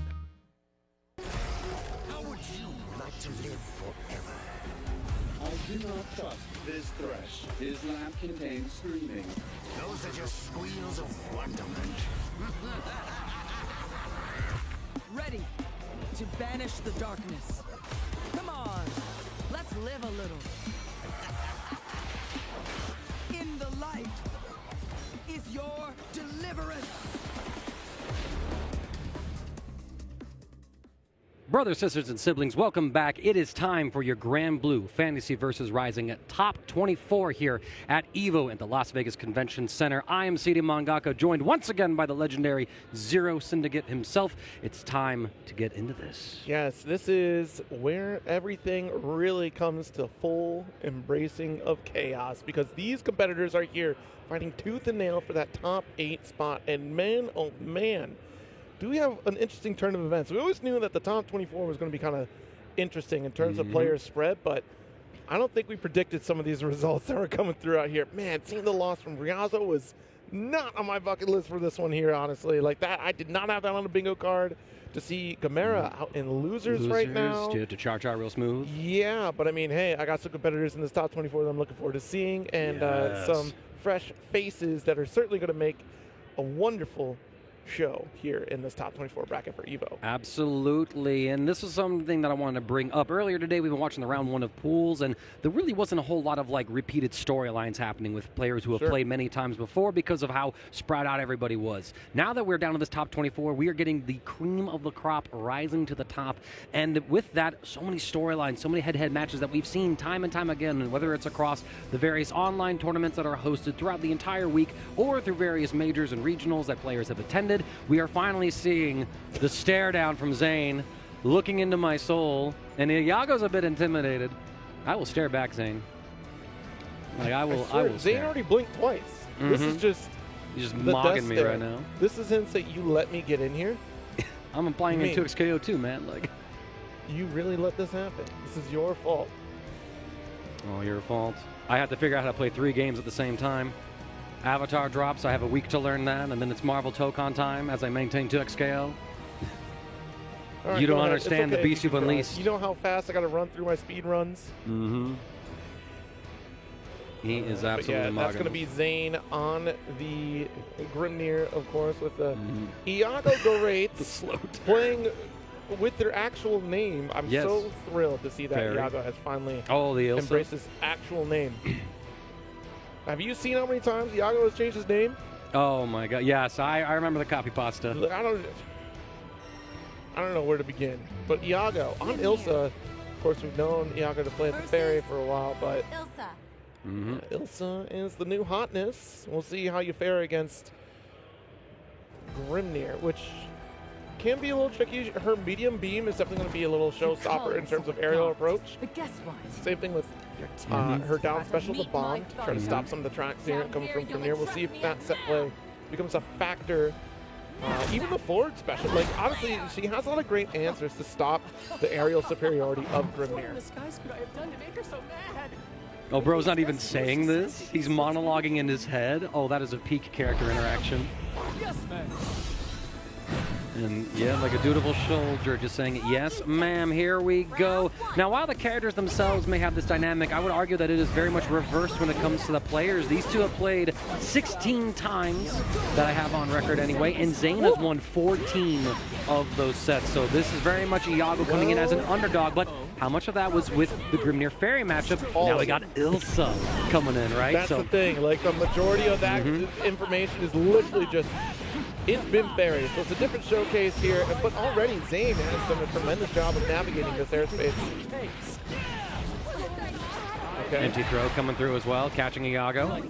And I love that forward evasion as well, calling out the delayed seal from Zayn to keep the offense going. So, but look at this, blow for blow. We see that the missile is coming down, get the jump in the air throw, the shimmy now, a seal was in place, might have forgotten all about it. Keep it simple, SSBA, or SBA, excuse me.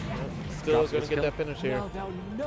The war gods. Right. Not skipping a beat is Zayn. I love the beginning of the round there. Anyways, it was the immediate air dash with the Gale to avoid the beam. Already a challenge with the Tempest forward, but goes for the Rekka forward. The EX edition, it's a ton of damage, but a reload. Missed the dash heavy.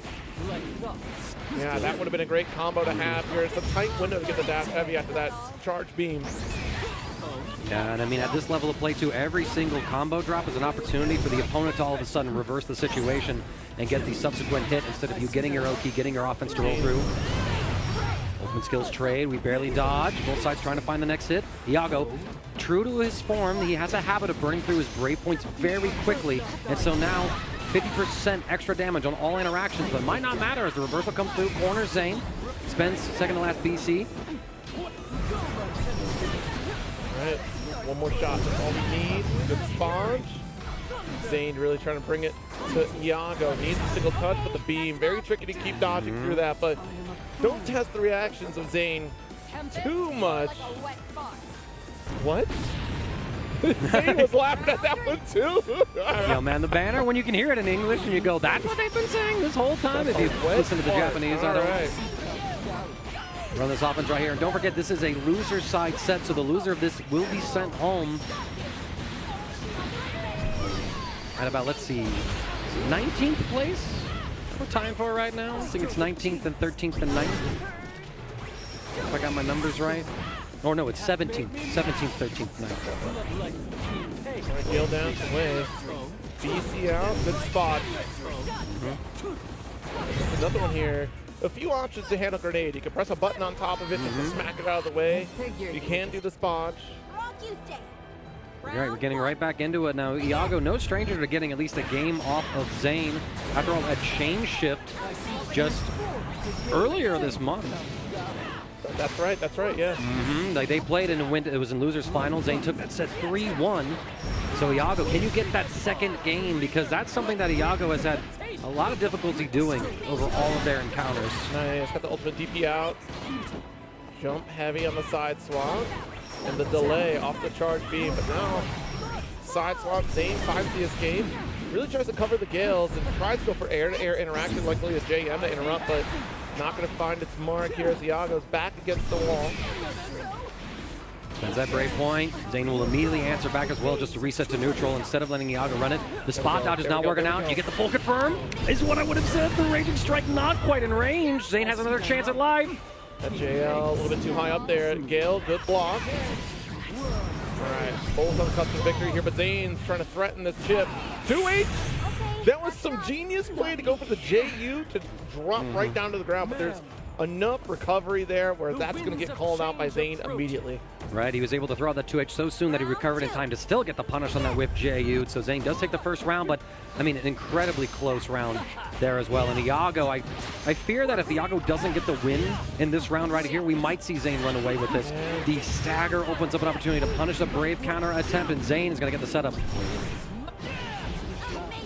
Just get the dash in from the corner. That's the BC away. BC out once more. Air there, just a fadeaway JL. Iago does find the mark at the beam at the very least. Fully stocked on bullets here, just one down. Ultimate going off the wayside, and Zayn going to be able to finish the round here and put a game on the board. It's now 1-1 between these two players.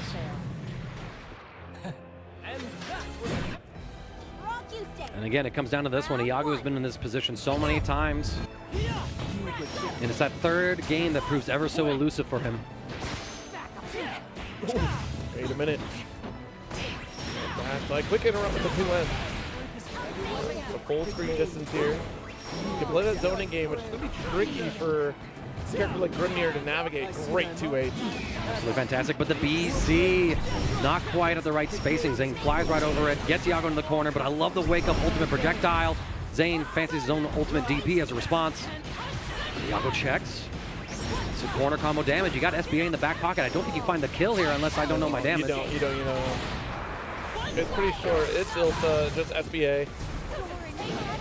No ult here, nothing. Could have aired air JM, but the 2M. Absolutely clean spacing too. Walking in and taking that extra step back to catch Zane whiffing some kind of button, going for a fuzzy mash with that light. Now it's set point here for Iago. Can you put Zane down and make him a 2x KO player for the rest of the weekend? Oh, zip and zoom.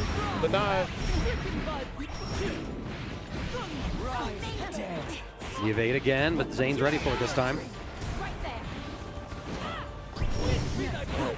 Yeah, but does actually no conversion for that combo routing. Wait a minute. Yeah, Zane letting some damage go. Might have misread the situation. Iago, though, completely out of Brave points, and so that means 50% extra damage on every touch that Zane can get. But he needs to make his way through these projectiles first. He'll find a way. Let's see, though. Iago does get this throw. Down on all these Brave points, is on a good look, but this is a great opportunity here. Does a triple attack just to go closer to this corner position. 100% on meter. So Iago could rebuild at least one Brave point back. Oh, the ultimate seal at point blank range. Zane has all of them to get the grounded extensions, and it's going to go to a final game, final round situation, clutching this up. Iago, can you keep this composure? Now thou knowest the war god's might. Perfection!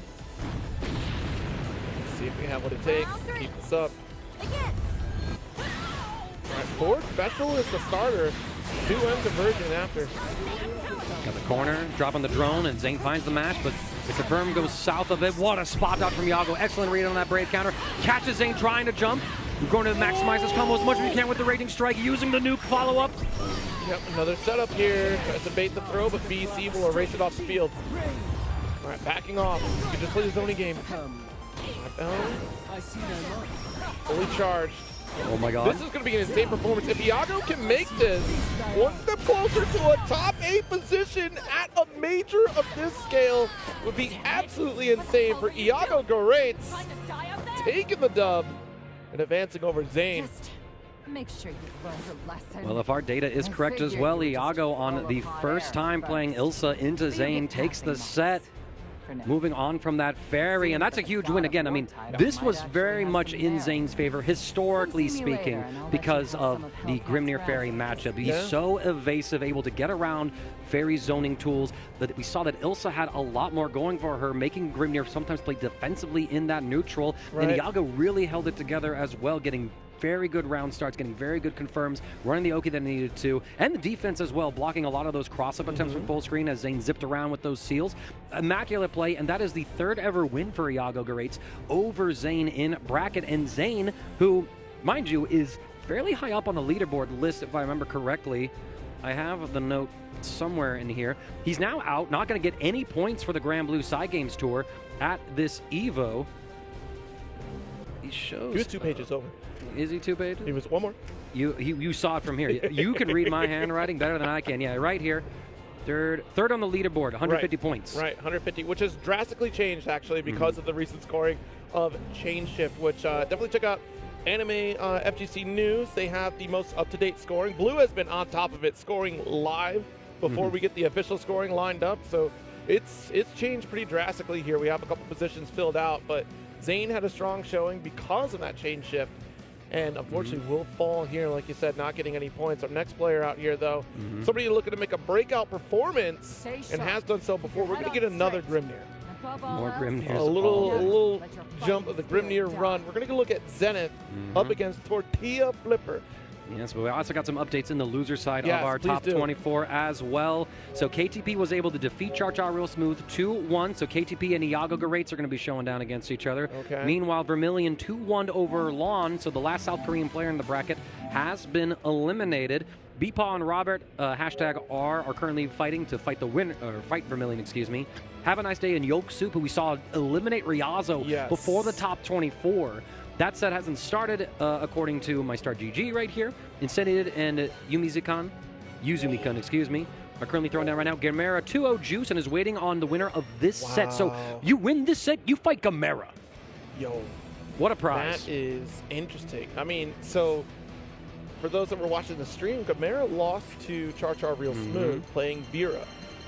And this time around, Juice also played Vera into this matchup. I've been playing Vera throughout the entire bracket, losing 2-0 to Gamera. So Gamera might be in locked-in status, suddenly upset about that performance and just deciding, you know what, I'm not missing another EVO top 8.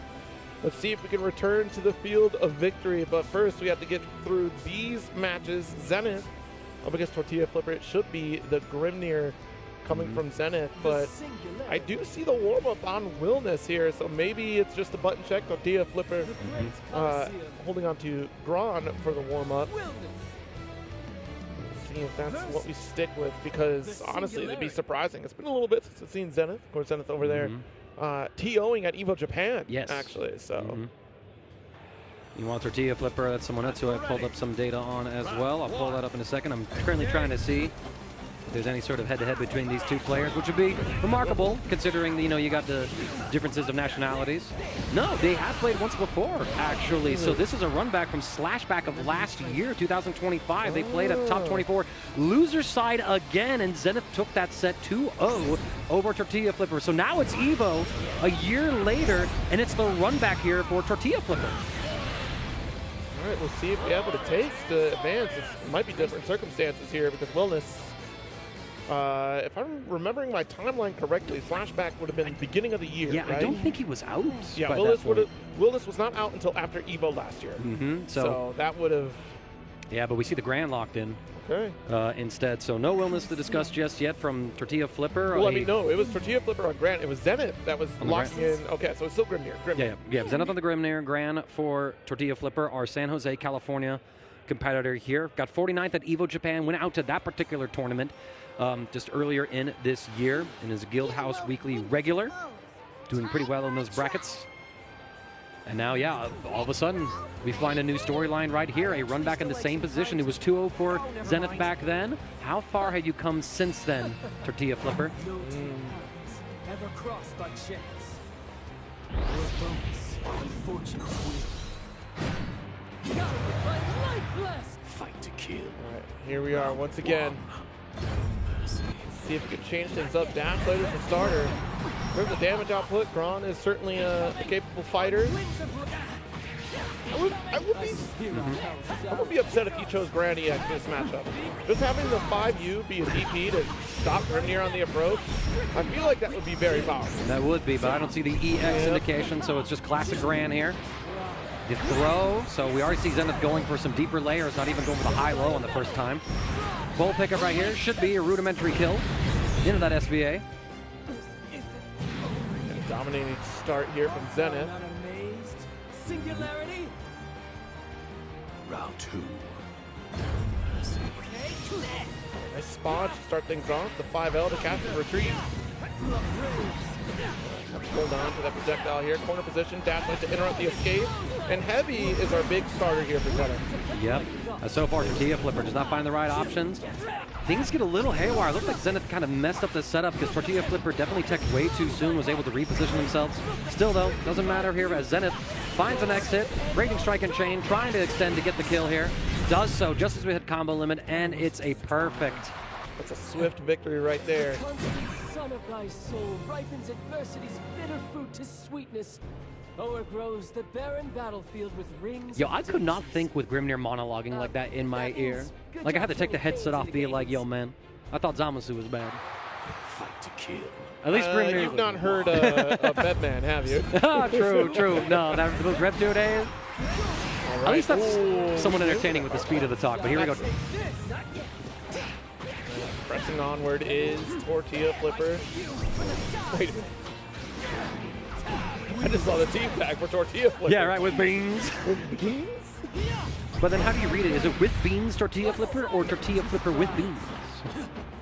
Yeah. Yeah. Line TP, full screen position, and it's a great spot because we're trying to call out those seals, which Zenith gets out of dodge real quick, maintaining those 2 grounded seals to keep this pressure. What is he doing? Zenith trying to challenge back. Shame. Right back at the corner though. Set up as well, and perfectly timed meaty jab to catch a counter hit. Might have been a throw tech attempt that didn't work. Might have been a mash, failed reversal. Either way, Tortilla Flipper is flipping the situation. Back on the Zenith, able to take a pretty stellar round there.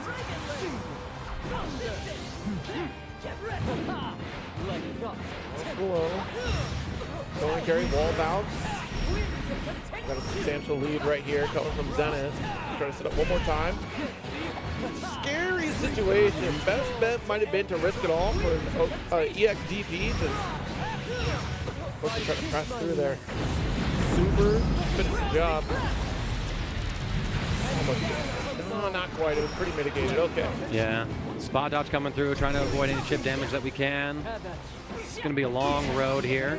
We do deny the perfect at least, but as soon as we do, that's going to be the round here. Zenith here at set point. Tortilla Flipper trying to stop history from repeating itself. Round 3. Ooh, miss input, but no punish available.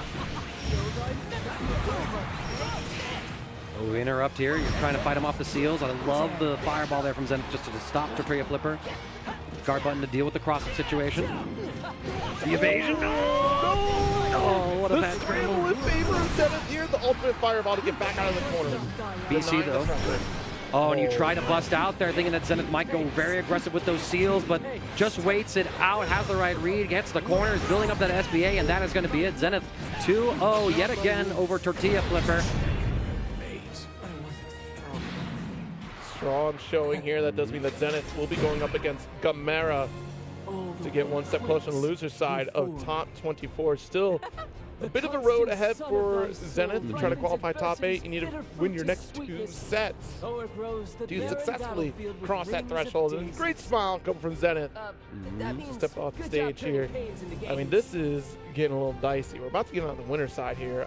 And I'm just looking at this run because up next it's going to be Have a Nice Day versus Yolk Soup. We got one more loser side match to take a gander at here before we continue on throughout the rest of the top 24. But man, Insurgent versus Shio. Zandori, I'm trying to not use the old name right now. It's still the old name too on Start GG. So you look at it there and you want to read it there, but then you go, no, he's rebranded. Zandori up against BSG, and then Koji Coco up against Mirais, and then Paid Actor versus Monarch, which is insane that I spent the entire day and I've not seen Monarch once. Then again, I've not seen Gamera once. I've not seen literally outside of Insurgent. That entire winner's side I've not seen, except for Zandori. Zandori was the only one. And of course, front and center here, we have our glorious fans of Granblue. We'll probably get that shot in just a moment once the players sit down. Right, yeah, they're kind of perfectly... They're ready. They're waiting. They're perfectly eclipsing it. The camera's focused on some of our competitors or attendees watching in the stands. They got the shrimp poster and stuff like that. We can see it on our side with all the cameras and everything else like that. But I do want to highlight this next match coming up while we wait. Oh, Have a Nice Day and Yolk Soup. So Yolk Soup just eliminated Riazo. So if you're Have a Nice Day, you're watching that set and you're going, okay, Riazo. I have a very favorable head-to-head into Riazo, as I was like talking about earlier. But with Yolk Soup winning, you now are going into a matchup where Have a Nice Day still has that winning record, which honestly, the matchups that Have a Nice Day has a losing record against is few and far in between with how strong Have a Nice Day has been and really has been able to step into his own, I think, in the offline space, getting second at Combo Breaker, kind of beating that inability to get to the top 8s in the offline majors curse, but finds himself in losers here. But I think it's a very doable run to get into EVO, which would be great just to stat pad the leaderboard for himself. That would be so nice. Almost securing his position, I think, to being invited to the Side Games Cup. Now, honestly, yeah. Have a Nice Day and Yolk Soup played earlier this year. Both of this, I believe. Actually, yeah, one was this year, and it was at Frosty Faustings. It was in pools. Have a Nice Day 2-0'd Yolk Soup there. That was their first 1v1 encounter. And then they also played at the Vortex Gallery at Frosty Fousings in the 2v2 tournament where Have a Nice Day's team 2-0'd the team that Yoksuk played on. So you got a little bit of history right here, but not as much data where it's like, you know, dozens of sets and between Have a Nice Day and Ryazo. So we'll have to see what's going to come of here. We got the Shrimps, of course. Yes, Yutasa-san, one of the Japanese casters that we'll be seeing Saturday morning for Top 8 from Japanese broadcast alongside Nakao-san, and of course, our referee.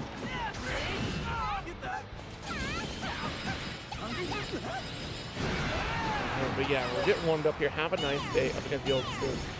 It's going to be a doozy, man, because I don't think anybody was quite ready for 2B to take on Ryazo in that way. But again, like, that's one of those characters that can be a little difficult to deal with, especially on the side of Six, having that lower health pool. But now you're dealing up against Siegfried. Very different beast entirely. Absolutely so, and not to mention, too, that the winner of this set will advance to fight Incendiate, our local to the United States, Lo Wayne representative right here. So we do get a leaderboard right here. So Have a Nice Day. Actually, in second place to Zandori. Zandori, thank you. Yes, I was about to say 400 points right now for Zandori, and Have a Nice Day at the 300. Gamera in third right now at 280. Zane at 250, not scoring today. Koji Koko is the one to keep an eye on as well, because that score could jump drastically. One more win, he gets into that top 8. He's going to jump up in that leaderboard potentially, but how much will be decided tomorrow. But here we go. Yoksuk trying to decide right now how this set between him and Have a Nice Day is going to go. Fuzzy Mash jab. Comes on out. Use that old fireball Siegfried. Yoksuk just trying to maintain. That skill gauge is almost completely depleted on 2B, so they have to slow down the aggression. However, foot's on the gas. Yeah, staggers with the lights here. Back special to convert this combo into super.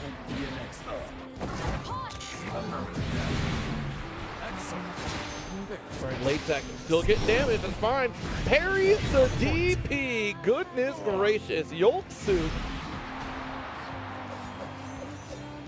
Those Tillin folks out there, I know y'all are popping off in chat.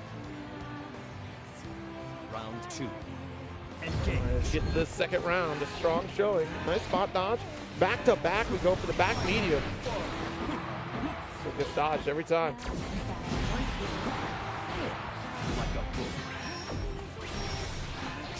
All right, Wires still getting dodged out here. Have a nice day with these great reactions. The medium series does open things up for the purple state. Push him back to the corner once again. Checks the throw as well. Yoksuk gets caught. But right before Have a Nice Day can complete the close heavy, the wake-up throw option from Yoksuk actually is able to interrupt it. So just off by a couple of frames to catch that meaty timing. Nice spot down to projectile. I mean, this lead about to drop drastically here. Ultimate comes through. We get the knockdown as well.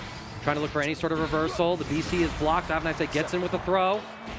Slow and steady on the stagger pressure. We stabilize with that Raging Strike in chain. Find the kill. It's going to a final round situation here. See how far we can take this round start. I mean, it was very active on defense with those spot dodges off the wire. Back medium not going to find its mark here. We'll see if Have a Nice Day can keep up those reactions. Dash M is the start with the PH on the backside. So get the back special, but an early drop. Taking tons of damage here. We try to go for the 5U stagger. Have a Nice Day ready for it with the Fuzzy Mash. Takes Yoksuk into the player one corner now. Gets the knockdown off that close heavy. Baits out the Mirage DP. It. Yep, that's going to be the round. I mean, you die with twice the life bar against Siegfried here. Oh no. Not like this. You tried the Mirage to get blown up for it. That's tragedy befallen our Yoksuk. And that's all the better for Have a Nice Day. You're going to make it a little easier for me at that point. True. Yeah, you saw Have a Nice Day was scouting out that DP in earlier knockdowns as well, and so Yoksuk trying to make the call out on like making, okay, you look for it once, you're not going to look for it again. He looked for it again. That's crazy. Take plus frames, Ultimate Fireball gets the knockdown. Have a Nice Day now, trying to find the shimmy. Away. The dodge at that time. And that was well spaced by Yoksuk there, because you're not within the range of a DP to get called out by that grenade. Oh, we talked about earlier on a set against 2B being able to roll forward. That's one of those scenarios where spot dodge is totally fine. Trying to run the offense. With Fireball, just bowling away, chipping at Yolk Soup's life bar. Oh, we saw the start of a 2H, but alas, it was a little bit too late. We're going to go into that Super Skybound art. The life total and Have a Nice Day too high to consider a self-destruct finisher for the higher damage. You'd be trolling at that point. Get the throw here. Ooh. The mine, the hammer, guard crush. Light, good launch. Opened up the classic. So you go for that EX back special to get that guard crush, right? So you have an extended block stun there. If you try to take an action, it's not going to be your turn. Tackle gets blocked. We get the counter hit as well. Yolk Soup trying to press after that situation. BC comes through just to sort of deny the RPS situation. Volt immediately pop. I Have a Nice Day respecting it, not trying to win. Oh, chasing with the medium series. That's a great commitment from Yolk. Oh, trying to come out. Saw Have a Nice Day trying to be patient there, knowing that 2B can stall her air momentum with so many options. Nope. Slowly carving her way through, getting the medium Oak Run follow-ups. Oh, the SSBA! Yes. Oh, yes. Don't you forget it. Siegfried doesn't care about your projectile. Oh, but we don't care about that stagger swinging with that 5 heavy of 2Bs. The chaos of Yolk Soup feeling so audacious right now. Just like, let me throw out this heavy. I don't need this. Less frames. Cycling through. Here comes Okram. We're just going to disengage. I like that Yolk Soup used that back parry just to create some more space here. Drop the mines. Try to approach. Have a Nice Day holding on to Brave Points until that moment. And Yolk Soup just swinging in there. Goes for the throw. Oh, the old Fireball barely interrupts. DP's ripped. Not quite enough to kill. Old Fireball chip kill range. Oh my god. Backdashes away and Have a Nice Day. Still going to give chase. This could be it. Hava advancing on the loser side if we take this round. Yolk Soup has been able to win the first round of both of these games. Just hasn't been able to find the second one. And a lot of that is due to Have a Nice Day's own patience in a lot of these situations, not falling for some of these baits that Yolk Soup is going for, like with the shimmies that we've been seeing. 5 Heavy's going to whiff. Drop the minefield. Trying to vacuum him in. Just backdash away. Stronger than gravity, imagine. Oh, the Mirage still catching. Another J8. So we go for the light challenge here, coming from Have a Nice Day. Ult for the reset. Trying to optimize as much as we can here. Oh, yes, we are. Look at that, one touch away. Just keep poking and Have a Nice Day. Advancing on the loser side, one step closer. This is also insane for Have a Nice Day. Like a stellar performance, again, just being much more consistent in these offline appearances. We always knew that Have a Nice Day had this possibility, and just showcasing it time and time again.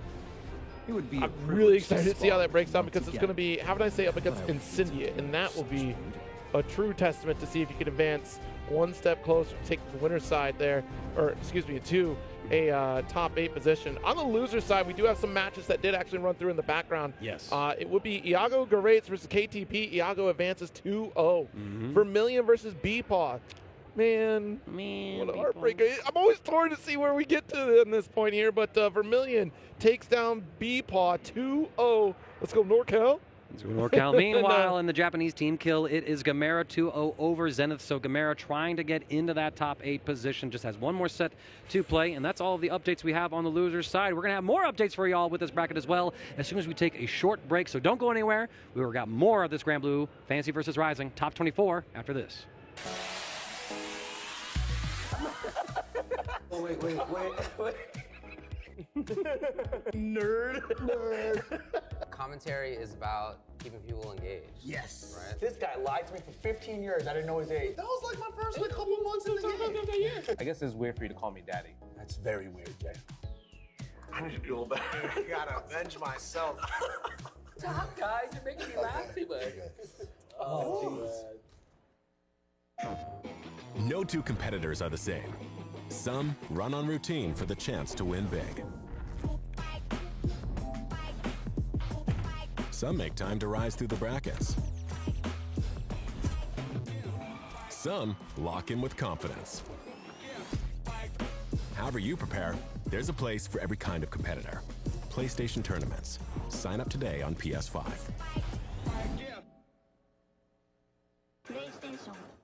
Maybe you'll get on stage. Hey, maybe you'll even get famous. But that's not really what this is about, is it? It's about competition. It's about friendship. It's about our love of our games. That's what it's about for us, at least. Since 2011, our broadcasts, events, and merchandise have been top quality and grassroots at the same time. 10-0, forever we fight.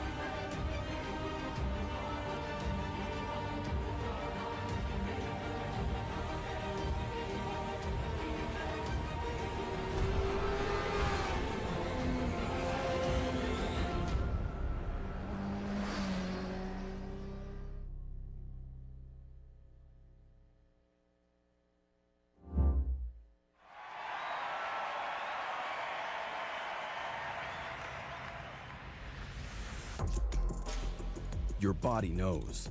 A sense of victory. Sees when mind, movement, and gear ignite as one. Victory is within reach. Feel it, right? Now, step into your zone. Designed to win. Welcome back, everybody, to this glorious top 24 action here at EVO 2026. It's Granblue Fantasy versus Rising, and we just went through some of our loser side matches, but now it's time to see who the winners are. And these competitors will qualify for that top 8 position tomorrow morning. Yes, indeed. And we've got quite an interesting breakdown of matchups as well, as I believe our first 3, or at least 3 of 4 of these winner side sets are going to be USA versus Japan. And our first set is your combo breaker champion Insurgent up against Shio. What is happening? What is happening? Oh my goodness. Now, some of these competitors here on the winner's side of this bracket are going to be at the exhibition happening on Sunday. Yes. So definitely tune in for that. We'll give you updates on when that's going to be streamed. You can check out my socials on that, or actually just check out the Granblue versus NorCal social for that. You'll be able to follow that one. But yeah, Insurgent up against Shio. Now, we talked about earlier how Insurgent has been a pretty dominant force over the last year and continues to do so. And this is the global stage opportunity, right, to really see and test their mettle against additional competition. This is a big-scale tournament for Insurgent, one of the strongest performances out here. And that could be set for so many competitors in the storyline of this top 24, but this is going to solidify Insurgent's position across the board. But also Shio, hungry for more points, especially after that EVO Japan performance. 7th place at EVO Japan, yes. Currently is 11th on the leaderboard, so this event is hugely important for Shio to advance up that list to guarantee their spot in the Side Games finals later. Was able to make it to the group stage as well, only to be set up against Zerum, locked there. Got second in the LCQ, so just barely missed out on the chance to get into that final top 8 at the ArcSys World Tour. And Insurgent, so you got the story of someone who just barely missed out, literally was at the last step to get in and failed. Then you got Insurgent who missed the event entirely due to last year. Now is guaranteed in with that win at Combo Breaker, and is here for the love of the game, and like you mentioned, to gatekeep other competitors to try and make the competitive field as soft as possible. And Insurgent starting off strong here against this Lil Wayne. Yeah, again, the consistency, the cleanliness that is Insurgent. But unfortunately, going to get scooped out for this one here. This is where the offense begins, trying to handle Lil pressure. The quick 5L interrupt. Shio should be falling on this round. Slick pickup right there. And I mean, Insurgent, no shortage of practice against Lil Wayne's out here. I mean, how many times have he and Incendiant thrown hands in bracket? And I'm not sure if there's any sort of useless players out there in Japan. I just don't keep a close enough eye on the scene. If you have any indication, Zero. don't recall off the top of my head. Yeah, right, I'm sure I've seen some, but like not at like a consistent top 8. Right. So I wonder if that plays into it, right? Where Insurgent is going into a matchup he's very familiar with, but Shio might be going like, how do I fight against Eustace at this level? That could be an element of this, or we could be just in the dark about it and not knowing about. Yeah, because I know I've seen a Eustace at Talking High Tuesday, but I just don't remember the name of the player. So they are out there for sure. Either way, Shio looking good in the second round, able to answer back pretty cleanly. It's the Lowain, though, right? Like, yeah, this character has really changed the landscape of Granblue across the globe. Started in Europe, and then that infection just spread across everywhere. The Lowain play. It literally, look, Honono started playing Lowain because of Evo France, okay? Like, that's how devastating this character became. And then, of course, Shio has always been representing. Clean whip punish there from Insurgent, as we've seen all day. Detonates the rat race with the ultimate skill, but look at that beautiful layering on the offense right there, coaxing out the dodge with that ultimate wheel to then get the counter hit on the recovery frames with the 6XL, and now Shio has the corner on Insurgent. Throw him once. BC away. That race locked in. Ooh, too the far. spacing. All according to plan. Okay, cool. I see. You too are learning some Japanese. All right, we're going to double up. We got 2 health rolls there on the RNG. Insurgent takes another throw. Flash, both sides recognizing the range and going for the correct response, which was to dodge. Evading the rat race. Scurry away. Yeah, right. One of my favorite back-dash animations. It's so good. Run up HBA, trying to get a throw crush of some kind, but Insurgent holds out. Spot dodging. I've played this game before. Oh! And I choked it at the very end. You got to the end of the speed run, and you got the bad RNG. Reset. And now Shio taking game 1 here. This would be huge. Getting into top 8 on winner's side means that at worst you are guaranteed a 5th place finish, which I'm not sure how many points that is exactly. For 5th place? Yeah, remind me. It's like 80 points or something like that? Well, this being 5-star, this might be a big one. That might be a big one. double check. I'm trying to compare because Combo Breaker was a 5-star event, no? Yeah, so whoever got 5th place there, we could see. BSG got 5th. What's his score? Oh, that's fair enough. We'll figure it out in a moment. While Zero looks into that one, I'll keep an eye on the match right here as Insurgent off to a strong start yet again, but round 1 goes his way. Can you make rounds 2 or 3? 40 points. 40 points for 5th place, okay, which not bad, but still definitely not like the lion's share that you're definitely trying to secure. Across the corner, let's see if Shio can catch up. Tries a mash, and yeah, saw that we didn't check the backup bro, and so we went for the DP for the iframe, so that just gave Shio a bit of a bungled punish opportunity, but we get the next hit here. Insurgent gonna get opened up. Don't think you find the kill here, even with the HBA. Yeah, that's why you just take the health restoration or whatever the items are going to give you. 6XL confirming with the rocket. What a turnaround from Shio. Set point now.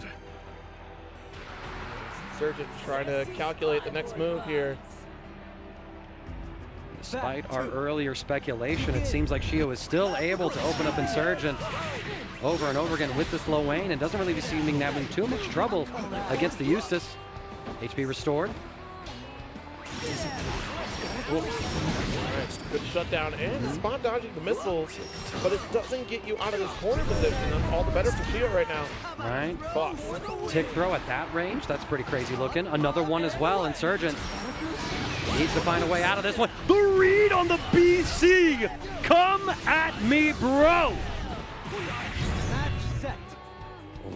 Yo, what happened? I mean, Shio certainly locked in. And locked in a winner's side position in top 8 here at EVO 2026. That was lagless. That was indeed lagless. Absolutely immaculate with that soul read at the very end there. Plus with the coverage of the Rockets, even if you didn't find anything with that counter, you were in a really good spot either way. But the fact that Insurgent then played into it as well, just immaculate stuff, and that means we got our first winner's side top 8 qualifier, and it is Shio from Japan. Insurgent falls down to losers.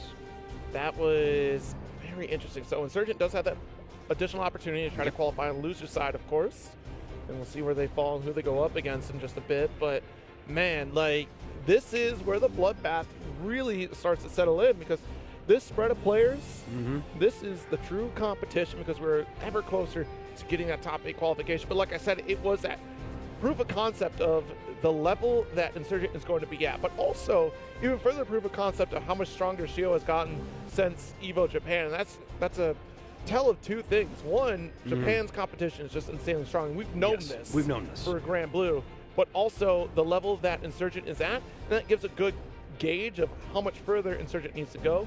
Maybe there's additional solves that we have for this matchup in particular, because Luane has been that terror, again, across the globe to try to deal with in terms of set play. They did nerf that ultimate wheel a little bit there, but that doesn't mean the rest of his arsenal makes it any easier to try to navigate to victory.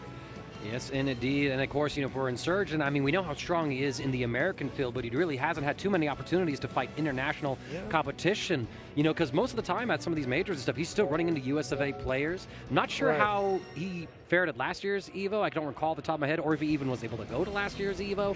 But yeah. He was here. I just don't remember his position. Yeah, but right? He was here, Yeah, so who knows? Maybe that's something where he's very comfortable against the American players, but then you run into Japan where they have different tendencies, different habits, or even different strategies compared to some of the American player base. Maybe that's an issue for Insurgents. But up next, though, we got Zangief Dream's newest name, Zandori. On the player 1 side, Indomitable, up against BSG from Texas. And I am super interested to see how this set is going to go. Yeah, this is a scary one because it's going to be Cagliostro up against Vasaraga, and this is a matchup that Zangief has been pretty comfortable in historically. And let's take a look as well. It's the first time these two have fought each other in a bracket. It's worth mentioning that, so we're going to have to see. Definitely BSG. Was it JF that fought Zandori? JF? Yeah. Earlier today? No, not today. I'm trying to remember the matchup history for... Oh, you might be right. Yeah, the Brazilian Vasaraga? Yeah. Yeah, I think so. You might be right. Fought Zandori previously. Yeah, let me see if I can pull that up, because if I just look up JF's profile. Because I know that I've recently seen Zandori play against Voss. Let me see. Yeah. I can confirm that real quick. But either way, like this matchup, it can be a little bit tricky here again. No, I don't have a result for that. Nothing. No, Okay. I don't think those two played. Might have been a different matchup. It might have been a... No. Someone will have to correct me on this or DM me on that one, because it might have been a Japan boss that I'm thinking of. Okay. Very possible. Or it's possible that they did play, but whatever event they played at wasn't one that was like logged on StarGG, so FG Combo wouldn't pull it up, which is the resource I'm using right now. So that could be it. We're sort of, doing our best to prepare for all kinds of notes, but sometimes we stumble on a little bit of like background stuff as these brackets develop, and then run into possibilities that we didn't consider, right? Like, oh, what's Zandori's Vasaraga matchup experience? I'm not going to think about that. I'm not going to go chart out what players that they fought with what matchups. Plus, like, finding that data without scouring through VODs, that would be like a monumental task, since most of the time when you report sets, you don't include the character data. It's been a bit of a trend at some locals as they're trying to just get that additional information to be archived, which I do think is important. But here we go. Cagliostro, Zandori versus BSG, and automatically a neutral jump up top over that Battalion of Fear. Oh no, the range too far away, and BSG's going to take the combo. Does not want to lose an extra breakpoint just to deny damage. Take an extra 30% later. I mean, good luck on trying to get out of this corner. Zandori really running the set play against BSG. Oh no, this is definitely a Cagliostro round if I ever saw one. The BC out. Yeah, you're just a chip away from victory. If we get this comeback, hold on. Scoop. BSG not out of this yet. Ultimate Extinction trying to get in there. Anti-air, Alexandria. I mean, BSG was looking for an opportunity to get in, but Zandori was like, I know you need to be aggressive and take control, so if I wait and make you commit to something, I will find you. Just looking at all the different approach options, very well executed. Yeah, just keeping it simple, get the jump. Nice block with the teleport. We're ready for it, the 5L, but Zandori relentless, not giving up this position. Able to check those Mihen traps that are placed.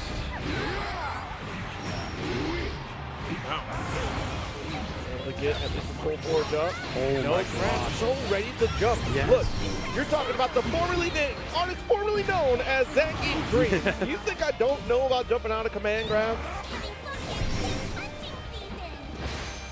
Text the throw there. The ultimate Mihen still in place. We approach it. We catch. With that 2M, going to be in the corner for the full damage here. Not quite enough to get the kill, I don't think, unless combo limit is reach. Chip kill now here for BSG. Just has to find it. Stampede, walk him down. Savage Granblue. Yeah, that was very important to keep up that pressure there. Act 3. Play. Much better round. Oh, but the neutral jump. Deja vu. Just like round 1. Alexandria, or EX1 Adder. Comes on through, we're swinging it with everything here. Run up throw and just making sure we don't deal with any of that Soul Forge. Right. Armor, RPS, I like that choice. Another great 2M here from BSG though. Gets a knockdown. Medium enough to be plus, I think. Nice with the 2U. Watch it, great swipe right there, that was huge. And the ultimate lariat as well, just to win out that situation. Being aggressive, trying to optimize the combo right here. The heavy connects, one more blow is all BSG needs. But Zandori just needs to find the mix-up. Oh my goodness, the side swap SSBA is going to be enough to take the round, the game. Everything was going great for BSG. Just one slippery individual in the hands of Zandori will get this victory. Whoever did your bodily augmentations didn't skimp out on the craftsmanship. But you've only got the one meat sack, so don't go wasting it on some dumb blaze of glory. Huh. You only got the one meat sack. What are you trying to say? The stage is set. Act 1. I see. Play. Play. Play. Grimnir, you're so extra. Good roll. Back throw. Really in corner position right now. We've seen that we're so ready to get the teleport. Look at the adjustment from BSG. Excellent stuff right there. Being patient, knowing that a Kaguya player is more than likely going to stall the jump. So we had the right timing on that 2H. Dropping the Mihen trap. We try to escape the 5M unblockable. Actually reaching and catching BSG, going coast to coast with his Basaraga. Set up the Soul Forge pressure. Trying to teleport out. BC violence. What a press. You're insane. Yeah. Huge blow, huge blow. As expected from the founder of Alchemy. All right, strong lead here for BSG as we continue this. Play. Oh, nice spot dodge on the swipe. Still able to check. Yeah, I wanted to call out the teleport, but Zandori too quick with it. Trying to sneak it in 2 ways there from BSG. Charged up. Maximum range and Zandori's adjustment back. Just trying to get these spot dodges. Scoop him. Very quick cancel on that command throw. Calculations trying to come through from Zandori. We said the ultimate Mihen. BSG does evade it. Both sides are trying to find that next explosive hit here. Like, oh, gonna work.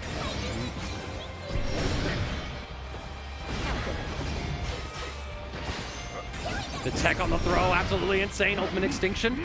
Trying to find the next hit. BC just to negate that situation. BSG still has 3 brave points, no confirmed just yet. The low comes through. Ultimate extinction on the run up. What a spot dodge, but this time we don't dodge the throw tech there from BSG, who again waits it out, gets into position. How did you tech that throw, Zandori? You're insane. That 5L was so quick, we had to make a safety throw check, and yo, Zandori with the teleport once again. BSG keeps trying time and time again to get these grabs, and Zandori just keeps dodging the BC away. Looking for one more touch. I mean, and if you're BSG here, I think you need to find the win. If you lose this round, it could be the very end of the set itself.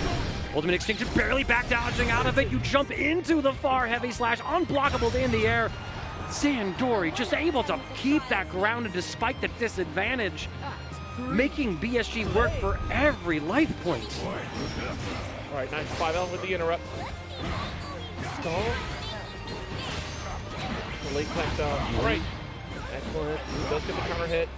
Hard cross and respects the 5-8 still. We're going to get tossed. It was a roll attempt coming from BSG.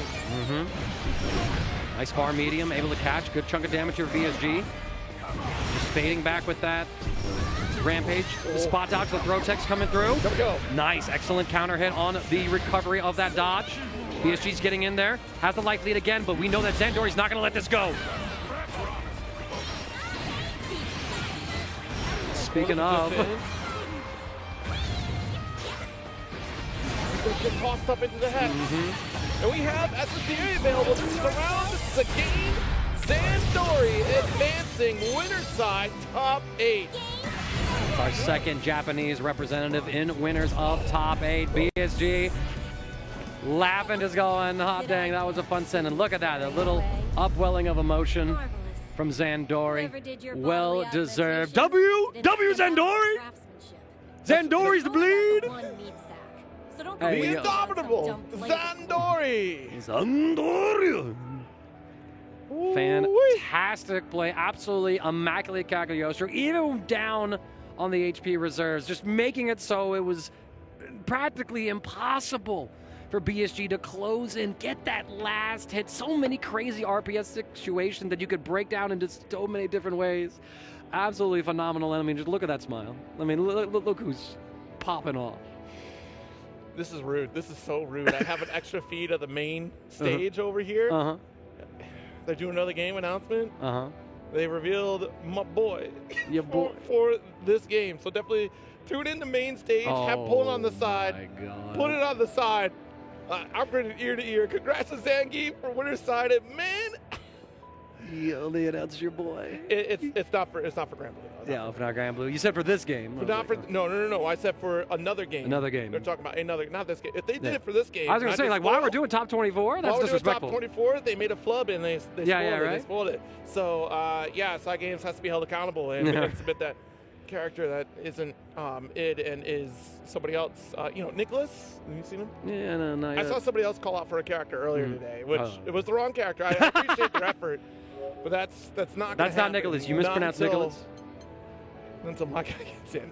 That's too funny. That's too funny. I missed that announcement too. I was trying to keep my eye on It was so. Oh my goodness, yo, chat. I can't spoil it. I can't spoil it. If you are a fan of I think I see of a Nickelodeon cartoon show. Yeah. Okay. They just revealed the roster. Oh yeah, they're looking at it right now. Hold on. No. The roster's not there. Not the roster we're gonna get. DLC roster. DLC roster. Anyways, up next on the winner's side, we have Koji Coco versus Mirai. Both of them are going to be at the exhibition on Sunday. Yep. So definitely check that out. Koji Coco has been the traveling world warrior, has been locked up training in Japan. Mm-hmm. And is going to try to bring some skills out here, has been showcasing strong performances across the globe, even at EVO Japan. But here is where Koji Coco is trying to solidify or figure out the headset. One of the you got it. Hold on. Yeah, trying to figure out. Full head of hair. How do I wear the headset? That's why I lop most of mine off, man. There you go. I think he's got it. Got it. All right, if it's about mix, it's not looking good for Koji Coco right now. Too funny. Well, this is going to be the first time these two have played in a bracket. At least they start GG bracket. Who knows if they've had some experience with Koji Coco training in Japan. Odds are he's playing the top-level Japan players as well, so I'd love to hear that story. What is it? They're just both aura farming for the Skybound art? Charging for SSBA. They got to make sure the SSBA button works. You're out of luck. Yeah, so out of Koji Coco, we're probably expecting a Beatrix here. I know earlier I talked about there was that Zoe arc, and then we are definitely lined up with Beatrix on the side. Correct me if I'm wrong, but didn't Koji Coco win EVO last year with Belial in the mix, or was that Beatrix as well? That was Belial. Belial, yep, that's what I thought. Beatrix was the character they announced after that EVO? No. Beatrix was out, just wasn't committed to Beatrix at that point. Okay. Had it in the pocket for sure. I feel like it was. I think Koji used it at EVO last year. We have to take a look at those brackets. It's been a hot year. A lot of sets across a lot of events and a lot of games has happened. Because that was the Chimera Beatrix here, if I'm not mistaken. A lot of folks pulled over that character, and while Koji has definitely seen a handful of them, has definitely locked in on, look, if I'm going to take the dub, it's going to be with Beatrix. And she's so gosh darn consistent, so I don't blame you. Yes, indeed. So it's our reigning EVO champion trying to once again reclaim the crown. Imagine reclaiming the crown. But we'll have to see how exactly he's going to fare against Mirai. 6 into Beatrix. Strong defense so far, as we're able to tech that throw manually, no less. 3. Lift off the stagger pressure. Throw it back to the corner. Mirai going to take the advantage. Gate locking up in this corner position. Calls out the BC. And the stagger pressure Koji. Not fighting quite yet, but the dive kick opens things up. And a pretty deep one at that. That's a full conversion in the super. Now, one thing that's worth highlighting as well is that Koji Coco is not yet on the leaderboard, actually, for the Side Games Cup. Not with my notes. Meanwhile, no, that changed. That changed because of change shift. Ah, okay, change shift had some impact with that one? Yes, Yeah. yes. Where's he at now on that list? Let me double check the scoring because he won it. I think that's 100 points on the sides. So no wonder things are a little bit different. No, it's 200 points. 200 points for winning? Okay, so that helps out Koji Coco a lot, going from not even being on the leaderboard to now very high up on that list, at the very least. Meanwhile, Mirai was around 11th place with that 7th at EVO Japan. Thank you for that. Yeah, so Mirai seemingly, I'm not seeing him here. Mirai. Yeah, 23rd on the list, way down there now. So falling off from my notes, I took it a few days ago before change shift results, I think, were added to the system. So it's a pretty big deal here. If Mirai is able to get into this winner side of top 8, that could potentially help him try and close that gap, especially making the road to getting into the top 3 here much easier. Missing that BC. All right, try to pick the approach with the ride 3. Honestly, Koji can get this ball rolling with a single touch. Not going to spend for super right away, obviously, because he spent ult, but honestly, we're too far away from victory. First game to Mirai. I first thought your sword was indeed no more than mindless flailing. But Japan's starting off very strong in this winner's side as well. 2 of the 3 representatives have already advanced to the winner's side of it. Mirai here could make it a 3-peat over the US of A competitors, making the winner's side of this top 8 predominantly Japanese and potentially setting up an all-Japan winners final at the very least on American soil.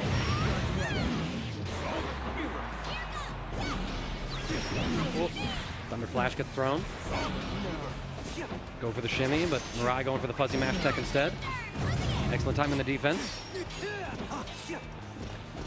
I got the 5L off the wall. Big damage opportunity for Koji. Actually, massive damage opportunity. It's probably a kill opportunity. Looks like no health on this kid. Sayonara.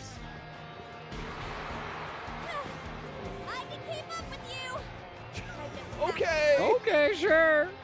Very odd for you to point that out. Would you go to Namaya's? Jumping with the H. Lock her and borrow her sword. What's with the katana, Beatrix? It is a cool fit. That DP, nice medium. And good air-to-air with the JM. Stopped it short, but great challenge from Mirai. Yeah, big opportunity here now. Off of that DP, trying to get in. The riding free's going to catch the walk back. Execution, we're just going to disengage from it, come back in with the ultimate version. Ready for that throw attempt. Okay, heavy again. Dash Light connects at maximum range. Off the wall. Does not hit the full conversion with the medium. Good attempt. Light might have been able to connect here, but what a cross up Mirai with SSBA. Off the wall. That's everything we need to get the full combo. Yeah, I mean, you got Super Skybound Art in the back pocket as well, trying to push this combo as far as we can. And with extra 30% damage on this sequence here, it's going to be close. But no cigar yet. Not quite chip kill range. You tried to Thunder Flash, but Koji Coco, calm, cool, and collected, walks in, gets a simple throw, and all of a sudden it's 1-1. This is the first game we've seen in winner's side where the US of A players taking a game off the Japanese representative. Okay. The gate. Oh, that could have worked. Could have worked. No, it couldn't. Nice back throw. Interesting on the approach, though. Take out the light. Fade away, and look at this air-to-air off the empty hands. Off the wall we go. Big damage opportunity with the Thunderbird. Launch it to SBA. Called it. Even with the classic inputs as well. A lot of damage right here. We just barely delay. There was a wake-up reversal of some kind from Mirai. It looked like it was the Thunder Flash, but Koji Coco timing it to actually catch the recovery. And now all of a sudden Koji Coco here at set point. Round 2. Engage.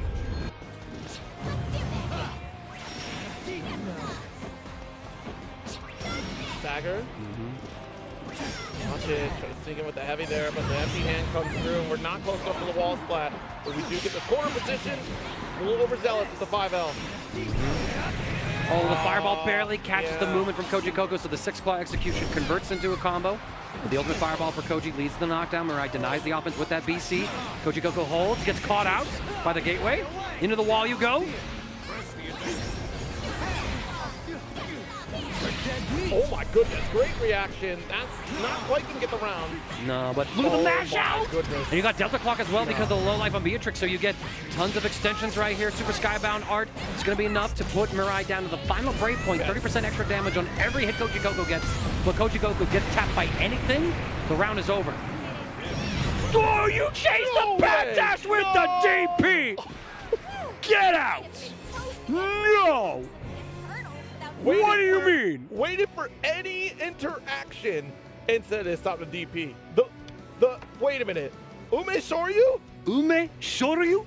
You hit Japan with their iconic move to get in a top 8 winner side, the only American competitor in the winner side of this bracket at this stage to beat the Japanese representatives? With the Ume Shoryu, huh? Ume Shoryu. It's like that? Well, look, if you look at the history of Koji Koko, like I said, I call him the world warrior of Granblue because he has done this travel across the globe to be a competitor, has been practicing in Japan, has stood toe-to-toe with some of the Japanese gods of Granblue time and time again. So if there's one competitor we can expect to show up and show out for a Japanese competition, it is going to be Koji Koko. Again, didn't quite rise to the occasion at EVO Japan, but was in top 8. The only American to make it to top 8 at EVO Japan. Huge accolade, not to mention as well, 2nd place at the ARC World Tour this year. And is your current reigning EVO champion here in EVO Vegas. So getting the back-to-back repeat, a feat that few players across several games have ever done, would establish Koji Koko's legacy, I think, as probably the strongest American Granblue player. But speaking of American players, we got another matchup here, and I believe it's solely American players, unless I'm misremembering. Yes. Paid actor versus Monarch. But quick correction, it wasn't EVO Japan, it was Psy Games Cup. Psy Games Cup was the only American that he made. He did not make top 8 for EVO Japan this year. Okay. But that was the dealio. So we got that. Don't be silly thunder, but paid actor. No, we need to get the right information out there. Right? Misinformation is a terrible thing that needs to be fought. So you know what? Accurate. So thank you for doing that. No problem. That's in fact, that's why I have the information that Nicholas will be back for Granblue Fans vs. Rising as a playable fighting game character. Give him his character. I messed up one time, okay? I messed up one time, said Nicholas be in the game, and all right. Yeah, right. No, you know what they'll do? They'll put Ichigo Kurosaki in before you, Nicholas, and then we'll be sitting here like, that's crazy. Why you gotta curse me? Why do you just tell me you don't like me, okay? Like that's that's not all true. Search your feelings. Let the butthurt flow through. Yeah. So Monarch's first appearance on stream, at least for me as well. I haven't seen him all day either, but that could have just been, when we were off and taking our breaks. Finally, released from the backroom dungeons of commentary. Yes, paid actor we've certainly seen, but Monarch was definitely one that I had my eye on for sure in terms of rising to the occasion, because usually by this point, actually, you know what? Historically, Monarch finishes at the last minute in terms of qualifying. So we'll see. We'll see if he changes it this time around, but both of these players do have at least one set of tournament experience against each other. It took place earlier this year at Frosty Faustings' winner semifinals, where Monarch 3-1'd Paid Actor. Right. It makes sense, because Paid Actor, Vera player primarily, right? Or am I misremembering? I'm sorry, you said... Paid Actor? Vera? Or am I tripping? I'm trying to remember who they play. I'm trying to remember as well. Okay, so I'm not the only one who's choking on it? Thank you. I appreciate it. I know we saw Paid Actor there. Yeah, I'm pretty sure it was Vera. Because I think the two that we saw was Char and Paid Actor. That's right. Yeah, right. So I was locked on the fact that Monarch only qualifies at the final of every tour. Yep. That's what I was locked in on. My brain was definitely elsewhere for that. Because I was trying to think about it. It's like, wait a minute, no, Monarch's been at every qualifier. Like, pretty good player. Then doesn't qualify until final tournament. Yeah, it's just... Hey, some people procrastinate the assignment. As long as you turn it in on time, as long as you get the grade, who cares? He's got the notebook out. This is cheating. This is Paid cheating? Actor No, that's only in Tekken World Tour. Only Tekken World Tour. Paid Actor will literally look up at the screen and go, that's what you want about That's what he wants to say? He turns it around so that Paid Actor can read it. Use loser. You will lose. The circle hypnosis sign. It's Ilsa out here. Ilsa coming through, which makes a lot of sense, right? Like Vera being a close-range character, not having a projectile that contest full screen. If Matera gets you there, miserable time. At the very least, you could bring a gun to a bow and arrow fight with Ilsa. I mean, trying to close the gap against this character. Talk with Char about it. It is not a good matchup to play Matera with Vera. That's for sure. Vera definitely has a hard time trying to close the gap. There's too much on screen to worry about. With Ilsa, though, you can try to combat this projectile war, but it's still going to be in favor of Matera. Yes, indeed. Now I have to see. Things are looking really good for Monarch. Gets the throw. Still has the 2 seals to mess with. Detonates 1. Now the second. As Actor just is forced to pretty much block most of that pressure.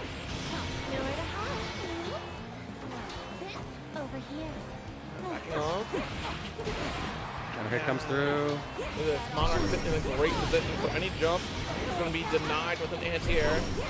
That shot, not a whole lot that Pain Actor can do. You have to try to navigate this barrage. I'm just saying, this is the most anime logic matchup I've seen in a moment. I mean, girl literally pulls up with laser guns and she's firing slower than the girl with a bow and arrow. You know, it's just like, why are you a machine gun? They take a charge. They take a charge, right? Yeah. They're flintlock pistols, you know? Inaccurate, unreliable. Magic flintlock pistols. You gotta stuff the barrel again with the gunpowder, jam that bullet in. Can't wait to get you. All right, that forward ender off the record gets that full reload. Great spot to be, but once you get to this full screen space, it's going to be all Matera here.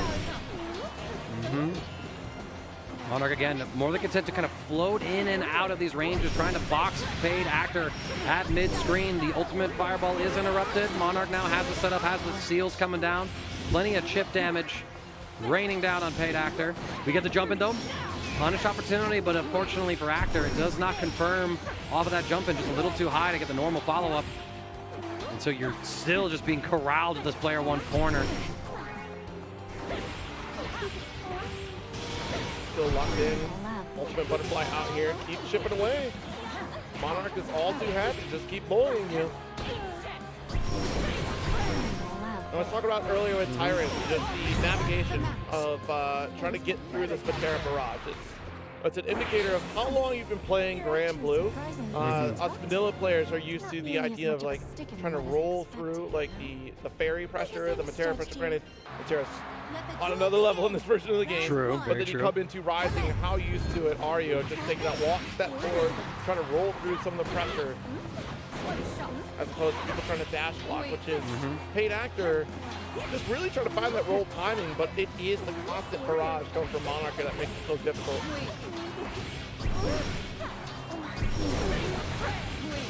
All right. Everything getting set up right now.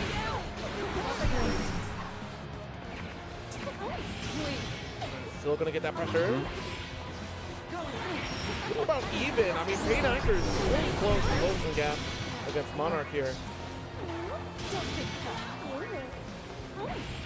That butterfly was Detonating, trying to get the catch here, but again, Paid Actor. So many times we're seeing the startup of Ultimate Fireball just snuffed out by these arrows as we're not finding the correct timing to actually pull the trigger to destroy those arrows and get a hit and start offense. Instead, Monarch with the fuzzy mash catches Paid Actor on the approach, and this could be Monarch qualifying alongside Koji Coco as the second USA representative in winner side of top 8. Well, watch it. The float shot here does make the approach to win. Throw. Paid Actor needs to win while Monarch is corralled in this corner. Otherwise, you're not going to get a foothold in this set. You're not going to take the round, and it's really working out so far.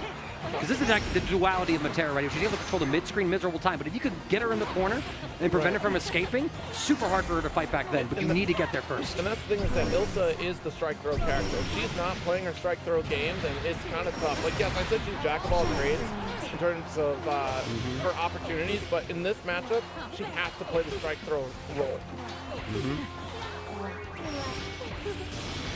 Still rainfall coming through.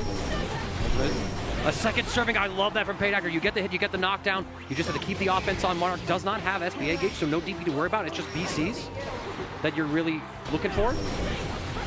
You're looking for it right there. Yeah, it really is. All right, bombs away. Nice spot dodge. Look at the patience on the approach. That's important. And the walk back as well, making sure that we're not walking into the arrow or the seal, but we do get caught. The hail of arrows slowly chipping away. They trade. Monarch gets the hit. It's the life lead now, and we're setting up a chip kill situation. definitely succeeds there. The victory to Monarch, advancing on the winner's side. One change that we might want to showcase is getting just guards against the barrage from Matera. Much easier said than done. But the one thing we were lacking in that full screen position was resources, especially at that very specific moment. You're on the cusp being pushed into a chip scenario. And the only way you're going to be able to contest against some of the EX projectiles coming from Matera is if you go for Ultimate Beam. You didn't have the resources for Ultimate Beam, so you don't really get to contend at full screen there. That is the key factor here. That wouldn't necessarily guarantee you the win, but it would give you a pretty good fighting chance. Right. It prevents the loss from being guaranteed, like we saw right there. And it just goes to show you how even defense needs to be micro-optimized at this level of play to give you the best possible chances of advancing on to that next stage. Now Paid Actor falls down the loser side, needs to play one more set to get a final chance to actually get into a point-securing position here at EVO, while Monarch gets to enjoy a spot in the winner's side alongside Koji Coco. But before all that, we're going to be taking a short little break to then come back and finish off this top 24 with y'all with our loser side top 8 qualifying games. Don't go anywhere. The best is still coming your way. Chipotle Honey Chicken is back. Step into summer with fresh grilled chicken, spicy Chipotle peppers, and the perfect touch of pure honey. Open the summer with Chipotle Honey Chicken. It's taking heat and sweet to a whole new level. No two competitors are the same. Some run on routine for the chance to win big. Some make time to rise through the brackets. Some lock in with confidence. However you prepare, there's a place for every kind of competitor. PlayStation Tournaments. Sign up today on PS5.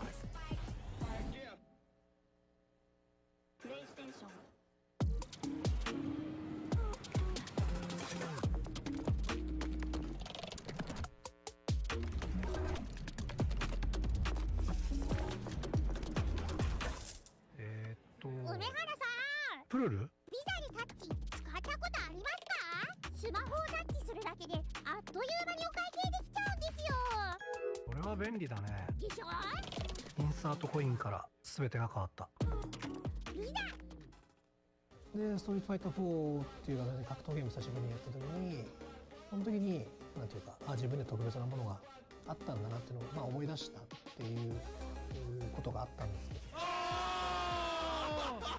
I don't see myself quitting for at least maybe 20 more years. 気持ちは調子良かったですね。It's much more than just playing. It's being a part of this community.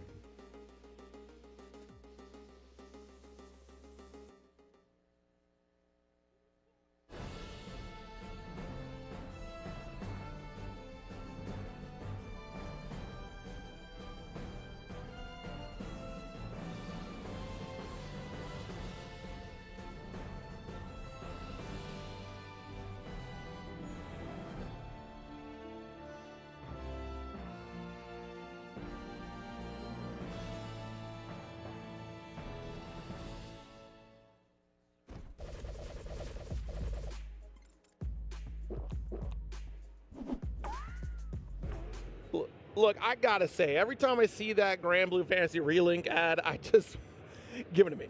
Give it to me, right? Like, honestly, like, give me the Ragnarok. On my Switch, too. I know they got it at the booth over there. I'm going to have it at Anime Expo next weekend. There is going to be a glorious interview with Fukuhara alongside Jatsu hosting that one. So definitely check that out next weekend for more information on Granblue Relink, because that is really changing the landscape of how the game is played. But besides that, we're here at EVO 2026 to talk about Granblue Fantasy versus Rising, and we're getting into the loser side qualifiers here. We're going to break down who are the final 4 competitors to join us tomorrow morning. 8 stand, but only 4 can advance on into the top 8 position, where they will qualify for some points to go towards that Side Games Cup leaderboard. So this is a do-or-die moment for a lot of competitors in order to get their names into that ranking for potential consideration, which could have big ramifications down the road as more events pass along with the year. We still got CEO coming up in August. We got Boston Blue Beat next month as well. So, but EVO being the either, is it the final or second last one? CEO was a 5-star, right? Remind me. Yo, I Double should check know that. this. I should know this. Oh, no, you said platinum. And is this platinum or 5-star? Is there a No, difference this is between 5-star. Five There's star. no such thing as platinum anymore. Okay, yeah. So there were some comparisons with that. Yeah, Gotcha. that was platinum was the Arc World Tour system. Yeah. Which we are not. Side game. The CEO is going to be a 5-star alongside. 5-star with this one. Okay, so you do have another chance at CEO, but you would love to secure it here. Plus, with the leaderboard rankings, it takes your 2 best placements at those events. So if you're able to do well here and at CEO, that just gives you a great combination of points to potentially boost you up to secure you a spot in that Side Games Cup. And it comes down to here. We're going to be jumping down to our first loser side top 8 qualifying set between Insurgent and Vermilion. Now, Insurgent we just saw lose in the winner's side. This is our Combo Breaker champion. Already qualified for the Side Games Cup with that win at Combo Breaker. So if you go out here, not the biggest of deal for your long-term involvement in Side Games Cup, but you do miss out on plenty of prestige, prize pool money as well, chances to keep going further in the bracket, and to just leverage yourself deeper into this bracket. But let me tell you, there's plenty of advantages that you can pick up next month, depending upon where you're at in terms of qualifying events. Because Versus Fighting is happening next month over in the UK in Birmingham. That'll be happening July 24th through 26th. And then for 4-star events, there's a whole gaggle of them. We got BAM! Battle Arena Melbourne. Enjoy that happening July 10th to the 12th. Also the same weekend as Only the Best. And then IGM Summer Showdown happening July 11th to the 12th. And then Boston Blue Beat, as I mentioned earlier, happening next month, July 18th through the 19th. So it's a good spread of events next month. Yes, indeed. And now I do want to highlight Vermilion's had one hell of a road to get this far. Lost to Mirai in the round 2 of pools. So that's in the top 24 on loser side. And since then, Vermilion beat Lon, eliminating South Korea's last competitor in the bracket, beat Beatpaw as well, ending Beatpaw's run tonight, and now has Insurgent in their way, which, if you then pull up their head-to-head stats, they played 4 times. Insurgent has won all 4 sets. Yeah, it's a different beast to try to handle against Eustace. The problem with 2B in this matchup, she doesn't have any great call-outs against Eustace. The zoning, she can kind of compete, but it's the set play that really comes out on top for Eustace. Already got a couple stage, quick 2M call-out here from Vermilion. Look back to the corner. Knockdown here, and we catch Insurgent trying to jump out, it seems. Stand blocking, your ankles got caught by that meaty 2L, and so that's round 1 over for Vermilion. I mean, Vermilion's coming in on 2 back-to-back wins and loser side. Insurgent off of a loss, a pretty detrimental one too. It was a 2-0 victory. Some close rounds in there, but very much seemed like that Shio had control of that. Rush the stagger with these 2 Ls. All right, tries to steal back the turn with that heavy, not gonna find it. Rat Race connects. Ooh, backing off, good spot dodge off the wire. Spot dodge on B. Slow kill. We're both trying to jockey for advantage. Good, slow kill connect. Well-timed Brave counter. We're just going to run up, get the throw. Attempted a second time. It is a mash tech from Insurgent, so a little bit of chip damage taken. Sonic Thunder. After the slow kill, and there it is. 5 heavy. Catches right there. Vermilion has the corner. Not quite building that SBA, so we're going to drop the bombs. We're going to go for the mix instead. Empty low. Good defense from Insurgent. Catches the backdash with the 2L. Staying alive somehow. Nice. Goes for the rat race. That was opportunity right there. If we would have connected with max range light, that would have been a great turn of events. But Vermilion, quick on the trigger with that Mirage. You know, and the fit from Vermilion as well, it is recognized. It has like that kimono-esque outer shawl over the t-shirt. Man, you are not, while wearing a Blue Archive shirt, here I am self-reporting for recognizing it, spamming 2 booty at the character select because you got the Lil Wayne announce. You were not on Evo stage without even the earphones in. Like, you're just doing it for the love of the game. 2 booty one more time. Okuma-san, I want to have a conversation. I need to know. How much do you like this character? Enough to get her in the first place as a guest character, right? Is just yes. The answer is yes. I like her. It was simple, really. It was simple, really. I wanted to add 50,000 polygons to my game. right, that's good. Right, you know, you know. away. You know, you know. Another one out here with the rat race. Calls off this Mirage. Just took a moment to pause, not getting in the danger zone. All right. Combo limits reach. Insurgent has the rat race applied. Vermilion trying to swing. Oh, but the wire able to cut through the slow kill. We're going to extend as well with the ultimate laser, taking Insurgent into this player 2 side corner. Gets the low as well. Again, catching Insurgent on some of these knockdowns, this time with a button press instead of a jump. It's combo limit though. Insurgent not dead yet. 2H as the meaty option.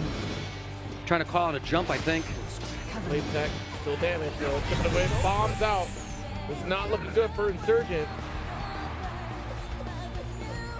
It's so difficult to deal with 2B. She does make that forward advance with these normals. The bombs is tough to call out if it's going to be a throw attempt because that 5U, if it were 5U for Vermilion, comes out so fast. Right. Here. What a back special. Yeah, catching with that tackle. The bolt's coming through. Insurgent still defending. BC just to reset us to neutral. Oh no. Ooh, things got a little sloppy there for sure. Slow kill does get a little breathing room. Blocks Good. the BC. Very good block. Slow kill's going to ground him. We're going to go for the dash shimmy as well. Vermilion not falling for it. Excellent spot dodge there from Insurgent as both sides are still vying for neutral. Excellent roll forward to dodge the mines. That was so slick. Ultimate shot does get the close combat for corner. Should extend for a finish. Okay, Insurgent able to close this one out. I mean, hard fought, even in these neutral situations as Insurgent is getting back-to-back wins. Vermilion is making it so difficult for Insurgent to find that next hit to close it out. Meanwhile, when you think about Insurgent's defense, hasn't really been up to par on some of Vermilion's Oki. It's so tough to stop a 2B. Just keep swinging those arms. If you run into it, it's your fault. Insurgent's sitting there like, thank God they removed this from Marvel Tokon. We have canceled normals. Alright. Triple attack here. Combination strikes rather. BC. Watching for full kill again. Off the wall. Not close enough to get the close combat. But does get the fadeaway shot. Does the block stun. You know, at the very least, Insurgent's very consistent on spot dodging wires. This is how it connects. We give it a turn at the flash. What a 2M press, interrupting the rat race frames before it made contact, and now Vermilion is going to put Insurgent into the player 1 corner. And this is dangerous, FO. It's set point here for Vermilion. The saving grace is that 2B is not a damage dealing character. So, get a few guesses. We can like the turn, the heavy, massive. Another good block in the BC. Vermilion down to their final point, taking an extra 30% damage on every single hit Insurgent gets. I mean, Insurgents need a confirm like this, Zero. No break points on the table here, tying it up a game apiece. Great play from Insurgent. Absolutely clutch. This is tournament life on the line for both players. Insurgent, just prestige and some prize pool money arguably on the line, and as well as keeping Vermilion out of that leaderboard positioning. Meanwhile, Vermilion, I mean, this would be huge. It would be your first win over Vermilion in bracket. You do it on the EVO stage to get in the top 8. What a story.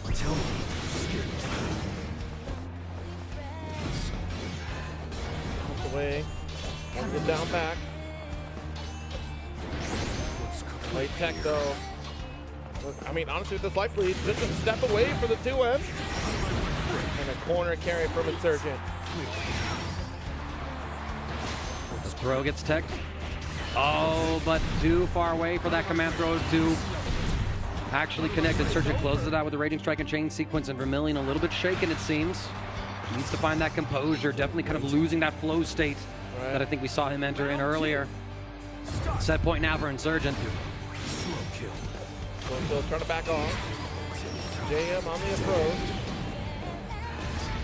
Back special is not going to interrupt, but look, Vermilion being much more conservative on the skill gauge. Nice. To the uppercut. Close the block. Huge to get the jam. That startup with the heavy was absolutely terrifying. So got the fence with the jab from Insurgent. Reset. One more interaction will get that kill. The BC not going to work. The open with the slow kill. Chain loser's side position for Insurgent. Top 8 tomorrow. And Vermilion, I mean, you felt it. You had the momentum. You had so much going your way. And yet again, that is the 5th loss in a row to Insurgent in bracket. denied the leaderboard points as well for the Side Games Cup. So that means that CEO just got a lot more important for Vermilion in particular. Might even be needing to consider a run at Boston Blue Beats to try and get into the leaderboard. You need something to go your way, and your options are... Two-star events, you know? You know what? How many years of Granblue Rising has it been? 3? 3. I spent 3 years of my life not once hearing a 2B was called 2 Booty. Not once did I ever hear that. You've gone this long, and now you have the eldritch knowledge. Now you can never unlearn. You cannot ever unhear 2 Booty. Not really my best Loane impression. Don't know why I put a southern drawl to it, but I'm going to stick with it. 2 Booty. 2 Booty. 2 Booty or not 2 Booty? 3 That years. is the question. 3? Ignorant of it, you know? Ignorant of it. How much of the Japanese dub do you listen to? Is that All of it. All of it, yeah. There we go. Like, this is... Do they say that in that dub as well? Do they have an equal couldn't punch? tell you. Yeah, right? Now we need research. We need someone to confirm. Would you say? Yeah, how would What it is work? her name in Japanese? Right? Is it still? I think they say 2B. I think they, like kind of katakana it. Kind of like emulate it with Japanese consonants. Nibu? Nibu? Nibuti.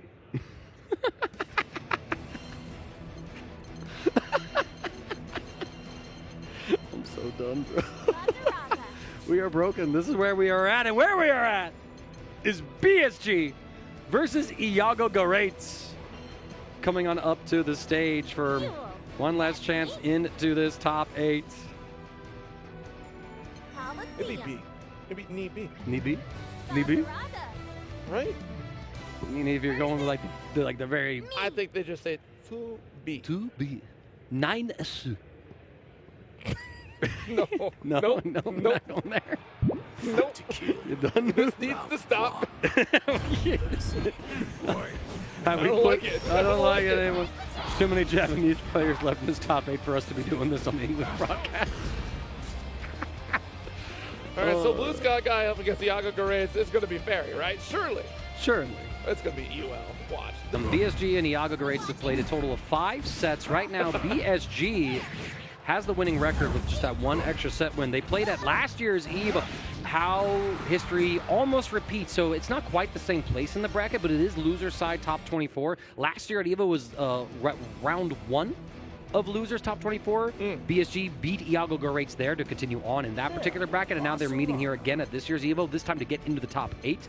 Prior to that, they played twice at Paragon Line 76 bracket back in 2025 in July. So it's been a year since these two have played, and they almost play on a yearly basis, it seems like. Iago was able to beat BSG in the ladder bracket, but then in that top 8 quarterfinals, BSG took it 3-1. Then the Arc World Tour 2024 LCQ, BSG took it there. WASD Arc World Tour, the silver ranking of it, Iago Garates 3-0'd BSG in that losers 1 bracket. They've never played online since? No, so like you check it, 2024, and then it's 2025 here, and then it's this Paragon, and they haven't run into each other. It seems that we could be missing some sets and data, potentially. Sometimes the API doesn't download everything, but I'd have to have FG Combo just double check all of that. Interesting. Right? I mean, with how often they play, it's surprising they don't run into each other. Like that I feel, because I see them in similar brackets right, all the but time. sometimes it doesn't shake up like that, you know? Right, Like, exactly. it's pretty remarkable how even as often as competitors play, how sparingly they can run into each other just because of how inconsistent sometimes the game can be in terms of performances. And that's why, when you look at a player like Have a Nice Day and look at his consistency in those online brackets, it makes it even more impressive. Have a Nice Day, of course, I think would still be pulling on up. Back special here to lock in for this corner. Jumping just outside of where GG would set up. I'm not going to have to force that block.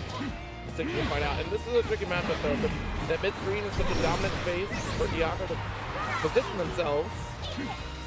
This is a matchup that is kind of tough for Vasaraga here again. Like, this is probably a matchup that BSG has spent a ton of time studying over the years because of the B-Pawn matchup. Yes. But a different breed of fairy through and through when it comes to Iago, who has been on a stellar run tonight. And then Beppo comes out. Yeah, the one thing I would always note about Iago is very hyperactive on defense. The BCs come out very quick. It's not unusual for Iago in 3-3 back-to-back situations to spend all of their Brave counters. We're already spent 2 as soon as we block that Rampage, not the Rampage, the Stampede. Battalion, I had to cycle through every single skill name almost. Finally land on the right one. But the Battalion's up here. Not going to work out here for BSG. Iago getting the mix. There it is, the fuzzy overhead. While rising. One of the few characters in the game who keeps that privilege.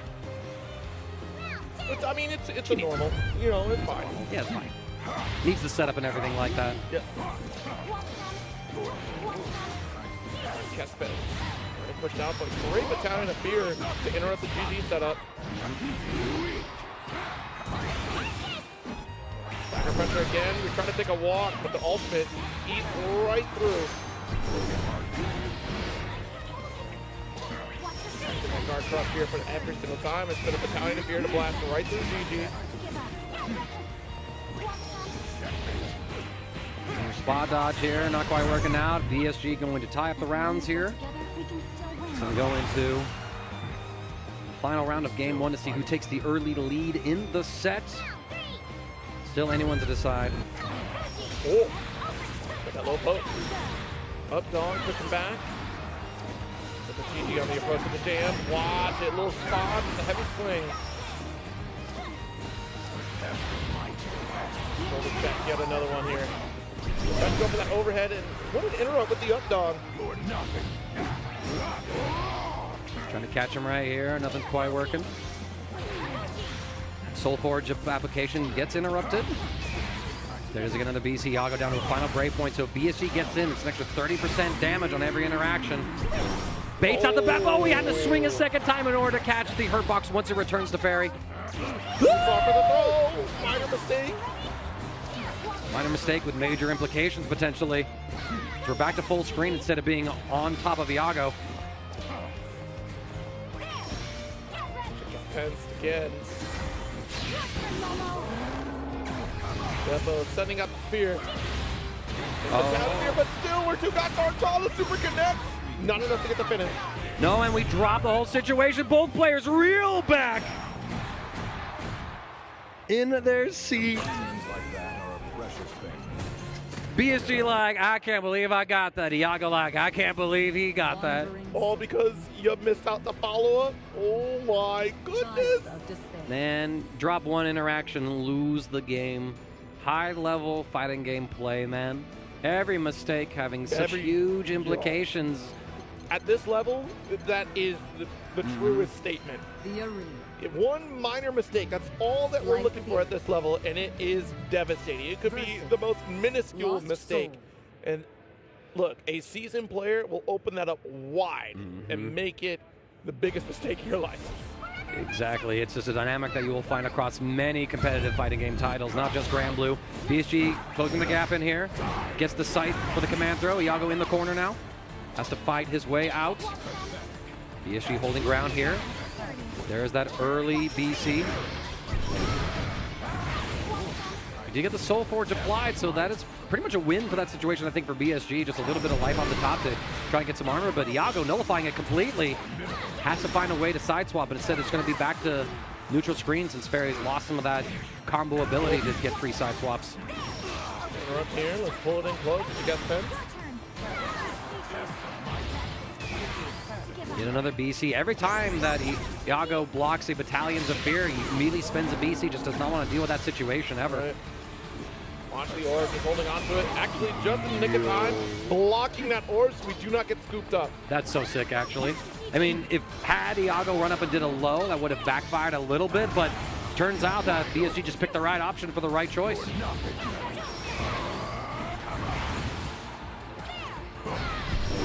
Right, ooh, nice. interruption. Little swipe. Walk at him. Not the 2 scoop into scoop. Another scoop. Extra 30% damage means that the low-life Fairy is taken down. BSG now at set point. One more round and he'll get into this Evo top 8. And that means more points for him on the leaderboard.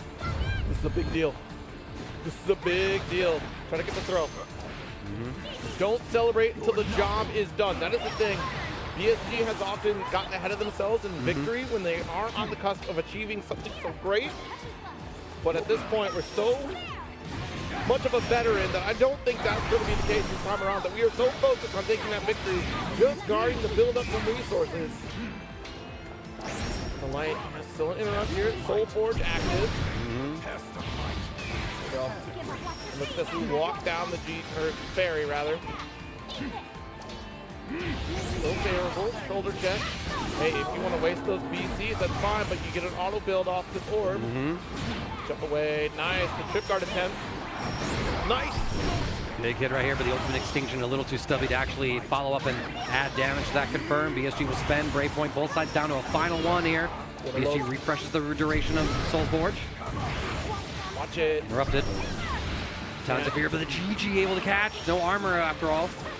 And the ultimate GG gonna be active. Drops the ground. Jump out the. Not able to whip punish. BSG hungry to try to close out this match. Wants to get the victory, but the ultimate GG denies the shoulder check, denies that victory. Like a matador in the ring, just kiting the bull around the stage behind a red flag. Iago able to maintain control. Beautiful cancel right there as well. BSG at a distance now, as Iago's trying to establish some control here and is letting off of the Brave counter expenditures a little bit. Doesn't really worry about it when Soul Forge isn't available for BSG. BC comes through. There it is. As soon as we get in with that Battalions of Fear with Soul Forge active, we don't want to mess with it. We'll check again. Nice swipe. Instincture. We're still holding the corner. Iago being a little more conservative on these Brave points, especially this final round. Good just guard. Waiting for the close heavy. They're trying to see if we could catch BSG, like fuzzy mashing, fuzzy throwing. Dodge. Holds the ground. Still out, gonna have to hold the block. Good just guards, gonna build back those resources. What a 5M with that advancement that it got in several patches ago. Able to reach. Just a little bit of damage though, as BSG not able to snowball that into any more than a hit. And I like this too. Just set out the orb, control neutral a bit more, pretend to get some chip damage. But you went for the dash heavy, doesn't matter. You had backup with that super brilliant play there. BSG with no points now. Has to take all of this potential chip damage. Goes for the ultimate. It reaches! It catches! BSG qualifies in the loser side top 8 at EVO. I thought it was all said and done. There was nothing that BSG could possibly do to close the gap, but one SSBA. Unbelievable. I was talking all day that you never see a Vasaraga super, but we've seen two thus far, and they were both from BSG. What a way to qualify too. And I feel like a lot of that got set up because of how Iago defended against so many situations, right? I think partially the reason Iago was spending the BCs against the Soul Forge Battalion of Fear so often was to avoid the RPS situation that, okay, you block this one, I got taking my turn, I got invincible strike, I got invincible throw. I don't want to deal with that, but because of that, we didn't really get to see BSG spend that Skybound art you usually see Vasaragas do so frequently, and so it just continued to build up over time. All of a sudden, he had the full meter to send in and said, bet, I'm going to close this gap. Unbelievable butterfly effect. Way to lock in and take the W. BSG will advance to loser side top 8 EVO, and we'll see how the rest of that run goes. That's plenty of points, at least a good chunk of points for BSG. But up next, it's going to be Japan versus Japan. Mirai versus Gamera. And I mean, what an unfortunate line of the bracket as well. Gamera just eliminated Zenith as well, so this is the second countryman team kill in a row for Gamera potentially, unless Mirai is going to be the one to take this. Still brandishing that golden Evo stick too, which I would do, honestly. I would too. I would flex that eye every time, man. And at this point, it's not a flex. It's not just a flex. It is a reminder of, for real. It is that self-motivator, right? That you have right there on your lap every time you come to one of these events, and every time that you're trying to get closer and closer to victory, to return to the rise of Gamera in that dominant performance. Still a dominant competitor across the board. Just has not been able to return to that EVO championship position. They had that dominant first year and then still remain very strong, but there have been even stronger competitors throughout the history of Granblue Fantasy versus Rising. And it's that at this point, we look at this golden stick and go, that is a king that has fallen, but has all the opportunity to rise to the occasion once again. Absolutely beautiful words to say. It's within you. You've done it before. You can do it again. You can find that inner strength. And out of all the, the former gods of Granblue on the Japanese scene, Gamera has consistently made these top 8s time and time again. So we are there. The growth is there. The adjustment has been tricky across the board. Gamera going through character after character, whether it was Meg, now we're on the Ilsa, went to Beatrix, of course, really trying to find a form and style that really kind of stands out and remains consistent in victory. Thick and thin in a lot of cases, too. There's, but that Meg era was a pretty interesting era where I was hoping to see that maybe we do get something to work out, but honestly, it was just a case of Gamera is just that good of a player to make Meg work at that level. But here we are, Ilsa. Ilsa versus 6, pulling on up and looking through FGCombo.com. I don't have any match data between these two, so this was just they haven't played in bracket, but I kind of refuse to believe that. Like, there's no way they haven't run into each other in the Granblue scene. As it is, I think that there's just some data, because I know that Japan tournaments oftentimes will run off of another website than StarGG Tunamel, so there's probably like Tunamel data that isn't integrated in FG Combo, so unfortunately, I'm not able to fully convey the story between these two, like who's beaten who, what the head-to-head record is, so we are unfortunately going into this without that insight from me, just with the limitation of the platform, so I'm hoping that there's someone out there who can enlighten us about the no doubt deep history between these two, unless somehow this is the first time they're playing in a bracket, which I would believe. Yeah, they're friends, yeah. So they play all the time. So we're going to see some deep layers of Yomi here. No doubt they run into each other time and time again. And unfortunately, only one of them gets into this top 8 at EVO, and they have to decide who it is. A decision, a conversation expressed with their virtual fists. Big jump, fishing with the heavy, now the medium. Early spot dodge, not able to take the turn yet. You'll note that Gamera really fishing for that reversal opportunity to leave a gap. Gamera's ready to challenge these lights. All right, bombs away. Dash. Bomb voyage, if you will. That was mistimed right there. That's supposed to be a little bit bigger. Yeah. So some damage left on the table for Gamera. We do take the throw after the empty hand. Ooh, you know what's crazy? I wonder if we were hoping that, because we already had the combo. I was going to say, I was hoping, maybe we were hoping for a spot dodge on the Raging Strike so the bomb would cover. Okay. And then you still get a combo after that. But 6 claw execution. We're just going to fade back. Getting back in with the empty hand, looking for any sort of challenge or contestation. Mirai still at full grave counters here. Gamera just spending his final one to good effect as well. He spent all 3 brave points. You won the round. That's an investment. And he got the return. Round 2. Begin.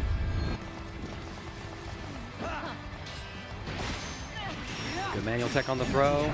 Spot dodge, what a jump over the throw as well. Just changing the RPS and the choices in the situation. Gamera gets the counter hit, puts Mirai to full screen, reloads the bullets. 1 tech, 2 tech. What a dodge and what a block! Protect. Watch out with the 6 claw. Daggers with these lights. Oh, but not even get the full pickup here. That's unfortunate mistiming.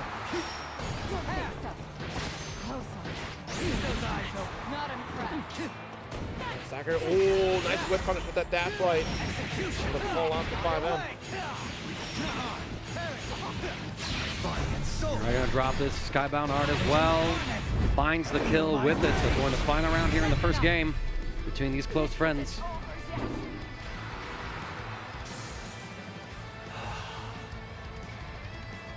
One deep breath here so you take another step into battle. Begin. Potentially mirroring Mirai's own focus and emotions. The hand is empty canceled. Thunder Flash at a really good moment. It's going to get a short hit. Flashlight here, backing off, empty hand, not going to connect. Ooh. DP, big investment. Oh, and the counter hit as well. Mirai gets caught pressing something on that jump in. A little ambiguous on the left-right nature. We going for the setup here, yes. The off-screen setup, taking the max height. BC away. Open up with the gate though. Gamera down with 3 rounds left in the gun, so have to be a little more conservative on how we're spending it. Second pressure. Oh my What goodness. an option. But we don't get the full cinematic, so that's damage left at the table. Gamera is not able to find the next hit, though, as it's Mirai who gets it off of the Abare. First game, great reversal on the super there. And I love as well, you mentioned the stick for Gamera, but the fit as well, invoking the same color scheme as that controller, and even playing with a gloved hand for the buttons for some sort of preference. Maybe it's to keep them clean, maybe it's just I'm used to playing with a glove instead. Could just be stylistic. I'd love to get the full answer from Gamera, or if someone can enlighten me, DM me on Twitter. Thunder Flash, no bait, but we do get the catch right here. Gamera off to a strong start. Bombs away. Sheesh. That was some pussy. Great. That was a round. That was a Gamera round. You have 21 seconds. The wrath of Gamera. All right. Spot dodge, check the throw. Try to get the challenge with the dash leg. Good spot from Gamera once again. Mirai going aggressive in that clash as well, having a follow-up light, sending my full screen with the guns, reload the bullets. Oh, whoa, yes. they jump in, but no confirm. Too high. All right, off the wall we go. Pretty close to another reset here as we try to go. Oh, you backed away. That gave all the room here for Gamera to challenge that 5 out. All right, another beam. Damage off it though. On the cusp of victory is what Gamera's looking for. Deep run with the light. No anti-air. One more conversion here. Oh my goodness. S-A off the table. No throw. Gamera gonna get 2L'd. All right, full combo and follow-up here as well. With that second close heavy after that raging strike. Mirai is going to take us to a final round potentially. Or not the entire set. It's just so unfortunate we've not seen a strike throw scenario here. Like Gamera keeps threatening to go for throw, and it might be just how often they play each other. It's like, there's no way. Why would I throw?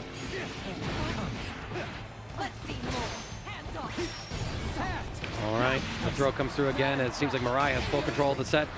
Gamera trying to fight for some sort of semblance of it with that BC. But again, Mirai finding the situations. The excellent delay, not falling for the Thunder Flash after blocking the ultimate 6-o'clock execution. Dropping the bomb, trying to set it up, just keeping them contained. BC violence. Gamera gets caught! That's the hit here, the full raging strike, raging change. Mirai locks in a loser side. Top 8 position, the pop-off. In a hard-fought path, and overcoming what is quite frankly a massive obstacle to get to this path. To get to this point, yes, and I mean, but the same side of it too. I mean, Gamera, you already had to take down one of your fellow countrymen who came out along the way, and you know fell to another one of your own. So all of that spirit, in a way, coming together, hopefully is something that Mirai can carry on into tomorrow morning's top 8 to make a very deep run. So that means that, we do have 3 Japanese contenders, 2 on the winner side, 1 on the loser side, at the very least lined up for tomorrow's top 8, which, again, will be taking place 10 a.m. Pacific Daylight Time, so an hour earlier than today, right? We started 11 a.m. today. Tomorrow is 10 a.m., so y'all wake up earlier. Don't forget it. We got one last set, I believe, coming our way to close out this top 24 tonight. It is Paid Actor versus Incendiate.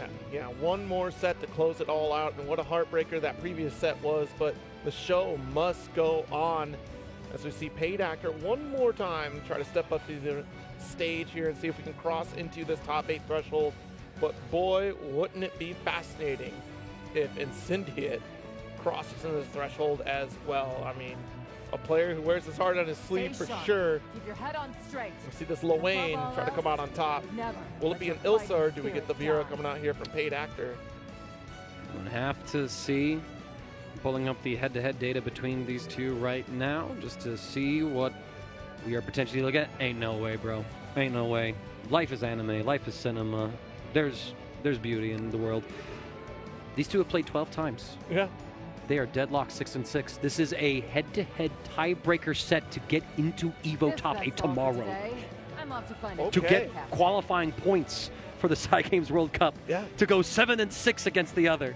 Completely even. To walk you through the story, let's start back at the beginning. They first played back in 2024, WASD Live, number 26, Paid Actor 2-1 Incendiate them. They then played at Hometown Brawl 4, Granblue Singles in January of 2025. Incendiate won in Losers Final 3-2, blow for blow. Then, Boston Blue beat last year. Top 8, Round 1, Incendiate 3-0'd Paid Actor. Following that, Incendiate at Lunatic Perule, number 50. Incendiate 2-1 Paid Actor in Round 3, but then Losers Final Paid Actor paid him back, if you will. 3-2, winning that first of 3 set that they took on Incendiate. And then they met again many more at Lunatic Perule, number 51. Winner semifinal, Paid Actor 2-1. Loser semifinal at number 52, 3-1 Paid Actor. Then Iron Grid, December of last year, 3-0 in Grands for Paid Actor. Just for the 2v2 Waseda tournament at Frosty Faustings earlier this year. Incendiate's team won that one 2-0 over Paid Actor's team. Finally, again, 3 sets at Lunatic Peraloon, number 54. It just keeps going and going back and forth. So these two playing at like this online event, not sure which one it is, I had to look into it, but shout out to Lunatic Peraloon for hosting these two and for developing this storyline between these two who, having so much experience against each other, being dead even in their head-to-head record, now have to settle that here on EVO to go even deeper into this top 8 to secure themselves points in the Cygate Cups for 2026. What a beautiful story. Got the long road ahead of this back and forth here. The Soul Calibur champion now making a rise in Granblue Rising with Luane, no less. And we'll be passing to see how Vera navigates this matchup here. Come at me, bro. Again, a strong neutral character, has a lot of great opportunities, wants to go for the transformation. Vera. But the type of aggression that Incendiate likes to showcase here will give very little opportunity for Paid Actor to feel comfortable in this matchup. We might see some very deep levels of mind games here, much like we potentially were seeing with Gamera and... I mean, this is lining up here. Incendiate getting gassed up by the homies as per usual. The 3 fools. I mean, Incendiate. Hands are warmed up. We're locked in. The fist bump. Here we go. The final match of top 24. So it's also worth noting that last year, Paid Actor, their run ended at 17th place for EVO. If we take a look at Incendiate's profile, if I can actually pull that up. No, I don't want to search. I want to view profile, please. Thank you. I need to see if I can even find that EVO last year. Well, here we go. Engage. Final round. It is going to be the Vera into the Luane, not the Ilsa. Let's get the uppercut. Spontan, very cautious, but a counter poke. Dash under though. Does get the awesome sauce ultimate here to side front. Or excuse me, coast carry rather. Stagger with these lights. With a little life lead though. Little whiff. Yep, still pushing them through. Slow play between these two so far. 6XL, we do catch. Nice confirm as well. Just 3 short hits, but it's a knockdown. It's pushing Incendiate towards the corner, and that could snowball into so much more. I mean, we're already getting a little bit of chip damage here. Some of these sequencing. Good spot dodge. Good respect on the Rockets. The throw a little too soon. So Paid Actor's just able to block. There's just so much caution between these two right now. And now we have this ultimate awesome sauce once again going for the corner carry.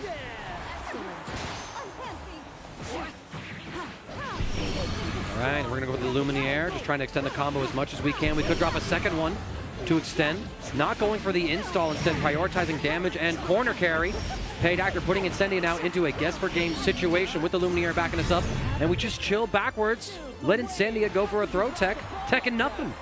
Any last words before I finish you? One more stuff, or one more round ahead of us here.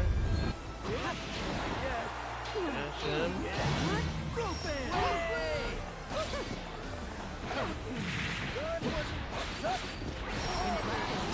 Let's get the barrage here, but one uppercut once again, just ignoring the missiles ahead of us.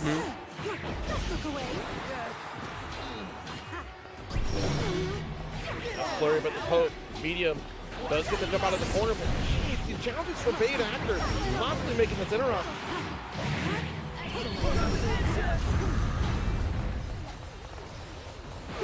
Let's get the satellite for the corner. Big conversion opportunity. Should be able to take the dub off this route. Oh, not quite. No, Incendia just holds this time. Doesn't fall for any sort of throw tech or anything. BC comes through just to reset the situation. Great check on the bros. Catching both of them with that normal. As Incendia gets caught walking back by that dash up 6-6M. Paid Actor taking 2 rounds. One more game. All that separates them from this EVO top 8. Incendia taking a moment, composing himself. I mean, the nerves have got to be unreal. We've talked about that time and time again about how, going up and playing on the stage, with the whole world watching you, adds so much pressure. But also for like Incendiant, right? Being a Soul Calibur 6 champion, not really able to replicate that same level of success in Granblue, being really strong, being able to pull up and have deep runs in the tournaments, winning from time to time, but at these offline majors, I feel like more often sort of missing out on that, kind of feeling like one of the stepsisters in the Cinderella stories, as opposed to Cinderella herself, and maybe that's a bit too disrespectful, but I know that it could be something that's weighing on Insurgent's mind right now, especially in this matchup where it's like you're against a competitor who you've had so much history with, and it's such back and forth. It's like you have to find that confidence. I know you can do it, Insurgent. Incendia. Oh, son of a gun. I have that issue sometimes. It happens. Thank you. I'm telling you, you are not the only one. I promise. I'm so sorry, bro. I'm so sorry, bro. We already saw Insurgent. Incendia. Come on, I believe in you. Time. Seriously, and I feel bad every time. I feel worse. I simply feel worse. All right, so here we go. Game number 2. Round 1. Again. Oh my God. Both Sammy and She Tony hit here. 3 dudes with 1 normal, bro. Like.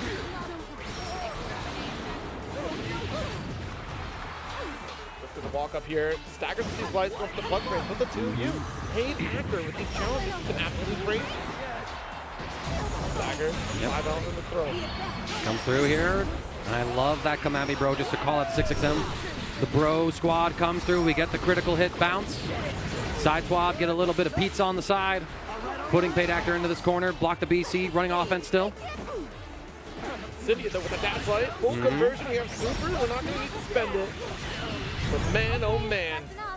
Strong showing here to turn things around with Incendia. Hey, really good start here. Can you carry this momentum through? Cool. Quite the poke. Run up with our throw. 2U comes through.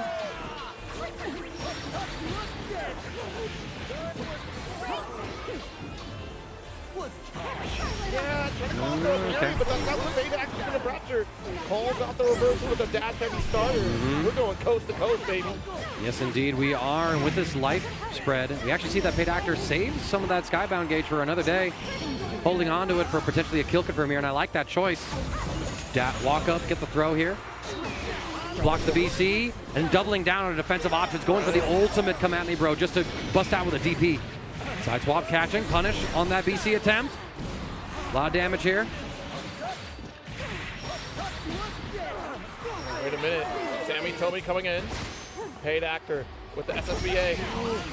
See, set up the cap off. The throw comes through perfectly, and it's enough to get the kill. Incendia, just like that, ties up this. Blow for blow, 0. I wonder if we would have gone ultimate, because it would have been that low swipe. But, yeah, interesting. It was a great block. That jump scare is always so difficult to deal with against Vera. Because you're relaxed in that mid-screen position. You're not quite ready for them to just jump at you with that max special. But Incendia tying it up. One more opportunity to try to advance into top 8. It's the last chance for Paid Actor as well. Rest assured, whoever wins this one, I think we're going to see some emotions. Oh, yeah. Absolutely. Stagger with the light. Not looking good here for Incendia right now. Catch him here. Trying to slowly work our way in. Flurry, BC away. Check the bros with the 6XL, but Incendia escapes the corner, dodges the raging strike. It's going to start off with this crit from the ultimate awesome sauce. Equalizing the life total somewhat. Bringing the bro. Great throw tech there. Paid actor, the defense. Both in terms of like just guessing right on some of these RPS as well as just checking the brother summons. Absolutely impeccable. Like that. Look at that. Just be gone. It's the caution here. I mean, there's no need to waste the life lead. Slowly walk down against Insidious. That's going to be a round up. Caution going to the win. We can see anyway, Incendiate getting a little bit emotional. Nerves potentially showing. Round 2. Begin. That's the starter. Luminaria goes out. Not quite the throw opportunity. Luminaria actually activated just in nick of time to save Incendiate. Yes. Trading the turn, both sides. BC comes out from Incendiate. 6XL, but we're going to reset there and then just immediately checking the brothers. Like, there's a whole layer of gameplay that Incendiate is not able to access because Paid Actor are so good at checking them. Yeah, that's a big factor in this matchup here, but look at this. Achieving life lead, flash, and the throw! Sammy coming in on the clutch! Oh my god. Zero, it's final game, final round. They are 6-6 against each other. They are dead tied. It is final game, final round. Only one of them gets into EVO top 8. 3 times, Sammy Toby just falls. Paid Actor not letting it happen. The whip to you, gonna get punished. Paid Actor in this corner position once again. Back special, sends a bit further. Luminaria locks you in. Good Texas throw, yep. Gonna block the old skill. One of the bros gets through. The Catbot's there. Dash up there, no confirm off that close light. We trade back though, Paid Actor gets the hit, gets the knockdown. It means the difference of inches 0. Let's see. Oh. Under pressure on these lights. Nice. The ultimate carry to come through. Got the side spot back to mid-screen we go. Fishing with that heavy, really fishing with heavy. Watch it. Unblockable, we stabilize with the Raging Strike and Chain. It's going to cost some of that Skybound gauge. Yeah, we're down to that final break point. Yeah. Oh, the jab, not only hitting Lil Wayne, but catching Tommy and Sammy.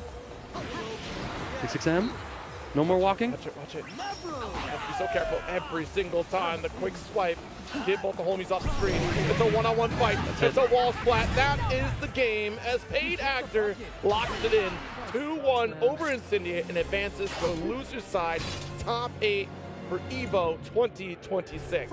What an accomplishment, what a set, and what a storyline unfolding here on the EVO stage as Paid Actor marches off in triumph, joining tomorrow's top 8 on the loser side. And I mean, Incendiate still not finding that performance, still not able to kind of get into that upper echelon at times. Has made top 8 appearances, of course, throughout their career. Soul Calibur 6 champion as well. But in this field of Granblue, adversity is strong.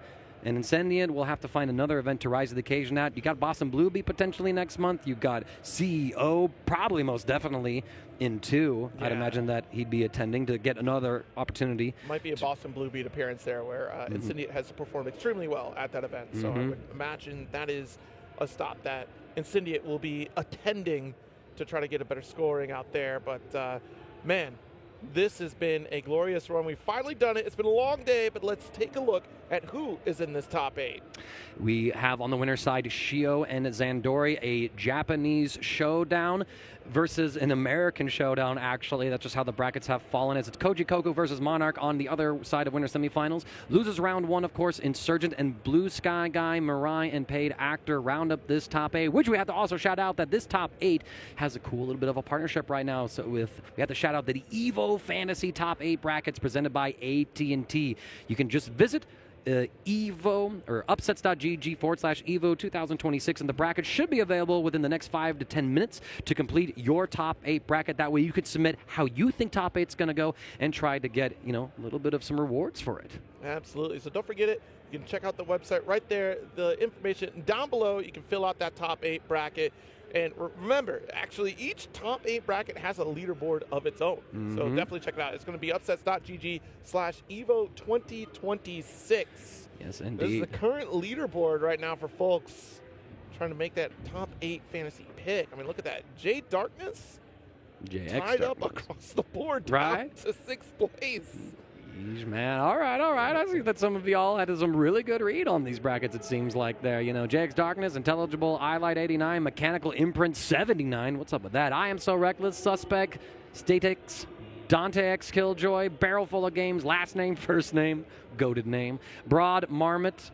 That was kind of what our leaderboard currently looks like for Granblue Fantasy versus Rising. We'll have to see how it settles tomorrow, of course, as more of those matches unfold. And I mean, again, huge shouts to AT&T for being a part of that, letting us do this extra little element, just giving people at home another way to connect with EVO, which I think is important. There's more to being part of the FGC than just being a top-level player. You can be part of production, you can be part of the TO staff running things, you can be hosting all kinds of side events and making sure that everybody who shows up to these events has a lot to do on the side as well. And pretty much this is going to be it for us tonight, I believe, for Granblue Fantasy versus Rising. Thank you so much for tuning in, and make sure that you show up again for the top 8 tomorrow. Is that taking place on the EVO 7 stream, or are we moving to the EVO main stream? Yep, main stream EVO. We are in the arena tomorrow morning at 10 a.m., so lock in for your seats if you're hanging out here at the event and you want to check it out on the main stage. Get in early for that one. It's going to be a good time. Yes, indeed. Take care of yourselves. Take care of each other. Have a great night. We will see you tomorrow for Granblue Fantasy versus Rising Top 8 here at EVO. Later days. Oh, wait. Nerd. Commentary is about keeping people engaged. Yes. Right? This guy lied to me for 15 years. I didn't know his age. That was like my first couple months in the game. I guess it's weird for you to call me daddy. That's very weird, Jay. I need to go back. I gotta avenge myself. Stop, guys. You're making me laugh too much. Oh, jeez.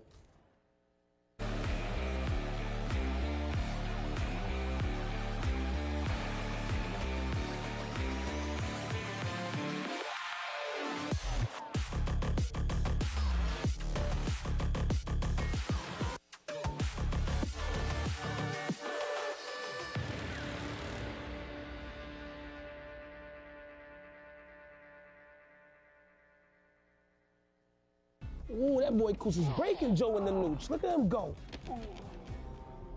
How is he beating me? This guy's a scrub. There's no way I'm a scrub too, right? Use them, Joey. Use the Zennies. They're built for blue light blockers and corrective lenses. Eyes fresh for the world now. I'm getting it gear. Any occasion with Zennies. Best gift of the year.